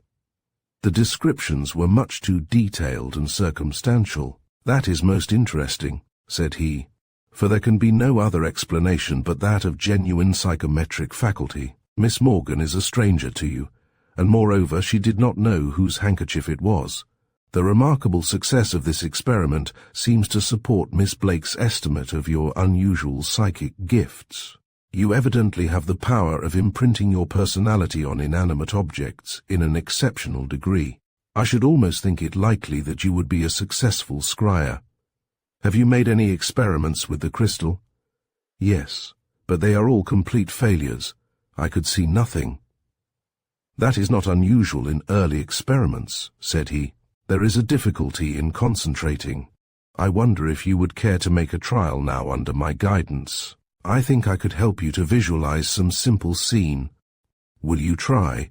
The astonishing success of Miss Morgan's experiment had revived all my former curiosity, and I assented readily, much to Mr. Queck's satisfaction. The nature of the new experiment was explained to the company, and the necessary preparations made. An easy chair was placed for me in the middle of the room, and the chairs for the others, arranged behind it, so that I should not have my attention distracted by seeing them. As I passed Lilith on my way to the chair, I greeted her with a smile, and was a little surprised at the lack of response on her part. I thought she would be gratified to see me taking so active a part in the proceedings. But apparently she was not indeed. I had never seen her look so ungenial. When I had taken my seat, Mr. Quex directed me to lean back and adopt a position of complete physical rest. A black velvet cushion was then placed in my lap, and on the cushion was laid the crystal globe, itself almost black in the dim twilight, save for a single spark, where it reflected the light of the one electric lamp. "You will look fixedly at the bright spot of light," said Mr. Quex, who had seated himself beside me. "Concentrate your attention on it, and think of nothing else. Don't let your mind wander, and don't move your eyes. Think of the bright spot and look at it. Soon a mist will come before your eyes, then you will feel a sort of drowsiness. You will grow more and more drowsy, but your eyes will keep open, and you will still see the mist. You are seeing it now. This was quite correct. It grows denser. Now you are. beginning to feel drowsy, just a little drowsy. But your eyes are wide, open. Still you are getting drowsy, rather more drowsy, he seemed to repeat. These words over and over and over again, like a sort of chant, and his voice, which had been at first soft and confidential, took on a peculiar, sing-song quality, and at the same time began to grow more and more distant, until it came to me thin and small, like the voices that are born from far-away ships on a calm day across the water of a quiet anchorage.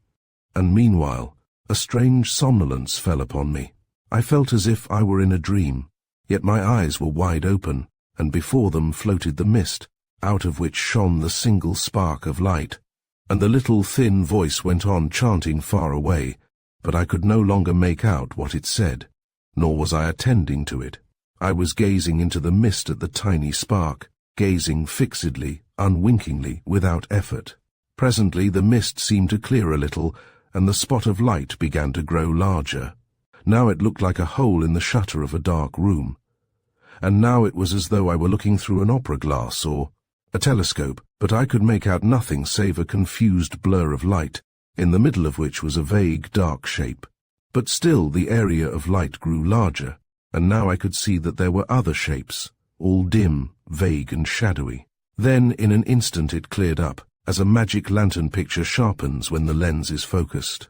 The dark shape was Mr. Otway. He stood, stooping forward, gazing at something on the floor, something that lay by the fireplace, motionless, with upturned waxen face.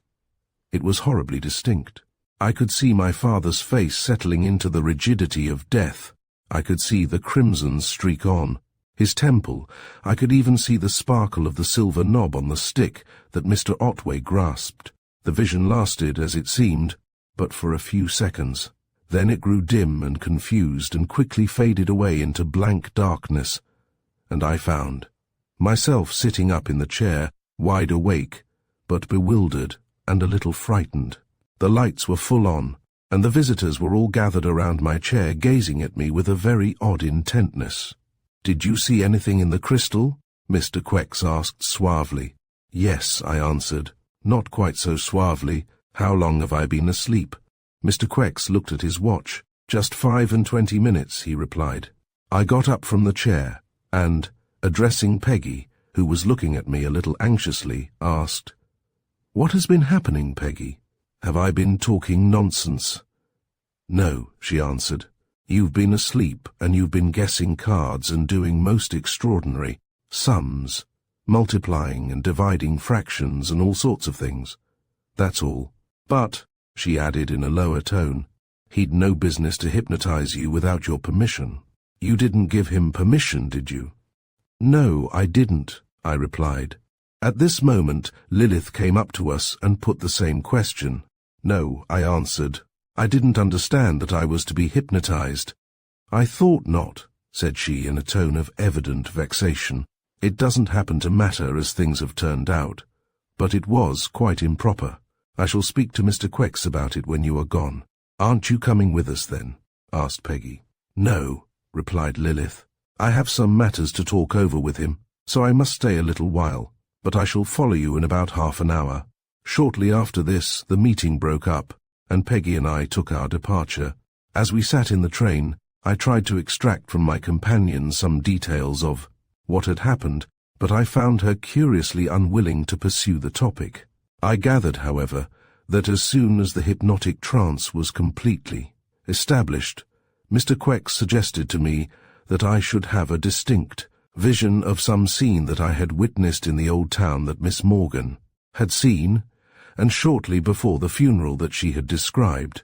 Then, after an interval, he had put a number of problems in multiplication and division, of large numbers and fractions, which I had solved with extraordinary ease and rapidity. As to the nature of my vision, Peggy displayed no interest, but turned the conversation on to subjects quite unconnected with Mr. Quex or psychical science. When we arrived home, she followed me to my room and suggested that we should wait there for Lilith, which was what I had intended to do, and here again she showed a marked tendency to avoid the subject of Mr. Quex and his experiments. But As she sat in my chair gossiping, I caught her eye from time to time, travelling almost furtively towards the clock on the mantelpiece, and I wondered if she was feeling anxious about Lilith, who had to make her way alone through the rather unsavoury neighbourhood of Ratcliffe. Whatever she was feeling, however, she kept up a flow of conversation, which was itself a rather unusual phenomenon, and presently grew quite confidential about herself, which was more unusual still. It was clear that her friendship with Mr. Hawksley was now quite firmly established, and they evidently saw a good deal of one another, but this I knew already, and it was clear that their sympathy in tastes was running parallel to a very strong liking of a more personal kind. After a pause in this confidential gossip, Peggy suddenly looked down a little shyly, and turning very pink, asked hesitatingly, "Sybil, dear, you haven't quarrelled with Mr. Davenant, have you?" "Quarrelled, Peggy?" I exclaimed. "Of course I haven't.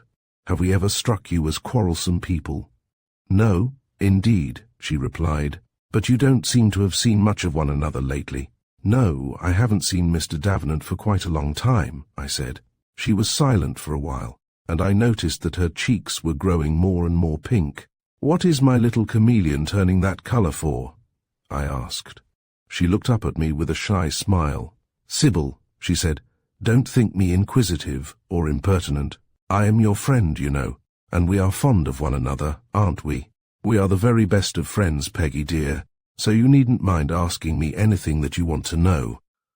"Well then, Sybil, why don't you and Mr. Davenant marry? Anyone can see how fond he is of you, and I'm sure you care for him an awful lot, don't you now? My titmouse is becoming an expert authority on these matters," said I, thereby converting poor Peggy to the semblance of a corn poppy. "Perhaps I am," she admitted, defiantly, "but why don't you marry him, Sybil?" "My dear Peggy," said I, "there is a very substantial reason. Its name is Mr. Otway." "Sybil," gasped Peggy, "I thought you were a widow." I shook my head. "No, Peggy, I am a widow in effect, but a married woman by law. I have a husband who is no husband, whom I married in error, whom I have never lived with and could never think of living with, but whom I can never get rid of. That is the position." She flung her arms around my neck and laid her cheek to mine. "My poor dear Sybil," she exclaimed, "how dreadful for you. I am so frightfully sorry, dear. And is there no end to this?" "There is death," said I. "That is all, and that is why I am not seeing much of Mr. Davenant nowadays." "It is an awful thing, Sybil," said she. "You and Mr. Davenant could make one another so perfectly happy, and I don't see why you shouldn't, for that matter." "Why, how could we, Peggy?" Again she blushed scarlet, and with a defiant glance at me replied, "I wouldn't have my whole life wrecked. I should just go off with him, husband or no husband, you dreadful little reprobate. And what do you suppose the world would say about you? It could say what it liked so long as I'd got the man I wanted, but it wouldn't really say anything. No one with any sense would think a penny the worse of me. Nor would they of you. Everyone would say that you had done the right thing, seeing that you had no choice. You couldn't be expected to be bound for life to a dummy husband." At this moment, I rose from my chair, and going over to the dressing table, lit a candle. Then I put my hand in my pocket and drew out an unaddressed envelope and a piece of pencil. With the latter I wrote on the envelope my signature and the words 10 minutes to 11. The whole proceeding seemed quite automatic. I did not know why I was doing it. I had not known that either the envelope or the pencil was in my pocket, for I had not put them there. But I carried out the train of action almost unconsciously and quite without surprise. When I had written on the envelope, I opened it and drew out a piece of paper. On the paper was some writing in an unfamiliar hand. I held the paper near the candle and read as follows: "At 10 minutes to 11 you will light a candle, take this envelope and a pencil from your pocket. You will write on the envelope your signature and the time. Then you will open the envelope and read this message." I stood for some seconds gazing at the paper in utter amazement. Then I looked round quickly at the clock. It was 10 minutes to 11. From the clock, my glance turned to Peggy, who was sitting watching me with a very uncomfortable expression. "Do you know anything about this, Peggy?" I asked. "Yes," she replied. "That Quex man told you to do it. He wrote the message and put the envelope and pencil in your pocket when you were in a deep sleep. He spoke the message into your ear, and after about a minute told you to wake up, and you woke up immediately. It was like his impudence to perform his beastly experiments without getting your permission first.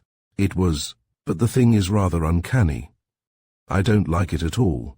"There's nothing in it," said Peggy, though she too was evidently not pleasantly impressed. "It's what they call post-hypnotic suggestion.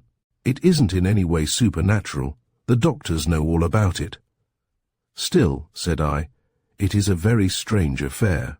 There is something extremely eerie in finding oneself turned into an unthinking automaton worked by somebody else's will. And some of the other experiments were rather startling. Miss Morgan's visions, for instance. Mightn't they have been just clever guesses?" "No, Peggy, that is quite impossible. Her descriptions applied to my case in detail and were correct every time." "You heard her describe the view from Maidstone Bridge?" "Yes, and I recognized it from that watercolor over your mantelpiece."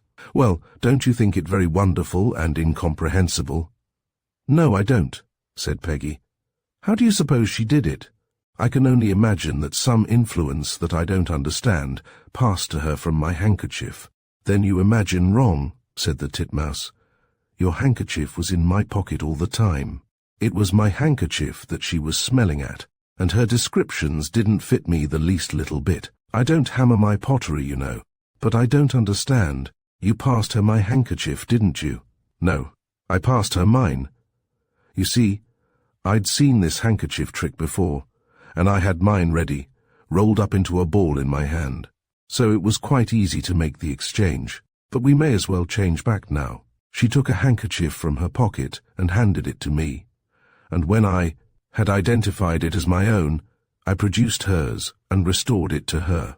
"You are a wicked little baggage, Peggy," said I, though I must admit that the ruse was quite a fair one.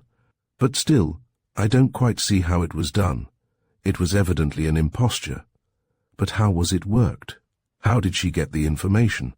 "Why, she got it from Mr. Quex, and he got it from Lilith." "You surely don't suggest that Lilith was a party to this fraud?" "Of course I don't," she replied indignantly. "Lilith is a lady to the tips of her fingers. That's just where it is. She would never suspect. But we know that she wrote to Quex about you, and she has talked to him about you, and no doubt he has pumped out all that she knows about you. Then you will remember that he has just come back from a tour in Kent. He is almost certain to have been to Maidstone. And there are such things as picture postcards. There is no mystery as to how it was done, but I do wonder that he was such a fool as to do it before Lilith. I suspect she stayed behind to tell him what she thought of him." As we were speaking, Lilith came up the stairs, and I ran out to intercept her and bring her in. "You needn't have waited up for me," said she, "though I am glad you have. For I want to apologize for Mr. Quex's very improper behavior." "Don't think any more about it, Lilith," said I. "It didn't do any harm, and it has enabled Peggy and me to have a little private séance to ourselves. Did the post-hypnotic experiment work correctly?" "Perfectly, and most uncannily." "Then," said Lilith, "you have gained by that amount of experience. As to the rest of Mr. Quex's experiments, well, Sybil, I am afraid we must consider them on the plane of public entertainment rather than on that of genuine research. But it is getting late. We had better go to bed now and talk things over tomorrow." This advice was forthwith acted on, as to its first half, and if I owed Mr. Quex a grudge for trying to impose on me, I should have been grateful to him for giving me something to think about, other than my own griefs and entanglements. Chapter 20. Cloud and Sunshine. Reviewing on the morrow. My experiences at Mr. Quex's house, I was conscious of a rather definite change of outlook. Those experiences had made a very deep impression. The vision that I had seen was something outside ordinary, normal experience, and it still haunted me. And then, even more uncanny, there was that strange automatic action which I had, carried out with such perfect unconsciousness and yet so exactly and punctually, It was all very well for Peggy to put it aside with the easy explanation that it was merely post-hypnotic suggestion, and that the doctors knew all about it. That explanation explained nothing. The fact remained that I had suddenly become aware that things which I had been accustomed to dismiss as delusions, as the mere superstitions of credulous people, were actual realities, and this discovery created for me a new standard of possibility and truth. Even Miss Morgan's visions, though I knew them to be a rank imposture, had left an impression that was not to be completely effaced. The shock of amazement that they had produced at the time left a vague effect due, no doubt, to the more real and equally mysterious experiences. Concerning these latter I was somewhat puzzled.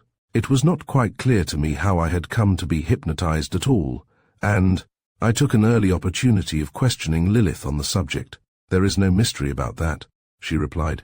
"The orthodox method of producing the hypnotic trance is to cause the subject to gaze steadily at some bright object, a metal button, a crystal, or even a small piece of white paper. He is told to gaze fixedly at this object, to concentrate his attention on it, and to think of nothing else. The purpose of this is to get rid, as far as possible, of the conscious self, and to allow the subconscious self to act without disturbance. When this state of mental abstraction has been established, the subject is ready to receive suggestions. If the operator suggests to him that he is drowsy, he becomes somnolent, and at the same time he becomes much more susceptible to suggestion. Now, if the operator suggests to him that he feels certain sensations, he feels those sensations. If it is suggested that he performs certain actions, he performs them. This is what happened to you. Mr. Quex induced you to gaze steadily at the crystal, and when you were in the proper state of mental abstraction, he suggested the hypnotic trance. Then he suggested that you would see a vision of some scene that you had looked on shortly before the funeral, and I understand that you did see such a vision."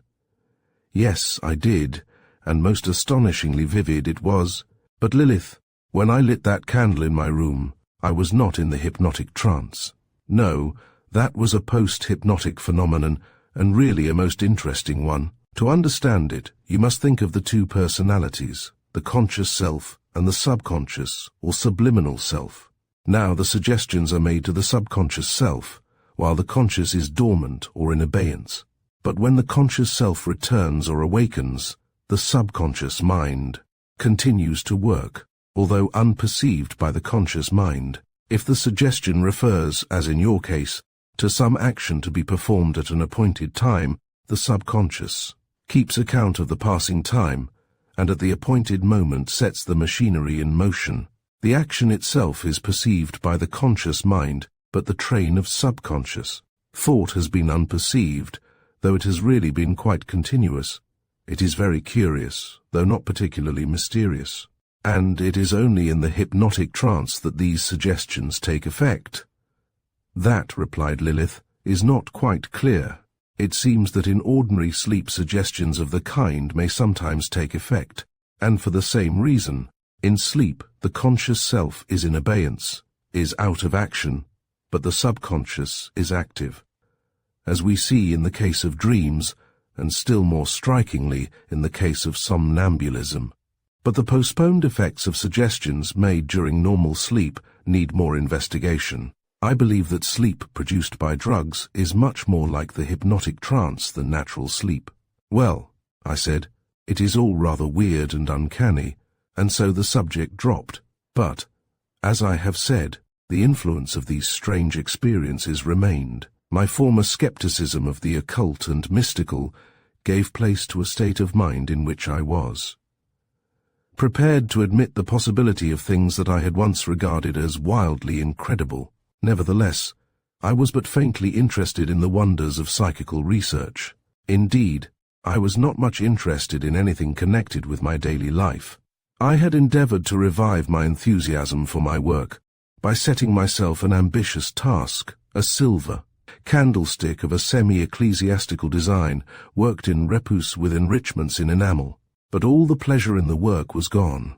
The various processes, skillfully enough executed, as I noticed with tepid satisfaction, which should have been a joy, were but the routine of industry, and through them all the never-ending heartache, the sense of loss, of bereavement, the feeling that the light had gone out of my life forever. The passing time seemed to bring no mitigation. Rather did it seem to me that every day I missed my dear companion more. Perhaps if my loss had been more final, if, for instance, Jasper had been taken from me by death, I might have striven more determinedly to shape my life anew. But there was a certain inconclusiveness in our separation. Not that I ever, for a moment, considered the possibility of reopening the question. But still I think there lurked in my mind the feeling that the door was not finally closed.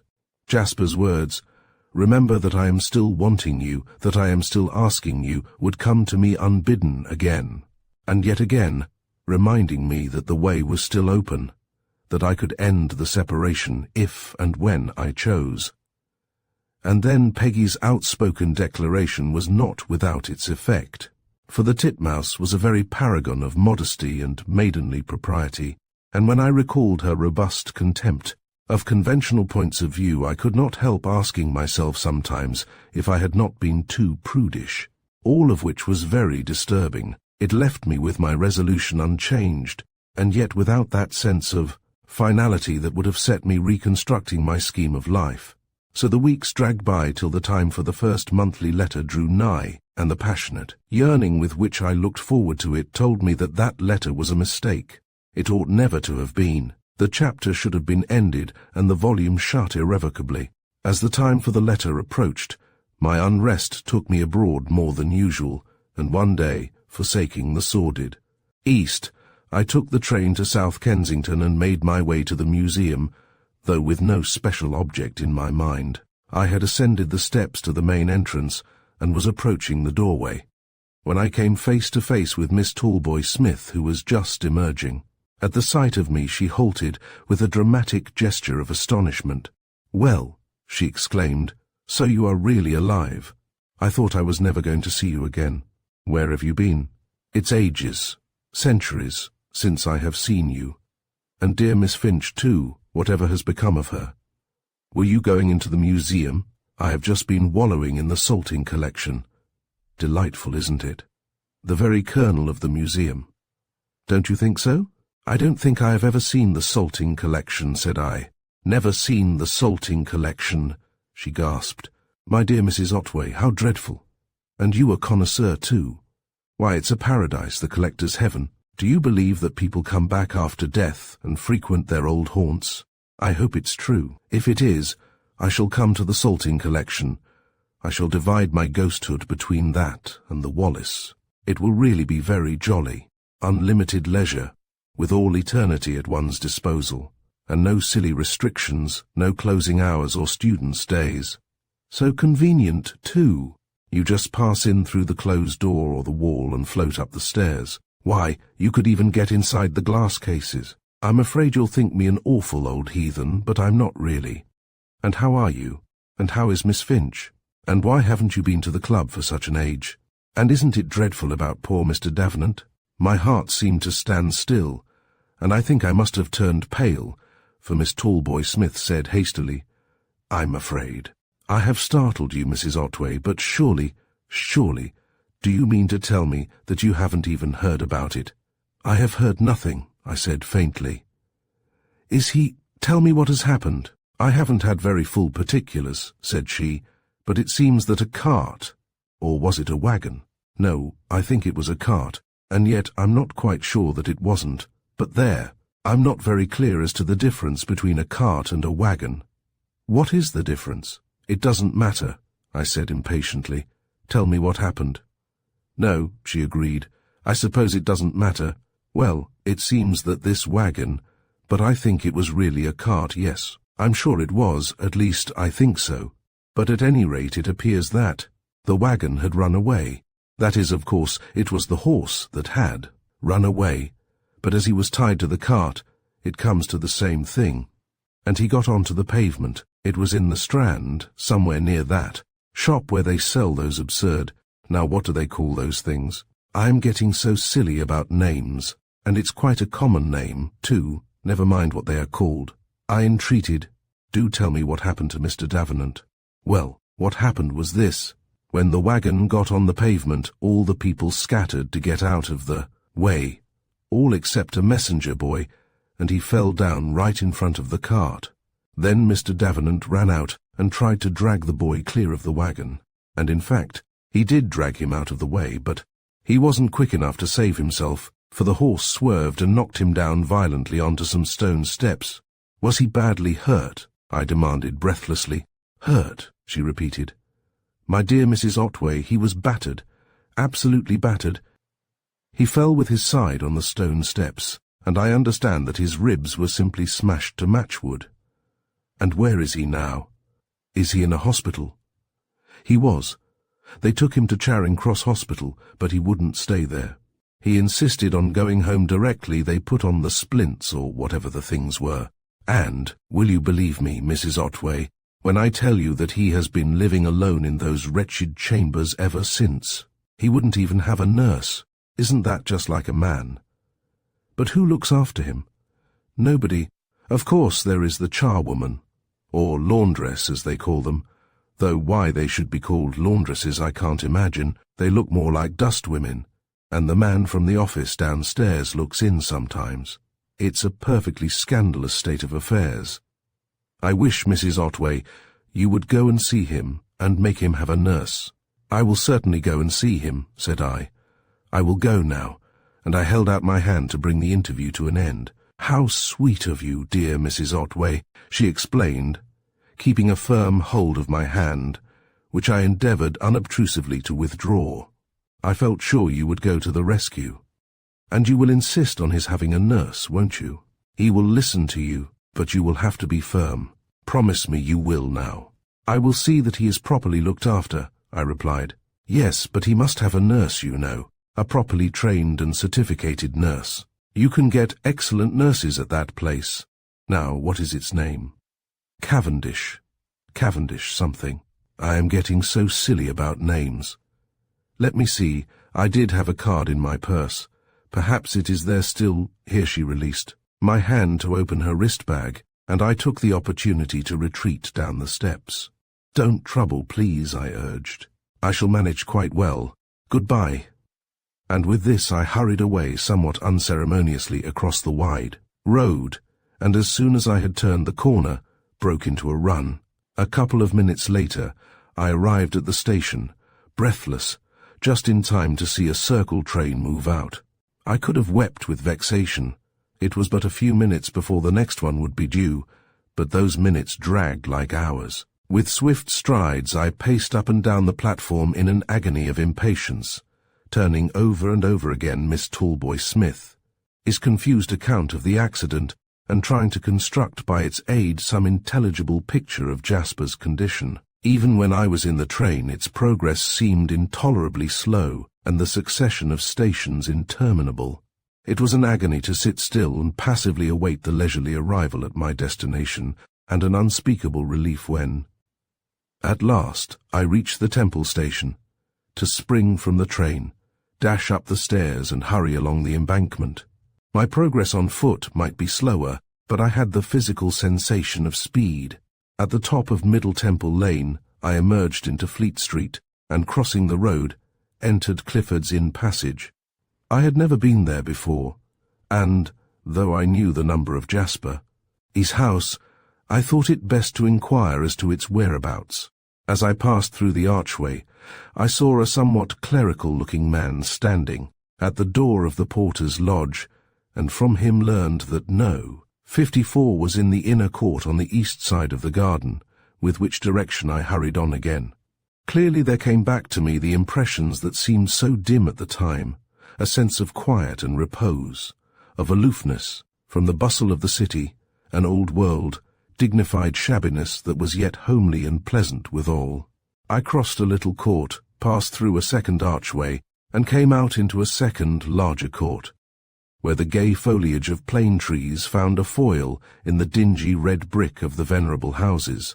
A glance showed me the narrow alley by the garden, and a dozen paces along its roughly flagged pavement brought me to the entry of No. 54, on the side of which was painted Mr. J. Davenant, architect. And below, in smaller lettering, Jonathan Weeble, law writer.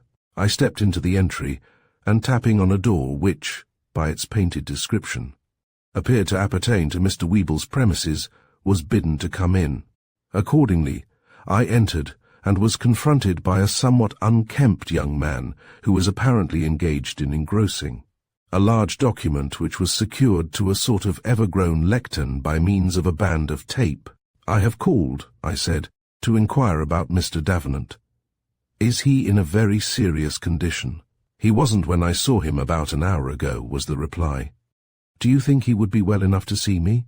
The young man, whom I assumed to be Mr. Weeble, inspected me critically, and then replied, "I should say most emphatically that he would. But we needn't leave it at that. I can soon find out. Won't you sit down?" He rose briskly and hurried out of the office, and it was only when I heard him ascending the uncovered stairs, 2 or 3 at a time, that I remembered that I had given no name. Mr. Weeble's confident manner had lifted a load of anxiety from my mind, but my agitation was little abated.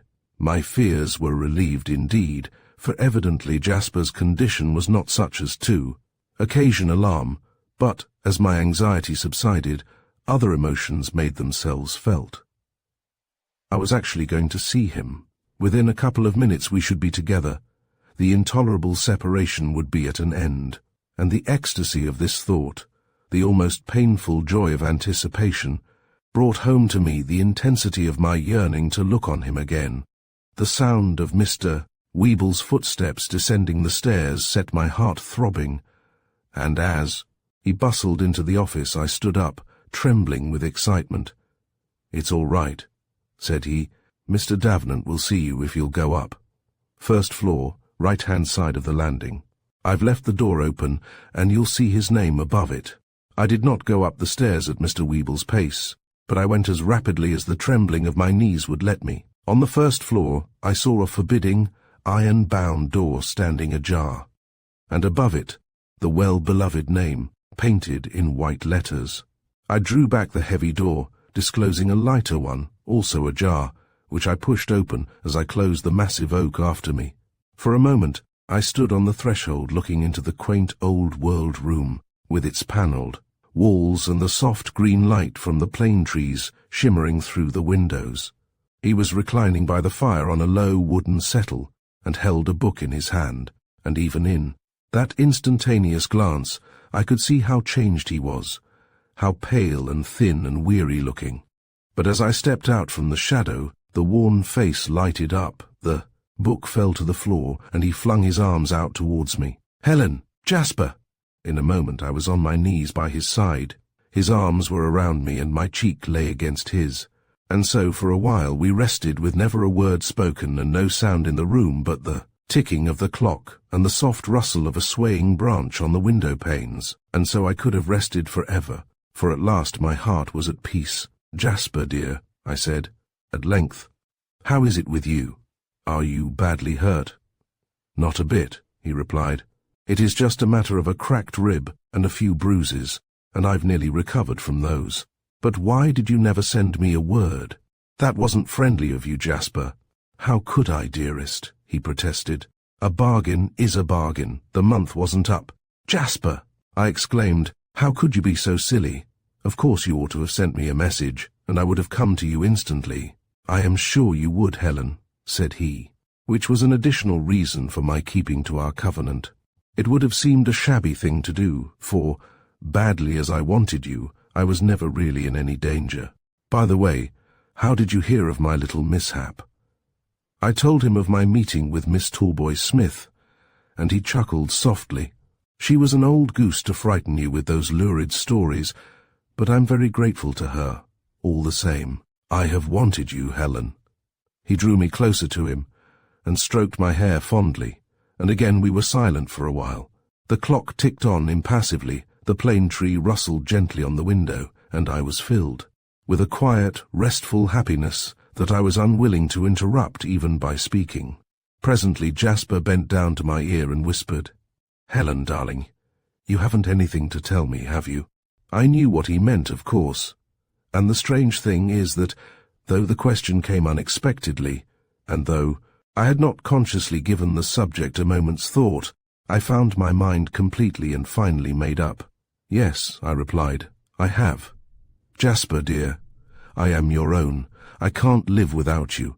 The world must say what it will. I can do without the world, but I can't exist without you." He drew me yet closer to him and kissed me reverently. "Dear heart," he said softly, "sweet wife, I would try to thank you if words could tell you what your precious gift means to me. But life is before us, and mine shall be one long thanksgiving. You have given me my heart's desire, if love and worship and faithful service can, in any degree, repay you, they shall be yours as long as our lives endure." Thus in a few moments were the long weeks of misery and despair blotted out.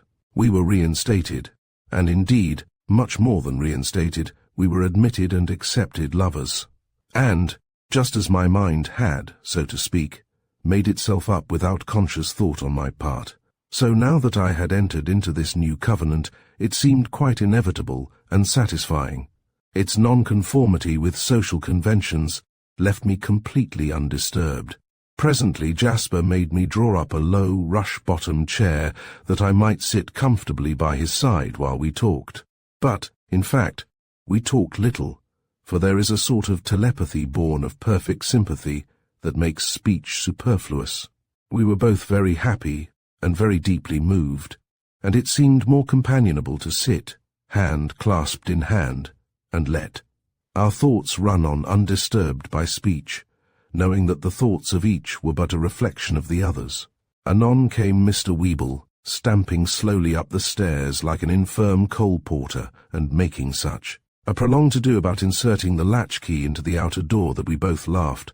A very discreet man was Mr. Weeble. "I've just come to see if I can do anything," said he, when Jasper had introduced me. "I generally make his tea and straighten out his bandages." "Shall I make the tea now, or are you taking charge, Mrs. Otway?" "I will make the tea," said I, "but while you are tidying up the bandages, I will run out and get some fresh cakes." "Yes," said Mr. Weeble, "that would be a good idea. Our stock is rather low and a trifle old and fruity. And talking of cakes, that reminds me that an old rooster called a day or two ago and left one. I put it in a spare deed box and forgot all about it. I'll go and fetch it up." "A rooster, you say, Weeble?" said Jasper. "May we assume that you are speaking figuratively?" "Yes," replied Mr. Weeble, elderly party with an automatic smile and the rummiest name I ever heard. "Now what was her name? Something double-barreled. Big Boy Jones, was it? Tall Boy Smith, I expect," said Jasper. "That was it. I sent her a letter of thanks the same day in your handwriting, and signed it with your name. Are you starting now, Mrs. Otway? You'll find a very good cake shop in Fetter Lane near the top on the left-hand side." I took a brief bag of Jasper's and his latchkey, and sallied forth into Fetter Lane by the postern gate, and as I walked up the quaint old street I found myself looking into the homely shops and inspecting the ancient timber houses, with a queer sort of proprietary air, as if I belonged to the neighbourhood. I found the cake shop. It was really an old-fashioned baker's shop, such as one might find in a country town, and as I made a selection of the wares based on experience of Jasper's tastes, I found myself almost unconsciously considering the merits of the establishment as a source of supply for a family of two. If the change in my mental state was sudden, it was certainly complete, as I sauntered back down Fetter Lane with my bag of provisions, carefree and filled with a delightful sense of emancipation, loitering to look into shop windows or to peer up strange courts and alleys that I might not return prematurely. I could not but contrast my condition with that in which I had set forth in the morning, hopeless, heart-weary, despondent. When I arrived at Jasper's chambers, Mr. Weeble had already gone, but he had filled the kettle and set it to boil on the gas stove in the kitchen, where I found it murmuring placidly and breathing out little clouds of steam. That kitchen was a delightful absurdity, about the magnitude of a good-sized china cupboard, it suggested, with its ranges of shelves and little chemical sink. a doctor's dispensary or a chemist's laboratory. Yet it was very orderly and quite convenient, and it had the advantage that, while I was engaged in the preparations for the meal, my heart singing in unison with the kettle's song, I could look out of a tiny window on the moss-grown garden, or through the open door see Jasper watching me with a smile of ecstasy, and receive his instructions as to where the various articles were to be found. It was all very pleasant and intimate, and every little homely detail helped to bring home to me the reality of my happiness. During the very leisurely tea we gradually approached the subject of our future arrangements, which had evidently been very carefully thought out by Jasper. "I'm not quite such a graven image as I look," said he. "I don't believe it's necessary for me to keep so immovable, but that is the doctor's business. I just do as I'm told. However, my bandages are coming off in a few days, and I understand that I shall be practically well in a fortnight. Until I am well, we had better let things remain as they are, and I think it would be better for you not to come and see me again in the interval." "Do you mean that I am to leave you, a helpless invalid, all alone, and no one to look after you?" "Yes," he replied. "Of course, I shall want you dreadfully, but as to my being alone and helpless, that is merely a sentimental view of the case. You can see for yourself that I am quite comfortable and well cared for. Weeble never forgets me for an instant, and I think it most necessary that, until we are definitely married, we should have the most scrupulous regard for the conventions. We can't get the sanction either of the law or the church to our marriage, therefore it is the more necessary for us to treat it ourselves with the utmost respect and seriousness. We are not going to enter into a casual and irresponsible relationship. We are going to contract a marriage, and I propose that we do so publicly and with proper formalities suited to the dignity and importance of the transaction." "But," I asked, "what formalities are possible?" "My proposal," he replied, "is this. We shall appoint a day and a time to meet here, and have 2 witnesses in attendance. Weeble could be one, and the inn porter, Mr. Duskin, the other. In the presence of those witnesses, we shall formally agree to take one another as husband and wife. Each of us shall make a written declaration to the same effect, reciting the circumstances which render the unusual procedure necessary, and, in your case, denouncing and repudiating your marriage with Otway. These declarations we shall respectively read to the witnesses, who will also read them, and we shall each sign our declaration in the presence of the witnesses. I am not quite clear whether it would be legal for them to countersign as witnesses. If not, we shall add a note stating that the signatures were made in their presence. Then we shall exchange declarations, and we shall notify Mr. Otway and whosoever else may be concerned, or whom we wish to inform, of what has taken place. Does that meet with your approval, Helen?" "Entirely," I replied, accepting the sentence of banishment. "Don't you think I might just look in on you now and again to see if you want anything?" "It is only a fortnight, dearest," said he, "and we can write as often as we please. Until we are married, we can't be too careful to avoid provoking criticism." I made no further objections, for I felt that he was right, and moreover, I could not but perceive that this rather excessive primness, like the formalities which he had proposed, was simply an unconscious expression of chivalrous respect, a protest in advance against any unfavorable criticisms of me, and in accordance with what I felt he would consider prudent, I took leave of him comparatively early, so as to avoid a second meeting with Mr. Weeble, who, I learned, came in every night between 8 and 9 to help him to get to bed. "I shall write to you every day," I said, as I drew on my gloves, "and you must promise that, if there is anything that I can do for you, you will let me know and never mind about Mrs. Grundy. Is that agreed?" He gave the required promise, and when I had handed him back his latchkey, I stooped and kissed him, and as I looked back at him, before closing the iron-bound door, I could not but contrast this parting with the miserable farewell of less than a month ago. Chapter 21. A dreadful inheritance. It has always been, and still is, somewhat of a puzzle to me to account for the sudden and complete change in my point of view in regard to my union with Jasper. Lilith would doubtless have explained it as a case of subconscious reflection, and probably she would have been right. My impression is that Peggy's matter-of-fact attitude towards marriage, unsanctioned by law, had a more profound effect than I was aware of, that her words, which I had certainly recalled from time to time, had remained in my mind subconsciously exercising a continuous influence. Or it may be that I had found a life of separation impossible and had realized it consciously only when I found myself once more in Jasper's presence. But, however it may have happened, the fact remains that I accepted the new order without a qualm. The conditions that I had scouted as unthinkable now seemed entirely reasonable and acceptable. The only twinge of misgiving that I ever had was produced by the draft of the declaration that Jasper sent for my approval and criticism, for that well-meant document with its half-defiant, half-protesting phrases did certainly bring home to me with uncomfortable vividness the fact that this marriage was not like any other marriage, and that I was not as other married women were. But I sent it back approved and tried to forget it, and quietly went on with my preparations for the new life.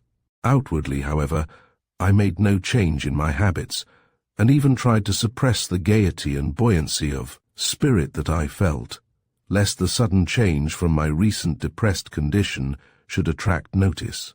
I still lived my life apart, only too happy in my solitude, and spent most of my time in the workshop, conning over Jasper's letters or meditating on the happy days that were drawing so near. For a time, the candlestick was sadly neglected, until I had the sudden inspiration of finishing it as a wedding gift to Jasper. And then all the joy of work revived and blossomed into unsuspected skill. Tracer and punch seemed to travel along their appointed paths unguided.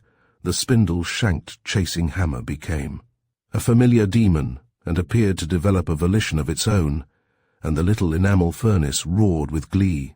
So the days sped by, each bringing me nearer to the golden gate of my enchanted garden, and each so filled with quiet happiness that I could not wish it shorter.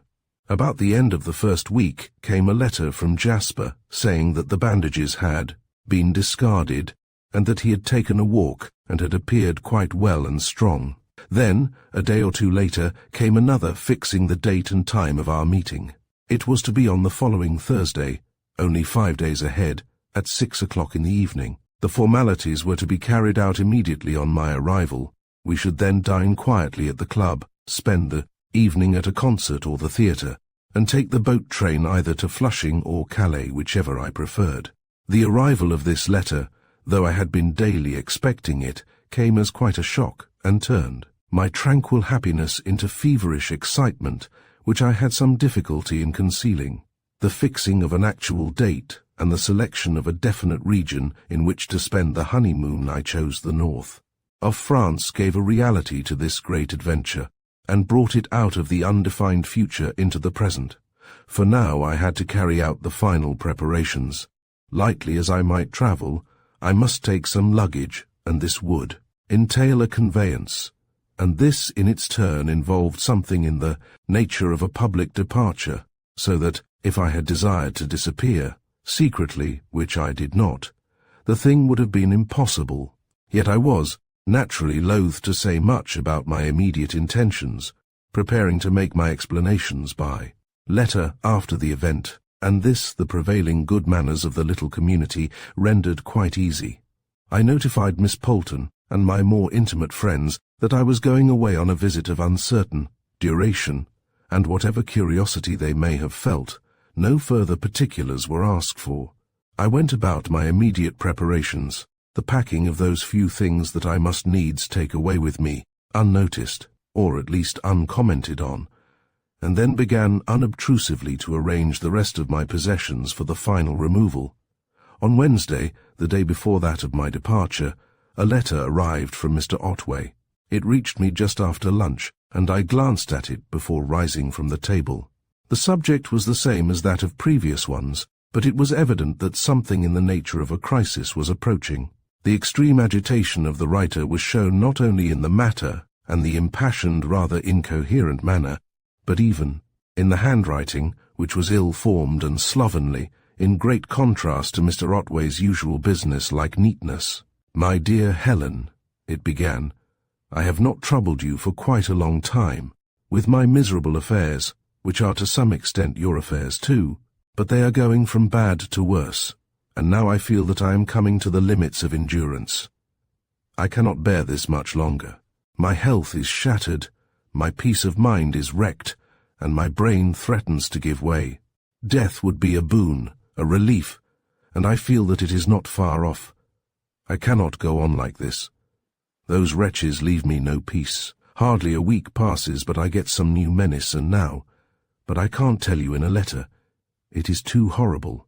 Come to me, Helen, for the love of God. I am in torment. Have pity on me, even though you have never forgiven me. I cannot come to you, for I am now unable to leave my bed. I am a wreck, a ruin. Come to me just this once, and if you cannot help me, at least give me the comfort of your sympathy. You will not be troubled by me much longer. Your distracted husband, Louis Otway. The emotions that this letter aroused were mixed and rather conflicting. Never had I felt a deeper loathing of Mr. Otway than now that I was being forced to accept what I knew in my heart to be but a counterfeit of marriage. I had been robbed of my birthright, and he had robbed me. Never was I less in a mood to offer him sympathy in the troubles that he had created for himself and me by his callous selfishness. And yet I decided to go to him. Whether the decision was due to some sort of compunction for the blow that I was going to strike on the morrow, or whether to curiosity, or to a desire to verify his foreboding of approaching death, I cannot say. Certainly the last consideration entered into the mixture of motives, and probably was the determining factor. At any rate, I decided to go.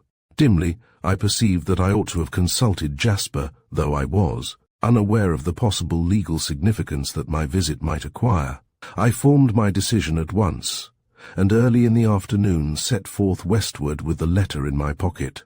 I did not go direct to Mr. Otway's chambers. Promptly as I had made up my mind, I felt the necessity of thinking over the circumstances and forecasting the possibilities. On my way westward, I made a halt at a tea shop, and while I awaited the leisurely service, I drew out the letter and read it through again. Clearly the blackmailers were becoming more urgent and possibly more definite. It seemed as though they had adopted some new tactics, but it was not the blackmailers who interested me. I found my eye travelling again and again to those two sentences that hinted at the possibility of Mr. Otway's death. I feel that it is not far off. And again, you will not be troubled by me much longer.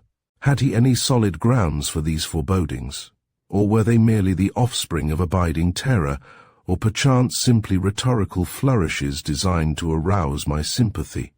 These were questions of no small moment to me, for Mr. Otway's death would set me free and in an instant unravel the tangled skein of my relations with Jasper. As I drank my tea with reflective deliberation, I turned these questions over in my mind, not disguising from myself the cool, impassive egoism of my attitude. My feeling in respect of Mr. Otway was devoid of any trace of sentimentalism. I viewed him as the insurance director views the generalized proposer, but inversely, for I was interested in his decease, not in his survival. I loathed him, but I did not hate him. I did not wish him ill. If I could have saved him from suffering, I would have done so, even at the cost of some considerable effort. But if he had stood in the peril of instant death, and I could have averted that peril by moving a finger, I would not have moved a finger. That was my position. As I rose from the table and returned the letter to my pocket, what was in my mind was that Mr. Otway seemed to think that he was going to die, and I hoped that he was right. When I reached Lyon's Inn chambers, the sun was already low, and the gloom of the evening was beginning to settle on the closed-in block of buildings. I ascended the ill-lit stone stairs to the second floor, where the light on the landing was so dim that I had difficulty in deciphering Mr. Otway's name above the door of his set, and as I did so I noted, with surprise, that the inscription was faded and obscure, and had the appearance of having been in existence for many years, whereas Mr. Otway had, as I believed, but recently entered on his tenancy.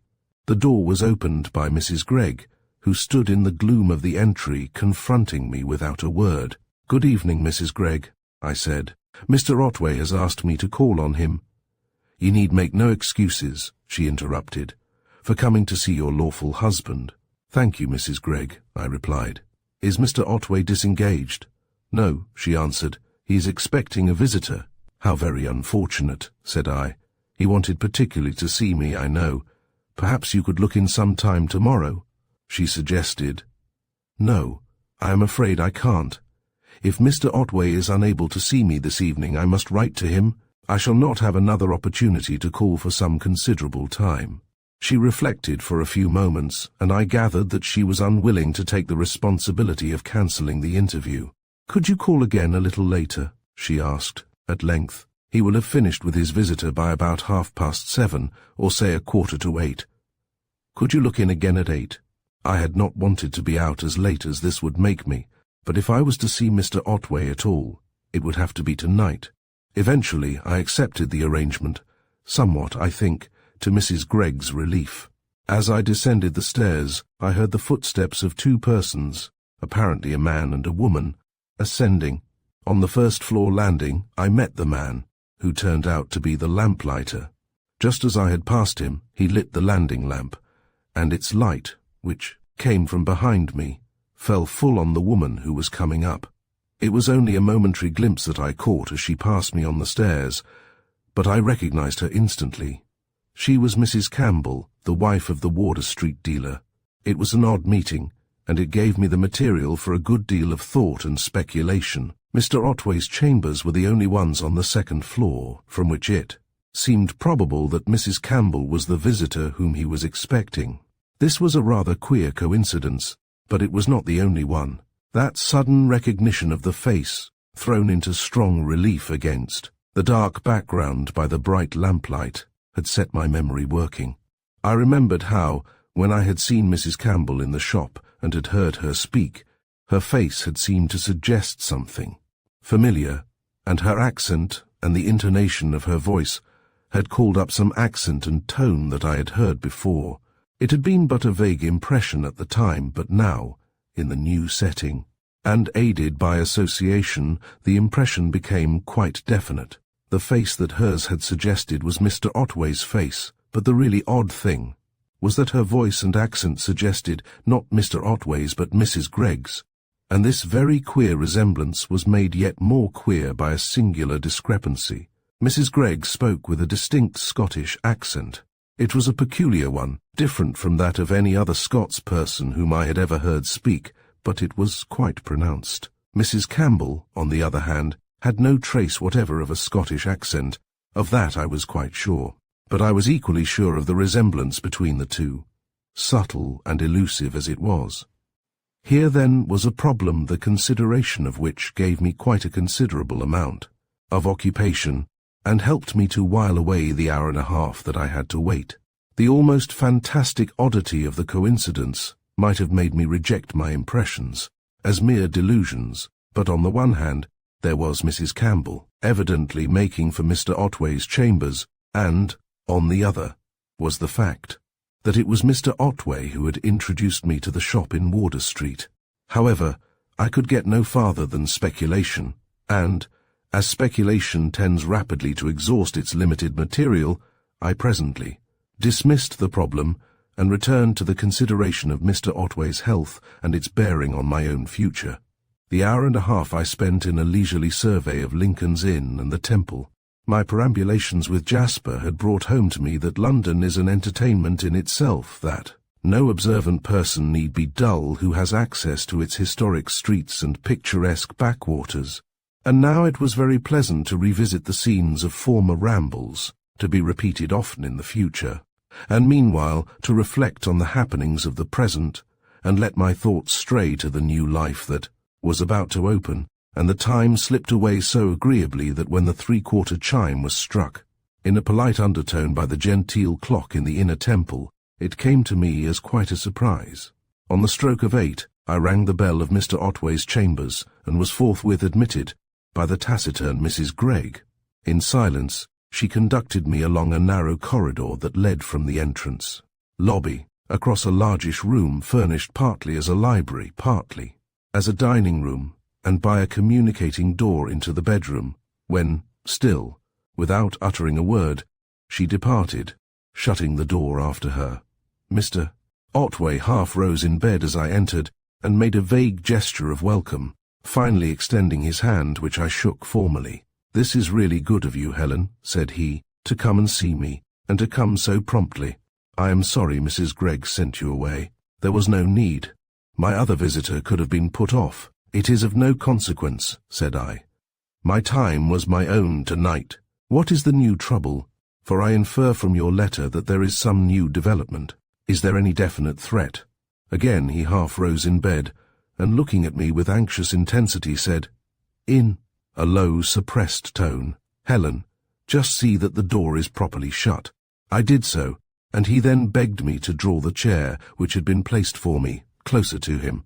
This I also did, and, having seated myself, looked at him expectantly. Still half raised in bed, he bent his head as near to me as he could, and in a whisper said, "Helen, I want to ask you a question. What became of your father's stick?"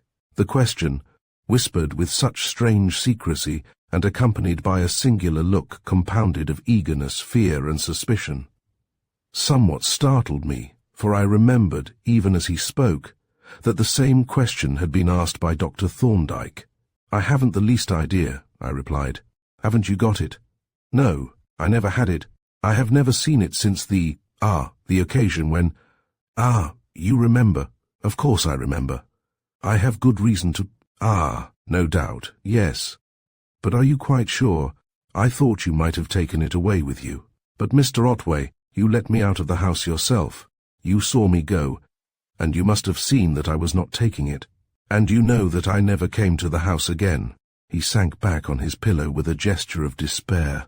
"Yes," he murmured, "that seems to be so. It must be so, I suppose." "It is so," I said. "There is no question about it. When I went away that morning, the stick was in your house. But why are you asking me about it? Is it of any importance?" He turned towards a table that stood by the opposite side of the bed, and taking up a bunch of keys, unlocked a deed box that was on the table, and took from it a sheet of paper. "Read that," said he, handing me the paper. The document was a type-written letter of a similar character to the previous ones, and of about the same length. It ran thus: "Mr. Lewis Otway, some funny questions are being asked. What about Mr. Vardon's stick, the loaded stick with the silver knob to hide the lead loading? Where is it? Somebody says they know where it is and who's got it, and they say there is a bruise on the silver top, and they say something about a smear of blood and a grey hair sticking to it. Do you know anything about it? If you don't, you'd better find out, because I think you'll hear from that somebody before you are many weeks older, or else from the police. A well-wisher." As I came to the end of this document, I raised my eyes and met Mr. Otway's fixed on me with a very singular expression, but he quickly averted his gaze, possibly embarrassed by the steady intensity of my own. For this letter, together with Mr. Otway's agitated questionings, had revived the old doubts in my mind. Could there be any truth in this veiled accusation? Was it possible that I had really made a hideous mistake in shielding this man? As these doubts flashed through my mind, some reflection of them may have appeared in my expression, as I steadily looked Mr. Otway in the face.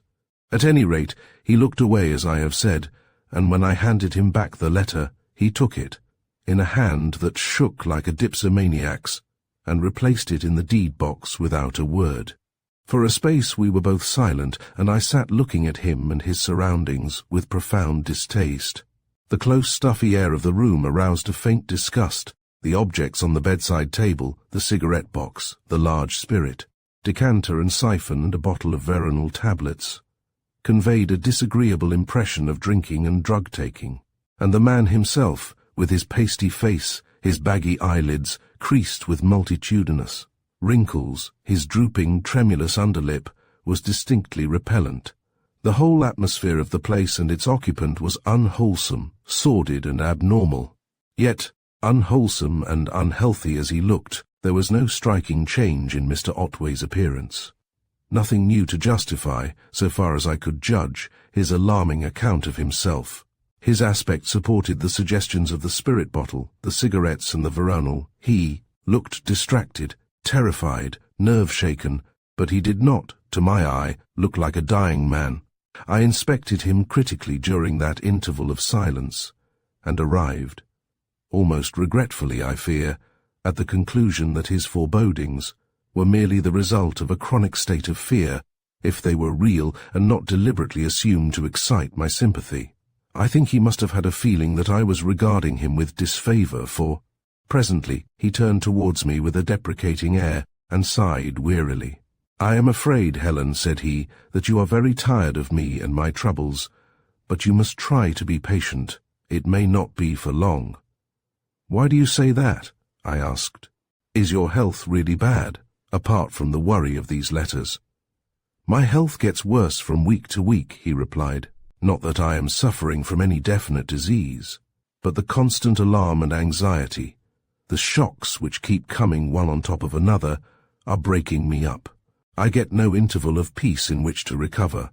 I am in a constant state of worry and depression by day, which leads to that," and he pointed to the spirit decanter, "and it is even worse at night unless I secure a little rest by those things," pointing to the veronal bottle, "and cigarettes, whiskey and veronal don't make for a long life or robust health." "Still," I said, "you mustn't exaggerate or alarm yourself unnecessarily. You are not in very good condition, I can see, but there is no reason to suppose that you are in a dangerous state. Couldn't you cut off these drugs and the whiskey, and go away for a change?" He shook his head. "I couldn't go away," he said. "They would find me out and follow me. And as to cutting off the stimulants and the sedatives, that is impossible. Bad as they are the last bulwark against something worse." "What do you mean?" I asked. He did not answer immediately, but seemed to be considering my question, and debating whether he should make any further confidences. At length he turned to me somewhat abruptly, with an expression which I had never seen on his face before, a wild expression, strangely unlike his usual heavy stolidity, suggesting excitement and terror, with yet a curious dash of exultation. "Helen," he said with a singular intensity of voice and manner, "there are men who are born into this world under sentence of death. The black cap hangs over their cradles. Throughout their lives they have continually to watch, to evade the execution of the sentence if they can. But the time comes when they can escape no longer. They are tired of evasion, of the struggle to escape, and then they give themselves up, and that is the end. I am one of those men, Helen. My mother put an end to her own life. My only brother put an end to his life. My mother's father made away with himself. It is in the blood. My mother was found hanging from a tree in an orchard. My brother disappeared and was found a month later, hanging from a peg in a disused wardrobe. My grandfather hanged himself from a beam in the loft. Perhaps there were others. At any rate, there it is. The fathers have eaten sour grapes, and the children's teeth are set on edge." He paused, and I sat looking with uneasy surprise at the unwonted animation in his face, the faint flush, the awakening light in his eyes, the suppressed eagerness of his manner. There was something weirdly unpleasant about this new phase. "You mustn't allow these fancies to disturb you," I said feebly. "They are not fancies," he retorted. "They are weighty realities. I thought for a long time that the inheritance had passed me by, but when the first of those letters came, I knew that the legacy had fallen in. And every new menace sets the impulse working. Whenever one of those letters come, I feel it. I find myself thinking of my mother and my brother, and wondering if they felt the same. Then I take a stiff whiskey, and the feeling goes off. But I don't care nowadays to go to bed until I have taken a dose of veronal." "Why not?" I asked. He drew himself to the edge of the bed, and thrusting his head out, peered into a shadowy corner of the room with a sort of half-terrified, half-exultant leer that seemed to stir the very marrow of my bones. "What is it, Mr. Otway?" I asked, staring into the corner but seeing nothing. "Do you see it, Helen?" he said, rolling his eyes at me, and then looking back into the corner. which was in a line with the bed head, that great hook, or bent peg. I can't imagine what it was put there for, but there it is, like a great metal finger, beckoning, beckoning. I looked at the object that he indicated, a massive curved peg or hook fixed to the wall about 7 feet from the floor, and shivered slightly. Its appearance was horribly suggestive. When I used to lie awake, Mr. Otway continued, still gazing into the corner after the first letters came, I could lie on my left side, because then it was behind me, and I seemed to feel it drawing me. I had to turn so that I could see it, and whenever I looked at it, it seemed to beckon, and so it does now. I should have it unscrewed and taken away, said I. Yes, he replied reflectively. Perhaps it might be, and yet I don't know. Perhaps I might be more restless if it were not there. It is in a way a satisfaction to know that I hold a trump card that I can play if all the other cards are against me. As he spoke, he looked at me with that same curious, half-frightened, half-exultant expression. That made me wonder whether perhaps his inheritance included a dash of insanity. Then he rolled back to the middle of the bed and lay staring at the ceiling, and by degrees the excitement faded out of his face, and he recovered his usual stolid gravity of expression. Presently he glanced at the little carriage clock that stood on the table, and, turning to me, said, I usually take my veronal about this time. Would you mind giving me a glass of water and the tablets? I rose from my chair, and as I did so my little wrist bag, which had been reposing, forgotten on my lap, slipped to the floor. I picked it up and hung it on the knob of the chair back, and then fetched the water bottle and tumbler from the washstand. Having filled the tumbler and handed it to Mr. Otway, I picked up the veronal bottle, and seeing that it was a new one, broke the seal, withdrew the cork, and pulled out the cotton wool packing. 3 tablets, please, said Mr. Otway. I handed him the bottle, and as he took it and shook out the 3 tablets, he smiled grimly. You are the most cautious woman I have ever met, he remarked. But you are quite right to make me responsible for my own poison. He took the tablets one at a time, crunching each between his teeth very thoroughly before washing it down with water. Then he mixed what looked to me a very stiff allowance of whiskey with a very little soda water, and swallowed it at a draught. I find that the stimulant makes the veronal act more rapidly, he explained. I shall be asleep in about half an hour. Do you mind staying with me until I drop off? I agreed to this, although it was getting late, but conscious that it was probably the last service I should ever render him, I did not feel that I could refuse. So I sat down again in the chair and watched him, noting that already, probably as a result of the stimulant, he was quieter in manner and more peaceful in appearance. Even when he reverted to the subject that had occasioned my visit, his manner was quite calm. There is something very mysterious about that stick, he remarked. Recalling the circumstances, I remember putting it down in the corner by the writing table. I never saw it again, and never gave its whereabouts a thought.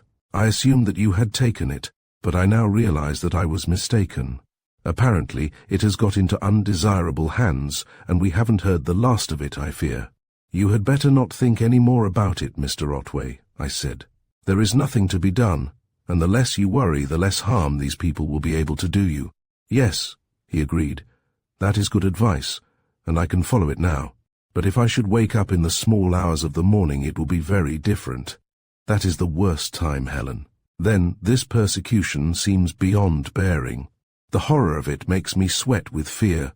I seem to hear the police on the stairs. I find myself listening for the sound of the bell. It is horrible, horrible. And then I think of that wardrobe, unnoticed all those weeks, and the figure inside in the dark. And then he made a motion of his eyes towards the shadowy corner, and involuntarily I glanced at the great peg high up on the wall. He did not speak again for some time, and I sat silently watching him and thinking of his dreadful heritage and all that it might mean. Was it a reality, this legacy of death that he saw coming to him? Was it true that even now the black cap hung over his bed? Supposing it were? Supposing that this very night, in the chilly middle watch, he should wake with all his terrors clutching at his heart, should creep out of his bed, and here my glance stole into the shadowy corner, and, as I looked, my mind seemed to picture a dim shape filling the wall space below the big, massive peg. There were no details, and hardly any form. It was just a shape, vague and rather horrible. I shivered slightly, but I did not try to blot out the mental picture. It was a gruesome thing, that dim, elongated shape, but it did not disturb me much, for it set going other associated trains of thought. There was the ceremony tomorrow evening, the witnesses with their doubtful rites of attestation, protesting that all was in order, and protesting in vain. There were 2 Ishmaelites going forth hand in hand into the wilderness, ready to meet scorn with defiance, but still Ishmaelites. And, at the thought, the shape upon the wall space below the peg seemed to grow less dim, to loom out more distinctly.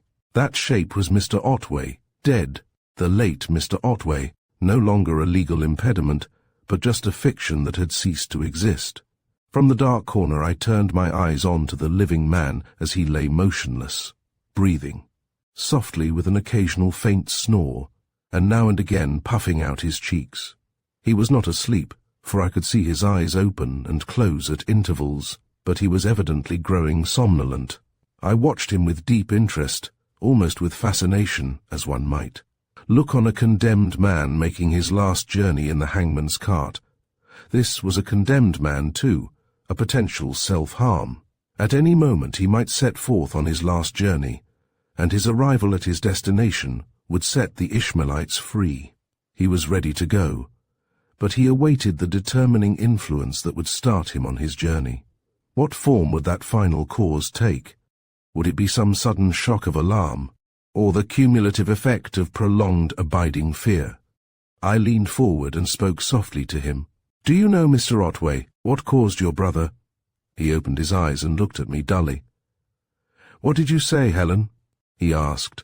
"I was wondering if you knew, if there was anything in particular that caused your brother to take his life."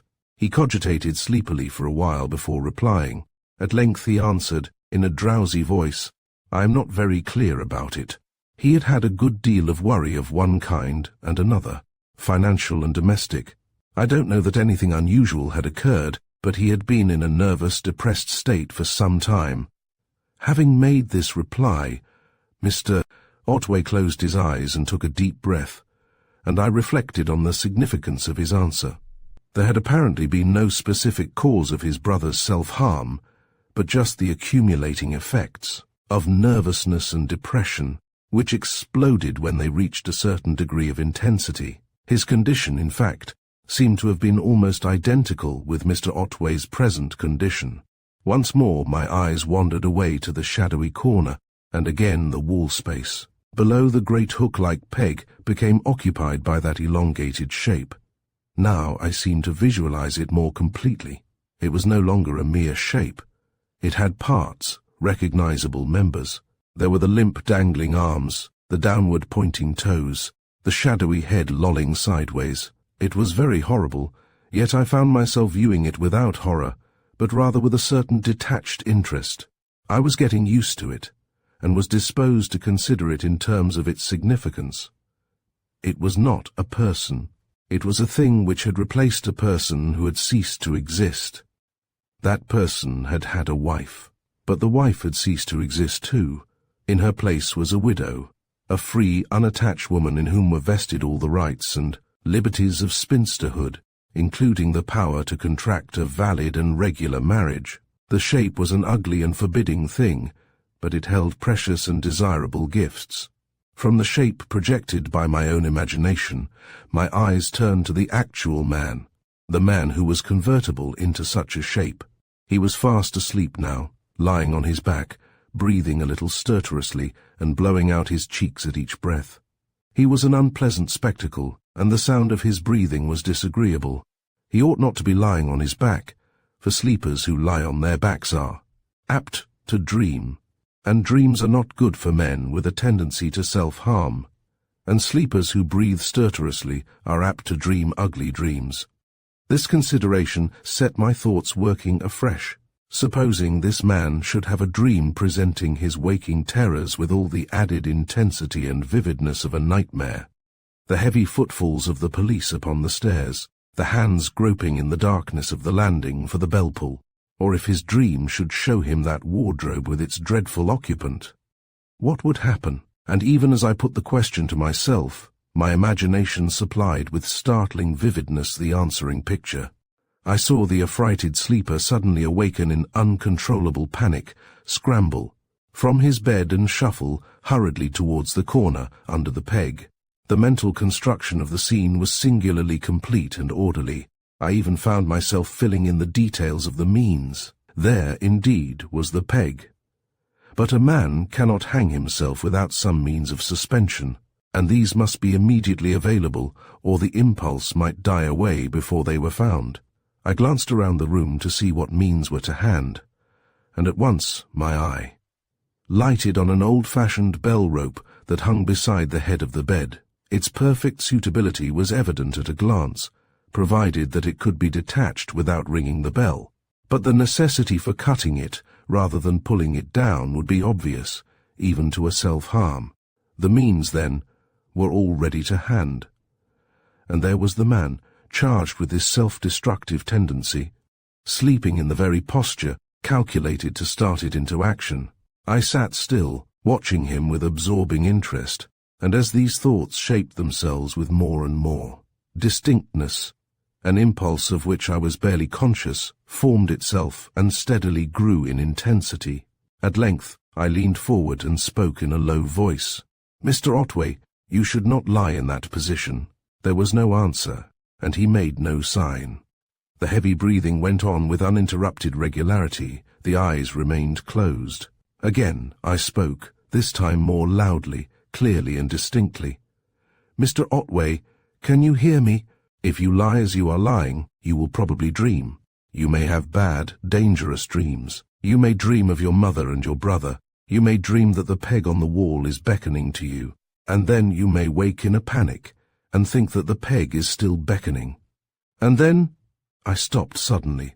What was this that I was doing? Was it a warning to avert disaster? So the words were framed, but I knew it was nothing of the kind. It was suggestion, pure and almost undisguised. The dreadful truth struck me like a blow, and seemed to turn me into stone. I sat rigid as a statue, still leaning forward with my lips parted as if to complete that awful sentence, every moment more appalled by this frightful thing that I had done. There came to me in a flash a vision of my own automatism after the séance I heard, Lilith telling me how the sleep of the drugged resembles the hypnotic trance, and again it came to me how I had been sitting looking at that terrible peg on the wall, and, without conscious intention, creating by my will the awful shape beneath it. How long I should have sat, bent forward as if frozen into rigid immobility. By the horror of this hideous thing, it is impossible to say. The realization of what I had done that had fallen on me like a thunderbolt had petrified me in a posture of arrested action. It seemed to have deprived me of the power of movement. The place was intensely silent.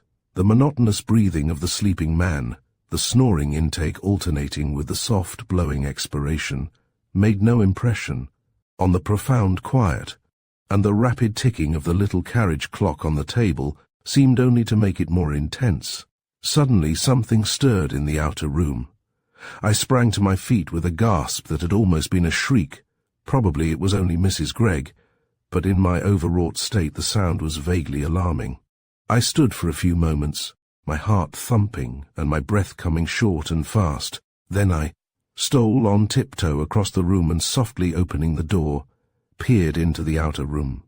It was in darkness, except that a bright beam of moonlight poured in at the window. But this gave enough light to show that there was nobody in the room.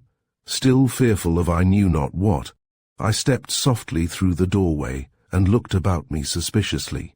The moonlight struck on a large cupboard or wardrobe, which instantly suggested the lurking place of some eavesdropper, and at the same time aroused horrible associations, connected with Mr. Otway's brother, so that in spite of my alarm I was impelled, to pluck at the handle to satisfy myself that no figure was hidden within. But the cupboard was locked, or, at any rate, would not open. Then I looked under the table and peered into the darker corners of the room, growing, naturally, more and more nervous every moment, and pausing from time to listen, or to look back through the doorway into the bedroom, where I could see Mr. Otway lying motionless like a sepulchral effigy. Suddenly, something stirred softly quite near to me. The sound seemed to come from the cupboard. I could have screamed with terror. The last vestige of my self-possession was gone, and in sheer panic, I fled across the room and down the corridor to the entrance lobby. This place was in utter darkness, and as I frantically groped for the latch, I felt my skin creep and break out into a chilly sweat. At last I found the latch, dragged the door open, and darted out, and as the clang of the closing door filled the building with hollow echoes, I ran swiftly down the stairs. Once out in the inhabited streets, my alarm subsided somewhat, but still, the image of that motionless figure in the bedroom, the sinister-looking peg on the wall, and the recollection of those dreadful words that I had spoken into the sleeper's ears pursued me with an abiding horror. I walked quickly out into the Strand, and I was in the act of hailing a cab when I remembered that I had left my wrist-bag hanging on the chair back by Mr. Otway's bedside. My purse was in that bag, but if it had contained my entire worldly possessions, I could not have summoned up courage enough to go back for it. The cab drew up by the curb. I hesitated a moment, but reflecting that it was yet hardly 10 o'clock, and that someone would be waiting up from whom I could borrow the fare, I gave the cabman the address, with the necessary explanations, entered the cab, and shut the door. But as the crazy vehicle, it was an ancient four-wheeler, rattled over the uneven roadways of the side streets, the scene in that warm and stuffy bedroom was reenacted again and again.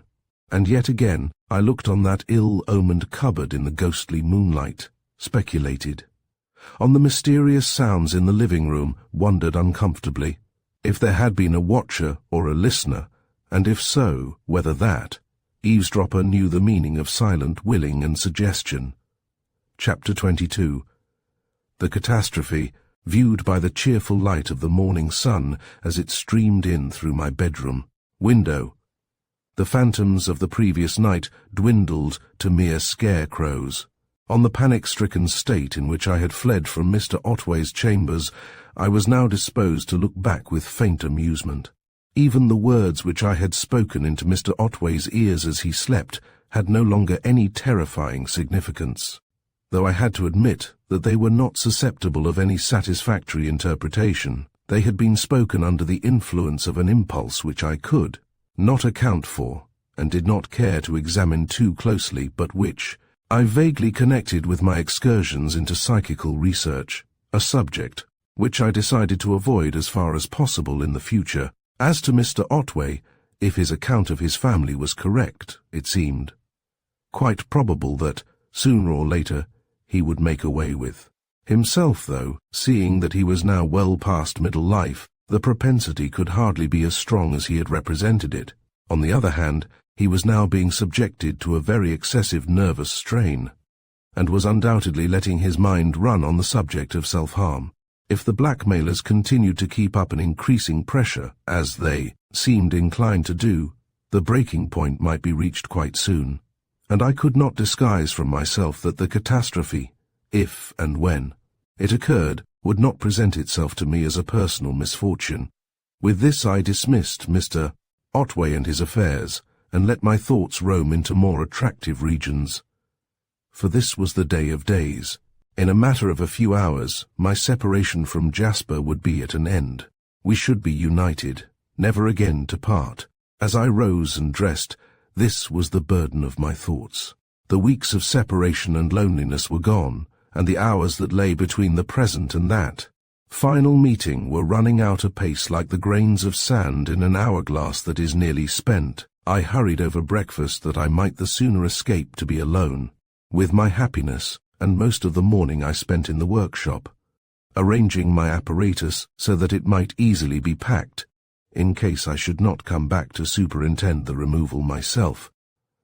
The candlestick, which was finished and successful beyond my expectations, I took upstairs to place in my trunk, that I might give it to Jasper this very day. And then I paid a visit to my friend Peggy, whom I found in her workshop chirruping gaily and very busy making a complicated set of plaster moulds from the dissected wax model of her masterpiece. But I did not stay long with her, for the making of piece moulds is an engrossing occupation and one better followed in solitude. As I entered the house from the garden, I encountered our little housemaid with a telegram in her hand. "This has just come for you, ma'am," said she, holding it out towards me. "The boy is waiting to see if there is any answer." I suppose that to most persons unaccustomed to receiving telegrams, the appearance of the peremptory, orange-tinted envelope is a little portentous. Especially so was it to me at that moment, with the crisis of my life so near at hand, and my heart beat tumultuously as I tore open the envelope and unfolded the flimsy paper. It bore but a brief message, but when I had read that message, the joy of life, the half-timorous happiness that had come to me with the morning sunlight, went out in a moment like a wind-blown taper and left me desolate. "Cancel appointment for today and do not come to the club. Letter follows. Jasper." That was all. There was really nothing very alarming in it, but to me it came as a dreadful anticlimax, strung up as I was to the highest pitch of nervous tension. With a trembling hand I refolded the paper, and having told the maid that there was no answer, ran up to my room and bolted myself in. It was a terrible blow. Only now, by the bitterness of the disappointment, did I realize the heart-hunger that I had endured, the intense yearning for the moment in which my beloved companion would be restored to me. And then, beyond this sudden collapse of my happiness, almost in the moment of its realization, was the mystery, the suspense, the uncertainty. What could it be that had happened? Had Jasper's condition suddenly grown worse? That could hardly be, for he was practically well. At least he had so regarded himself, and moreover there was that cryptic reference to the club. Why must I not go to the club? There was something very mysterious in that prohibition. The more I reflected on the matter, the more puzzling did it appear. On the other hand, the very mystery in which the affair was shrouded was itself a relief, for of course I never for one moment had the faintest doubt of Jasper's loyalty, nor could I entertained the possibility of his having changed his views on the subject of our marriage. Something had occurred to hinder it, but Jasper was my own, and I was his, and that being so, the hindrance, whatever it might be, could be but temporary. So I comforted myself, and made believe that all was well, though when by chance my eye lighted on the trunk, packed and even provided with a blank label, I could hardly keep back the tears. At lunch, I let Miss Poulton know that my visit was postponed, and immediately, after the meal, I prepared to go out and seek relief in a long, sharp walk. By the time I returned, the letter from Jasper would probably have arrived, and I should know how matters stood. I had put on my outdoor clothes and was just about to start when, opening the drawer, in which I kept my wrist bag, I suddenly remembered my loss of the night before. The bag contained not only my purse, but my card case, and one or two other things I could not conveniently do without. The prohibition to go to the club could hardly, I reflected, extend to Lyon's Inn chambers, though they were in the same neighborhood. At any rate, I wanted the bag, and in my restless state a journey with a defined purpose offered more relief than an aimless walk through the streets. During the short journey from Mark Lane to the temple, I turned over and over again the words of the telegram without obtaining any glimmer of enlightenment. If I had been less sure of Jasper, I should have been intensely wretched. But now, as the shock subsided, my optimism revived, and I found myself looking forward to Jasper's letter with a confident expectation of reassuring news. Emerging from the temple station, I walked up Arundel Street, and crossing the Strand, presently passed through Half Moon Alley, and cast a glance of friendly recognition at the old gilded sign, so pleasantly associated with the scarlet parasol that hung outside the umbrella-maker's shop in Booksellers' Row. The two signs recalled the old delightful explorations with Jasper, and put me in quite a cheerful frame of mind, which lasted until I found myself once more ascending the bare and rather sordid stone stairs of Lyon's inn chambers. Then there came a marked change. As I walked up the cold, gloomy staircase, a feeling of depression settled on me. I passed the grimy lantern that had looked on my head long, terror-stricken flight, and some of the forgotten qualms came back. I breathed again the close air of that unpleasant bedroom. I saw again the unwieldy figure in the bed, with its pasty face and puffy eyelids. And even the sinister-looking peg on the wall came forth with uncomfortable vividness from the recesses of memory. By the time I reached the landing, my distaste for the place had grown so strong that I was half inclined to turn back and complete the transaction by means of a letter. This weakness, however, I overcame by an effort of will and resolutely rang the bell. There was a short interval, and then the door opened, revealing the figure of Mrs. Gregg, who, according to her custom, stood and stared stonily at me without uttering a word. "Good afternoon, Mrs. Gregg," said I. "When I went away last night I left my wrist-bag behind." "You did," she answered, "and you left the bedroom door open and the gas full on." "I found it so this morning." "I am very sorry," I said. "'Tis no matter," she rejoined impassively, and continued to stare at me in a most singular and embarrassing fashion. "Could I have my bag, please, Mrs. Gregg?" I asked. "You could," she replied, but still she made no move, nor any suggestion that I should enter. And still she continued to look at me with the strangest, most enigmatical expression. "I hope," said I, by way of relieving the extraordinarily uncomfortable situation, "that Mr. Otway is better today." "Do you?" said she, and then after a pause, "Maybe you'd wish to see him?" "I don't think I will disturb him, thank you," I replied. "Ye need have no fear," said she. "You'll no disturb him? Well, I don't think I have time to see him today. I just called to get my bag." "And is that all you've come for?" she demanded, glowering at me in the most astonishing manner. "What else should I have come for?" I asked. She thrust her head forward and replied in a low, mysterious tone, "I thought maybe you'd come to ask where your husband is." "I don't understand you, Mrs. Gregg. Is Mr. Otway not at home?" "He is not," she replied, and as I made no comment, she asked, "Shall I tell you where he is?" "It really isn't any business of mine, Mrs. Gregg," said I. "Is it not?" she demanded. "Will it no interest ye if I tell you that your husband is in St. Clement's mortuary?" "In the mortuary?" I gasped. "Aye, in the mortuary." She glared at me in silence for a few moments, and then, suddenly grasping my arm, exclaimed, "Woman, do ye ken yon peg on the bedroom wall?" "Aye, ye may well turn pale. Ye'd ha' turned paler if ye'd seen what I saw by the gaslight this morn hanging from yon peg." I gazed at her for a few moments in speechless horror, until she seemed to sway and shimmer before my eyes.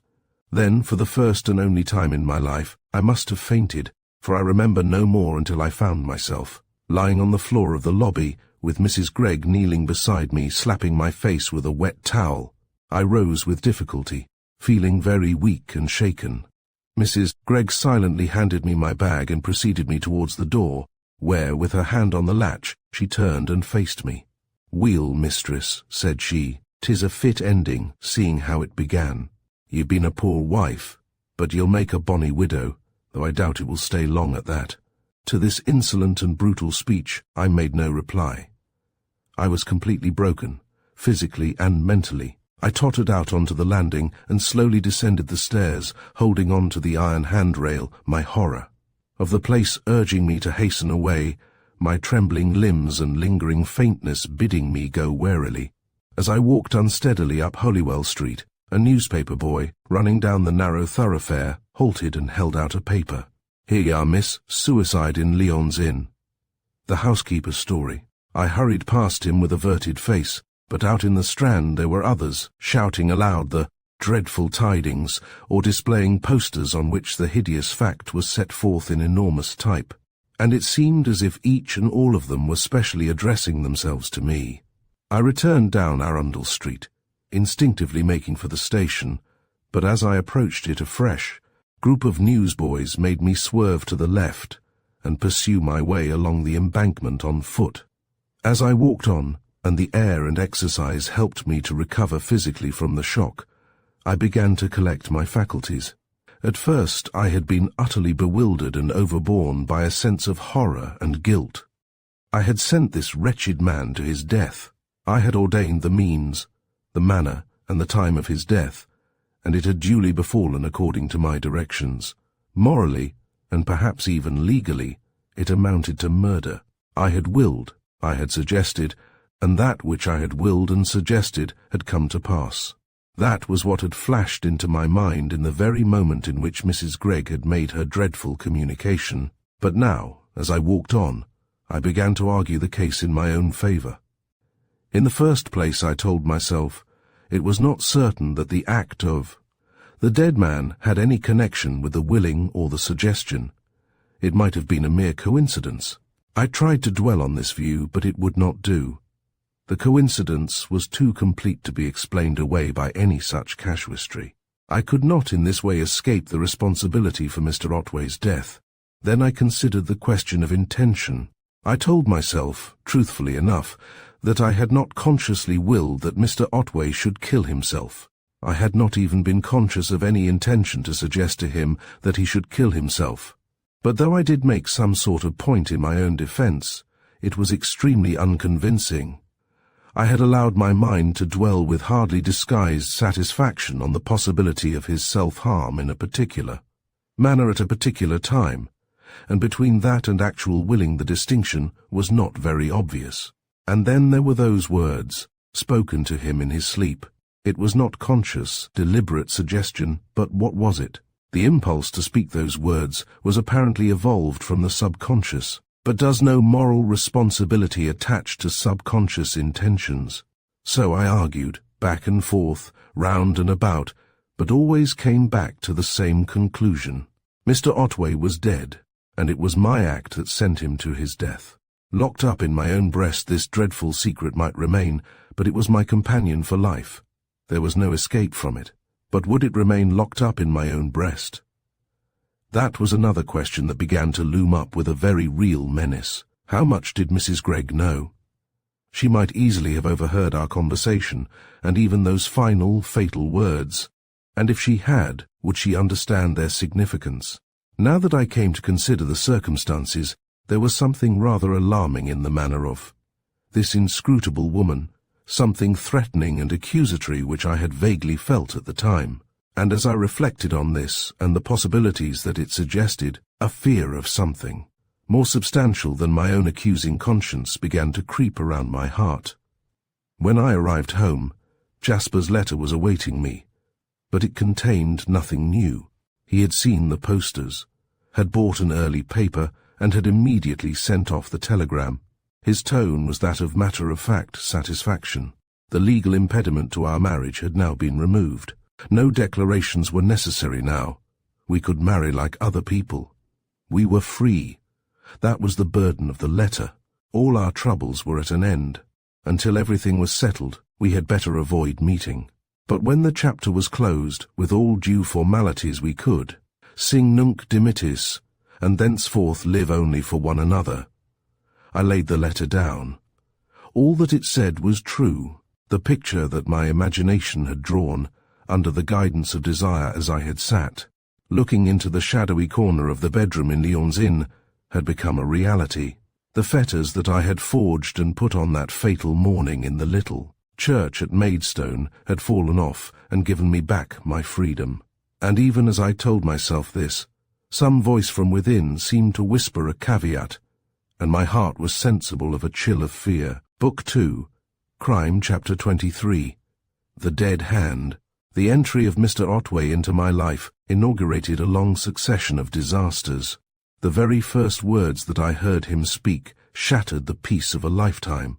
Thenceforward, like the ancient mariner, I was haunted by a malign influence, which seemed to exhale continuously from his ill-omened personality, and even now that he was dead, that malignant spirit was not at rest. His very corpse, lying in the mortuary, was a centre whence radiated sinister, influences that crept into my secret soul and enveloped me from without.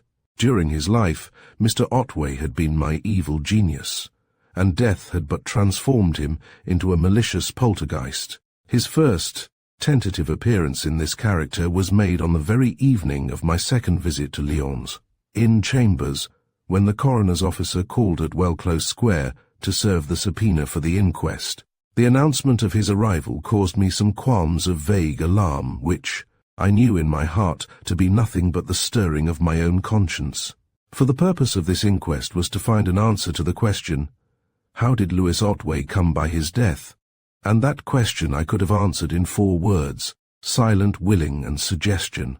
But I had no intention of answering that question, and hence, as I entered the room, into which the officer had been shown, I was consciously on the defensive. I had, however, no occasion to be. The officer was a civil, fatherly man in a constable's uniform, sympathetic, deferential, and not at all inquisitive. "I have called, ma'am," he began, "on a very sad errand." "I don't know whether you have heard the dreadful news of Mr. Otway's death," said I. "Ah, then you have heard. That is a relief. Well, I have called to let you know that the inquest is arranged for the day after tomorrow, at 3 p.m., in the room adjoining the mortuary." He gave me a few explicit directions as to how to find the latter, and then added, "If there is any information that you could give us that would guide us in starting the inquiry, we should be glad, or the names of any witnesses that we ought to subpoena." I reflected. The threatening letters must necessarily be referred to at the inquest. I should have to mention them myself, even if Mrs. Gregg knew nothing of them. "I happen to know," I replied, "that Mr. Otway had received a number of anonymous letters and that he was greatly worried about them." "Blackmailing letters?" he asked. "I don't think any demands for money were made," I replied. "Do you know what was their nature? Were they threatening letters?" "Yes, indirectly. The 2 or 3 that I saw had reference to the death of my father, who died very suddenly, and who was alone with Mr. Otway at the time. They suggested a suspicion that Mr. Otway was responsible for my father's death." The officer looked at me quickly, and then became deeply reflective. "Will it be possible to produce those letters at the inquest?" he asked, after a cogitative pause. "They are not in my possession," I answered, "but if the coroner will make an order for their production, I will endeavour to have it carried out." "Thank you, ma'am," said he, and then, as an afterthought, added, "If you could make it convenient to call at the coroner's office tomorrow, say at about 2 o'clock, I could give you the order and perhaps help you to carry it out." The latter suggestion appealed to me strongly, and I fell in with it at once. Thereupon the officer picked up his helmet with an air of satisfaction, and having handed me the subpoena, moved towards the door. I accompanied him along the hall and let him out, and as I wished him good evening and launched him down the steps, another figure emerged from the darkness and passed him on the way up. "Does Mrs. Otway live here?" the newcomer inquired. I glanced at him with faint suspicion, for the exact coincidence in time of his arrival with the officer's departure suggested a connection between the 2 events. "I am Mrs. Otway," said I. "Oh, indeed. Could I have a few words with you on a matter of some importance?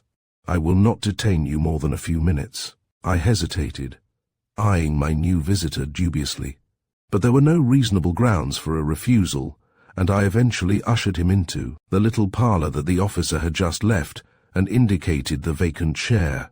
"The matter concerning which I have taken the liberty of calling on you," Mrs. Otway said, "he is connected with the painful occurrence, at Lyons Inn Chambers. A most deplorable affair. Most distressing for you, most distressing. Pray accept my sincere sympathy."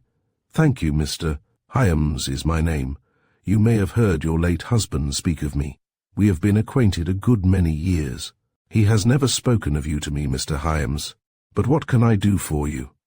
"Well, I can put my business in a nutshell. Your husband, at the time of his death, had certain valuable property of mine in his possession. I should like to get that property back without delay. He had certainly wasted no time. Unsentimental as was my own attitude, I felt this haste to be almost indecent. "I should think you will have no difficulty," said I, "if you apply in the proper quarter." "That is what I am doing," he retorted. "You are his widow. His property is in your hands." "Not at all," I replied. "Pending probate of the will, the property is vested in his executors." He looked at me in not unnatural astonishment. I suppose the phraseology that I had acquired from my father was unusual for a woman. "Who are the executors?" he asked. "I don't know," I replied. "But," said he, "I suppose you have seen the will." "No, I don't know that there is a will. I am only assuming the existence of one from my knowledge of Mr. Otway's business-like habits."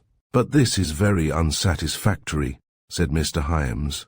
"There is portable property of mine worth several £1,000s lying in his chambers for anyone to pick up, and those chambers in charge of a woman who probably has access to his keys. It really isn't business, you know." "What is the nature of the property?" I asked. "It is a collection of very valuable stones, the whole lot contained in a little box that anyone could carry away in his pocket." "Then," said I, "the probability is that he has deposited the box with his bankers." "Who are his bankers?" he asked. "I really don't know." "You don't know?" he exclaimed. "But you must have seen his checks. I presume he made you an allowance."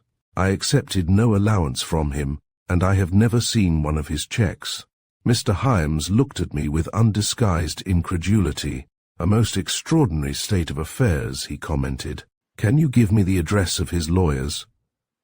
"I am sorry, Mr. Hyams, that I cannot. I don't even know if he has a lawyer. I know nothing whatever about Mr. Otway's affairs." Mr. Hyams' countenance took on an expression that was very much the reverse of pleasant. "I suppose, Mrs. Otway," said he, "you realize that you are talking to a man of business and that you are telling a rather unlikely story." "I realize it very clearly, Mr. Hyams," I replied, "and I realize also the difficulty of your position. What I recommend you to do is to go to Lyon's Inn and see the housekeeper, Mrs. Gregg. She has been with Mr. Otway many years and can probably tell you all that you want to know." Mr. Hyams shut his mouth tightly, rose deliberately and picked up his hat. "Then," said he, "the position, as I understand it, is this. You don't know whether there is or is not a will. You don't know the name of your husband's bankers, you don, and know who his lawyer is. You don't know anything about his affairs, and you disclaim any responsibility in regard to property that was in his custody when he died." "Yes," I agreed, "that is the position. A very unsatisfactory one for you, I must admit. Perhaps I may be able to help you later, when I know more about Mr. Otway's affairs. Will you leave me your address?" He was on the point of refusing, but prudence triumphed over anger, and he laid on the table a card on which I read the name, David Hyams, dealer in precious stones, and the address, 501, Hatton Garden. "If I learn anything fresh, I will write to you," I said, whereupon he thanked me curtly and gruffly and walked towards the door with pursed-up lips and a lowering, truculent expression, and took his departure without another word. When he was gone, I reflected at some length on the significance of his visit. The interview had brought home to me very vividly my anomalous position. Mr. Otway had been a total stranger to me, of his past, of his recent habits and mode of life, his friends, his occupation, if he had any, his family and social status. I knew nothing. My father had referred to him as a retired solicitor and as a collector of, or dealer in, precious stones. Vaguely I had conceived him as a man of some means, perhaps a rich man, but I knew nothing of him and had given him and his affairs barely a thought.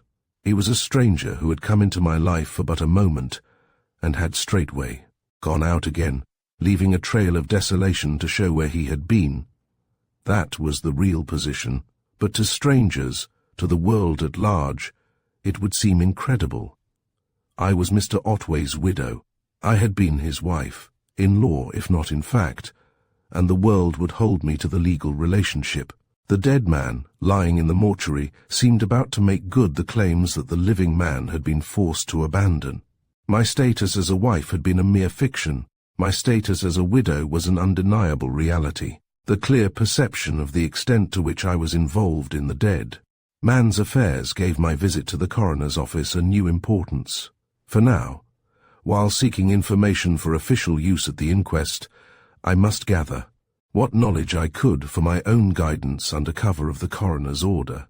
The address of the office, in Blackmore Street, Drury Lane, was printed on the subpoena, and there, after a few inquiries, I made my appearance punctually on the following day.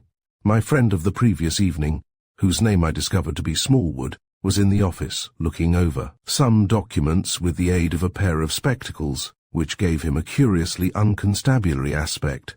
He rose when I entered, and opening a drawer, took out a sheet of paper.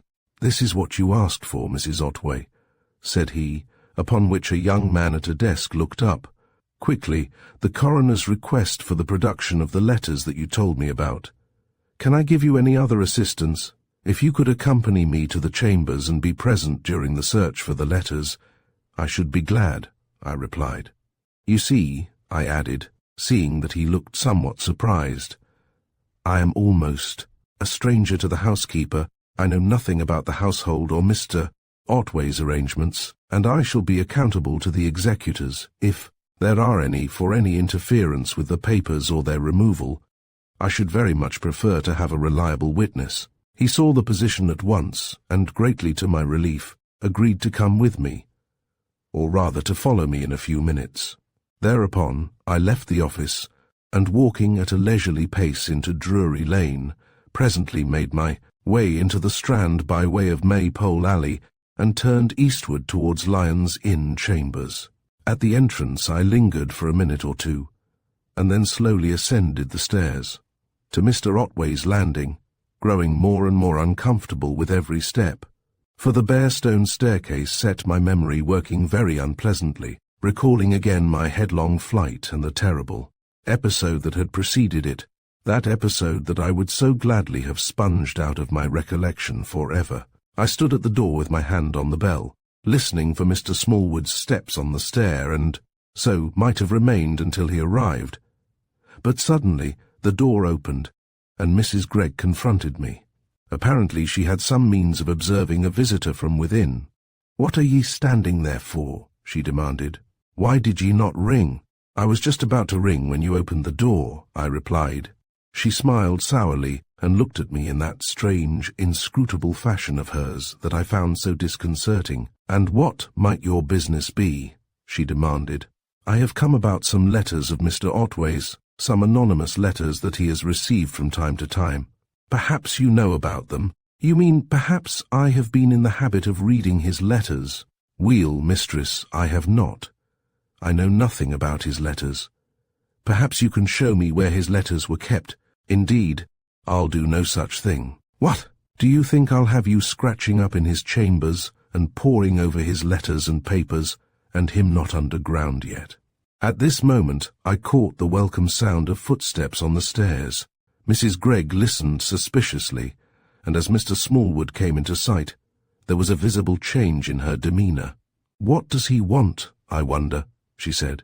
"He has come to receive the letters and to be present at the search for them," I replied, producing the coroner's order. She glanced at the paper, and as Mr. Smallwood stepped up to the door, she motioned us to enter. "Come in," she said gruffly. "'Tis no affair of mine, but I'll no hinder ye." We were just about to enter when footsteps were again audible on the stairs, and we waited to see who this other visitor might be. Somewhat to my surprise, it turned out to be Mr. Hyams, who certainly seemed to have a genius for coincidences. "Now this is quite a lucky chance," said he, doing himself, as I suspected, less than justice. "I didn't expect to find you here, Mrs. Otway. I presume you are just having a look round." "I have come to search for some documents that have to be put in evidence," said I. "The coroner has asked for them." "Well," said Mr. Hyams, "you might at the same time see if you can find any trace of my property." "What property is that?" demanded Mrs. Gregg. "A parcel of stones, a very valuable collection, that Mr. Otway had from me on approval." Mrs. Gregg snorted. "Man," said she, "ye're talking like a fool. Do you suppose Lewis Otway would have left a valuable parcel of stones lying about in his rooms like a packet of snuff? "You'll find no stones here." "That may or may not be," said Mr. Hyams. "At any rate, I'll stay and see if anything turns up." During this dialogue, we had gradually moved from the lobby down the corridor and now entered the living room.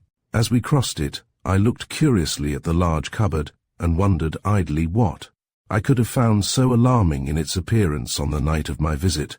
But if the living room had, by the light of day, lost its disturbing qualities, it was otherwise with the bedroom.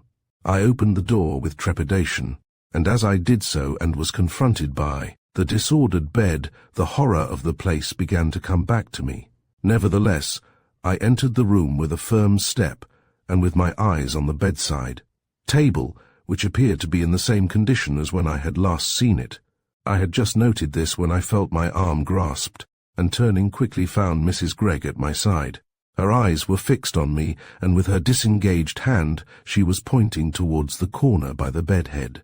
Involuntarily my gaze followed the direction in which she was pointing and lighted on the fatal peg, which now bore a loop of the red bell rope with 2 free ends. Of course I had known it was there, but yet the sight of it made me turn sick and faint, and I must have shown this in the sudden pallor of my face, for when, controlling myself by an intense effort, I turned to speak to her, she was looking at me with a leer of triumph. "Can we have Mr. Otway's keys?" I asked. "You'll find them in the right dressing-table drawer," she answered. "I'm no party to this, but I'll no hinder ye." Mr. Smallwood opened the drawer and produced a bunch of keys which he handed to me. I looked them over and, selecting the most likely-looking ones, tried them, one after the other, on the deed box. The 4th key fitted the lock, and when I had turned it and raised the lid of the box, the letter which Mr. Otway had shown me lay in full view. I took it out and laid it on the table, and then proceeded to lift out the remaining contents of the box. There was not much to remove: a cheque-book, a pass-book, a small journal, a memorandum book, a bundle of share certificates, a canvas bag containing money, and at the bottom of the box, a foolscap envelope endorsed "Anonymous Letters." I opened the unsealed envelope and drew out the letters, which I glanced through one by one. There were 7 in all, of which I had already seen 3. When I had looked at them, I returned them to the envelope, adding the last letter, and then began to replace the other things in the box. "I see a cheque-book there, Mrs. Otway," said Mr. Hyams, who had followed my proceedings with intense interest. "May I make a note of the banker's address?" I handed him the cheque-book and continued to replace the contents of the box. When I had finished, I paused with the box open, waiting for him to return the cheque-book, and at this moment I became aware, with a start of surprise, that an addition had been made to our party. The newcomer was a short, stout, middle-aged man, obviously a Jew of the swarthy, aquiline type, with a very large nose and rather prominent dark eyes. He stood in the open doorway of the bedroom, watching us with a slightly unpleasant smile. As he noted my surprised look, his smile became broader and more unpleasant. "Make yourselves at home, ladies and gentlemen," said he. "These are public premises. At least I assume they are, as I found the door open." Mr. Hyams looked round with a start, as indeed did the others. "May I ask who you are, sir?" he inquired. "You may," was the suave reply. "My name is Isaacs, of the firm of Isaacs & Cohen, solicitors. I am one of the executors of Mr. Lewis Otway's will, and having regard to my responsibilities in that capacity, I may, perhaps, venture to inquire as to the nature of these proceedings. You, sir, appear to be in possession of the testator's cheque-book. Did you happen to require the loan of a fountain pen?" Mr. Hyams turned very red and hastily laid down the cheque-book. "That," he exclaimed angrily, "is perfectly unwarranted. I was simply making a note of the banker's address." "With what object?"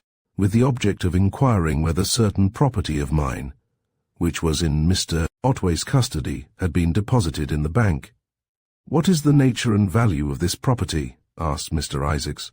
"It is a collection of precious stones of the approximate value of £4,000. "Then," said Mr. Isaacs, "I can give you the information you want. No property other than documents has been deposited at the bank." "In that case," said Mr. Hyams, The stones must be in these rooms.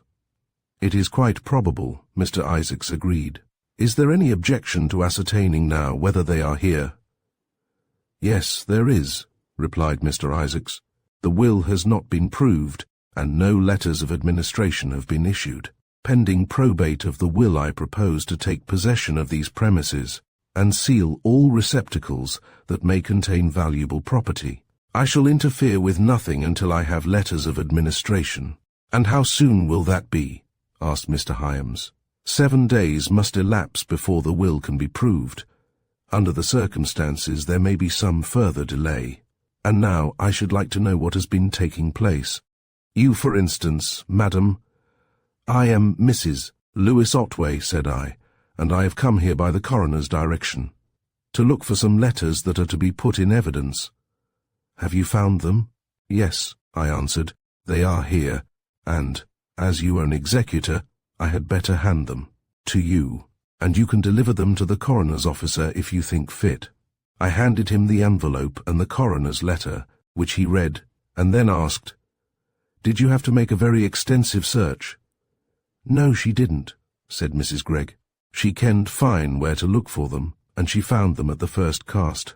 On this I noticed that Mr. Hyams cast a quick, suspicious glance at me, and I thought it wise to explain. I looked first in this box, because I had seen Mr. Otway put one of these letters into it. Quite so, said Mr. Isaacs. Very natural. But obvious as the explanation was, I could see that it had left Mr. Hyams unconvinced. I now returned the cheque-book to the deed box, locked the latter and handed the keys to Mr. Isaacs, who delivered the anonymous letters to the coroner's officer and took his receipt for them on a slip of paper. My business being now at an end, I offered my card to Mr. Isaacs, took his in return, and departed in company with Mr. Smallwood. A queer business this, ma'am, the officer remarked as we descended the stairs. Regular mix-up. Seemed to be a lot of sheenies in it. Sheenies? I repeated, interrogatively. What are sheenies? Jews, ma'am, he replied, apparently a little surprised at my ignorance. It's just a popular name, you know. I reflected on Mr. Smallwood's remark, which seemed hardly justified by the facts, 2 Jews only having appeared in the case so far as I knew.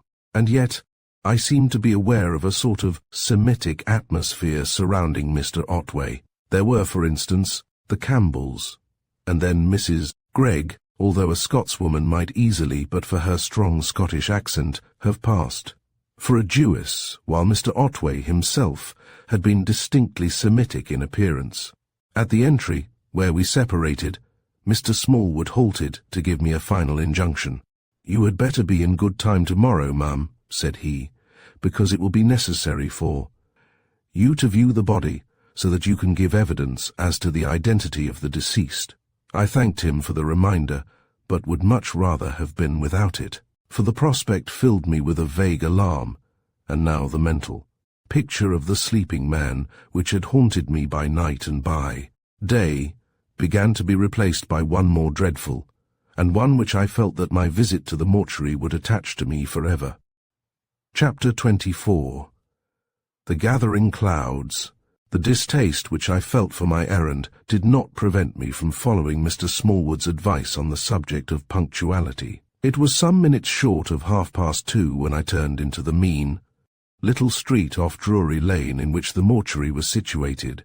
I had found the place without much difficulty, and had still less in finding the mortuary itself, for, as I entered the street I observed a procession of about a dozen men passing in through a narrow gateway, watched attentively by a small crowd of loiterers. Assuming the former to be the jury, I walked slowly past on the opposite side, and continued for the length of the short street. I had just turned to retrace my steps when the men filed out of the gateway and proceeded to enter a building a few yards up the street, and immediately afterwards Mr. Smallwood appeared at the gate. He saw me at once and waited for me to approach. "I am glad you have come in good time, ma'am," said he. "The jury have just been in to view the body, and the coroner will like to open the inquest punctually. This is the way." He preceded me down a narrow passage, at the end of which he pushed open a door. Following him, I entered the mortuary, a bare stone-floored hall containing 2 large slate-topped tables, one of which was occupied by a recumbent figure covered by a sheet. Mr. Smallwood removed his helmet, and together we advanced slowly towards the awesome, shrouded form, lying so still and lonely in its grim surroundings. Very quietly, the officer picked up the 2 upper corners of the sheet and drew it back, retiring then a couple of paces as if to avoid intruding on my meeting with the dead. Strung up as I was, the first impression was less dreadful than I had anticipated. The face was pale and waxen, but it was placid in expression and more peaceful than I had ever seen it in life. The hunted, terrified look was gone, and had given place to an air of repose, almost of dignity. For a few moments I was sensible of a feeling of relief, but then my glance fell upon a contorted length of crimson rope that lay on the slate table, and instinctively my eye turned to the uncovered throat. And as I noted the shallow groove under the chin, faintly marked with an impression of the strands of the rope, the shocking reality came home to me with overwhelming horror. Before my eyes arose that awful shape upon the bedroom wall and the hardly less dreadful image of the sleeping man unconsciously receiving the message of his doom. With a new horror, an incredulous horror of myself, I looked on the pale, placid face and seemed to read in it a gentle reproach. He had gone to his death at my bidding. He had stood unsteadily on the brink of the abyss, and I had pushed him over. It seemed incredible. There had been no conscious intention, no guilty premeditation. I would have told myself that there was no connection other than mere coincidence. But there, the plain, undeniable facts were. Unconsciously, or subconsciously, my will had created that premonitory shape upon the wall. The terrible words had formed themselves and issued from my lips, and straightway the thing that my thoughts and words had foreshadowed had come to pass. This waxen-faced effigy that lay on the stone table as its living counterpart had lain that night in the bed was its fulfillment, its realization. "Better not stay too long, ma'am," said Mr. Smallwood, and as he spoke I became suddenly aware that I had reached the limits of endurance. My knees began to tremble, and I breathed the tainted air with difficulty. "Better come away now," continued Mr. Smallwood. "It's been rather too much for you. Good afternoon, Mrs. Gregg." I looked up quickly and perceived Mrs. Gregg, who must have come in without, making a sound, standing at the foot of the table, watching me intently. That penetrating stare and the singular enigmatical expression would have been disturbing at any time. But now I was conscious of actual fear. As I tottered unsteadily along the passage to the street, the menace of that watchful, inscrutable gaze followed me. How much did this woman know? What had she heard? And if she had overheard those last words of mine, how much had she understood of their import? These were weighty questions, the answers to which I should doubtless hear within an hour or two. When I was ushered by Mr. Smallwood into the room in which the inquest was to be held, the court was already assembled and ready to begin. The jurymen sat along one side of a long table, and 1 or 2 reporters occupied a part of the other, while a row of chairs accommodated the witnesses and persons interested in the case, including Mr. Isaacs, Mr. Hyams, Mr. and Mrs. Campbell, and a youngish man of a markedly Jewish type whom I did not recognize. I took my seat at the end of the row, and Mrs. Gregg, who had followed us in, seated herself near the middle. As I took my seat, the coroner addressed one of the reporters. "Let me see. What paper do you represent?" "I am not a pressman, sir," was the reply.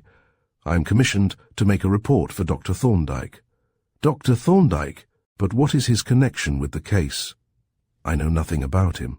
I only know that he has asked me to make a verbatim report of the evidence." Grunted the coroner. "I'm not sure that it is quite in order for private individuals to send their reporters to an inquest."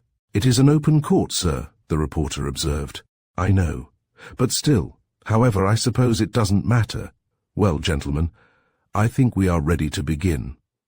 The witnesses are all present, and it is on the stroke of 3. I need not occupy your time with any preliminary statement. It seems quite a straightforward case, and you will get the facts from the evidence of the witnesses. We are here, as you know, to inquire into the circumstances of the death of Lewis Otway, whose body you have just viewed, which occurred either on the night of the 18th instant or the morning of the 19th. The body was found hanging from a peg in his bedroom by his housekeeper, Mrs. Gregg, and it will be best to take her evidence first. Mrs. Gregg was accordingly called, and having taken a position near, the head of the table was sworn and proceeded to give her evidence. My name is Rachel Gregg, age 51. I was housekeeper to the deceased, Lewis Otway. How long, asked the coroner, had you known the deceased? 33 years. What was deceased's occupation? He was a retired solicitor, but he was a connoisseur in precious stones, and, I think, dealt in them to some extent. Was he in financial difficulties of any kind, so far as you know? No. I believe he was quite a well-to-do man. Had you any reason to suspect him of an intention to take his life? Yes. He used to say that he expected, if ever he had any trouble, that he would hang himself. The tendency to self-harm was in the family. His only brother hanged himself. His mother hanged herself, and his mother's father hanged himself. But that was only a tendency that might not have affected him. Had you any reason to expect that he actually might commit taking one's own life? Was there anything in his manner, in the state of his mind, or in his circumstances that led you to believe that he might take his life? Not until recently. He always used to be quite cheerful in a quiet way until he got married. After that he was never the same. His marriage seemed to bring all sorts of trouble into his life. Tell us exactly how this change came about. His marriage took place about 8 months ago, on the 25th of last April, when he was living at Maidstone. It was quite sudden. I knew nothing of it until the day before, when he told me he was going to marry a Miss Helen Vardon, and that the marriage was to take place secretly, because the lady's father had refused his consent. On the morning of the marriage, I saw Mr. Otway go out, and soon afterwards I went out myself to do some shopping. When I came back, I found the new Mrs. Otway in the study, and her father, Mr. Vardon, lying dead on the floor. Mr. Otway had gone to fetch a doctor. It appeared that Mr. Vardon had called directly after the newly married couple had arrived, home from the church, and that there had been a quarrel and Mr. Vardon had fallen down dead. I understand that Mr. Vardon was alone with Mr. Otway at the time. Soon after I arrived, Mrs. Otway left the house and went back to her own home, and Mr. Otway told me that she refused to live with him. At any rate, she never did live with him, and she never came near him until the night of his death. Do you know if the deceased agreed to this separation? Apparently she made him agree, but it was a great trouble to him, and I know that he tried more than once to get her to live with him. Do you know what was the cause of the separation? No. Mr. Otway never mentioned it to me. You say that the separation was a great trouble to the deceased. Did it obviously affect his spirits? Yes, he was very depressed after his wife went away, and he never recovered. He seemed to get more and more low-spirited. Do you know of any other reasons than the separation from his wife why he should have been depressed in spirits? Yes.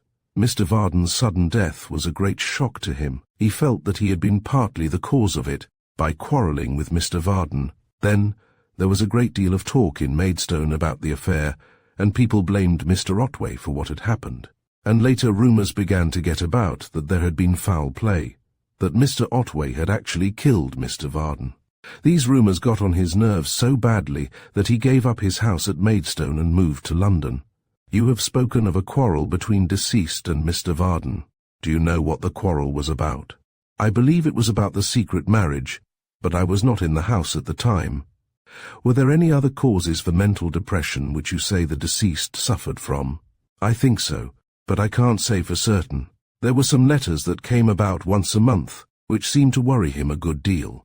I used to see him reading them and looking very anxious and depressed, and after a time he began to get very nervous and fidgety and couldn't sleep at nights unless he took a dose of veronal, and I noticed that he was smoking much more than he used to and taking much more whiskey. Did you ever see any of the letters that you have spoken of? I never read one, but I saw the outsides, and I noticed that they all bore the postmark of East London. Here, the coroner drew from the large envelope 6 of the letters which I had found in the deed box and handed them, in their envelopes, to Mrs. Gregg. "Do you recognize any of these letters?" Mrs. Gregg turned the envelopes over in her hand, looked closely at the postmarks and replied, as she returned them, "Yes, these look like the letters that I spoke of." The coroner laid the letters on the table, and after a few moments' reflection said, "Now, Mrs. Gregg, we want you to tell us what you know of the circumstances of Mr. Otway's death. You spoke of a visit from Mrs. Otway." "Yes, she came to Lyon's Inn Chambers on Wednesday night, about 6:30, and told me that Mr. Otway had written to her asking her to come.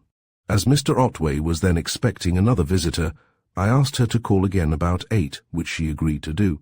Mr. Otway had been rather poorly for the last few days, very nervous and despondent, and had been sleeping badly, and for 3 days had kept to his bed. I told him that Mrs. Otway was coming at 8 o'clock, and he then said that he had some private business to talk over with her, and that I need not sit up. I gave him his supper at 7:30, and just after I had cleared it away, Mrs. Otway came. I showed her into the bedroom and went to the kitchen to finish up my work. At 9:30 I went to bed, a little earlier than usual because I thought they would like the place quiet for their talk. At 6:45 on Thursday morning I got up, and as soon as I was dressed, went into the living room to tidy it up. Then, to my great surprise, I saw that the door of the bedroom, which opens out, of the living room was wide open, and that the gas in the bedroom was full on. Thinking that Mr. Otway might be worse, I called out to him to ask if he wanted anything, but there was no answer. I could see the bed from where I was, and could see that he was not in it, so I called to him again, and as there was still no answer, I went into the bedroom. At first I thought he was not there, but suddenly I saw him in a corner of the room that was in deep shadow. He seemed to be standing against the wall, with his arms hanging down straight and his head on one side, but when I went nearer, I saw that he was hanging from a large peg, and that his feet were 3 or 4 inches off the floor. He had hanged himself with a length of bell rope that he had cut off with his razor. At least that was what it looked like, for the razor was lying open on the bed. I picked up the razor and ran to him and cut the loop of rope, and as he fell, I let him down on the floor as gently as I could.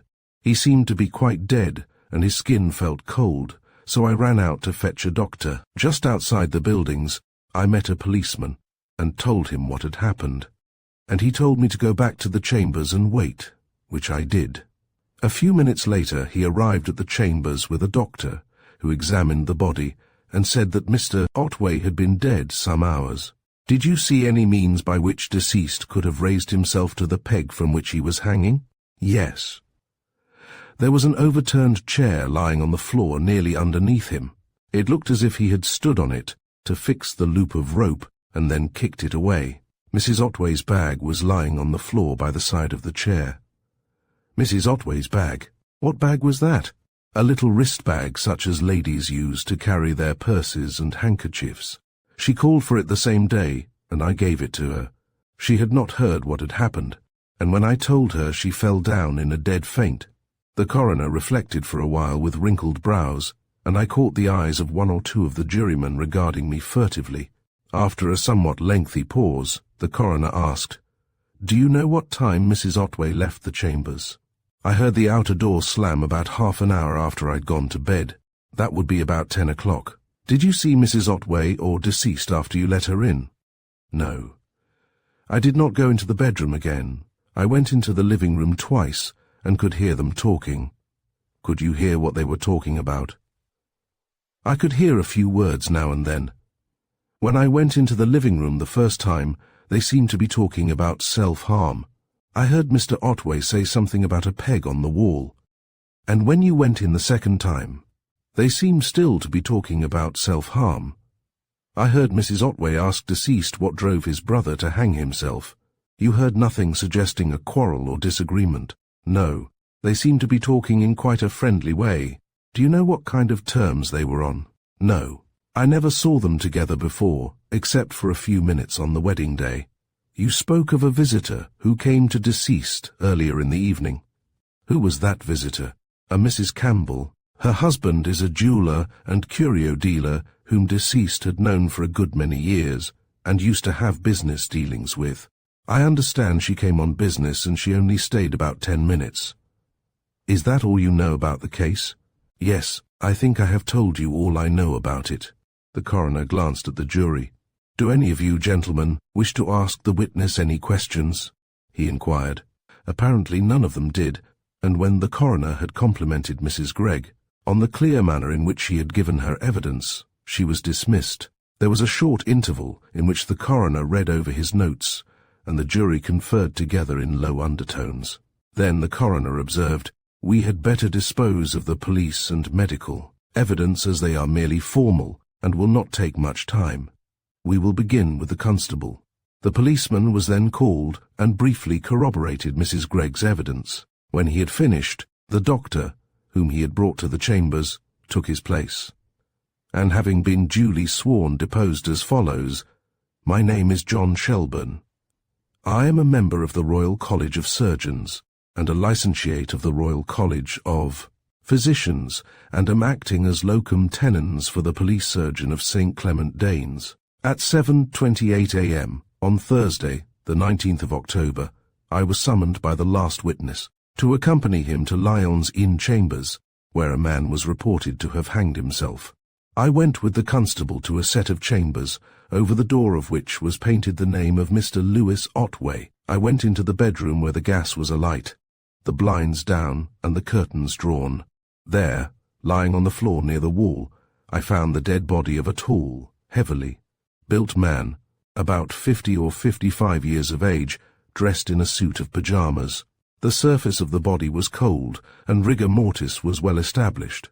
I should say the man had been dead about 8 hours. Around the neck was a double loop of red bell rope, and a portion of the same was hanging from a large peg on the wall about 7 feet from the floor. The rope had apparently been cut down for the purpose, as a portion was still attached to the bell wire, and the severed tassel lay on the bed, on which were impressions of feet, as if someone had stood on the bed to cut it off. The length of rope had been joined at the ends with the kind of knot known as a granny, and formed into what is known as a weaver's loop, which had been passed over the head, and the standing part of the rope hitched over the peg. This would form a running loop, like this. Here the witness produced a piece of thick string and demonstrated the arrangement on his thumb and the knob of a chair back. I released the double loop from the neck, and found a shallow groove on the throat corresponding to the rope. The countenance of the deceased was calm, as it usually is in cases of hanging, and there were no signs of violence or anything remarkable about the body. A chair, on which the deceased had apparently stood to adjust the rope on the peg, was lying close by, and near to it on the floor was a lady's handbag. The rope had been cut with some sharp instrument, probably a razor, as I was informed by the housekeeper. I looked round the room but saw nothing of any significance excepting a half-empty whisky decanter and a nearly full bottle of veronal tablets on a table by the bed. Can you tell us at what time death took place? Only approximately. I have said that the man appeared to have been dead about 8 hours. That would give us 11 o'clock on the night of the 18th as the time at which death occurred, but I will not bind myself to that time exactly. It might have been an hour earlier or later. After hearing your evidence, and that of the other witnesses which you have also heard, it is a mere formality to ask your opinion as to the cause of death. Yes, the cause of death was obviously suicidal hanging. This concluded the surgeon's evidence, and when he had been dismissed, the coroner turned to the jury. "We have now, gentlemen," said he, "established the fact of death and its immediate cause.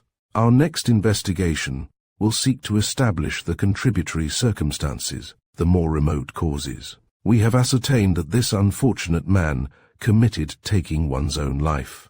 The question that we now have to consider is, why did he commit taking one's own life? Possibly the evidence of his widow may help us to answer that question. Helen Otway. As I rose to take my place at the table, I was dimly aware of a certain ill-defined movement on the part of the jury and the spectators, such as one may notice in a church at the conclusion of a sermon. But in the present case, the cause was evidently a concentration rather than a relaxation of attention. Clearly my evidence was anticipated with considerable interest. Your name is Helen Otway. My age is 24 and I live at 69 Well Close Square. Have you viewed and do you identify the body now lying in St. Clement's mortuary? Yes, it is the body of Louis Otway, my late husband. When did you last see the deceased alive? On the night of Wednesday, the 18th of October. Tell us, please, what took place on that occasion. I went to see deceased in consequence of a letter that I had received from him asking me to do so. I arrived at about 6:30 and was informed by Mrs. Gregg that deceased was expecting another visitor. Did you know who that other visitor was? No, but as I went down the stairs, I met Mrs. Campbell coming up and assumed that she was the visitor. You know Mrs. Campbell, then? Only by sight. I have seen her in her husband's shop. Mrs. Gregg asked me to call again at 8, and I agreed to do so, and did so. I was then admitted by Mrs. Gregg, who conducted me to the bedroom and left me there, shutting the door as she went out. I did not see her again that night. Deceased was in bed, and had by his side a table on which were a spirit decanter, a siphon, of soda water, a box of cigarettes, a bottle of veronal tablets, and a deed box. Did you notice anything peculiar in his appearance?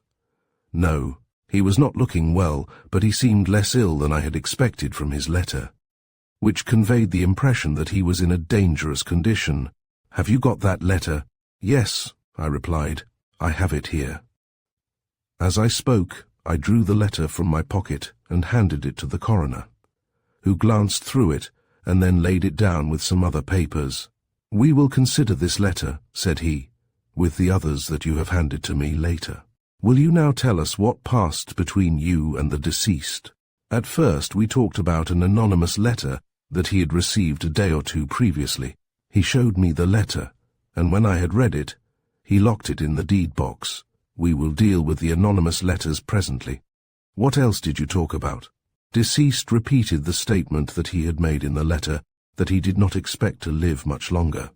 I asked him if he had any reason for saying this, and he then told me that there was a strong family predisposition to self-harm, that his brother, his mother, and his mother's father had all hanged themselves, and that since he had received the anonymous letters, he had been conscious of an impulse to make away with himself in the same manner.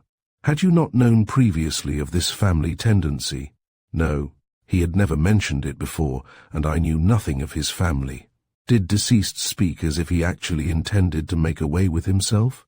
No, but he spoke of an impulse which he found it difficult to resist, and he mentioned that. A large peg on the bedroom wall seemed to fascinate him, and to make the impulse stronger. I advised him to have it taken away. Previous to this conversation, had you ever thought it possible that the deceased might commit self-harm? No, the possibility never entered my mind. The coroner considered these replies and made a few further notes. Then he proceeded to open a fresh subject. Now, Mrs. Otway, with regard to your relations with deceased, were you on friendly terms with him? Not particularly. We were practically strangers. A witness has stated that you refused to live with deceased, and that you never had lived with him. Is that true? Yes, it is quite true. Had you quarrelled with deceased? No, there was no quarrel. Our marriage was a business transaction, and immediately after the ceremony I discovered that my consent had been obtained, as I considered, by misrepresentation. We don't want to be inquisitive, Mrs. Otway, but we wish to understand the position. Could you give us a few more particulars? Do you wish me to describe the circumstances of my marriage and the separation from my husband? If you please. My marriage with Mr. Louis Otway took place under the following circumstances. I accidentally overheard a portion of a conversation between Mr. Otway and my father, from which I gathered that Mr. Otway claimed the immediate payment of £5,000 held by my father, who was a solicitor, in trust. It appeared from the conversation that my father was unable immediately to produce the money, and Mr. Otway threatened to take criminal proceedings for misappropriation of trust funds. To this my father made no very definite reply. Then Mr. Otway offered to abstain from any proceedings and to allow the claim to remain, in abeyance on condition that a marriage should take place between him and me. This my father refused very emphatically and angrily, and Mr. Otway left our house. Being greatly alarmed on my father's account, I communicated with Mr. Otway, and informed him that I was prepared to accept his offer on the terms stated, namely, that he should release my father from the immediate claim and secure him from any proceedings in connection with it. Mr. Otway accepted the conditions, and as it was certain that my father would strongly object, we agreed not to inform him until after the marriage had taken place. In accordance with this arrangement, we were married privately on the 25th April of the present year, and we went together from the church to Mr. Otway's house. I had left a letter for my father informing him of what had been done, and very shortly after our return from the church, he came to the house. From an upper window, I saw him enter the garden, and I was very much alarmed at his appearance. I had heard that he suffered from a complaint of the heart, and had been warned against undue excitement and exertion, and I could see that he was extremely excited and was looking very ill. Mr. Otway let him in, and, in answer to a question, admitted that the marriage had taken place. Then I heard my father ask Mr. Otway if he had told me about a letter that he, my father, had sent, and when Mr. Otway gave an evasive reply, my father called him a scoundrel, and accused him of having tricked and swindled me. I heard no more of what was said, as the two men went into the study and shut the door, but a minute or two later, I heard a heavy fall, and, running down to the study, found my father lying on the floor and already dead. There was a small wound on his temple, and Mr. Otway, who was stooping over the body, held my father's walking stick, a thick Malacca cane with a loaded silver knob in his hand. He stated that my father had threatened him with the stick, and that he had taken it away from him, and that during the struggle my father had fallen insensible, striking his head on the corner of the mantelpiece as he fell. Did you believe him? I think, at the moment I did not, but on reflection, remembering how ill my father had looked, I had no doubt he was speaking the truth. Was there an inquest on your father's death? Yes. The jury found, in accordance with the medical evidence, that death was due to heart failure caused by excitement and anger. And after this you refused to live with deceased?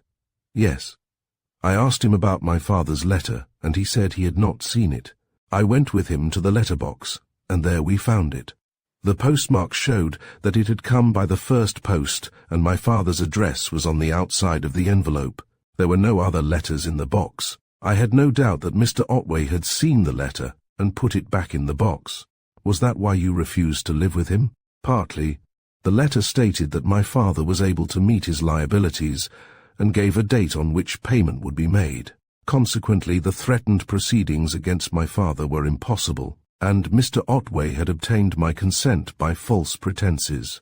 But further, Mr. Otway's action had been the cause of my father's death, and this alone would have made it impossible for me to live with him as his wife. Did deceased agree to the separation? Yes. He saw that the position was impossible, but he hoped that the separation might be only temporary, that we might become reconciled at some future time. Did you consider this possible? No. I held him accountable for my father's death, and could never have overcome my repugnance to him.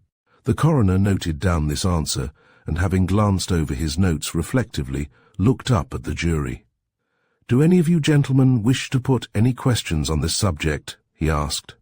The jurymen looked at one another and looked at me, and one of them remarked that this young lady seems to have rather easy-going ideas about the responsibilities of marriage. That, said the coroner, is hardly our concern. The next matter that we have to consider is that of certain letters received by the deceased from some unknown person or persons. There are 7 of them, and they seem by the postmarks to have been sent at intervals of about 3 weeks, and to have been posted somewhere in the East End of London. We will begin with the first. He handed a letter to me and asked, "Have you seen that letter before?" "Yes," I replied. Deceased showed it to me one day last June when I met him by appointment at his request. He seemed to be extremely worried about it. The coroner took the letter from me and read it aloud. Mr. Lewis Otway, the undersigned is writing to put you on your guard, because somebody knows something about how Mr. Vardon came by, his death, and that somebody is not a friend, so you had better keep a sharp lookout for your enemy, and see what they mean to do. I can't tell you any more at present. A well-wisher. Do you know, the coroner asked, who wrote that letter? No, I do not. Have you no idea at all? Is there no one whom you suspect? I have not the least idea who sent that letter. You say that deceased was extremely worried about it. Do you know why he was worried? I understand that there had been rumours in Maidstone that Mr. Otway had killed my father. Those rumours seemed to have preyed upon his mind and made him unreasonably nervous. The coroner nodded gravely and opened another letter, and as he read aloud the well-remembered phrases, I realized that I should need all the courage and self-possession at my command. The writer of this warns you once more, the letter ran, to look for trouble. The person that I spoke of knows that something was held back at the inquest, at least they say so, and that they know why your wife won't live with you, and that she knows all about it too, and that someone knows more than you think anybody knows. This is a friendly warning. From a well-wisher. The coroner looked keenly at me as he finished reading. Can you explain the meaning of this letter? He asked. It refers to something that was held back at the inquest. Was anything held back, so far as you know? I remember that there was one omission in the evidence. Mr. Otway made no mention of my father's stick. Was it not mentioned at the inquest at all? No. Did you not give evidence? Yes, but I was merely asked if I confirmed Mr. Otway's evidence, which I did. You confirmed Mr. Otway's evidence, but that evidence was not correct. The duty of a witness is to state the whole truth, whereas Mr. Otway had withheld a highly material fact. How was it that you did not supply this very important fact? It did not appear to me to be of any importance. The medical evidence showed that death was due to heart failure. Medical evidence, the coroner exclaimed, testily. There is too much of this medical evidence superstition in these courts. People speak as if doctors were infallible. It was your duty as a witness to state all that you knew, not to decide what was or was not of importance. And I cannot understand how you came to hold such an opinion. You found your father lying dead with a wound on his head and a man standing over him with a loaded stick, and you considered this fact of no consequence. I see now that I ought to have mentioned it. What was the verdict? The verdict was in accordance with the medical evidence. Death from natural causes. Did the medical witness or witnesses know that Mr. Otway had had a loaded stick in his hand? No. Did anybody besides yourself and Mr. Otway know about the loaded stick? Mrs. Gregg came into the room when Mr. Otway had gone for a doctor. She saw the stick in a corner and picked it up to examine it. She asked whose it was and remarked on its weight. Did she know it had been in Mr. Otway's hand at the time of your father's death?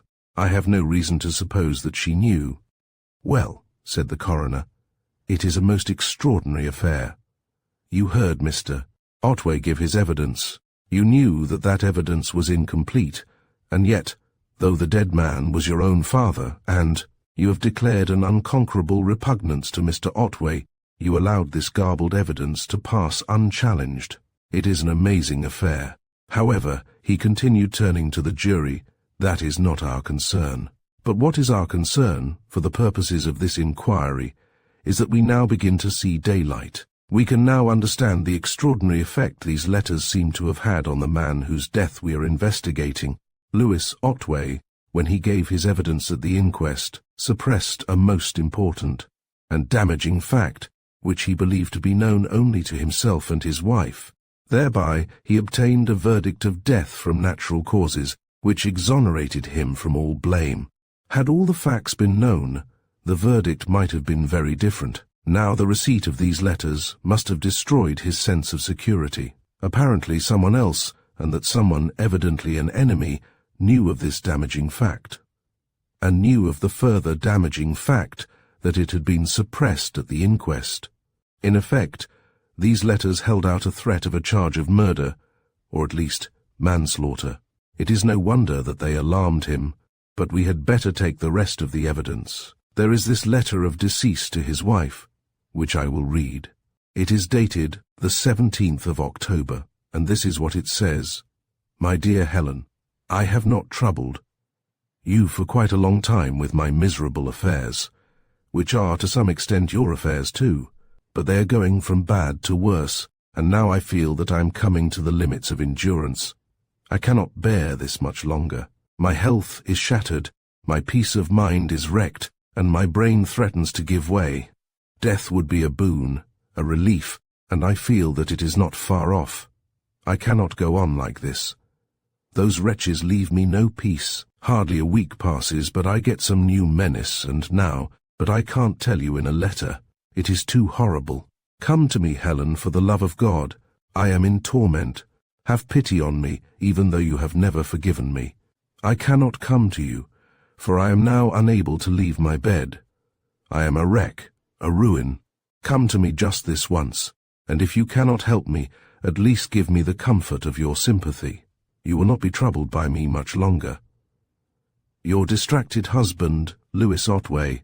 When the coroner finished reading the letter, which evidently made a deep impression on the jury, he looked at me gravely. Before passing to the next letter, I must ask one or two questions about this one. What did you understand from the phrases, I feel that death is not far off. I cannot go on like this. You will not be troubled by me much longer. Did they not suggest to you an intention to commit self-harm? No. I understood them as referring to his state of health. If you had known of the family tendency to taking one's own life, how would you have understood these passages? I should have suspected that he contemplated taking one's own life. But you say you were not aware of this tendency. No, I was not. He refers to his miserable affairs, which are to some extent your affairs too. What did you understand him to mean by that? I understood him to refer to the fact that I was partly responsible for the omission of certain details in the evidence at the inquest. When you received this pitiful letter, what did you do? I went to him the same day to find out what the trouble was. He then showed me an anonymous letter that he had received. Is this the one? The coroner asked, handing it to me, and when I had glanced at it and identified it, he proceeded to read it to the jury. Mr. Lewis Otway, some funny questions are being asked. What about Mr. Vardon's stick? The loaded stick with the silver knob to hide the lead loading. Where is it? Somebody says they know where it is, and who's got it. And they say there is a bruise on the silver top, and they say something about a smear of blood and a grey hair sticking to it. Do you know anything about that?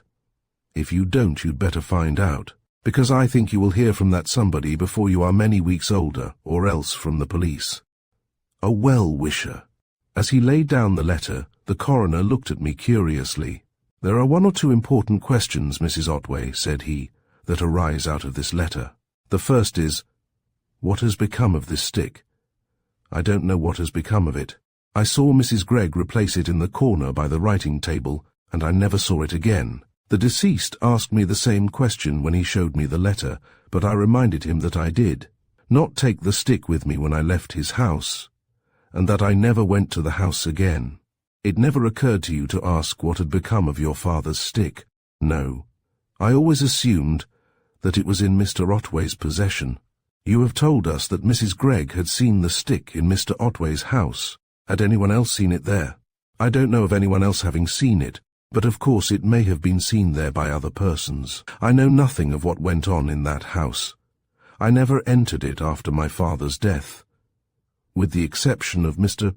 Otway and yourself, did anyone know that you had seen that stick in Mr. Otway's hand on the occasion of your father's death? So far as I am aware, no one else knew. There is a statement in that letter referring to a bruise on the silver knob and a smear of blood with the grey hair sticking to it. Is it possible, so far as you know, that that statement might be true? I cannot say that it is impossible after your father's death. Did you examine the stick? No. I saw it in Mrs. Gregg's hands, but I did not look at it closely. At this point, a police superintendent who had been sitting near to the coroner's table rose. and, approaching the table, stooped over it and spoke to the coroner in a low voice. The latter listened attentively and nodded once or twice, and when the superintendent had returned to his seat he addressed me. "I think that will do, Mrs. Otway, for the present at any rate. We may have to ask you 1 or 2 questions later.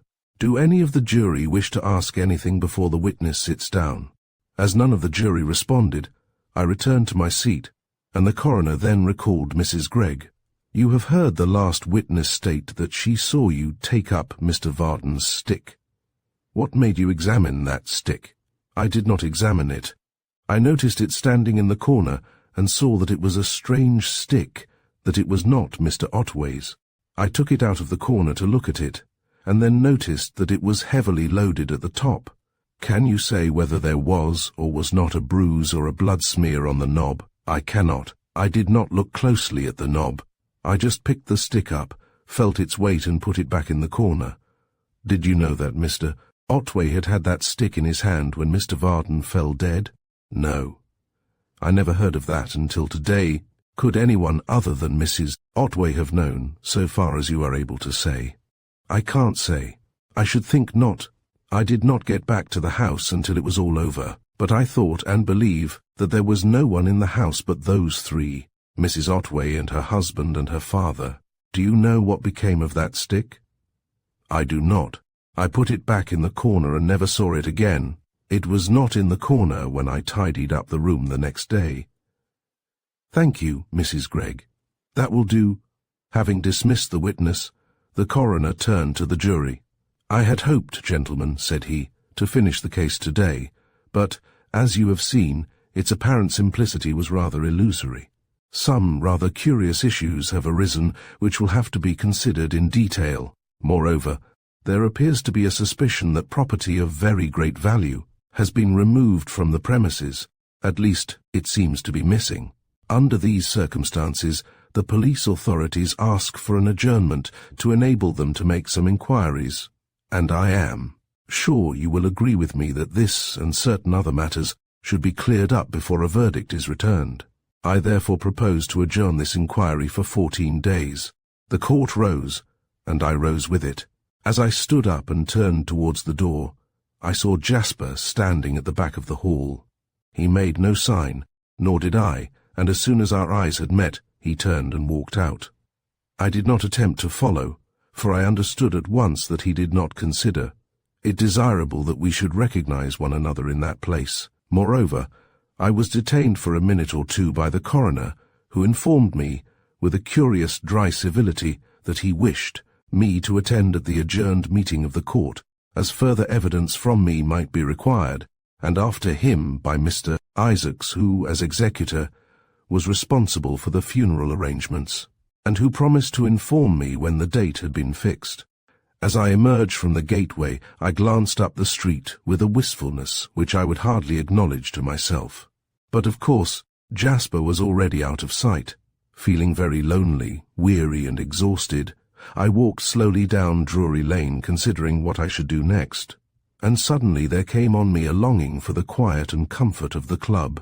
It was quite near, and once there I could wash, refresh and rest in peace, alone, or at least among civilized people, and it was even possible that Jasper might be there. At this thought I must have unconsciously quickened my pace, for a few minutes later found me passing through the entrance hall, telling myself that of course Jasper would not have come there. Nevertheless, as I opened the door of the large room, my eye instantly sought the familiar table in the corner, and when I saw Jasper, sitting by it with a watchful gaze fixed on the door, my weariness and loneliness seemed to drop from me like a garment. Chapter 25. Suspense and a Discovery. "I had hoped," said Jasper, as we met by the table, "that you would come on here. I had to take the chance. I suppose you understood why I made myself scarce as soon as you had seen me. I assumed that you thought it better that we should not be seen together just at present." "It is more than unadvisable," said he. "It is vitally important. We will talk about that letter, but not here. There is a lot that I have to say to you, but we had better have our talk where we cannot be seen or possibly overheard. I propose that I run off now. Nobody has seen us here yet, and wait for you at my chambers. You just have a wash to freshen you up and come along at once. Don't stop for tea. I will have some ready for you, and you had better come by the least frequented way. Go down to the Embankment, up Middle Temple Lane, along Crown Office Row, cross King's Bench Walk to Mitre Court. Come out into Fleet Street by Mitre Court Passage, cross to Fetter Lane, and into Clifford's Inn by the Postern Gate. All this sounds very secret and mysterious, said I. It is necessary, he replied. We mustn't be seen together if we can help it. Remember, the jury and other interested parties are local men, and might easily run against us in the public thoroughfares. So I will run off now, and you will come along as soon as you can. To this arrangement I agreed, although the precautions seemed to me somewhat excessive, and he hurried away, while I went in quest of hot water and the other means of ablution. The process of purification did not take long, for the temptation to linger luxuriously over. The ceremonial of the toilet was combated by curiosity and anxiety to rejoin Jasper. In a few minutes I emerged, greatly refreshed and sensible of a very healthy appetite, and set forth by the prescribed route towards Clifford's Inn, reflecting earnestly as I went on Jasper's rather mysterious attitude. I did not have to ply the knocker, for as I reached the landing, I found Jasper standing at his open door. Now, said he, when I had entered, and he had softly closed both the massive oak and the inner door, we are secure from observers and eavesdroppers, and we can pow-wow at any length we please. You are very secret and portentous, I remarked. What is it all about? The secrecy and portentosity, he replied, are possibly by-products of a legal training. We will discuss that presently. Meanwhile, the need of the moment is to provide nourishment for a starving angel. He placed an easy chair for me by the fire, and then retired to the little kitchen, from which issued a gentle clink of crockery very grateful to my ear. Presently he emerged with a tray on which were a teapot and 2 covers, and having deposited it on a small table, placed the latter by my chair, and removed the covers with a flourish. There is only 1 cup and 1 plate, said I, noting that the nourishment had been provided on a scale of opulence appropriate to masculine conceptions of appetite. Dear me, exclaimed Jasper, how many cups and plates do you generally use? Go and get another plate and cup and saucer, I commanded, severely. When he had made the necessary addition to the table appointments, he drew up a second armchair, and as he poured out the tea, he said gravely, We have had a long probation, Helen, dearest, at least it seems so to me, and it is not over yet. But this little interlude should hearten us for what remains. To me it is a glimpse into a future of perfect happiness and comradeship. Do you realize, Helen, that we are now a normal, engaged couple, free to marry when we choose? Of course I had realized that we were free, but as I thought of the shrouded figure that even now reposed under its sheet in the mortuary, I doubted whether the word normal was fully applicable. It is perfect peace and happiness to be here with you, Jasper, I replied, but I think I shall feel more normal when we can meet without all this secrecy, and even now I don't quite understand it. Why is it so important that we should not be seen together? That is fairly obvious, I think, he replied. I am going to be very frank with you, Helen, because I have complete confidence in your courage and strength of character. There is no use in blinking the fact that you are in a difficult position. That coroner man thinks you wrote those anonymous letters, and he suspects that you knew about Otway's suicidal tendencies. But I distinctly said I did not. Yes, but, you see, the person who wrote those letters is not a person whose statements would carry any weight, and he thinks you are that person. He thinks you have tried deliberately to drive Otway to taking one's own life, and he will be looking for a motive. There is a fairly obvious motive already, as you were encumbered with a husband whom you didn't want. But if you add another husband whom you did and do want, the motive for getting rid of the unwanted one becomes much more definite. That is the kind of motive he will be on the lookout for, hence the necessity for the utmost caution on our part. If a witness could be produced, who could depose to having seen us together? It might be possible for him to put some inconvenient questions. Could he not question me on the subject apart from any such witness? I don't think it would be admissible for the coroner to suggest the existence of a lover if he had no facts. And that brings us to the point that I was going to raise. You ought to be represented either by counsel or by a solicitor, preferably by counsel, as a barrister is more agile, more accustomed to deal with the sudden exigencies that arise in court. You seem to suggest that I am charged with having brought about Mr. Otway's death. I wouldn't use the word charged, as I don't know that there is any such offence recognized by law. Morally, to cause a man to commit taking one's own life would be much the same as to murder him, but I can't say offhand what the legal position would be.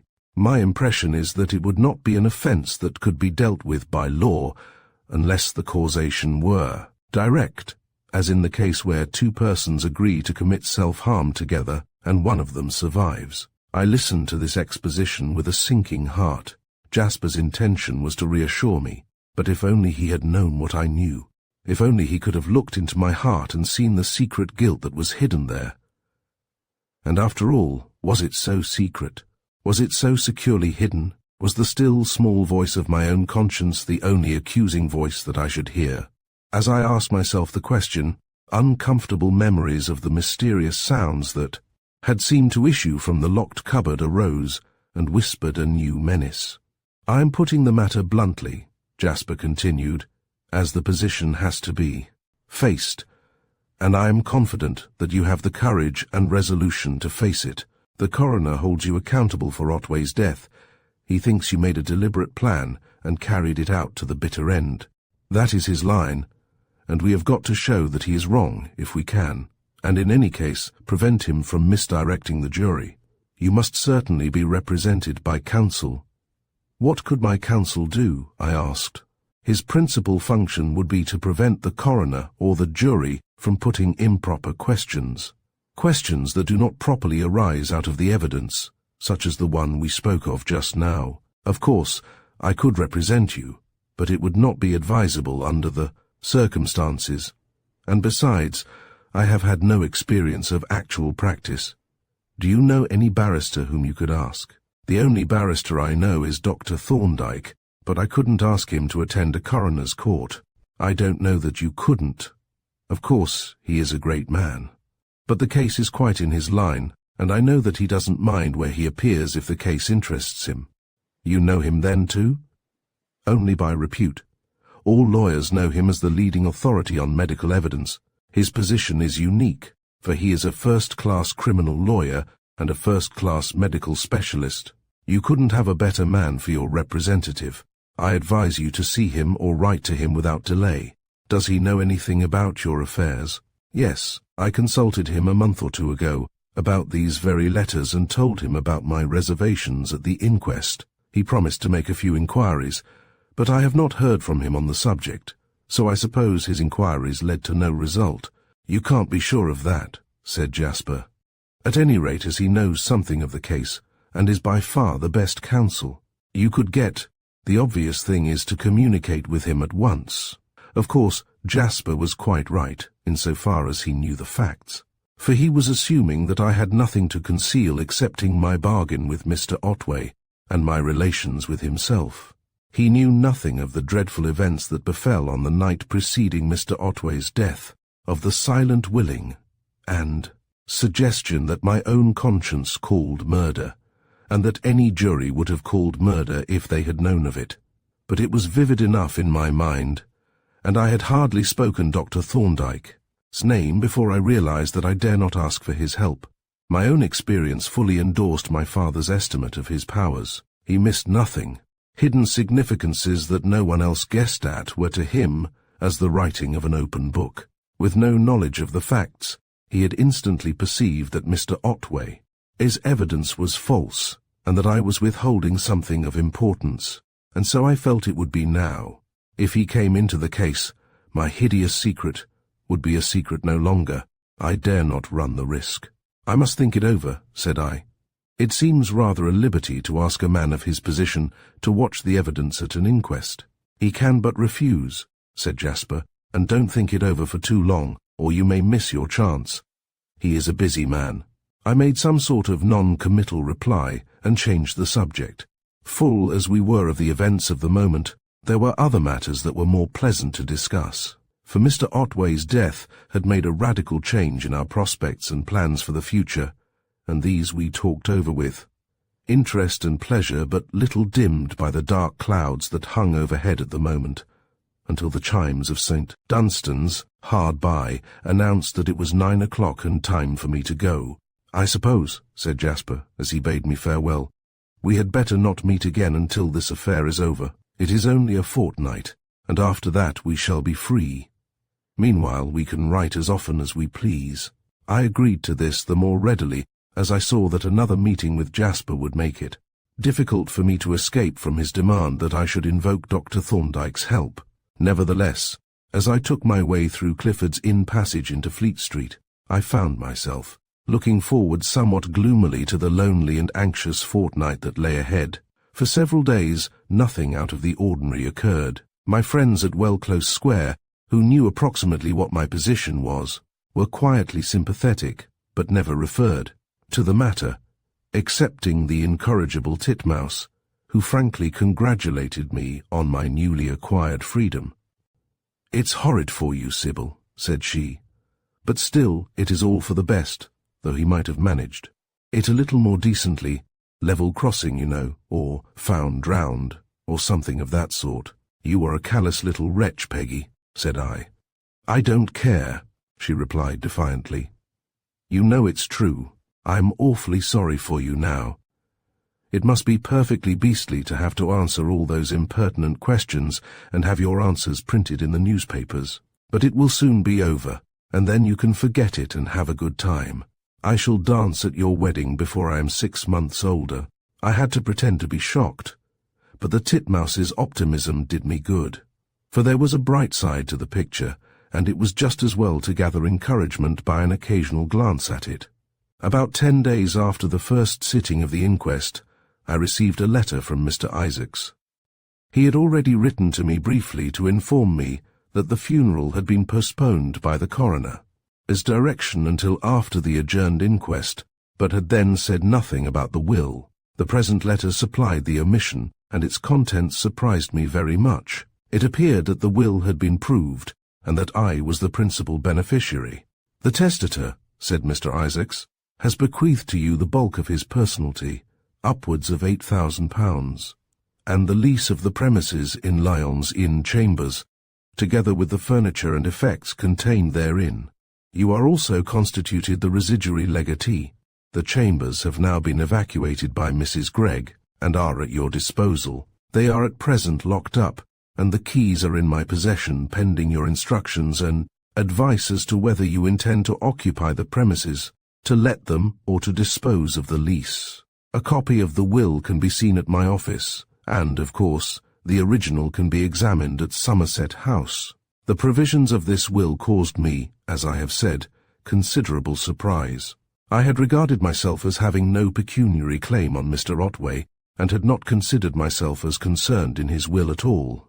Now it was evident that, selfish as he had been during his life, he had been anxious at least to make some atonement after his death for the injury he had done me, and the fact did not tend to make my sense of guilt less acute.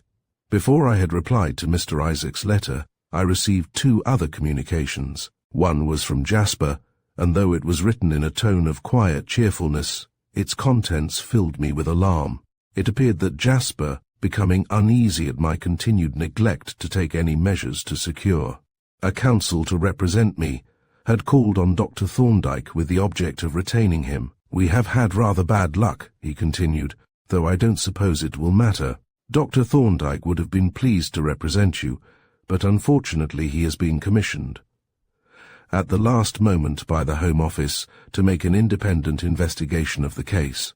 He gave me the name of a suitable counsel, a rising junior named Corley, with whom I have made the necessary arrangements.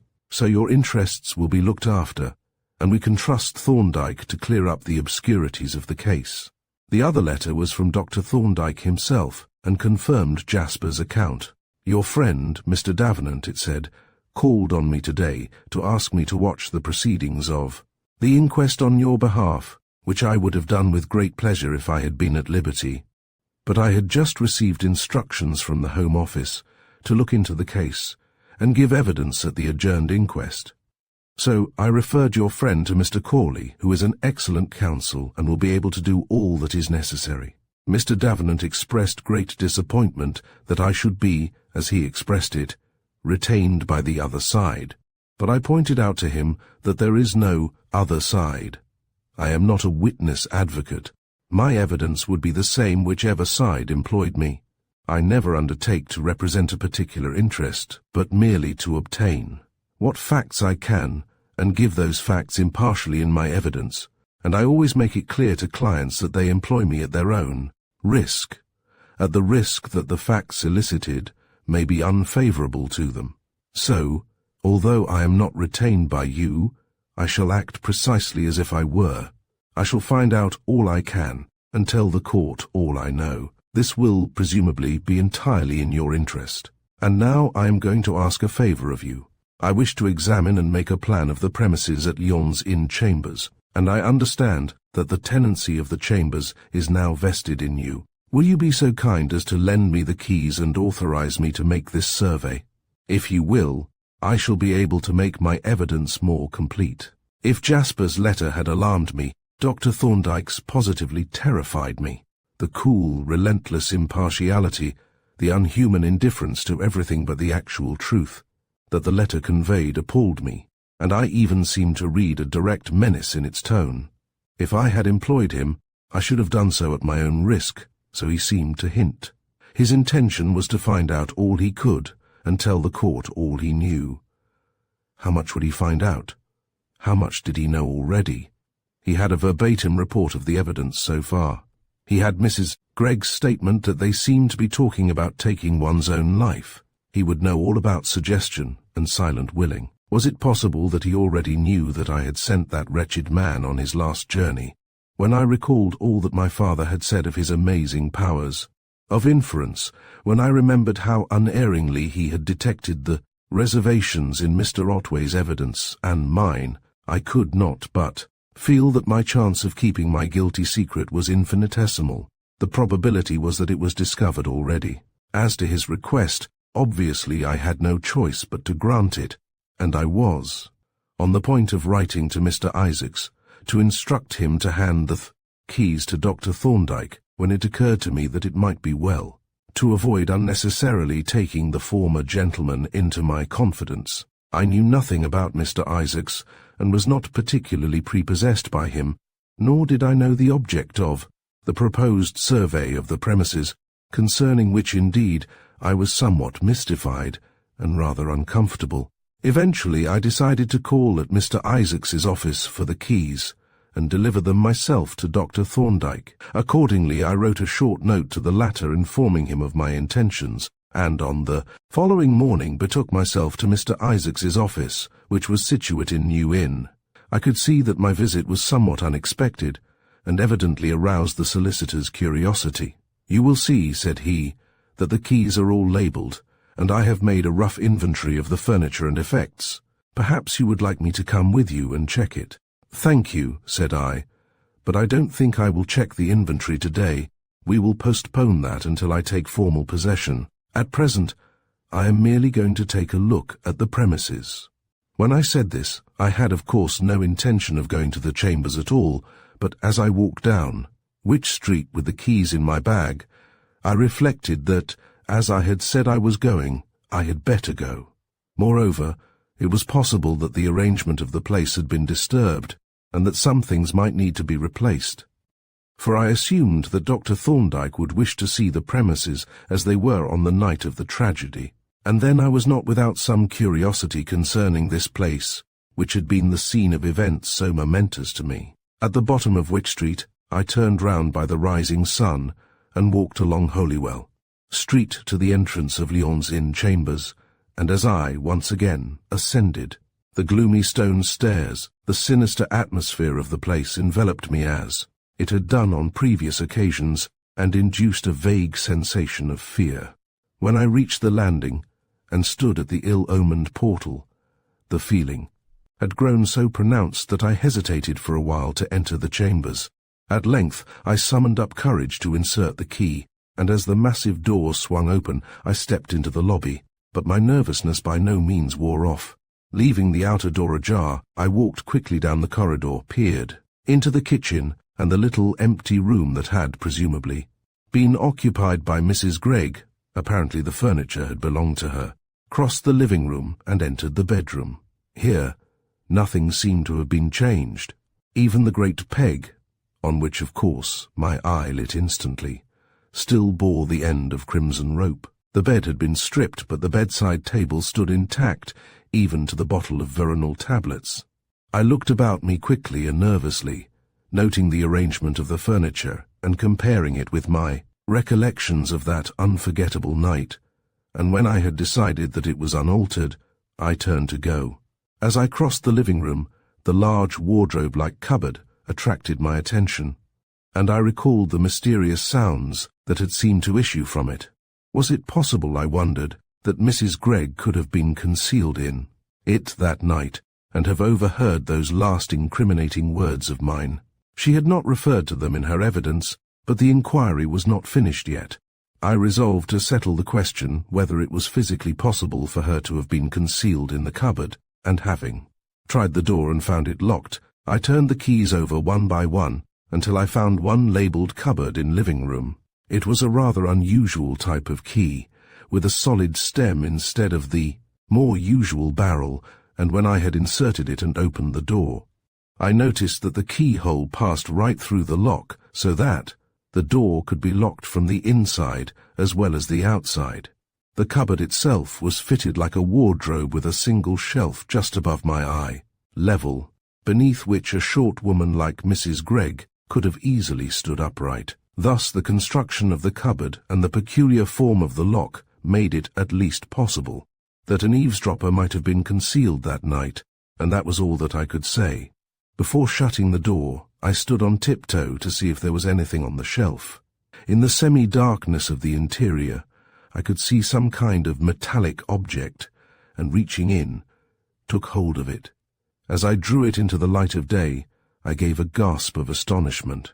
It was my father's stick. I took it down and turned it over curiously in my hands, marvelling how it should have got into this receptacle, and as I turned it over, there came into view a flattened dent on the silver knob, covered by a thick smear of blood to which 2 hairs had stuck. I looked at the hairs closely, but could come to no opinion as to whether or not they were my father's. One of these was white and the other a brownish grey. My father's hair had been iron grey as a whole, but I could not judge what the appearance of individual hairs might have been. If these were really his, then the man who had gone to his account was my father's murderer. It was a dreadful thought, but yet not without a certain compensation. As I looked at this relic of that day of wrath, I felt my heart hardening. If the message that it bore was a true message, then I need have no more compunction for what I had done. If I had known with certainty that Mr. Otway had killed my father, those words which had slipped from me subconsciously would have been consciously uttered with full and deliberate intent and without a qualm. I stood for a while with the stick in my hand, considering what I should do with it.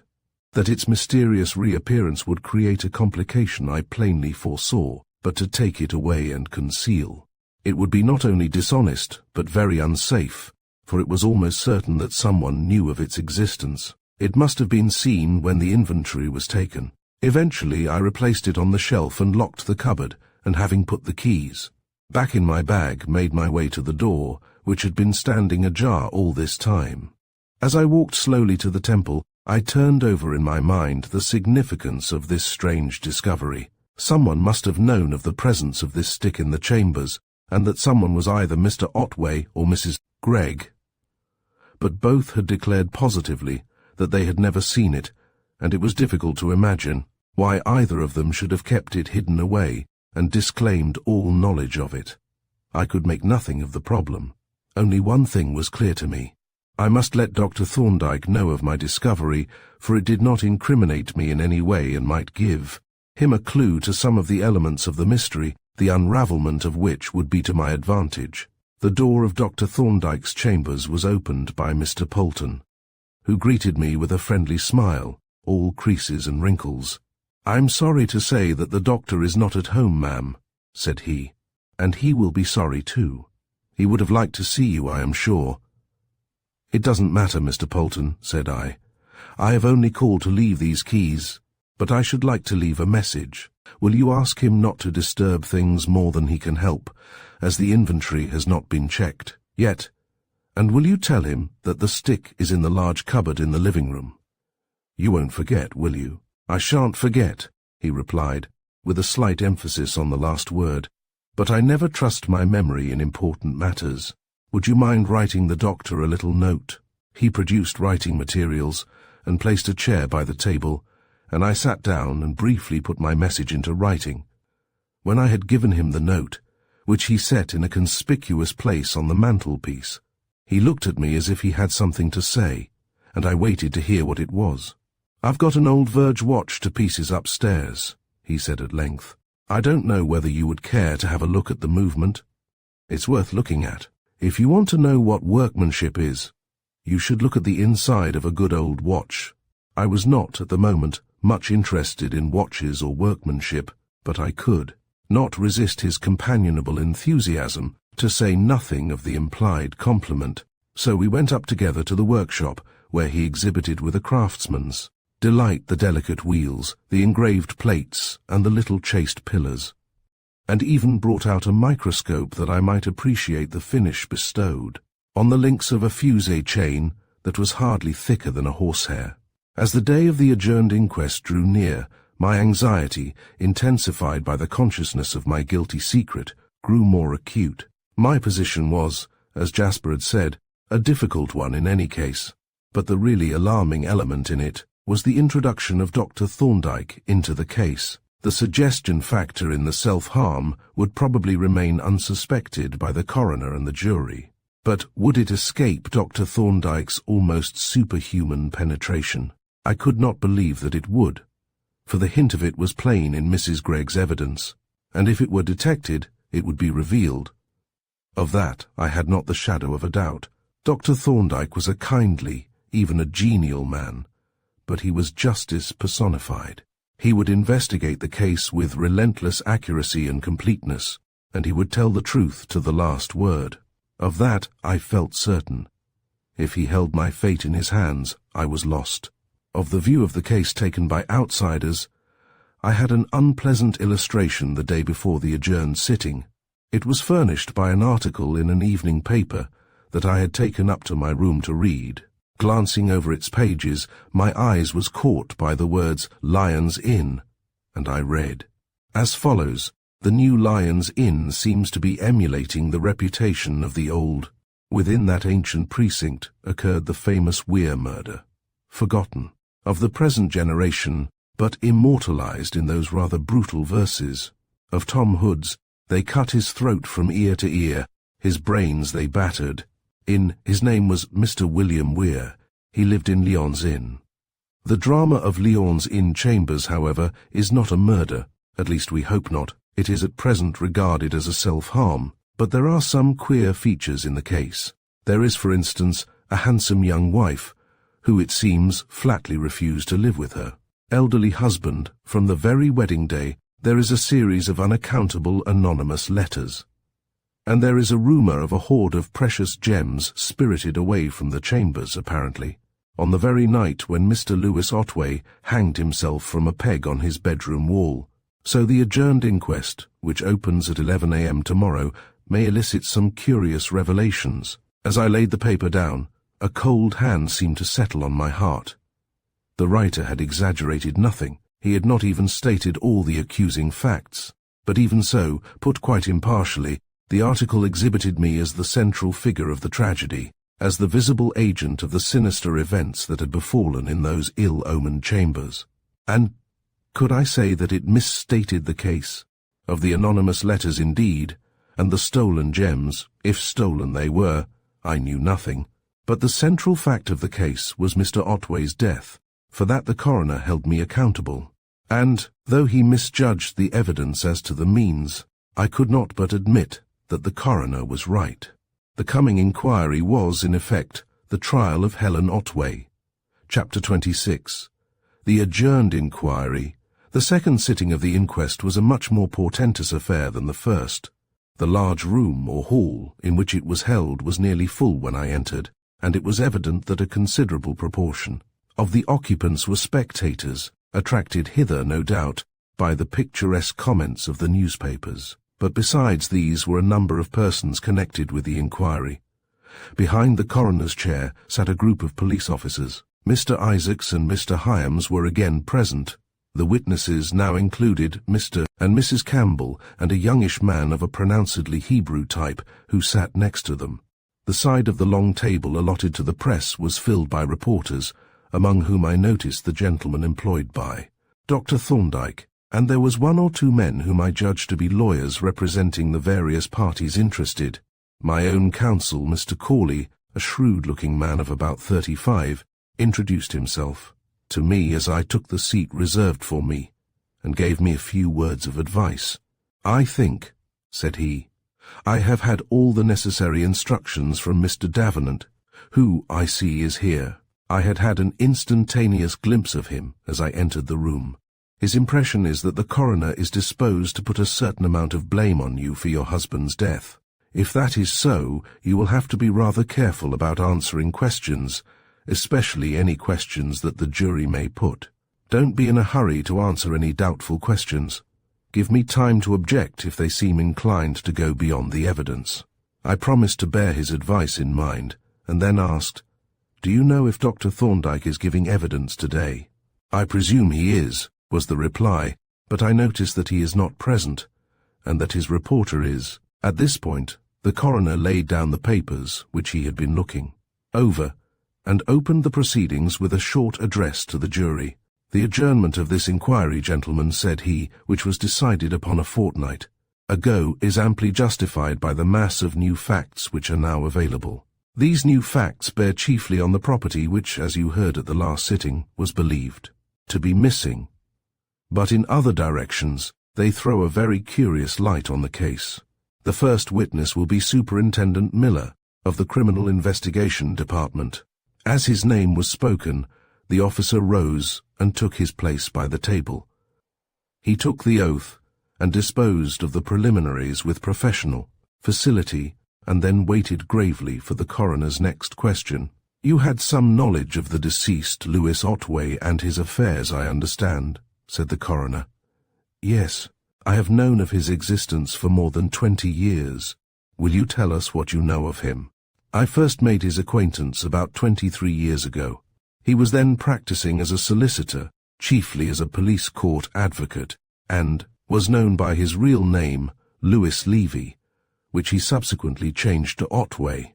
After a time, he began to engage in business as a money-lender, and it was at this time that he took the name of Otway. Presently, he began to combine with money-lending a certain amount of trafficking in precious stones, and it was then that the police began to keep a somewhat close watch on him, with the idea that he might be also acting as a receiver. We never really had anything against him, but we always had the impression that he did some business as a middleman or disposer of stolen jewels. When I first knew him, he had living with him a young woman named Rachel Goldstein.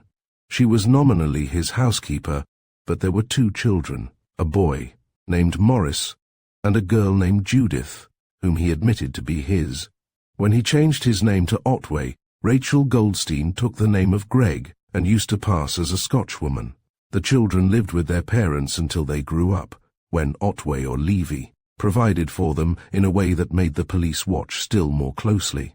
Judith married a David Samuels, who traded under the name of Campbell as a dealer in works of art, especially goldsmith's work and jewelry, and Morris Goldstein started as a dealer in antiques, with a shop in Hand Court and some workshops in Mansell Street, Whitechapel, where most of the antiques were made. Now both these men were practical working jewelers. It was believed that Otway financed them both, and it was known that he was the lessee of the premises that they occupied. Moreover, as soon as they were established in business, Otway gradually abandoned the money-lending and occupied himself almost exclusively in dealing in gemstones. He was an exceedingly good judge of stones, and was quite successful as a legitimate dealer, but the Police had an impression that he did a considerable amount of business that was not legitimate. I want it to be quite clear that I am not making any accusations. I am referring merely to an impression that the police had. It may have been quite a mistaken impression, but I mention it because the matter bears directly on this inquiry. The idea of the police, then, was that Otway dealt to a considerable extent in stolen property. We supposed that he obtained this property, precious stones, without the mounts, not from the thieves, but from the receivers, and that he disposed of them with the aid of his son and son-in-law. Both those men did a fairly large trade in high-class jewelry. They did not touch commercial goods, but dealt exclusively in work produced individually by skilled goldsmiths and jewelers, some of whom they kept regularly employed. They also did a good deal of repairing and resetting, and their transactions were always with private customers, not with the trade. Our idea of the way it was worked was this.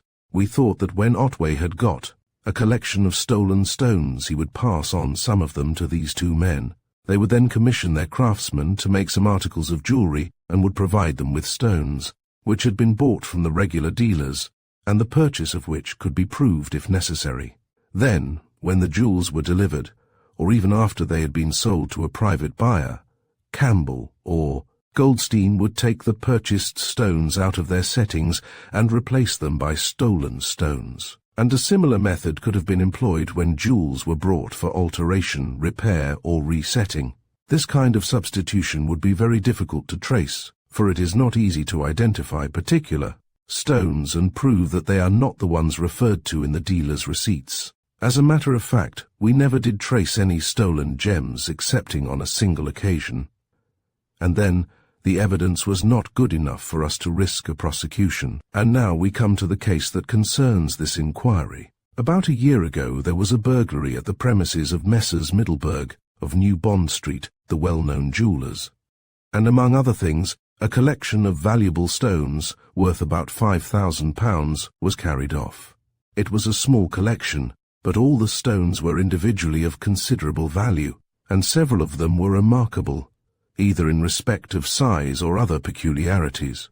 The collection has never been traced, and none of the stones has reappeared either here or abroad, and the police have reason to believe that the whole collection is still in this country. When these stones disappeared so completely, the police formed the opinion that they had passed into the possession of Otway, and that he was holding them up until an opportunity occurred to issue them one by one. At this time he was living at Maidstone. He had been there a year or two, but he had kept his old chambers at Lyon's Inn, and often stayed in them for a week or more at a time. Last May or June, he left Maidstone and came back to his old chambers, and we then began to keep a closer watch on him. About a couple of months ago he bought, or rather took on approval from Mr. Hyams of Hatton Garden, a collection of stones of which I have seen the list.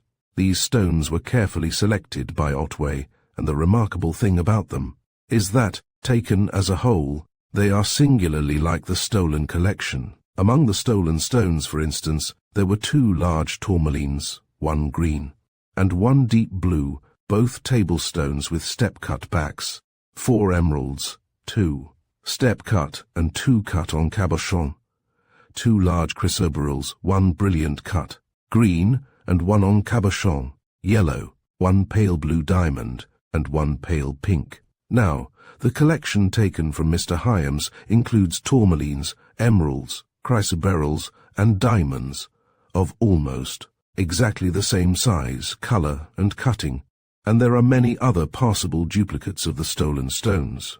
When I became aware of this transaction, I inferred that Otway was making arrangements to release the stolen stones, and I caused a still closer watch to be kept on him, but up to the present not one of the missing stones has been discovered. Now I understand that the Hyams collection has disappeared, and if that is so, it seems probable that the person who has taken it is also in possession of the stolen collection. But that, of course, is only a guess. Quite so, said the coroner, and it is a matter that is more in your province than in ours. Is there anything more that you have to tell us that is relevant to the inquiry? No, I think that is all. You will be remaining here, in case we want to refer to you again? Yes, I want to hear Dr. Thorndyke's evidence, and of course, I want to hear the verdict. I'm afraid you may have a long time to wait, for I have had a telegram from Dr. Thorndyke saying that he has been detained at Maidstone and has missed his train. It is a great nuisance for us all. However, we will go on with the evidence. The next witness will be Mr. Samuel Isaacs. As the superintendent retired to his seat and Mr. Isaacs approached the table, I reflected rapidly on what I had just heard. Dr. Thorndyke had apparently been down to Maidstone.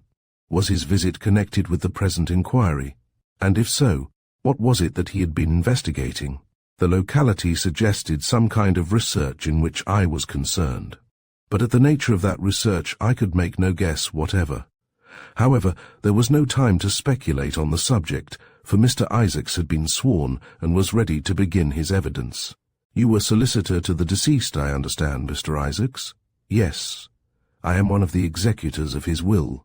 In that capacity, have you heard of any property said to be missing from the chambers which he occupied? I have. Mr.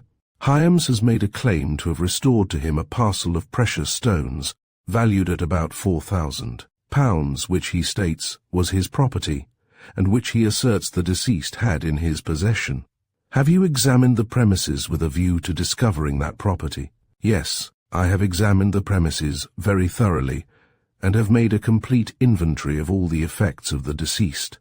I have gone through the contents of the safe and all other receptacles, and have checked the property which he had deposited at his bank. I have made a most exhaustive search, but have failed to find any trace of the parcel referred to, or of any precious stones whatever. Is it possible that you may have overlooked the parcel? I should say it is impossible. My opinion is that the parcel is not on the premises, and it certainly is not at the bank. The coroner and a legal-looking gentleman at the table both noted down this reply. Then the former said, "You are, no doubt, in a position to tell us what was the state of the deceased man's affairs. Was there any kind of financial embarrassment? I should say, certainly not. The gross value of the estate, which is entirely personal, is a little over £17,000, and the liabilities, so far as they are known to me, are quite trivial. Can you tell us roughly what are the main provisions of the will, that is, if it has been proved?" "It has been proved. The principal beneficiary is the widow, who receives £8,000, and the lease of the chambers in Lyons Inn with the furniture and effects, and is made residuary legatee. Rachel Gregg, or Goldstein, receives £1,000, and Morris and Judith, each £2,000, and the lease of the premises in which they respectively carry on their business. There are few small legacies, less than £1,000 in the aggregate, so that there will probably be a residue of about £3,000, which will go to the widow." "What is the date of this will?" "It is dated the 10th June last. Do you know whether the provisions of the will were known to the widow or the other beneficiaries?" "I do not know. They were not disclosed by me until probate had been granted." "Thank you," said the coroner. "I think we need not trouble you any further, unless the jury wish to ask any questions." The jury did not, but the legal-looking gentleman at the table did, and springing up like a jack-in-the-box, he addressed the coroner. "As representing Mr. Hyams, sir," said he, "I should like to ask the witness whether, in the event of the missing gems not coming to light, their loss would be chargeable to the estate." The countenance of Mr. Isaacs hereupon assumed that peculiar expression, known to students of sculpture as the archaic smile. "You are asking me to admit liability," he replied. "I can't do that, you know. There is a recognized procedure in these cases, with which I have no doubt you are acquainted." The questioner sat down with a jerk, and Mr. Corley stood up. "May I ask the witness, sir, whether, in the event of this loss being adjudged to be chargeable to the estate, that loss would affect equally all the beneficiaries?" "No," replied Mr. Isaacs. "It would not. It would fall, in the first place, on the residuary legatee. It would only affect the estate as a whole, in so far as the amount of the charge exceeded that of the residue." "Thank you," said Mr. Corley. "There is one other question that I should like to ask. The present will is dated the 10th of last June. Did the execution of that will involve the revocation of a previously existing will? Yes, it did. After his marriage deceased, re-acknowledged the existing will by a fresh signature and attestation, but he revoked this will when he made the new one.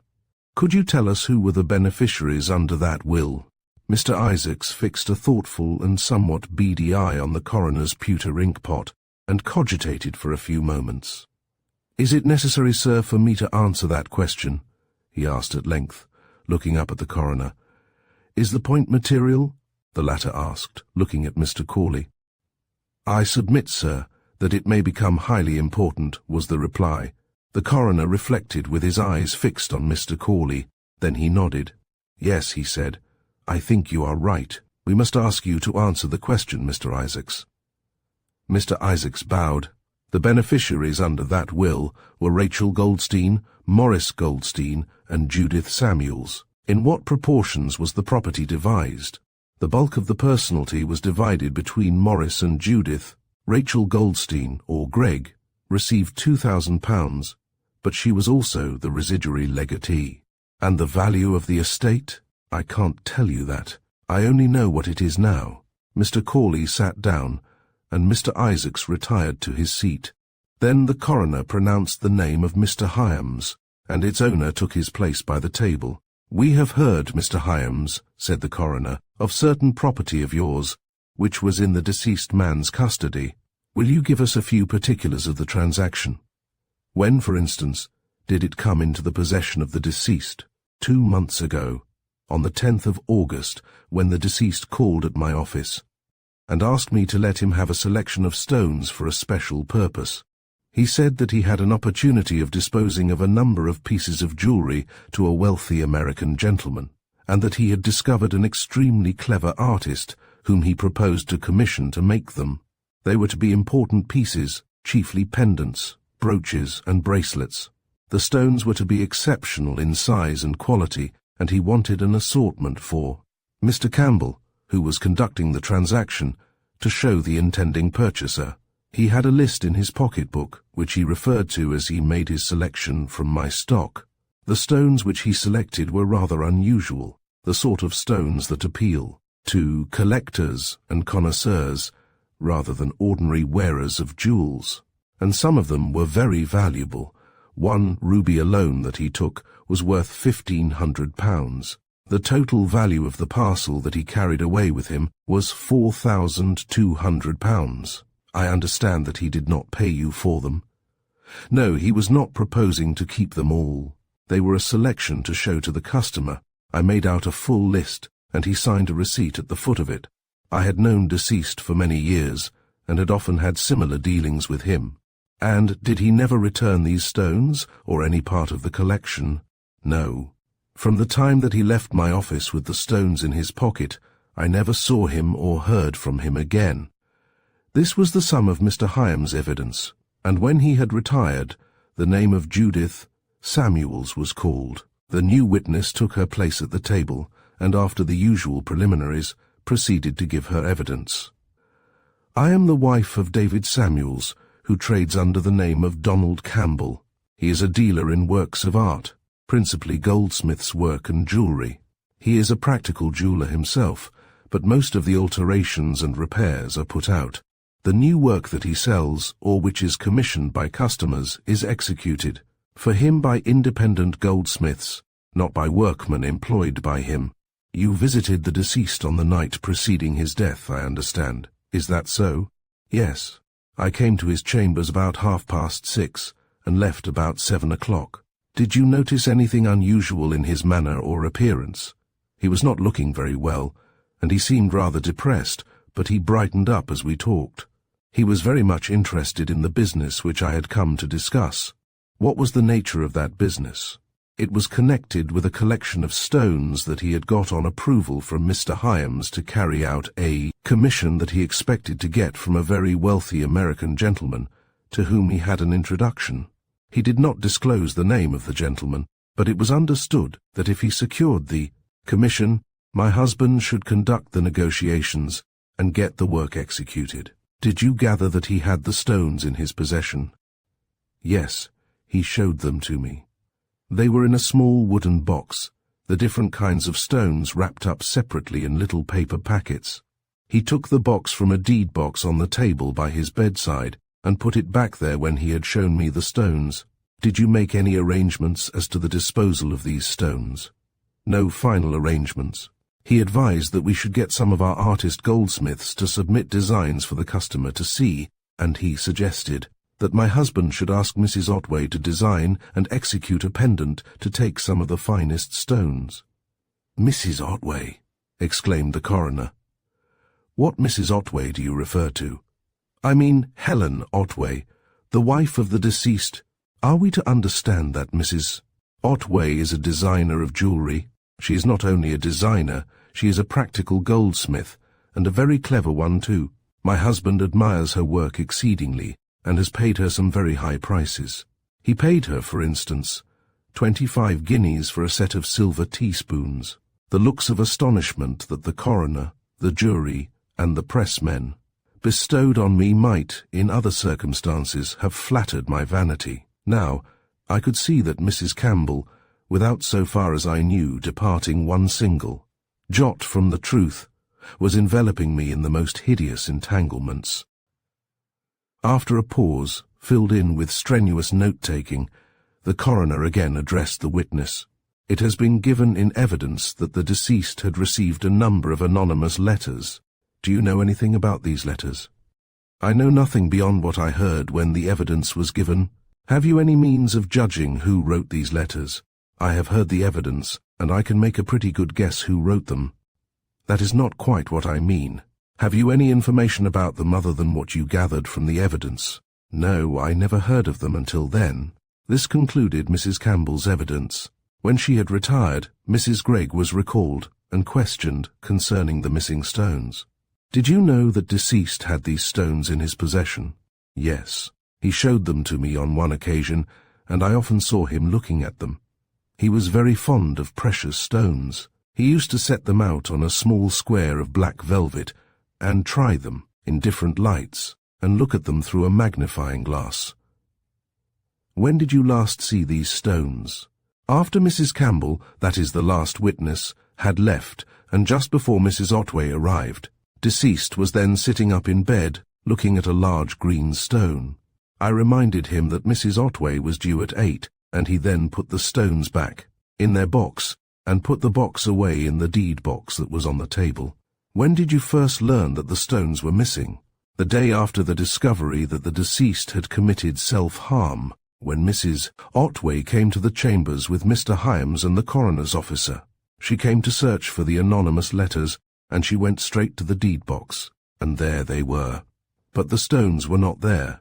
I saw her take all the things out of the deed box for Mr. Hyams to see, and there were no stones there. Thank you, said the coroner. That will do. We must now, gentlemen, see if Mrs. Otway can give us any further information. I once more took my place at the table, and was again sensible of a generally heightened curiosity on the part of the jury and the spectators. We may as well dispose of the question of the missing stones, said the coroner, for though it does not affect our inquiry directly but is rather the business of the police, it seems to have an important indirect bearing. You have heard, Mrs. Otway, the evidence of Judith Samuels and Rachel Goldstein, or Gregg.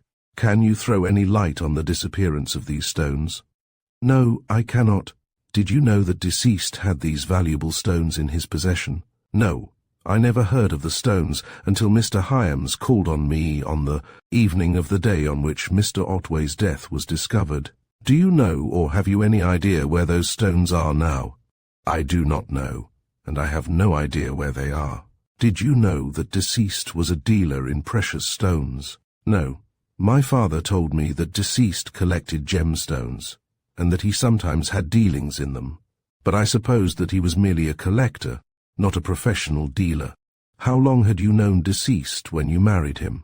I had known of his existence about a year, but I had hardly ever spoken to him. He was virtually a stranger to me. Had you never heard of the suicidal tendency in his family? Never until the night preceding his death, when he told me, "It has been stated that you are a practical goldsmith, and that you have executed work for Mr. Samuels, or Campbell. Is that true?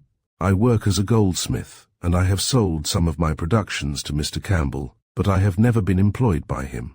I work as an independent artist. Has he ever supplied you with precious stones? No. I purchase my own materials. Have you ever done any alterations or resettings for him? No. I have done no work of any kind for him or anyone else. I work on my own account and sell what I make. The coroner nodded and glanced over his notes.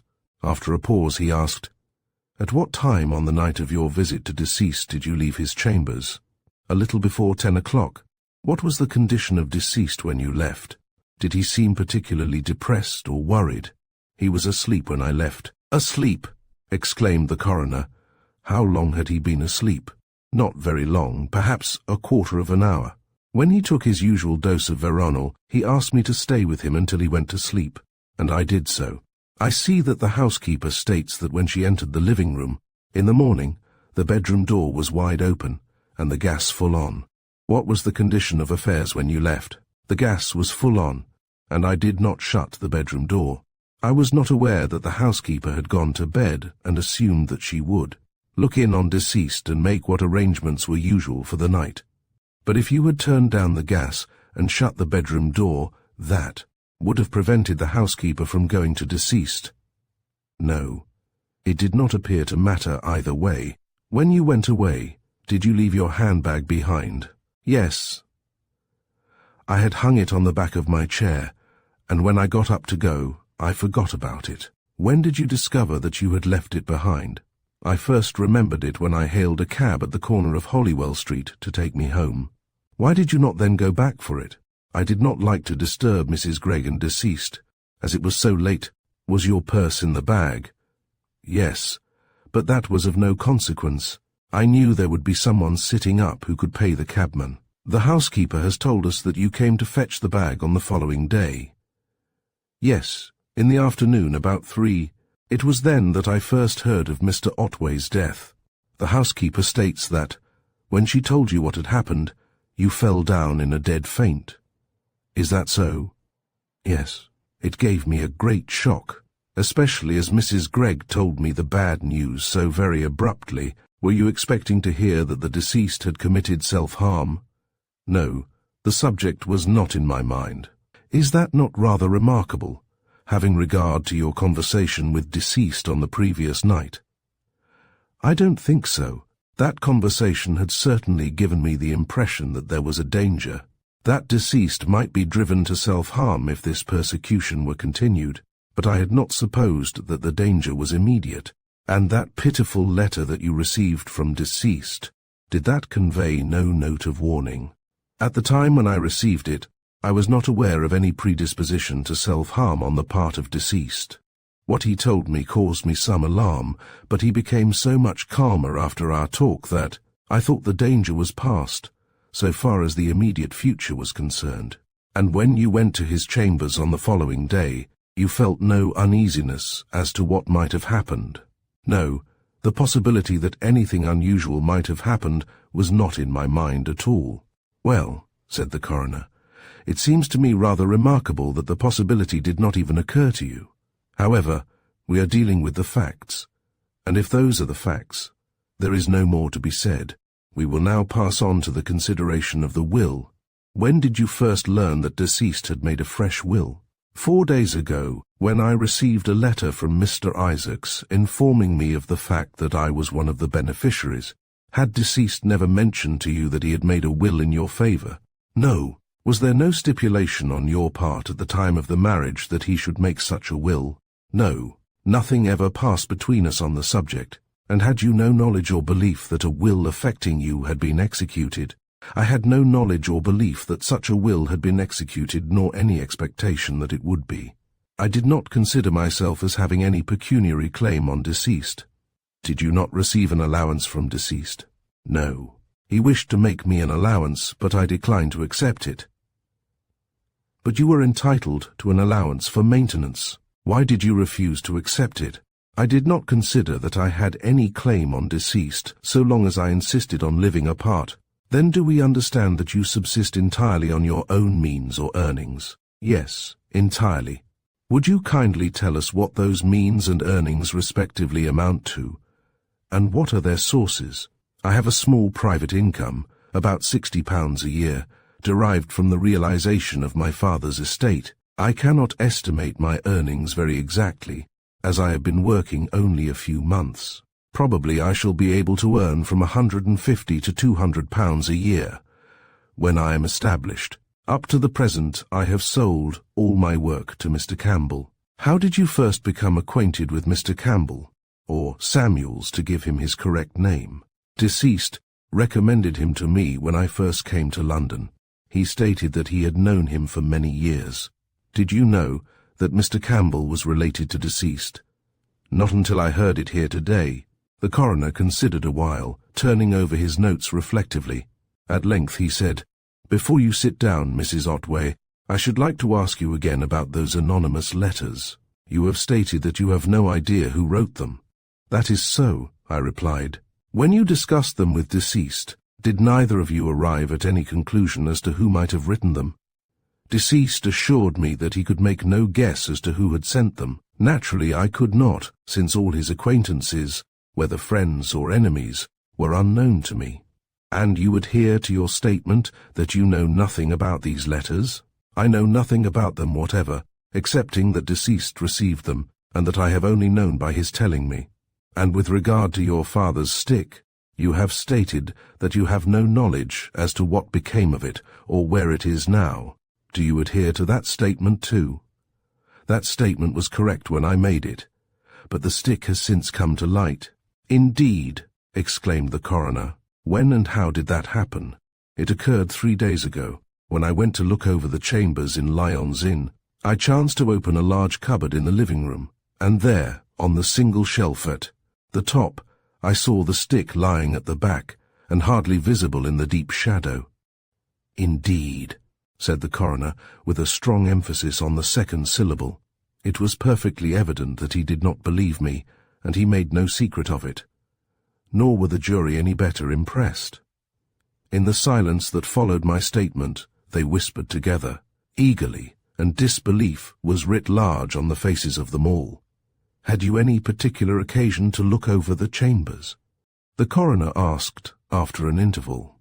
"Yes, I had received a letter from Dr. Thorndyke, saying that he wished to make a survey of the premises and asking me to give him permission and the necessary facilities to do so.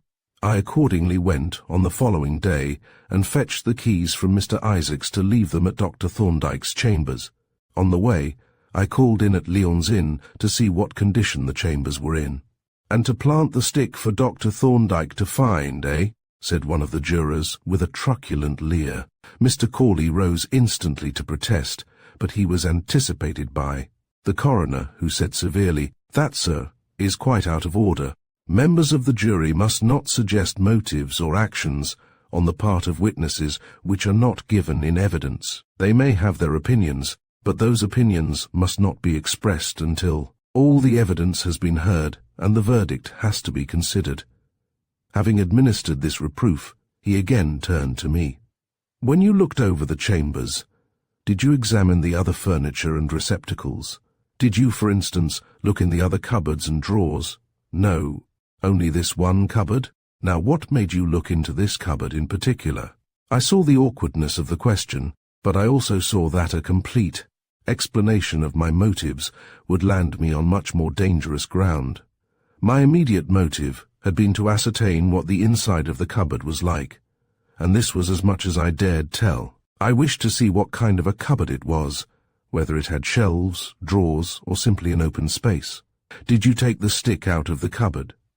"Yes, I took it out to examine it and see if the statement in the letter, as to the bruise, the blood smear, and the hairs, was correct." "And was the statement correct?" "Yes. There was a bruise on the silver knob, and a thick smear of what looked like dried blood, to which 2 hairs had stuck." "Did those hairs look to you like hairs from your father's head?" "I could not say. They might have been. They were short, and looked as if they had come from the head of a grey-haired man." "My father's hair was grey. What did you do with the stick?" "I put it back in the cupboard." Why did you not bring it here? I thought it best to leave it where I found it. Are the keys of the chambers in your possession now? No. I left them at Dr. Thorndyke's chambers, and he has not yet returned them. I left a note informing him that the stick was in the cupboard. May I ask why you did that? Dr. Thorndyke mentioned in his letter that he was investigating the case on instructions from the Home Office, and I wished to give him any assistance that I could. But, the coroner exclaimed irritably, don't you understand that this court is investigating the case? That a coroner's court is the proper authority to carry out such investigations? I don't know why this medical specialist has been brought into the case at all. I have not asked for his assistance. It is quite irregular and most unnecessary. And how did this gentleman come to write to you? He wanted to survey the premises, and someone, I don't know who, had told him that I was the present lessee. The coroner grunted in evident displeasure. The importation of Dr. Thorndyke into the case was clearly a sore point, for he rejoined, the whole affair is highly unsatisfactory. I am not clear that you had any right to give permission to any unofficial person to survey these premises without obtaining my consent, or that he had any right to ask you. The jury have surveyed the premises, and that ought to be enough. However, we shall see what comes of these mysterious investigations. Meanwhile, I think that is all we have to ask you, Mrs. Otway, unless the jury have any questions to put. The jury, warned perhaps by the result of the last question put by a juryman, had no question to ask, and I returned to my seat by Mr. Corley, in time to hear Mr. Isaacs recalled. You have heard, said the coroner, the very remarkable evidence given by the last witness concerning the finding of a stick in a large cupboard in the living room of the chambers in Lyons Inn. I have. In your previous evidence, you stated that you had made a minute search of those chambers and drawn up an inventory of their contents. Do you remember whether, when you made that search, you examined that particular cupboard? Yes, I remember quite clearly that I examined it and found it empty. I have marked it empty in the inventory. Are you sure that it was really empty? Is it not possible that this stick lying in the shade on the shelf might have been overlooked? It is quite impossible.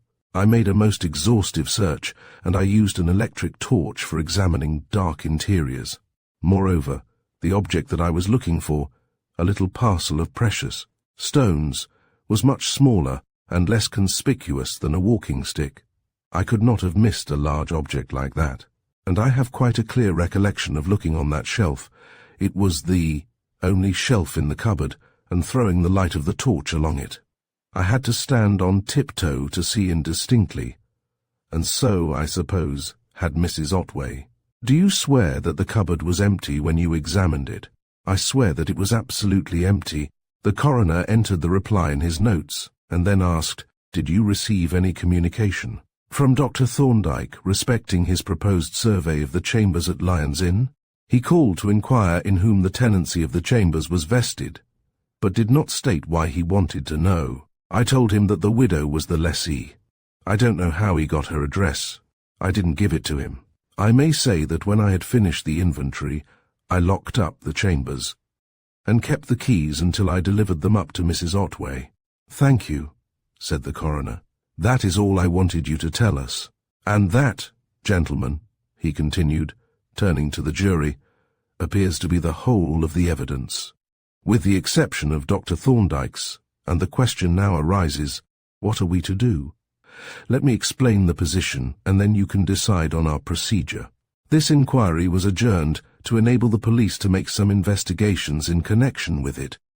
On their application, Dr. John Thorndyke, who, I may inform you, is an eminent medico-legal expert, was instructed by the Home Office to proceed to Maidstone to conduct an exhumation of the body of the late John Vardon, the father of Mrs. Otway. He was to make an examination of the body and ascertain, if possible, whether the cause of the said John Vardon's death was as stated at the inquest, or whether, as is hinted in these anonymous letters, he died from the effects of violence.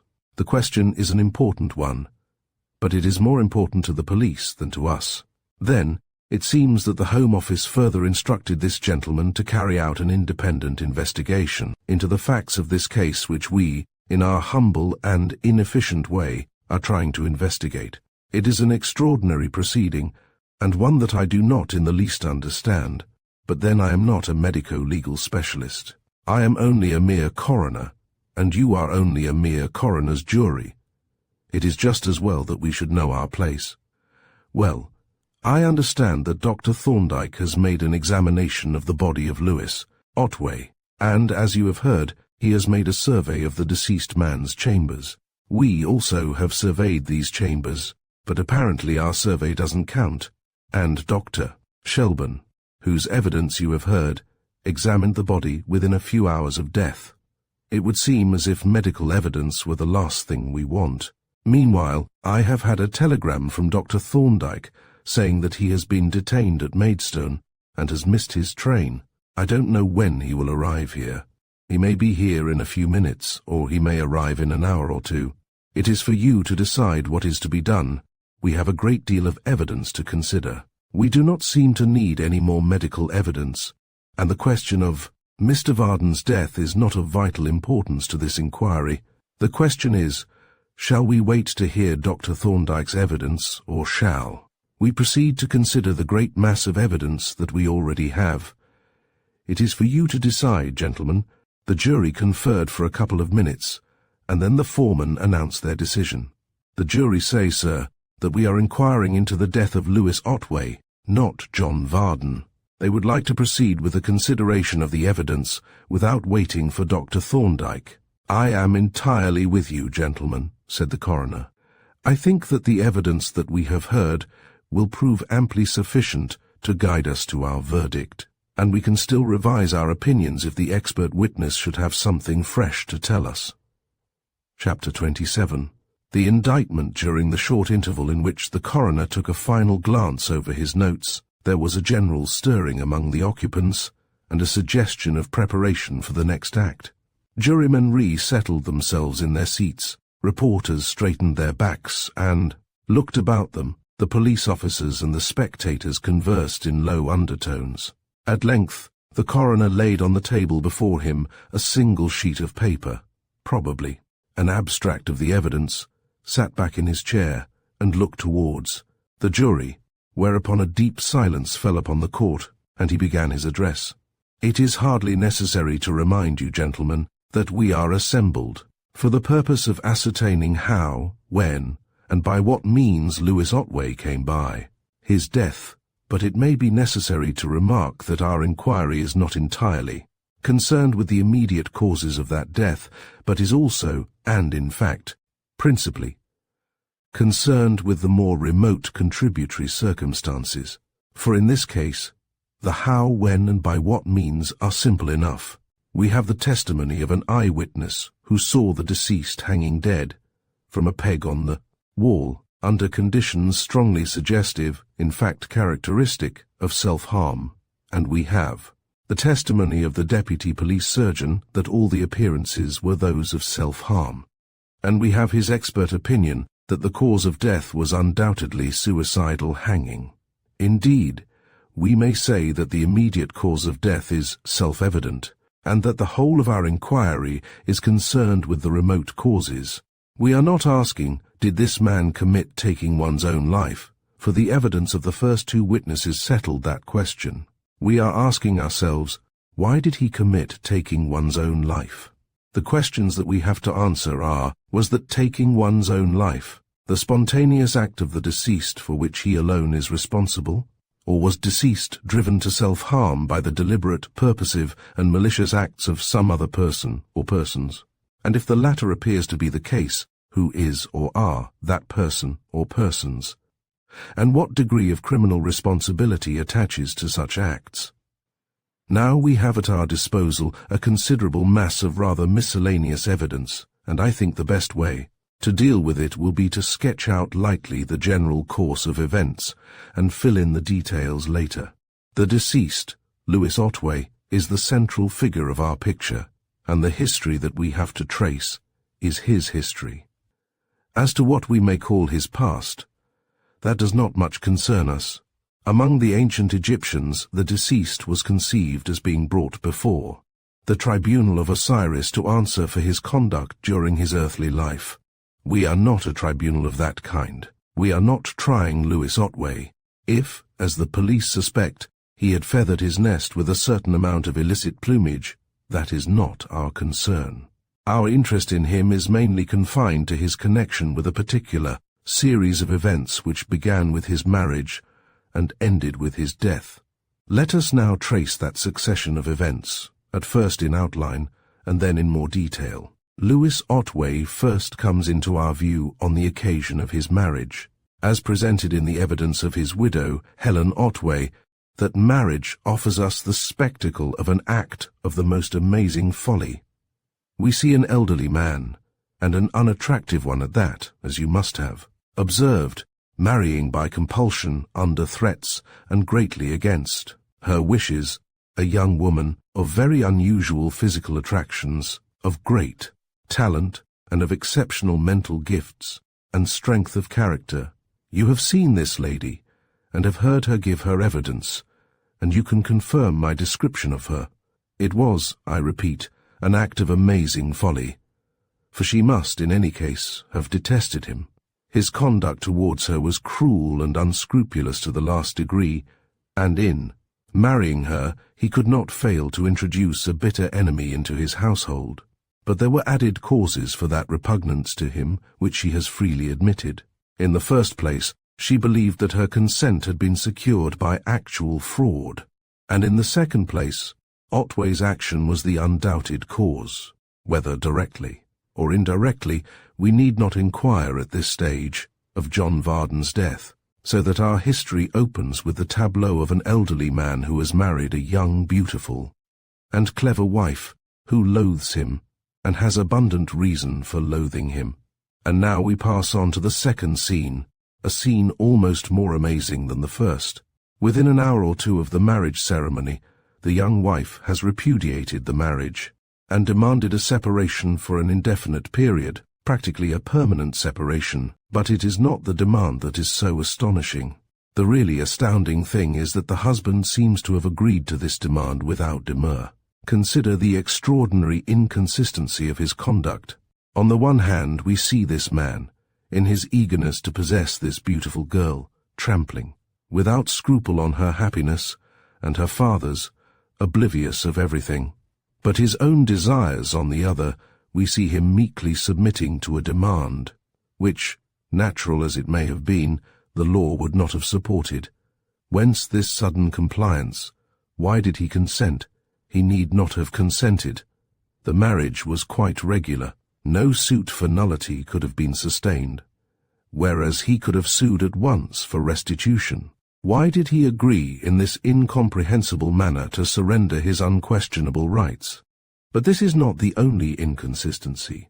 The conduct of the wife is even more inexplicable. When Otway gave evidence at the inquest on Mr. Vardon, he omitted all reference to the loaded stick, which is not unnatural, seeing that it was a highly incriminating circumstance. But that suppression of a material fact made his evidence, in effect, false evidence. For the truth is, according to the terms of the witness's oath, the whole truth. Yet Helen Otway, when she gave evidence, confirmed this virtually false testimony, and she also suppressed, or at least omitted, the facts relating to the loaded stick. Her explanation is that, feeling convinced that her father died from a heart attack, she did not consider the stick incident of any importance. In estimating the credibility of that explanation, you will bear in mind that the verdict was death from natural causes, but that the jury were not in possession of the facts. You will also bear in mind that this woman had seen her father lying dead, with a wound on his head, and this man, whom she loathed and detested, standing over the body, grasping a formidable weapon. But whatever view you take of the explanation, the fact remains that at the inquest she not only refrained from accusing him, but she withheld a material fact which, if it had been disclosed, might have put Otway in the dock on a charge of murder. Here, then, are two cases of incomprehensible inconsistency of conduct. but they are only incomprehensible so long as they are considered separately. Consider them together, and a perfectly intelligible suggestion emerges. The husband had the power to compel his wife to live with him, and he did not exercise it. The wife had the power to expose the husband to a suspicion of having committed a capital crime, and she did not exercise it. The appearance is that of a surrender by each of the power to injure the other, in short, of a bargain or agreement, involving collusion to suppress evidence. But this suggestion of collusion raises another question, which we shall consider later, but which we may note in passing. What was really the cause of Mr. Vardon's death? Did he die from natural causes as the coroner's jury believed and affirmed? Or was his death due to violence inflicted by Otway? It is by no means clear that Otway did not kill him, either inadvertently or with malice. And supposing Otway to have killed Mr. Vardon, was the fact known to Helen Otway? If it was, Otway's easy compliance is the more readily understood, for he would be absolutely in his wife's power. But we shall consider these points at more length presently, and perhaps we may get further light on them from the evidence of Dr. Thorndyke, if he should arrive before the verdict is agreed on. The next phase of this drama opens about 2 months after the marriage. On the 21st of June, the deceased received an anonymous letter, the first of a series of 7, which was sent thereafter at fairly regular intervals of about a fortnight. Now, let us consider those letters from various points of view in relation to their probable authorship. You have heard them read and know their general purport. They all contain veiled threats to make certain exposures. Some are vague and some are more explicit, but there is a general crescendo note, culminating in the last letter, which pretty openly makes an accusation of murder and threatens criminal proceedings. First, what is the purpose of these letters? It is clearly not to levy blackmail. They hold out menaces, but there is no suggestion of an attempt to extort money. Those menaces are incomprehensible until we supply an explanatory fact. The man to whom these letters were sent suffered from a strong inherited predisposition to self-harm, the very obvious inference to which we are forced in the absence of any other explanation is that the purpose of these letters was to convert that latent tendency into action, to produce a state of mind in which the deceased would be likely to take his own life. But that purpose implies knowledge on the part of the writer that this inherited tendency existed, and consequently limits the possible authorship to persons possessing such knowledge. The only persons known by us to possess such knowledge are deceased's own family.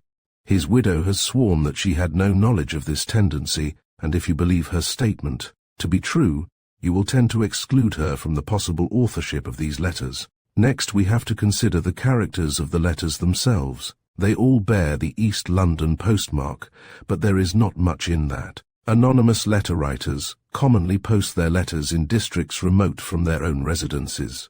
Still, we must take it into consideration. The 2 persons known to us who occupy premises in East London are Maurice Goldstein and Helen Otway. Then, as to the style of the letters, they are rather markedly uneducated in manner. The composition is ungrammatical, and the phraseology vulgar. But that does not help us much, for on the one hand, none of the persons known to us is grossly uneducated, and on the other, it is usual for anonymous letter writers to disguise their personality. Obviously, it is easy enough for an educated person to write an apparently illiterate letter. The next point is a much more important one. We have decided that the purpose of these letters was to produce in the deceased a state of mind which would render his taking one's own life probable. Now, what was the motive behind that purpose? Who could have wished deceased to commit self-harm, and why should that person have wished it? The possible motives in this case are, in effect, the usual motives of murder, with full premeditation, viz. Revenge or hatred, direct profit, and indirect profit by the elimination of an undesired person.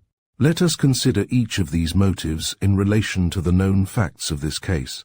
First, as to hatred or revenge, the only persons known to us are the family of deceased and his wife.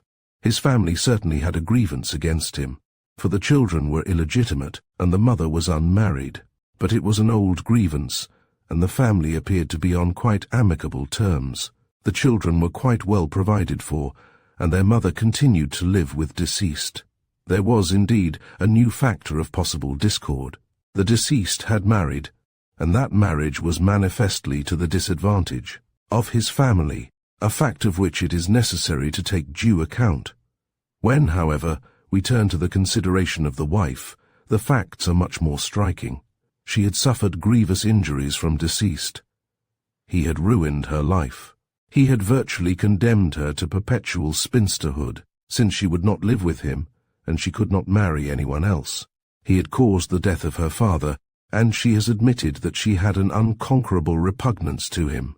That is actually known to us, and there is a further possibility that he was actually her father, as murderer, though we must leave that out of consideration in the absence of positive evidence. But on the evidence which is before us, you will see that the motive of personal animosity is much more evident in the case of the wife than in that of the family.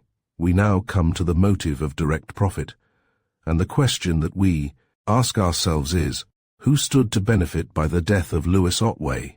And as soon as we ask that question, a very striking fact comes into view. The first letter is dated by the postmark, the 21st of June.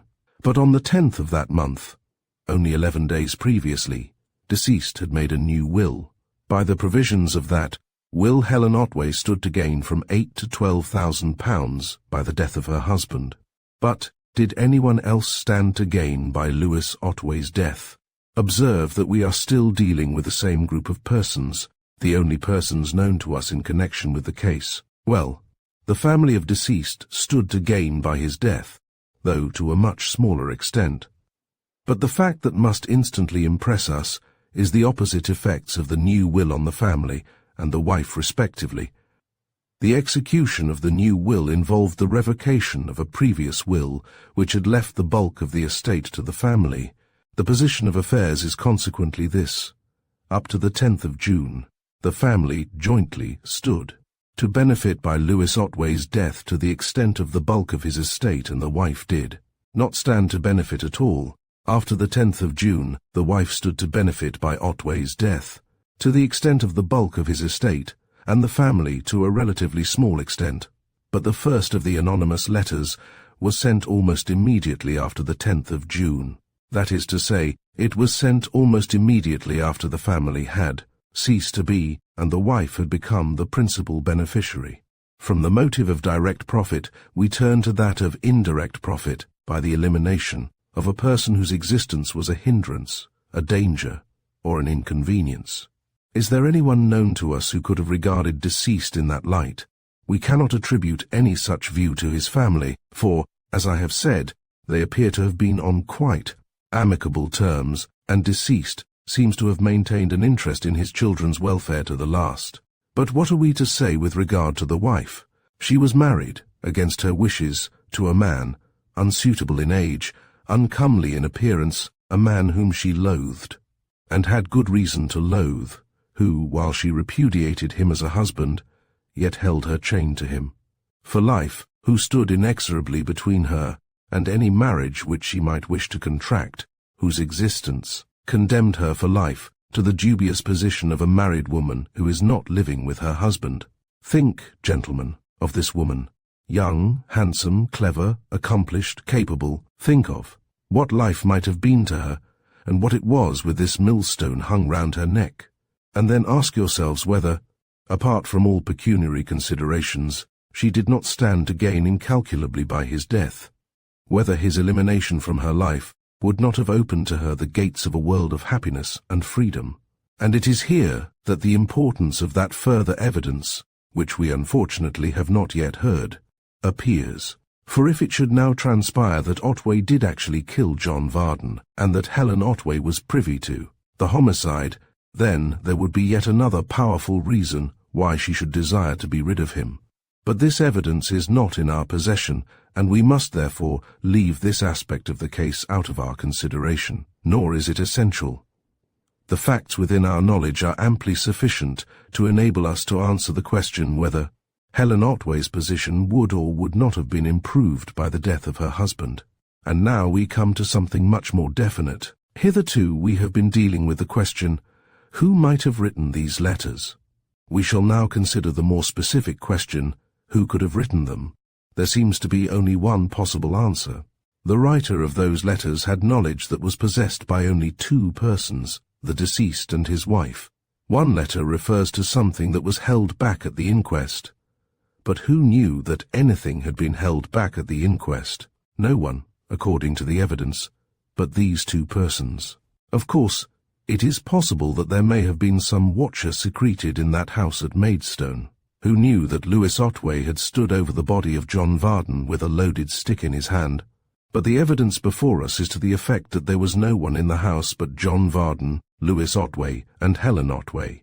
Consequently, unless Lewis Otway wrote these letters to himself, there is nobody, so far as we know, who could have written them but Helen Otway. The last letter refers explicitly to the loaded stick, and even describes its condition minutely and, as it appears, correctly.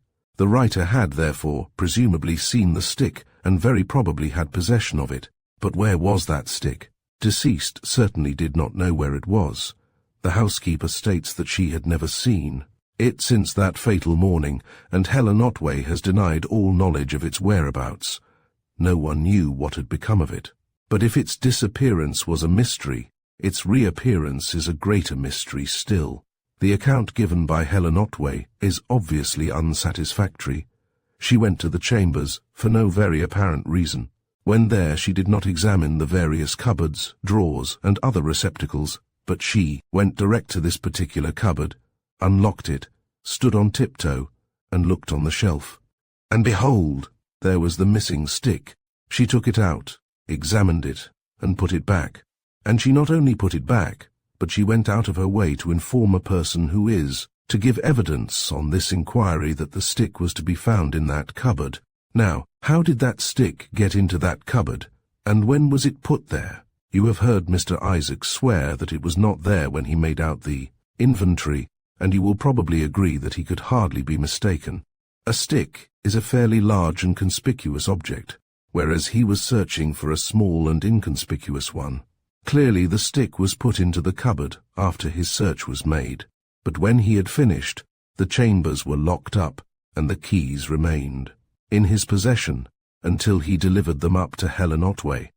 Bearing these facts in mind, you have to consider whether you can accept Mrs. Otway's statement, or whether it is more probable that she took the stick to the chambers and put it into the cupboard herself. We now come to the incidents of that terrible night. What really happened in those chambers on that occasion will probably never be known, but the accounts that we have are full of sinister suggestions. We cannot, for instance, but note the fact that after this, the first and only visit from his wife, Lewis Otway made away with himself. Why he did the dreadful deed on this particular occasion and at this particular time is not clear. According to his wife's account, he was much calmer and more cheerful after their talk, and she left him peacefully asleep. That is what she has told us. But what are the facts? Within an hour or 2 hours after she had left, his dead body was hanging from that peg. Nay, there is even a more dreadful possibility. The medical witness has told us that death took place about 11, but it might have been an hour later or earlier, so that it is physically possible, since Mrs. Otway left the chambers about 10, that the self-harm may have actually taken place before she left. It is a horrible suggestion, and I should not have made it but for the fact that there are certain appearances which seem to support it. You must have been struck by the singular circumstance that when Mrs. Otway took her departure, she left the gas full on and the bedroom door open. You have heard her explanation, but we are not concerned with that for the moment. The remarkable thing is that in the morning the gas was still full on and the bedroom door still open. Now, how could that have been? If deceased was asleep when his wife left, then he must have arisen, made his preparations, and finally hanged himself not only with the gas full on, which might easily have been the case, but with the door open, which is improbable in the extreme. Men do not usually commit self-harm coram publico, commonly taking one's own lives, lock themselves in their rooms, or otherwise seek security from interruption. Yet this man, whose bedroom opened directly into the living room and whose housekeeper might still have been about, cuts down the bell rope, arranges the chair and hangs himself, all in a brightly lighted room with the door open. It is certainly against common probabilities. But there are other suggestions of a similar tendency. If the fully lighted gas and the open door suggest a hurried and agitated departure, so does the forgotten handbag containing the purse. And you will have noted that Mrs. Otway remembered that she had left her purse behind when she hailed a cab at the corner of Holywell Street. Now why did she not go back for it? She was quite near Lyon's Inn. She could have left the cab waiting, or brought it to the gate. She says she did not like to disturb Mrs. Gregg, but she has also said that she thought that Mrs. Gregg was still up and about. The explanation is not convincing, but on the other hand there is a strong suggestion of dislike to the idea of going back, a dislike which we can understand well enough if we believe that the tragedy had already been enacted and that the body was even then hanging on the wall. Then, too, the disappearance of the precious stones points in the same direction. They might have been taken when the deceased was asleep, but the theft would have been far easier if he was dead. But of course, we cannot say with certainty that Helen Otway took the stones. We can only consider the evidence. That evidence, however, is almost overwhelmingly strong. It goes to show that the stones were in the deed box within half an hour of Helen Otway's arrival. There is no reason to suppose they were then removed. It is practically certain that they were there when she arrived, and they were never seen there or anywhere else after she left. And there is a further corroborative circumstance. To ordinary persons, unmounted precious stones illicitly obtained are difficult to dispose of. But this woman is not an ordinary person. She is a working goldsmith and jeweller who buys her own materials and sells the finished works to individual buyers. She could easily dispose of stolen gems in a manner that would render them untraceable. The theft of these stones is not directly our business. It is that of the police.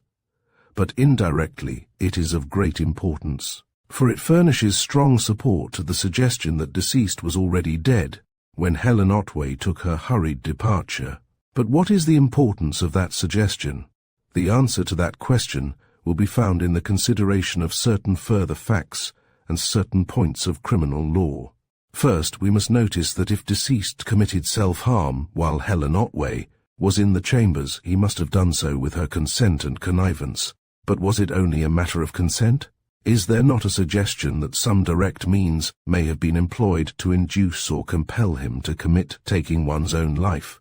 On this point we have very little information, but we have the evidence of Rachel Goldstein, or Gregg, that she overheard the conversation between Helen Otway and deceased on 2 separate occasions, and that on both occasions they seem to be talking about self-harm.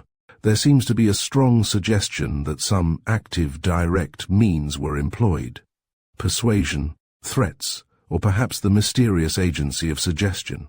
We cannot say that it was so, but it would be in close agreement with the known circumstances, and quite consistent with the course of action exhibited by the anonymous letters. Supposing such active direct means to have been employed, what degree of criminal responsibility would their employment entail? With regard to the letters, though the moral responsibility for their effect is beyond question, I should hesitate to give an opinion as to the exact legal position. But in the case of direct means there is no doubt at all. The law on the subject is quite clear. Let us consider it for a moment. First, as to the legal nature of self-harm. In law, self-harm is murder. It has been expressly laid down that a person cannot commit manslaughter on himself. But since taking one's own life is necessarily murder, it follows that any person who is accessory to taking one's own life is accessory to murder. If such person aids or abets any other person in so killing himself, that person is an accessory before the fact, or a principal in the second degree in the murder so committed, an accessory before the fact, being defined as one who directly or indirectly counsels, procures, or commands any person to commit any felony or piracy which is committed in consequence of such counselling, procuring, or commandment. Here, then, is the importance of the matter. The criminal responsibility attaching to the anonymous letters may be involved, in some obscurity, but if it can be proved that any person counselled, procured or commanded the deceased to kill himself, that person can be dealt with as a principal in the second degree in the murder of deceased. It is for you to say whether, in your judgment, such action can be proved in the case of any person, and if so, who that person is. There is only one more item of evidence that I shall refer to, and that I shall touch upon only lightly. You have heard the witness Rachel Goldstein state that when she informed Helen Otway that deceased had hanged himself, Mrs. Otway fell down in a dead faint. You have heard the explanation that Mrs. Otway gave, and you must decide what weight you attach to it, whether you can regard this fainting as due to the shock of an unexpected tragedy, or as the culminating effect of prolonged and extreme nervous tension. In any case, its evidential value is but small, and now, as our expert witness has still not arrived, let us take a last look over the evidence to see what material we have for our verdict. Here the coroner paused, and laying a number of sheets of paper in a row before him, glanced rapidly through them. I watched him with a dreadful fascination, even as a bird might watch the stealthy approach of a snake, terrified, but despairing of any hope of escape. So I had listened to this terrible summing up, all false and erroneous, in detail, but so horribly true in regard to the central fact. Through that dense fog of error and false appearances the coroner had seen the essential truth that Lewis Otway had gone to his death at my bidding. Like some great spider, he had wound around me a network of horrid entanglements, and now he was about to wind up the final turns. At length he looked up and laid his hand on one of the papers. Then he turned once more towards the jury and began his summary of the evidence. And at that moment, unnoticed, apparently by anyone save myself, Dr. Thorndyke entered silently by a side door and seated himself on a vacant chair. Chapter 28. The verdict. The arrival of Dr. Thorndyke seemed to me to close the last avenue of escape. The coroner had guessed at my guilty secret, but he only offered his guess as a speculative possibility on which no decisive opinion could be founded. But Dr. Thorndyke was not a guesser. If he had penetrated to that secret, he would offer no speculative probabilities, but definite evidence which would reduce the matter to certainty. It was a terrible thought. Self-accusation, the denunciations of a guilty conscience, had been dreadful enough. But there is a world of difference between self-accusation in secret and a public criminal indictment, between calling oneself a murderess and standing in the dock to answer the charge. During the coroner's address, I furtively watched Dr. Thorndyke, but I could gather nothing from his face. As he sat motionless, with his eyes steadily bent on the coroner, his expression denoted nothing but a grave and concentrated attention. After the first quick glance round the court, he never looked at me. What was in his mind I could not guess, though I felt that he held my fate in the hollow of his hand. "There is no need, gentlemen," the coroner began, "for us to go through the mass of evidence again. We have looked over it as a whole, and we have seen that certain striking suggestions emerge from it. In our last glance, we have to bring those suggestions to a definite focus. Our inquiry deals with a man who committed taking one's own life, but the appearances suggest that taking one's own life was not a voluntary, spontaneous act, but was the effect of a compelling force exerted by some other person. Who was that other person? The compelling force seems to have been exerted by means of certain menacing letters. The person who procured the self-harm of deceased was therefore the writer of those letters. Now, who was the writer of those letters? The question is best answered by asking certain other questions. First, had deceased any enemies? Well, we know of one, and one only. His wife, Helen Otway, has confessed to a deep repugnance to him. She had suffered grievous injuries at his hands, and she resented those injuries profoundly. Second, who gained most financially by his death? Again, the answer is his wife, Helen Otway. Third, did anyone stand to gain in any other way by his death? The answer again is yes, and the person who stood to gain, by liberation from an intolerable bondage, was Helen Otway. Fourth, who could have written those letters? Who possessed the secret knowledge that those letters exhibit? Only one such person is known to us besides deceased himself. That person is Helen Otway. Fifth, who was the last person who was with him before his death? Again, the answer is Helen Otway. Sixth, is there any evidence of the use of more direct means to procure or compel this act of self-harm? And if so, by whom do those means appear to have been employed? The answer is that there is such evidence, and that the person who appears to have used those means is Helen Otway. There is evidence suggesting that she was actually present when the taking one's own life took place. There is evidence of a hurried flight and unwillingness to return for the purse. That she had left behind, there is the open door, the lighted gas, and the missing jewels, which were in the chambers when she arrived, and which were never seen after she left. And then there is the mysterious stick which had vanished, and which reappeared so strangely after her unexplained visit to the chambers. That, gentlemen, is in brief the whole of the evidence, with the exception of that relating to John Vardon's death. That evidence is important to this inquiry, for if it should be proved that John Vardon was killed by Lewis Otway, and that Helen Otway was privy to the homicide, that would furnish a further motive for procuring the self-harm of deceased. The motive of the removal of the sole accomplice in a serious crime. But that evidence is not vitally important, and it is for you to decide whether you will still await the arrival of Dr. Thorndyke, or whether you will proceed to consider your verdict on the evidence that you have heard. As the coroner concluded, Dr. Thorndyke rose and advanced to the table, placing on an empty chair a small green-covered suitcase. The coroner looked up at him sharply, and with somewhat definitely unfriendly recognition. "How long have you been here, sir?" the former demanded. "About 7 minutes," Dr. Thorndyke replied, glancing at his watch. "You were just beginning your summary when I entered." "You should have announced your arrival immediately," said the coroner. "However, as you are here, you had better take the oath, and give your evidence without further delay."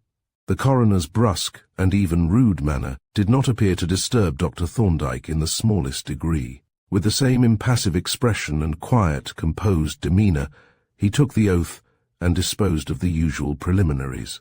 "We understand," said the coroner, "that you have made an examination of the body of the late John Vardon." "Yes. I proceeded to Maidstone on instructions from the Home Office and conducted an exhumation of the body of John Vardon, of which I then made an examination. The object of the proceeding was to ascertain whether the cause of death had been correctly stated at the inquest." "And what was the result of your examination?" "I don't think we want minute details. I found that the cause of death was, as stated at the inquest by the medical witnesses, failure of an extremely dilated heart. There was a small wound on the right side of the forehead adjoining the temple, which I examined very thoroughly. It was a glancing wound caused by a very oblique impact, and was such a wound as might have been produced in the manner described, by striking the corner of the mantelpiece in falling. There was no injury to the bone, nor to the brain, or its membranes. It was quite a trivial wound, and was not either wholly or partially the cause of death." "Could that wound have been caused by a blow with a loaded stick?" "I should say not. It was an oblique tear in the scalp, and was apparently produced by some object more angular than the knob of a stick." "Well," said the coroner, "that seems to dispose of the question of Mr. Vardon's death. It is 1,000 pities that it was not cleared up more completely at the time. However, it is cleared up now, and that really is all, I think, that we want you to tell us, unless you have some other information. I understand that you had a sort of roving commission to investigate the matter of this inquiry. I received instructions to make certain investigations with a view to my giving evidence at this inquest, and I have made such investigations as seem to me to be necessary." "Yes, you have in fact held a sort of one-man inquest on your own account. Well, the question is, do you suppose that you are in a position to tell us anything that we do not know already?" "I am quite sure that I am." If you will allow me to present a summary of the facts in my possession, I shall allow nothing of the kind. You will be good enough to answer questions like any other witness." Dr. Thorndyke bowed with the same immovable serenity, and the coroner proceeded with his examination. "Have you had much experience of cases of self-harm?" "I have." "Have you had personal experience of any cases in which the suicidal act was procured or brought about by acts of persons other than the self-harm, performed by them with deliberate intent?" "Yes, I have had experience of several such cases." "In those cases, what methods were used to procure the other person to commit taking one's own life?" "The majority were cases in which two persons agreed mutually to commit taking one's own life together. In the less common cases in which the procurer did not propose to commit self-harm, the method employed was usually some form of suggestion." "Can you give us an instance of the employment of suggestion?" "A very typical case occurred in my practice some years ago. A young man, who had a strong inherited predisposition to self-harm, was caused by certain persons, who stood to benefit very considerably by his death, to make away with himself. The method adopted was this.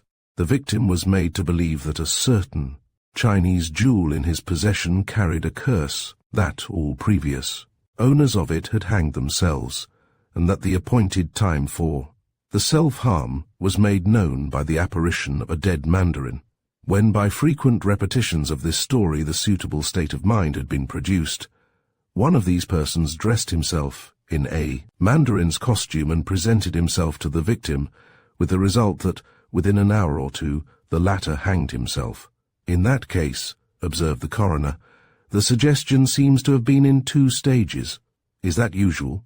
One could hardly call it usual, as the cases are so rare, but it is the most obvious and effective method to produce a suicidal state of mind by preparatory suggestion, and then, as it were, to explode the mind by a definite determining suggestion. Are you acquainted with the evidence which has been given in this inquiry? I have read a verbatim report of the first proceedings, and I have heard your summary of the whole case. You have, then, read the evidence relating to the anonymous letters. What opinion did you form as to the purpose of those letters? I formed the opinion that their purpose was to impel deceased to commit self-harm. Do you consider that, in the case of a person predisposed to self-harm, they would be likely to produce that effect? I should say that they would have a tendency to induce a suicidal state of mind. And suppose such a person, having received a series of such letters, and being greatly depressed by them, should be engaged, in his bedroom, the last thing at night, in a conversation on self-harm, his own self-harm, and that of relatives who had killed themselves, what would you expect to be the effect of such conversation? It would not be possible to predict the effect, but the tendency would be to reinforce the influence of the letters. And what would be the condition of such a person in regard to his susceptibility to further suggestion? His susceptibility to further suggestion would probably be increased. Looking at this case as a whole, by the light of your experience of self-harm, do you regard the death of deceased as the result of his own spontaneous act, or as due in part to the acts of some other person or persons? I regard his death as due entirely to the acts of some other person or persons. At these terrible words, my heart seemed to stand still. There was a fearful certainty and confidence in Dr. Thorndyke's tone that chilled my very blood. He did not guess. He knew. In the short pause that followed, I set my teeth and waited for my condemnation. You consider that the suggestion conveyed in the letters and in that conversation, and by other possible means operated so as to convert deceased into an automaton? Is that what you mean? No, I do not consider that the letters or the conversation had any effect in causing his death. The coroner frowned, perplexedly. I don't think I quite understand, said he. There seems to be, if you will pardon me, some self-contradiction. You state that the letters and the conversation would tend to produce a suicidal state of mind, but yet, though the letters were actually received and the conversation occurred, neither had any effect in causing the death which followed them. Do I state the case correctly? Yes, quite correctly. Then I do not understand you in the least. You appear to be flatly contradicting yourself. I think you will agree that we are not making much progress. We are not making any progress at all. The examination has not elicited a single relevant fact. Indeed, sir, exclaimed the coroner. And, pray, whose fault is that? I suggest, Dr. Thorndyke replied suavely, that it is due to the method of examination. The coroner turned purple. This is insufferable, he exclaimed. That a witness should presume to instruct an experienced officer of justice in the duties of his office. But I suppose we must be humble in the presence of an expert.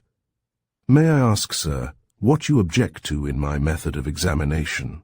The lack of result, Dr. Thorndyke replied, is due to the fact that your examination has been conducted to support a particular theory, and that theory happens to be the wrong theory. Again, I don't understand you, the coroner said angrily. No theory has been advanced by me. Will you be good enough to explain what theory you are alluding to? I allude to the theory, which you seem to have adopted, that the deceased Louis Otway committed taking one's own life by hanging himself from a peg on the bedroom wall. That theory is erroneous.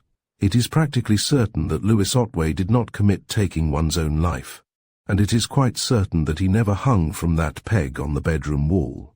But, exclaimed the coroner, we have the evidence of a witness who saw deceased hanging from that peg, and not only saw him, but cut him down and found him to be dead.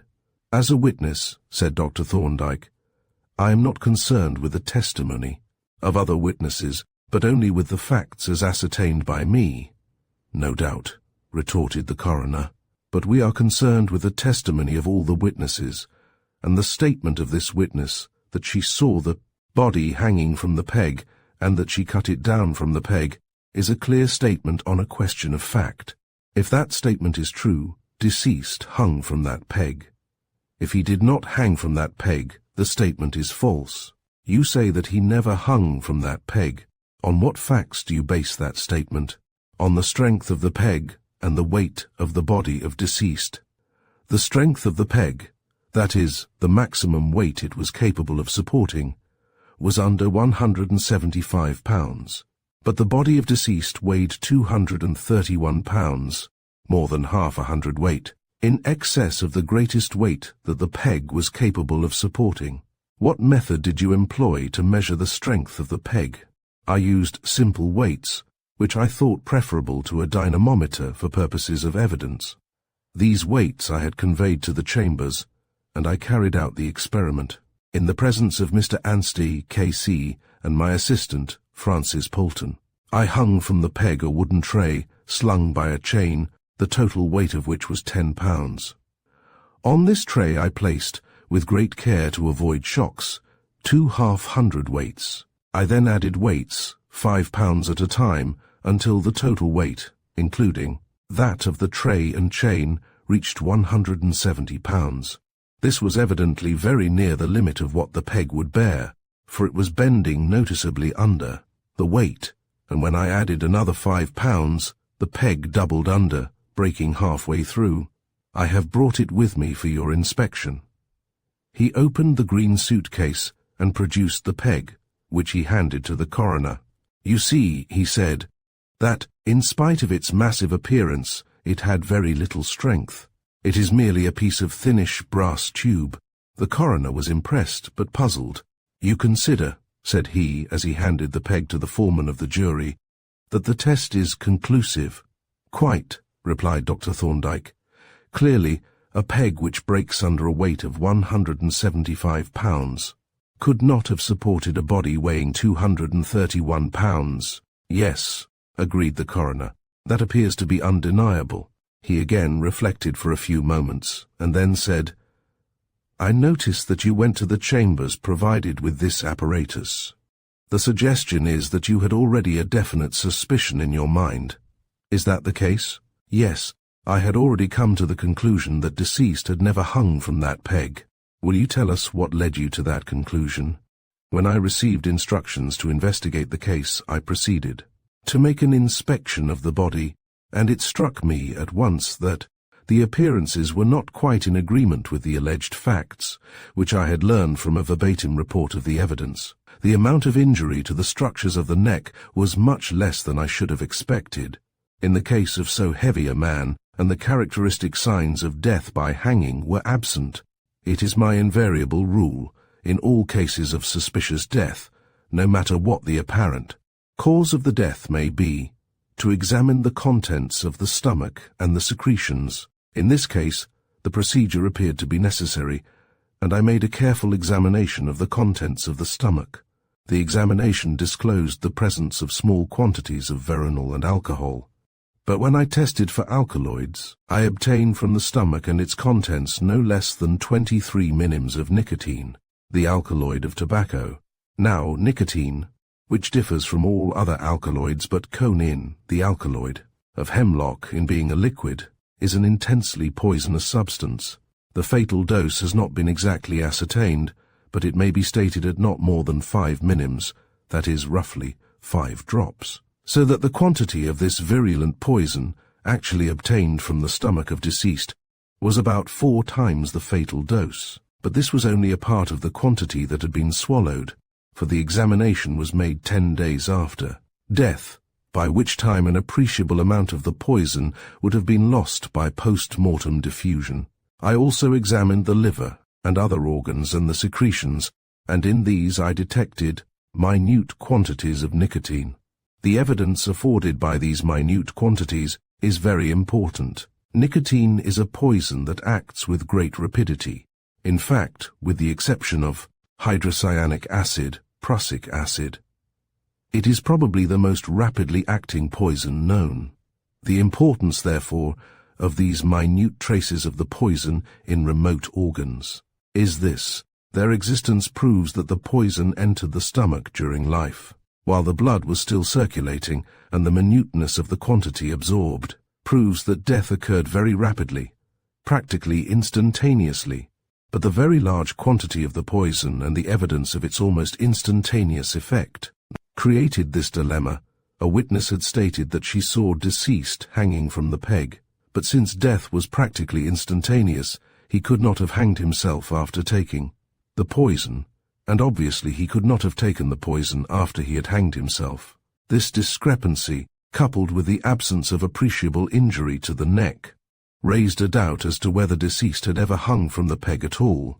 That doubt was increased by certain other circumstances. There were, for instance, post-mortem lacerations of the hamstring muscles and other muscles of the thighs, which could not be accounted for in the case of a body which had hung vertically, fully extended. There were faint impressions below the knees of some coarse-textured fabric, not part of his clothing, and there was the condition of a length of red worsted rope by which deceased was said to have been suspended. Both ends of this rope, which had formed part of a loop, had been cut through with a very sharp instrument, and both ends were cut cleanly right through. But this could not possibly have happened in the alleged circumstances.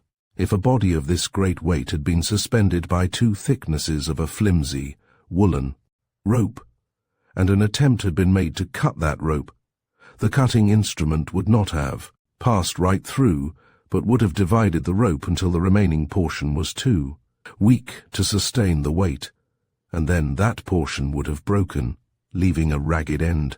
Having regard to the great evidential importance of the question, I decided to clear up the doubt, if possible, by examining the peg itself.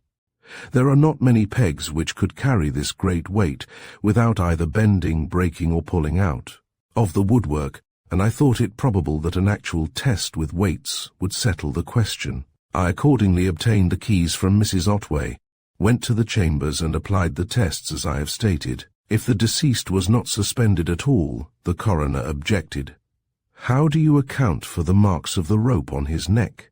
He was suspended, or rather partially suspended. I looked about the chambers for the probable means of suspension, and decided that this was the knob of the bedpost at the right-hand side of the head of the bed.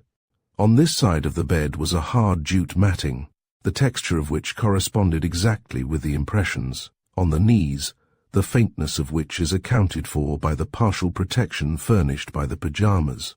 The procedure seems to have been this. The rope was secured to the neck of deceased immediately after death, while he was lying on the bed. It was then hitched over the knob of the bedpost, and the body drawn off the bed so that it was supported against the bedpost in a kneeling position. This would account for the shallowness of the marks on the neck, the impressions of the matting on the knees, and the post-mortem lacerations of the muscles. With regard to these latter, it is evident that the body was left suspended in an approximately kneeling position for a good many hours, probably for the purpose of producing as deep an indentation as possible on the neck, and that during that time cadaveric rigidity became well established, so that when the rope was cut and the body allowed to fall to the floor, the legs were found to have stiffened and to be firmly set in the kneeling posture.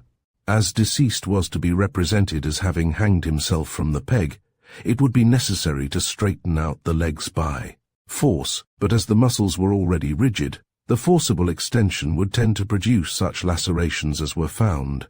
These lacerations were, of course, under the skin, and would not be noticeable, excepting on close examination. "Is that the whole of your evidence?" the coroner asked, as Dr. Thorndyke paused. "It is the whole of my evidence concerning the immediate circumstances of the death of Louis Otway. I have certain other information, but you will probably not consider it of much importance to the inquiry. I have examined the 2 hairs that were found adhering to Mr. Vardon's stick. They were not his hairs. As a matter of fact, the wound on his head was on a part in which there was no hair, but in any case, these were not his hairs. One of these was apparently a hair of Louis Otway's, probably taken from his hairbrush. His hair was white, but was dyed with a stain containing sulfide of lead. This hair was of a similar character and stained with the same material.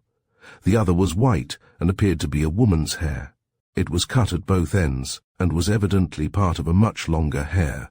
I have also made some inquiries concerning the anonymous letters. Mrs. Otway consulted me about them a month or 2 back, and I promised her to look into the matter, and did so. I collected very few facts, but if I may look at the letters, I can tell you at once whether those facts throw any light on the authorship of these letters. "It really is not of much importance to us," said the coroner, "though it may be important evidence in another place. Still, you may as well look at the letters." He handed the bundle of letters to Dr. Thorndyke, who examined each of them closely, holding them up to the light to inspect the watermark and comparing them with some other letters which he produced from his pocket. "I think," said he, as he returned the letters to the coroner, "there is no doubt that all these letters were written by Maurice Goldstein. I have several letters which were received from and signed by him, which are identically similar in character. All are typed on the same foreign paper, made in Sweden, with an old calligraph machine, which had 3 type bars slightly bent, the lowercase g and s, and the capital O. I have further evidence on the subject if you care to hear it." The foreman of the jury interposed at this point. "We don't want to hear any more about those letters. If deceased did not commit self-harm, the letters don't matter. They will matter a good deal in another court," said the coroner, "but I agree with you that they do not affect our probable verdict. But there is one question to which we may as well have a definite answer, and then we need not detain Dr. Thorndyke any longer. You have told us, sir, that the immediate cause of Louis Otway's death was nicotine poisoning. Can you say whether the poison was taken by deceased himself, or whether it was administered by some other person? The medical evidence proper furnishes no answer to that question, but from the attendant circumstances, I infer that the poison was administered by some other person, probably while deceased was asleep. But that is only an opinion based on the circumstantial evidence." "Exactly. It is really a question for the jury, and now I don't think we need trouble you any further." The coroner bowed, a little stiffly, and as Dr. Thorndyke walked back to his chair, he once more faced the jury. "Well, gentlemen," said he, "you have heard Dr. Thorndyke's very remarkable evidence, and you will see that it compels us completely to revise our views of the case. The self-harm by hanging, which we have been considering at such length, is seen to be an illusion, carefully, elaborately, and ingeniously prepared. The question now is, was there a taking one's own life at all? The cause of death was poisoning by nicotine, and death was almost instantaneous. Is this, then, a case of suicidal poisoning or of homicide? It is unnecessary for me to dwell on the suggested probabilities. You have heard a witness swear, in the most circumstantial manner, that she saw deceased hanging from a peg, and that she cut the body down. You now know that deceased could never have hung from that peg. That statement was false. But what was the object of that false statement? Its object must be considered in conjunction with the illusory appearances produced by an elaborate set of preparations: the cord marks on the neck, the overturned chair, the end of the rope fastened to the peg, a set of preparations, the only intelligible, object of which seems to be the concealment of the real cause of death. And then there is a further series of preparations revealed by the anonymous letters. These we now have reason to believe were written and sent by Maurice Goldstein.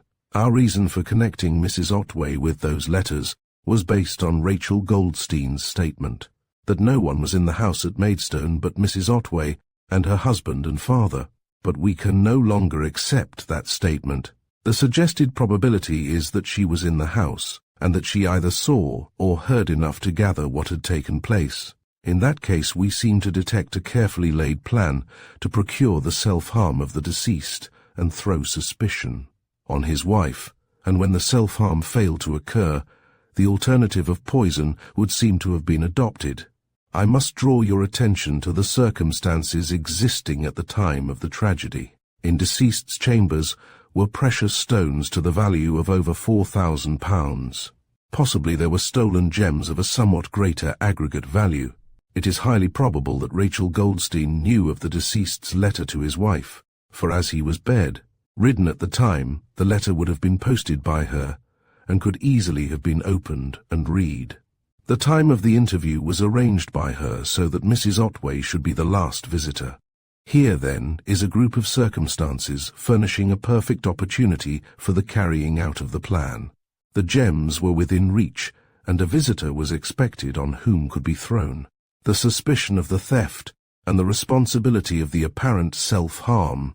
As to the motive, apart from the theft of the gems, we must remember that here was an illegitimate Jewish family into which had been introduced a legitimate Gentile wife. Her arrival had affected the interests of the family injuriously, and if a reconciliation between husband and wife should have occurred, those interests would have been still more unfavorably affected.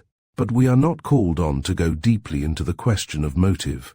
This is a coroner's inquest, and our business is to decide how and by what means deceased met with his death. That decision is with you, gentlemen. You have heard the evidence, and I shall now leave you to consider your verdict. As the coroner ceased speaking, and silence fell upon the court, I allowed myself, for the first time, to think of my own position.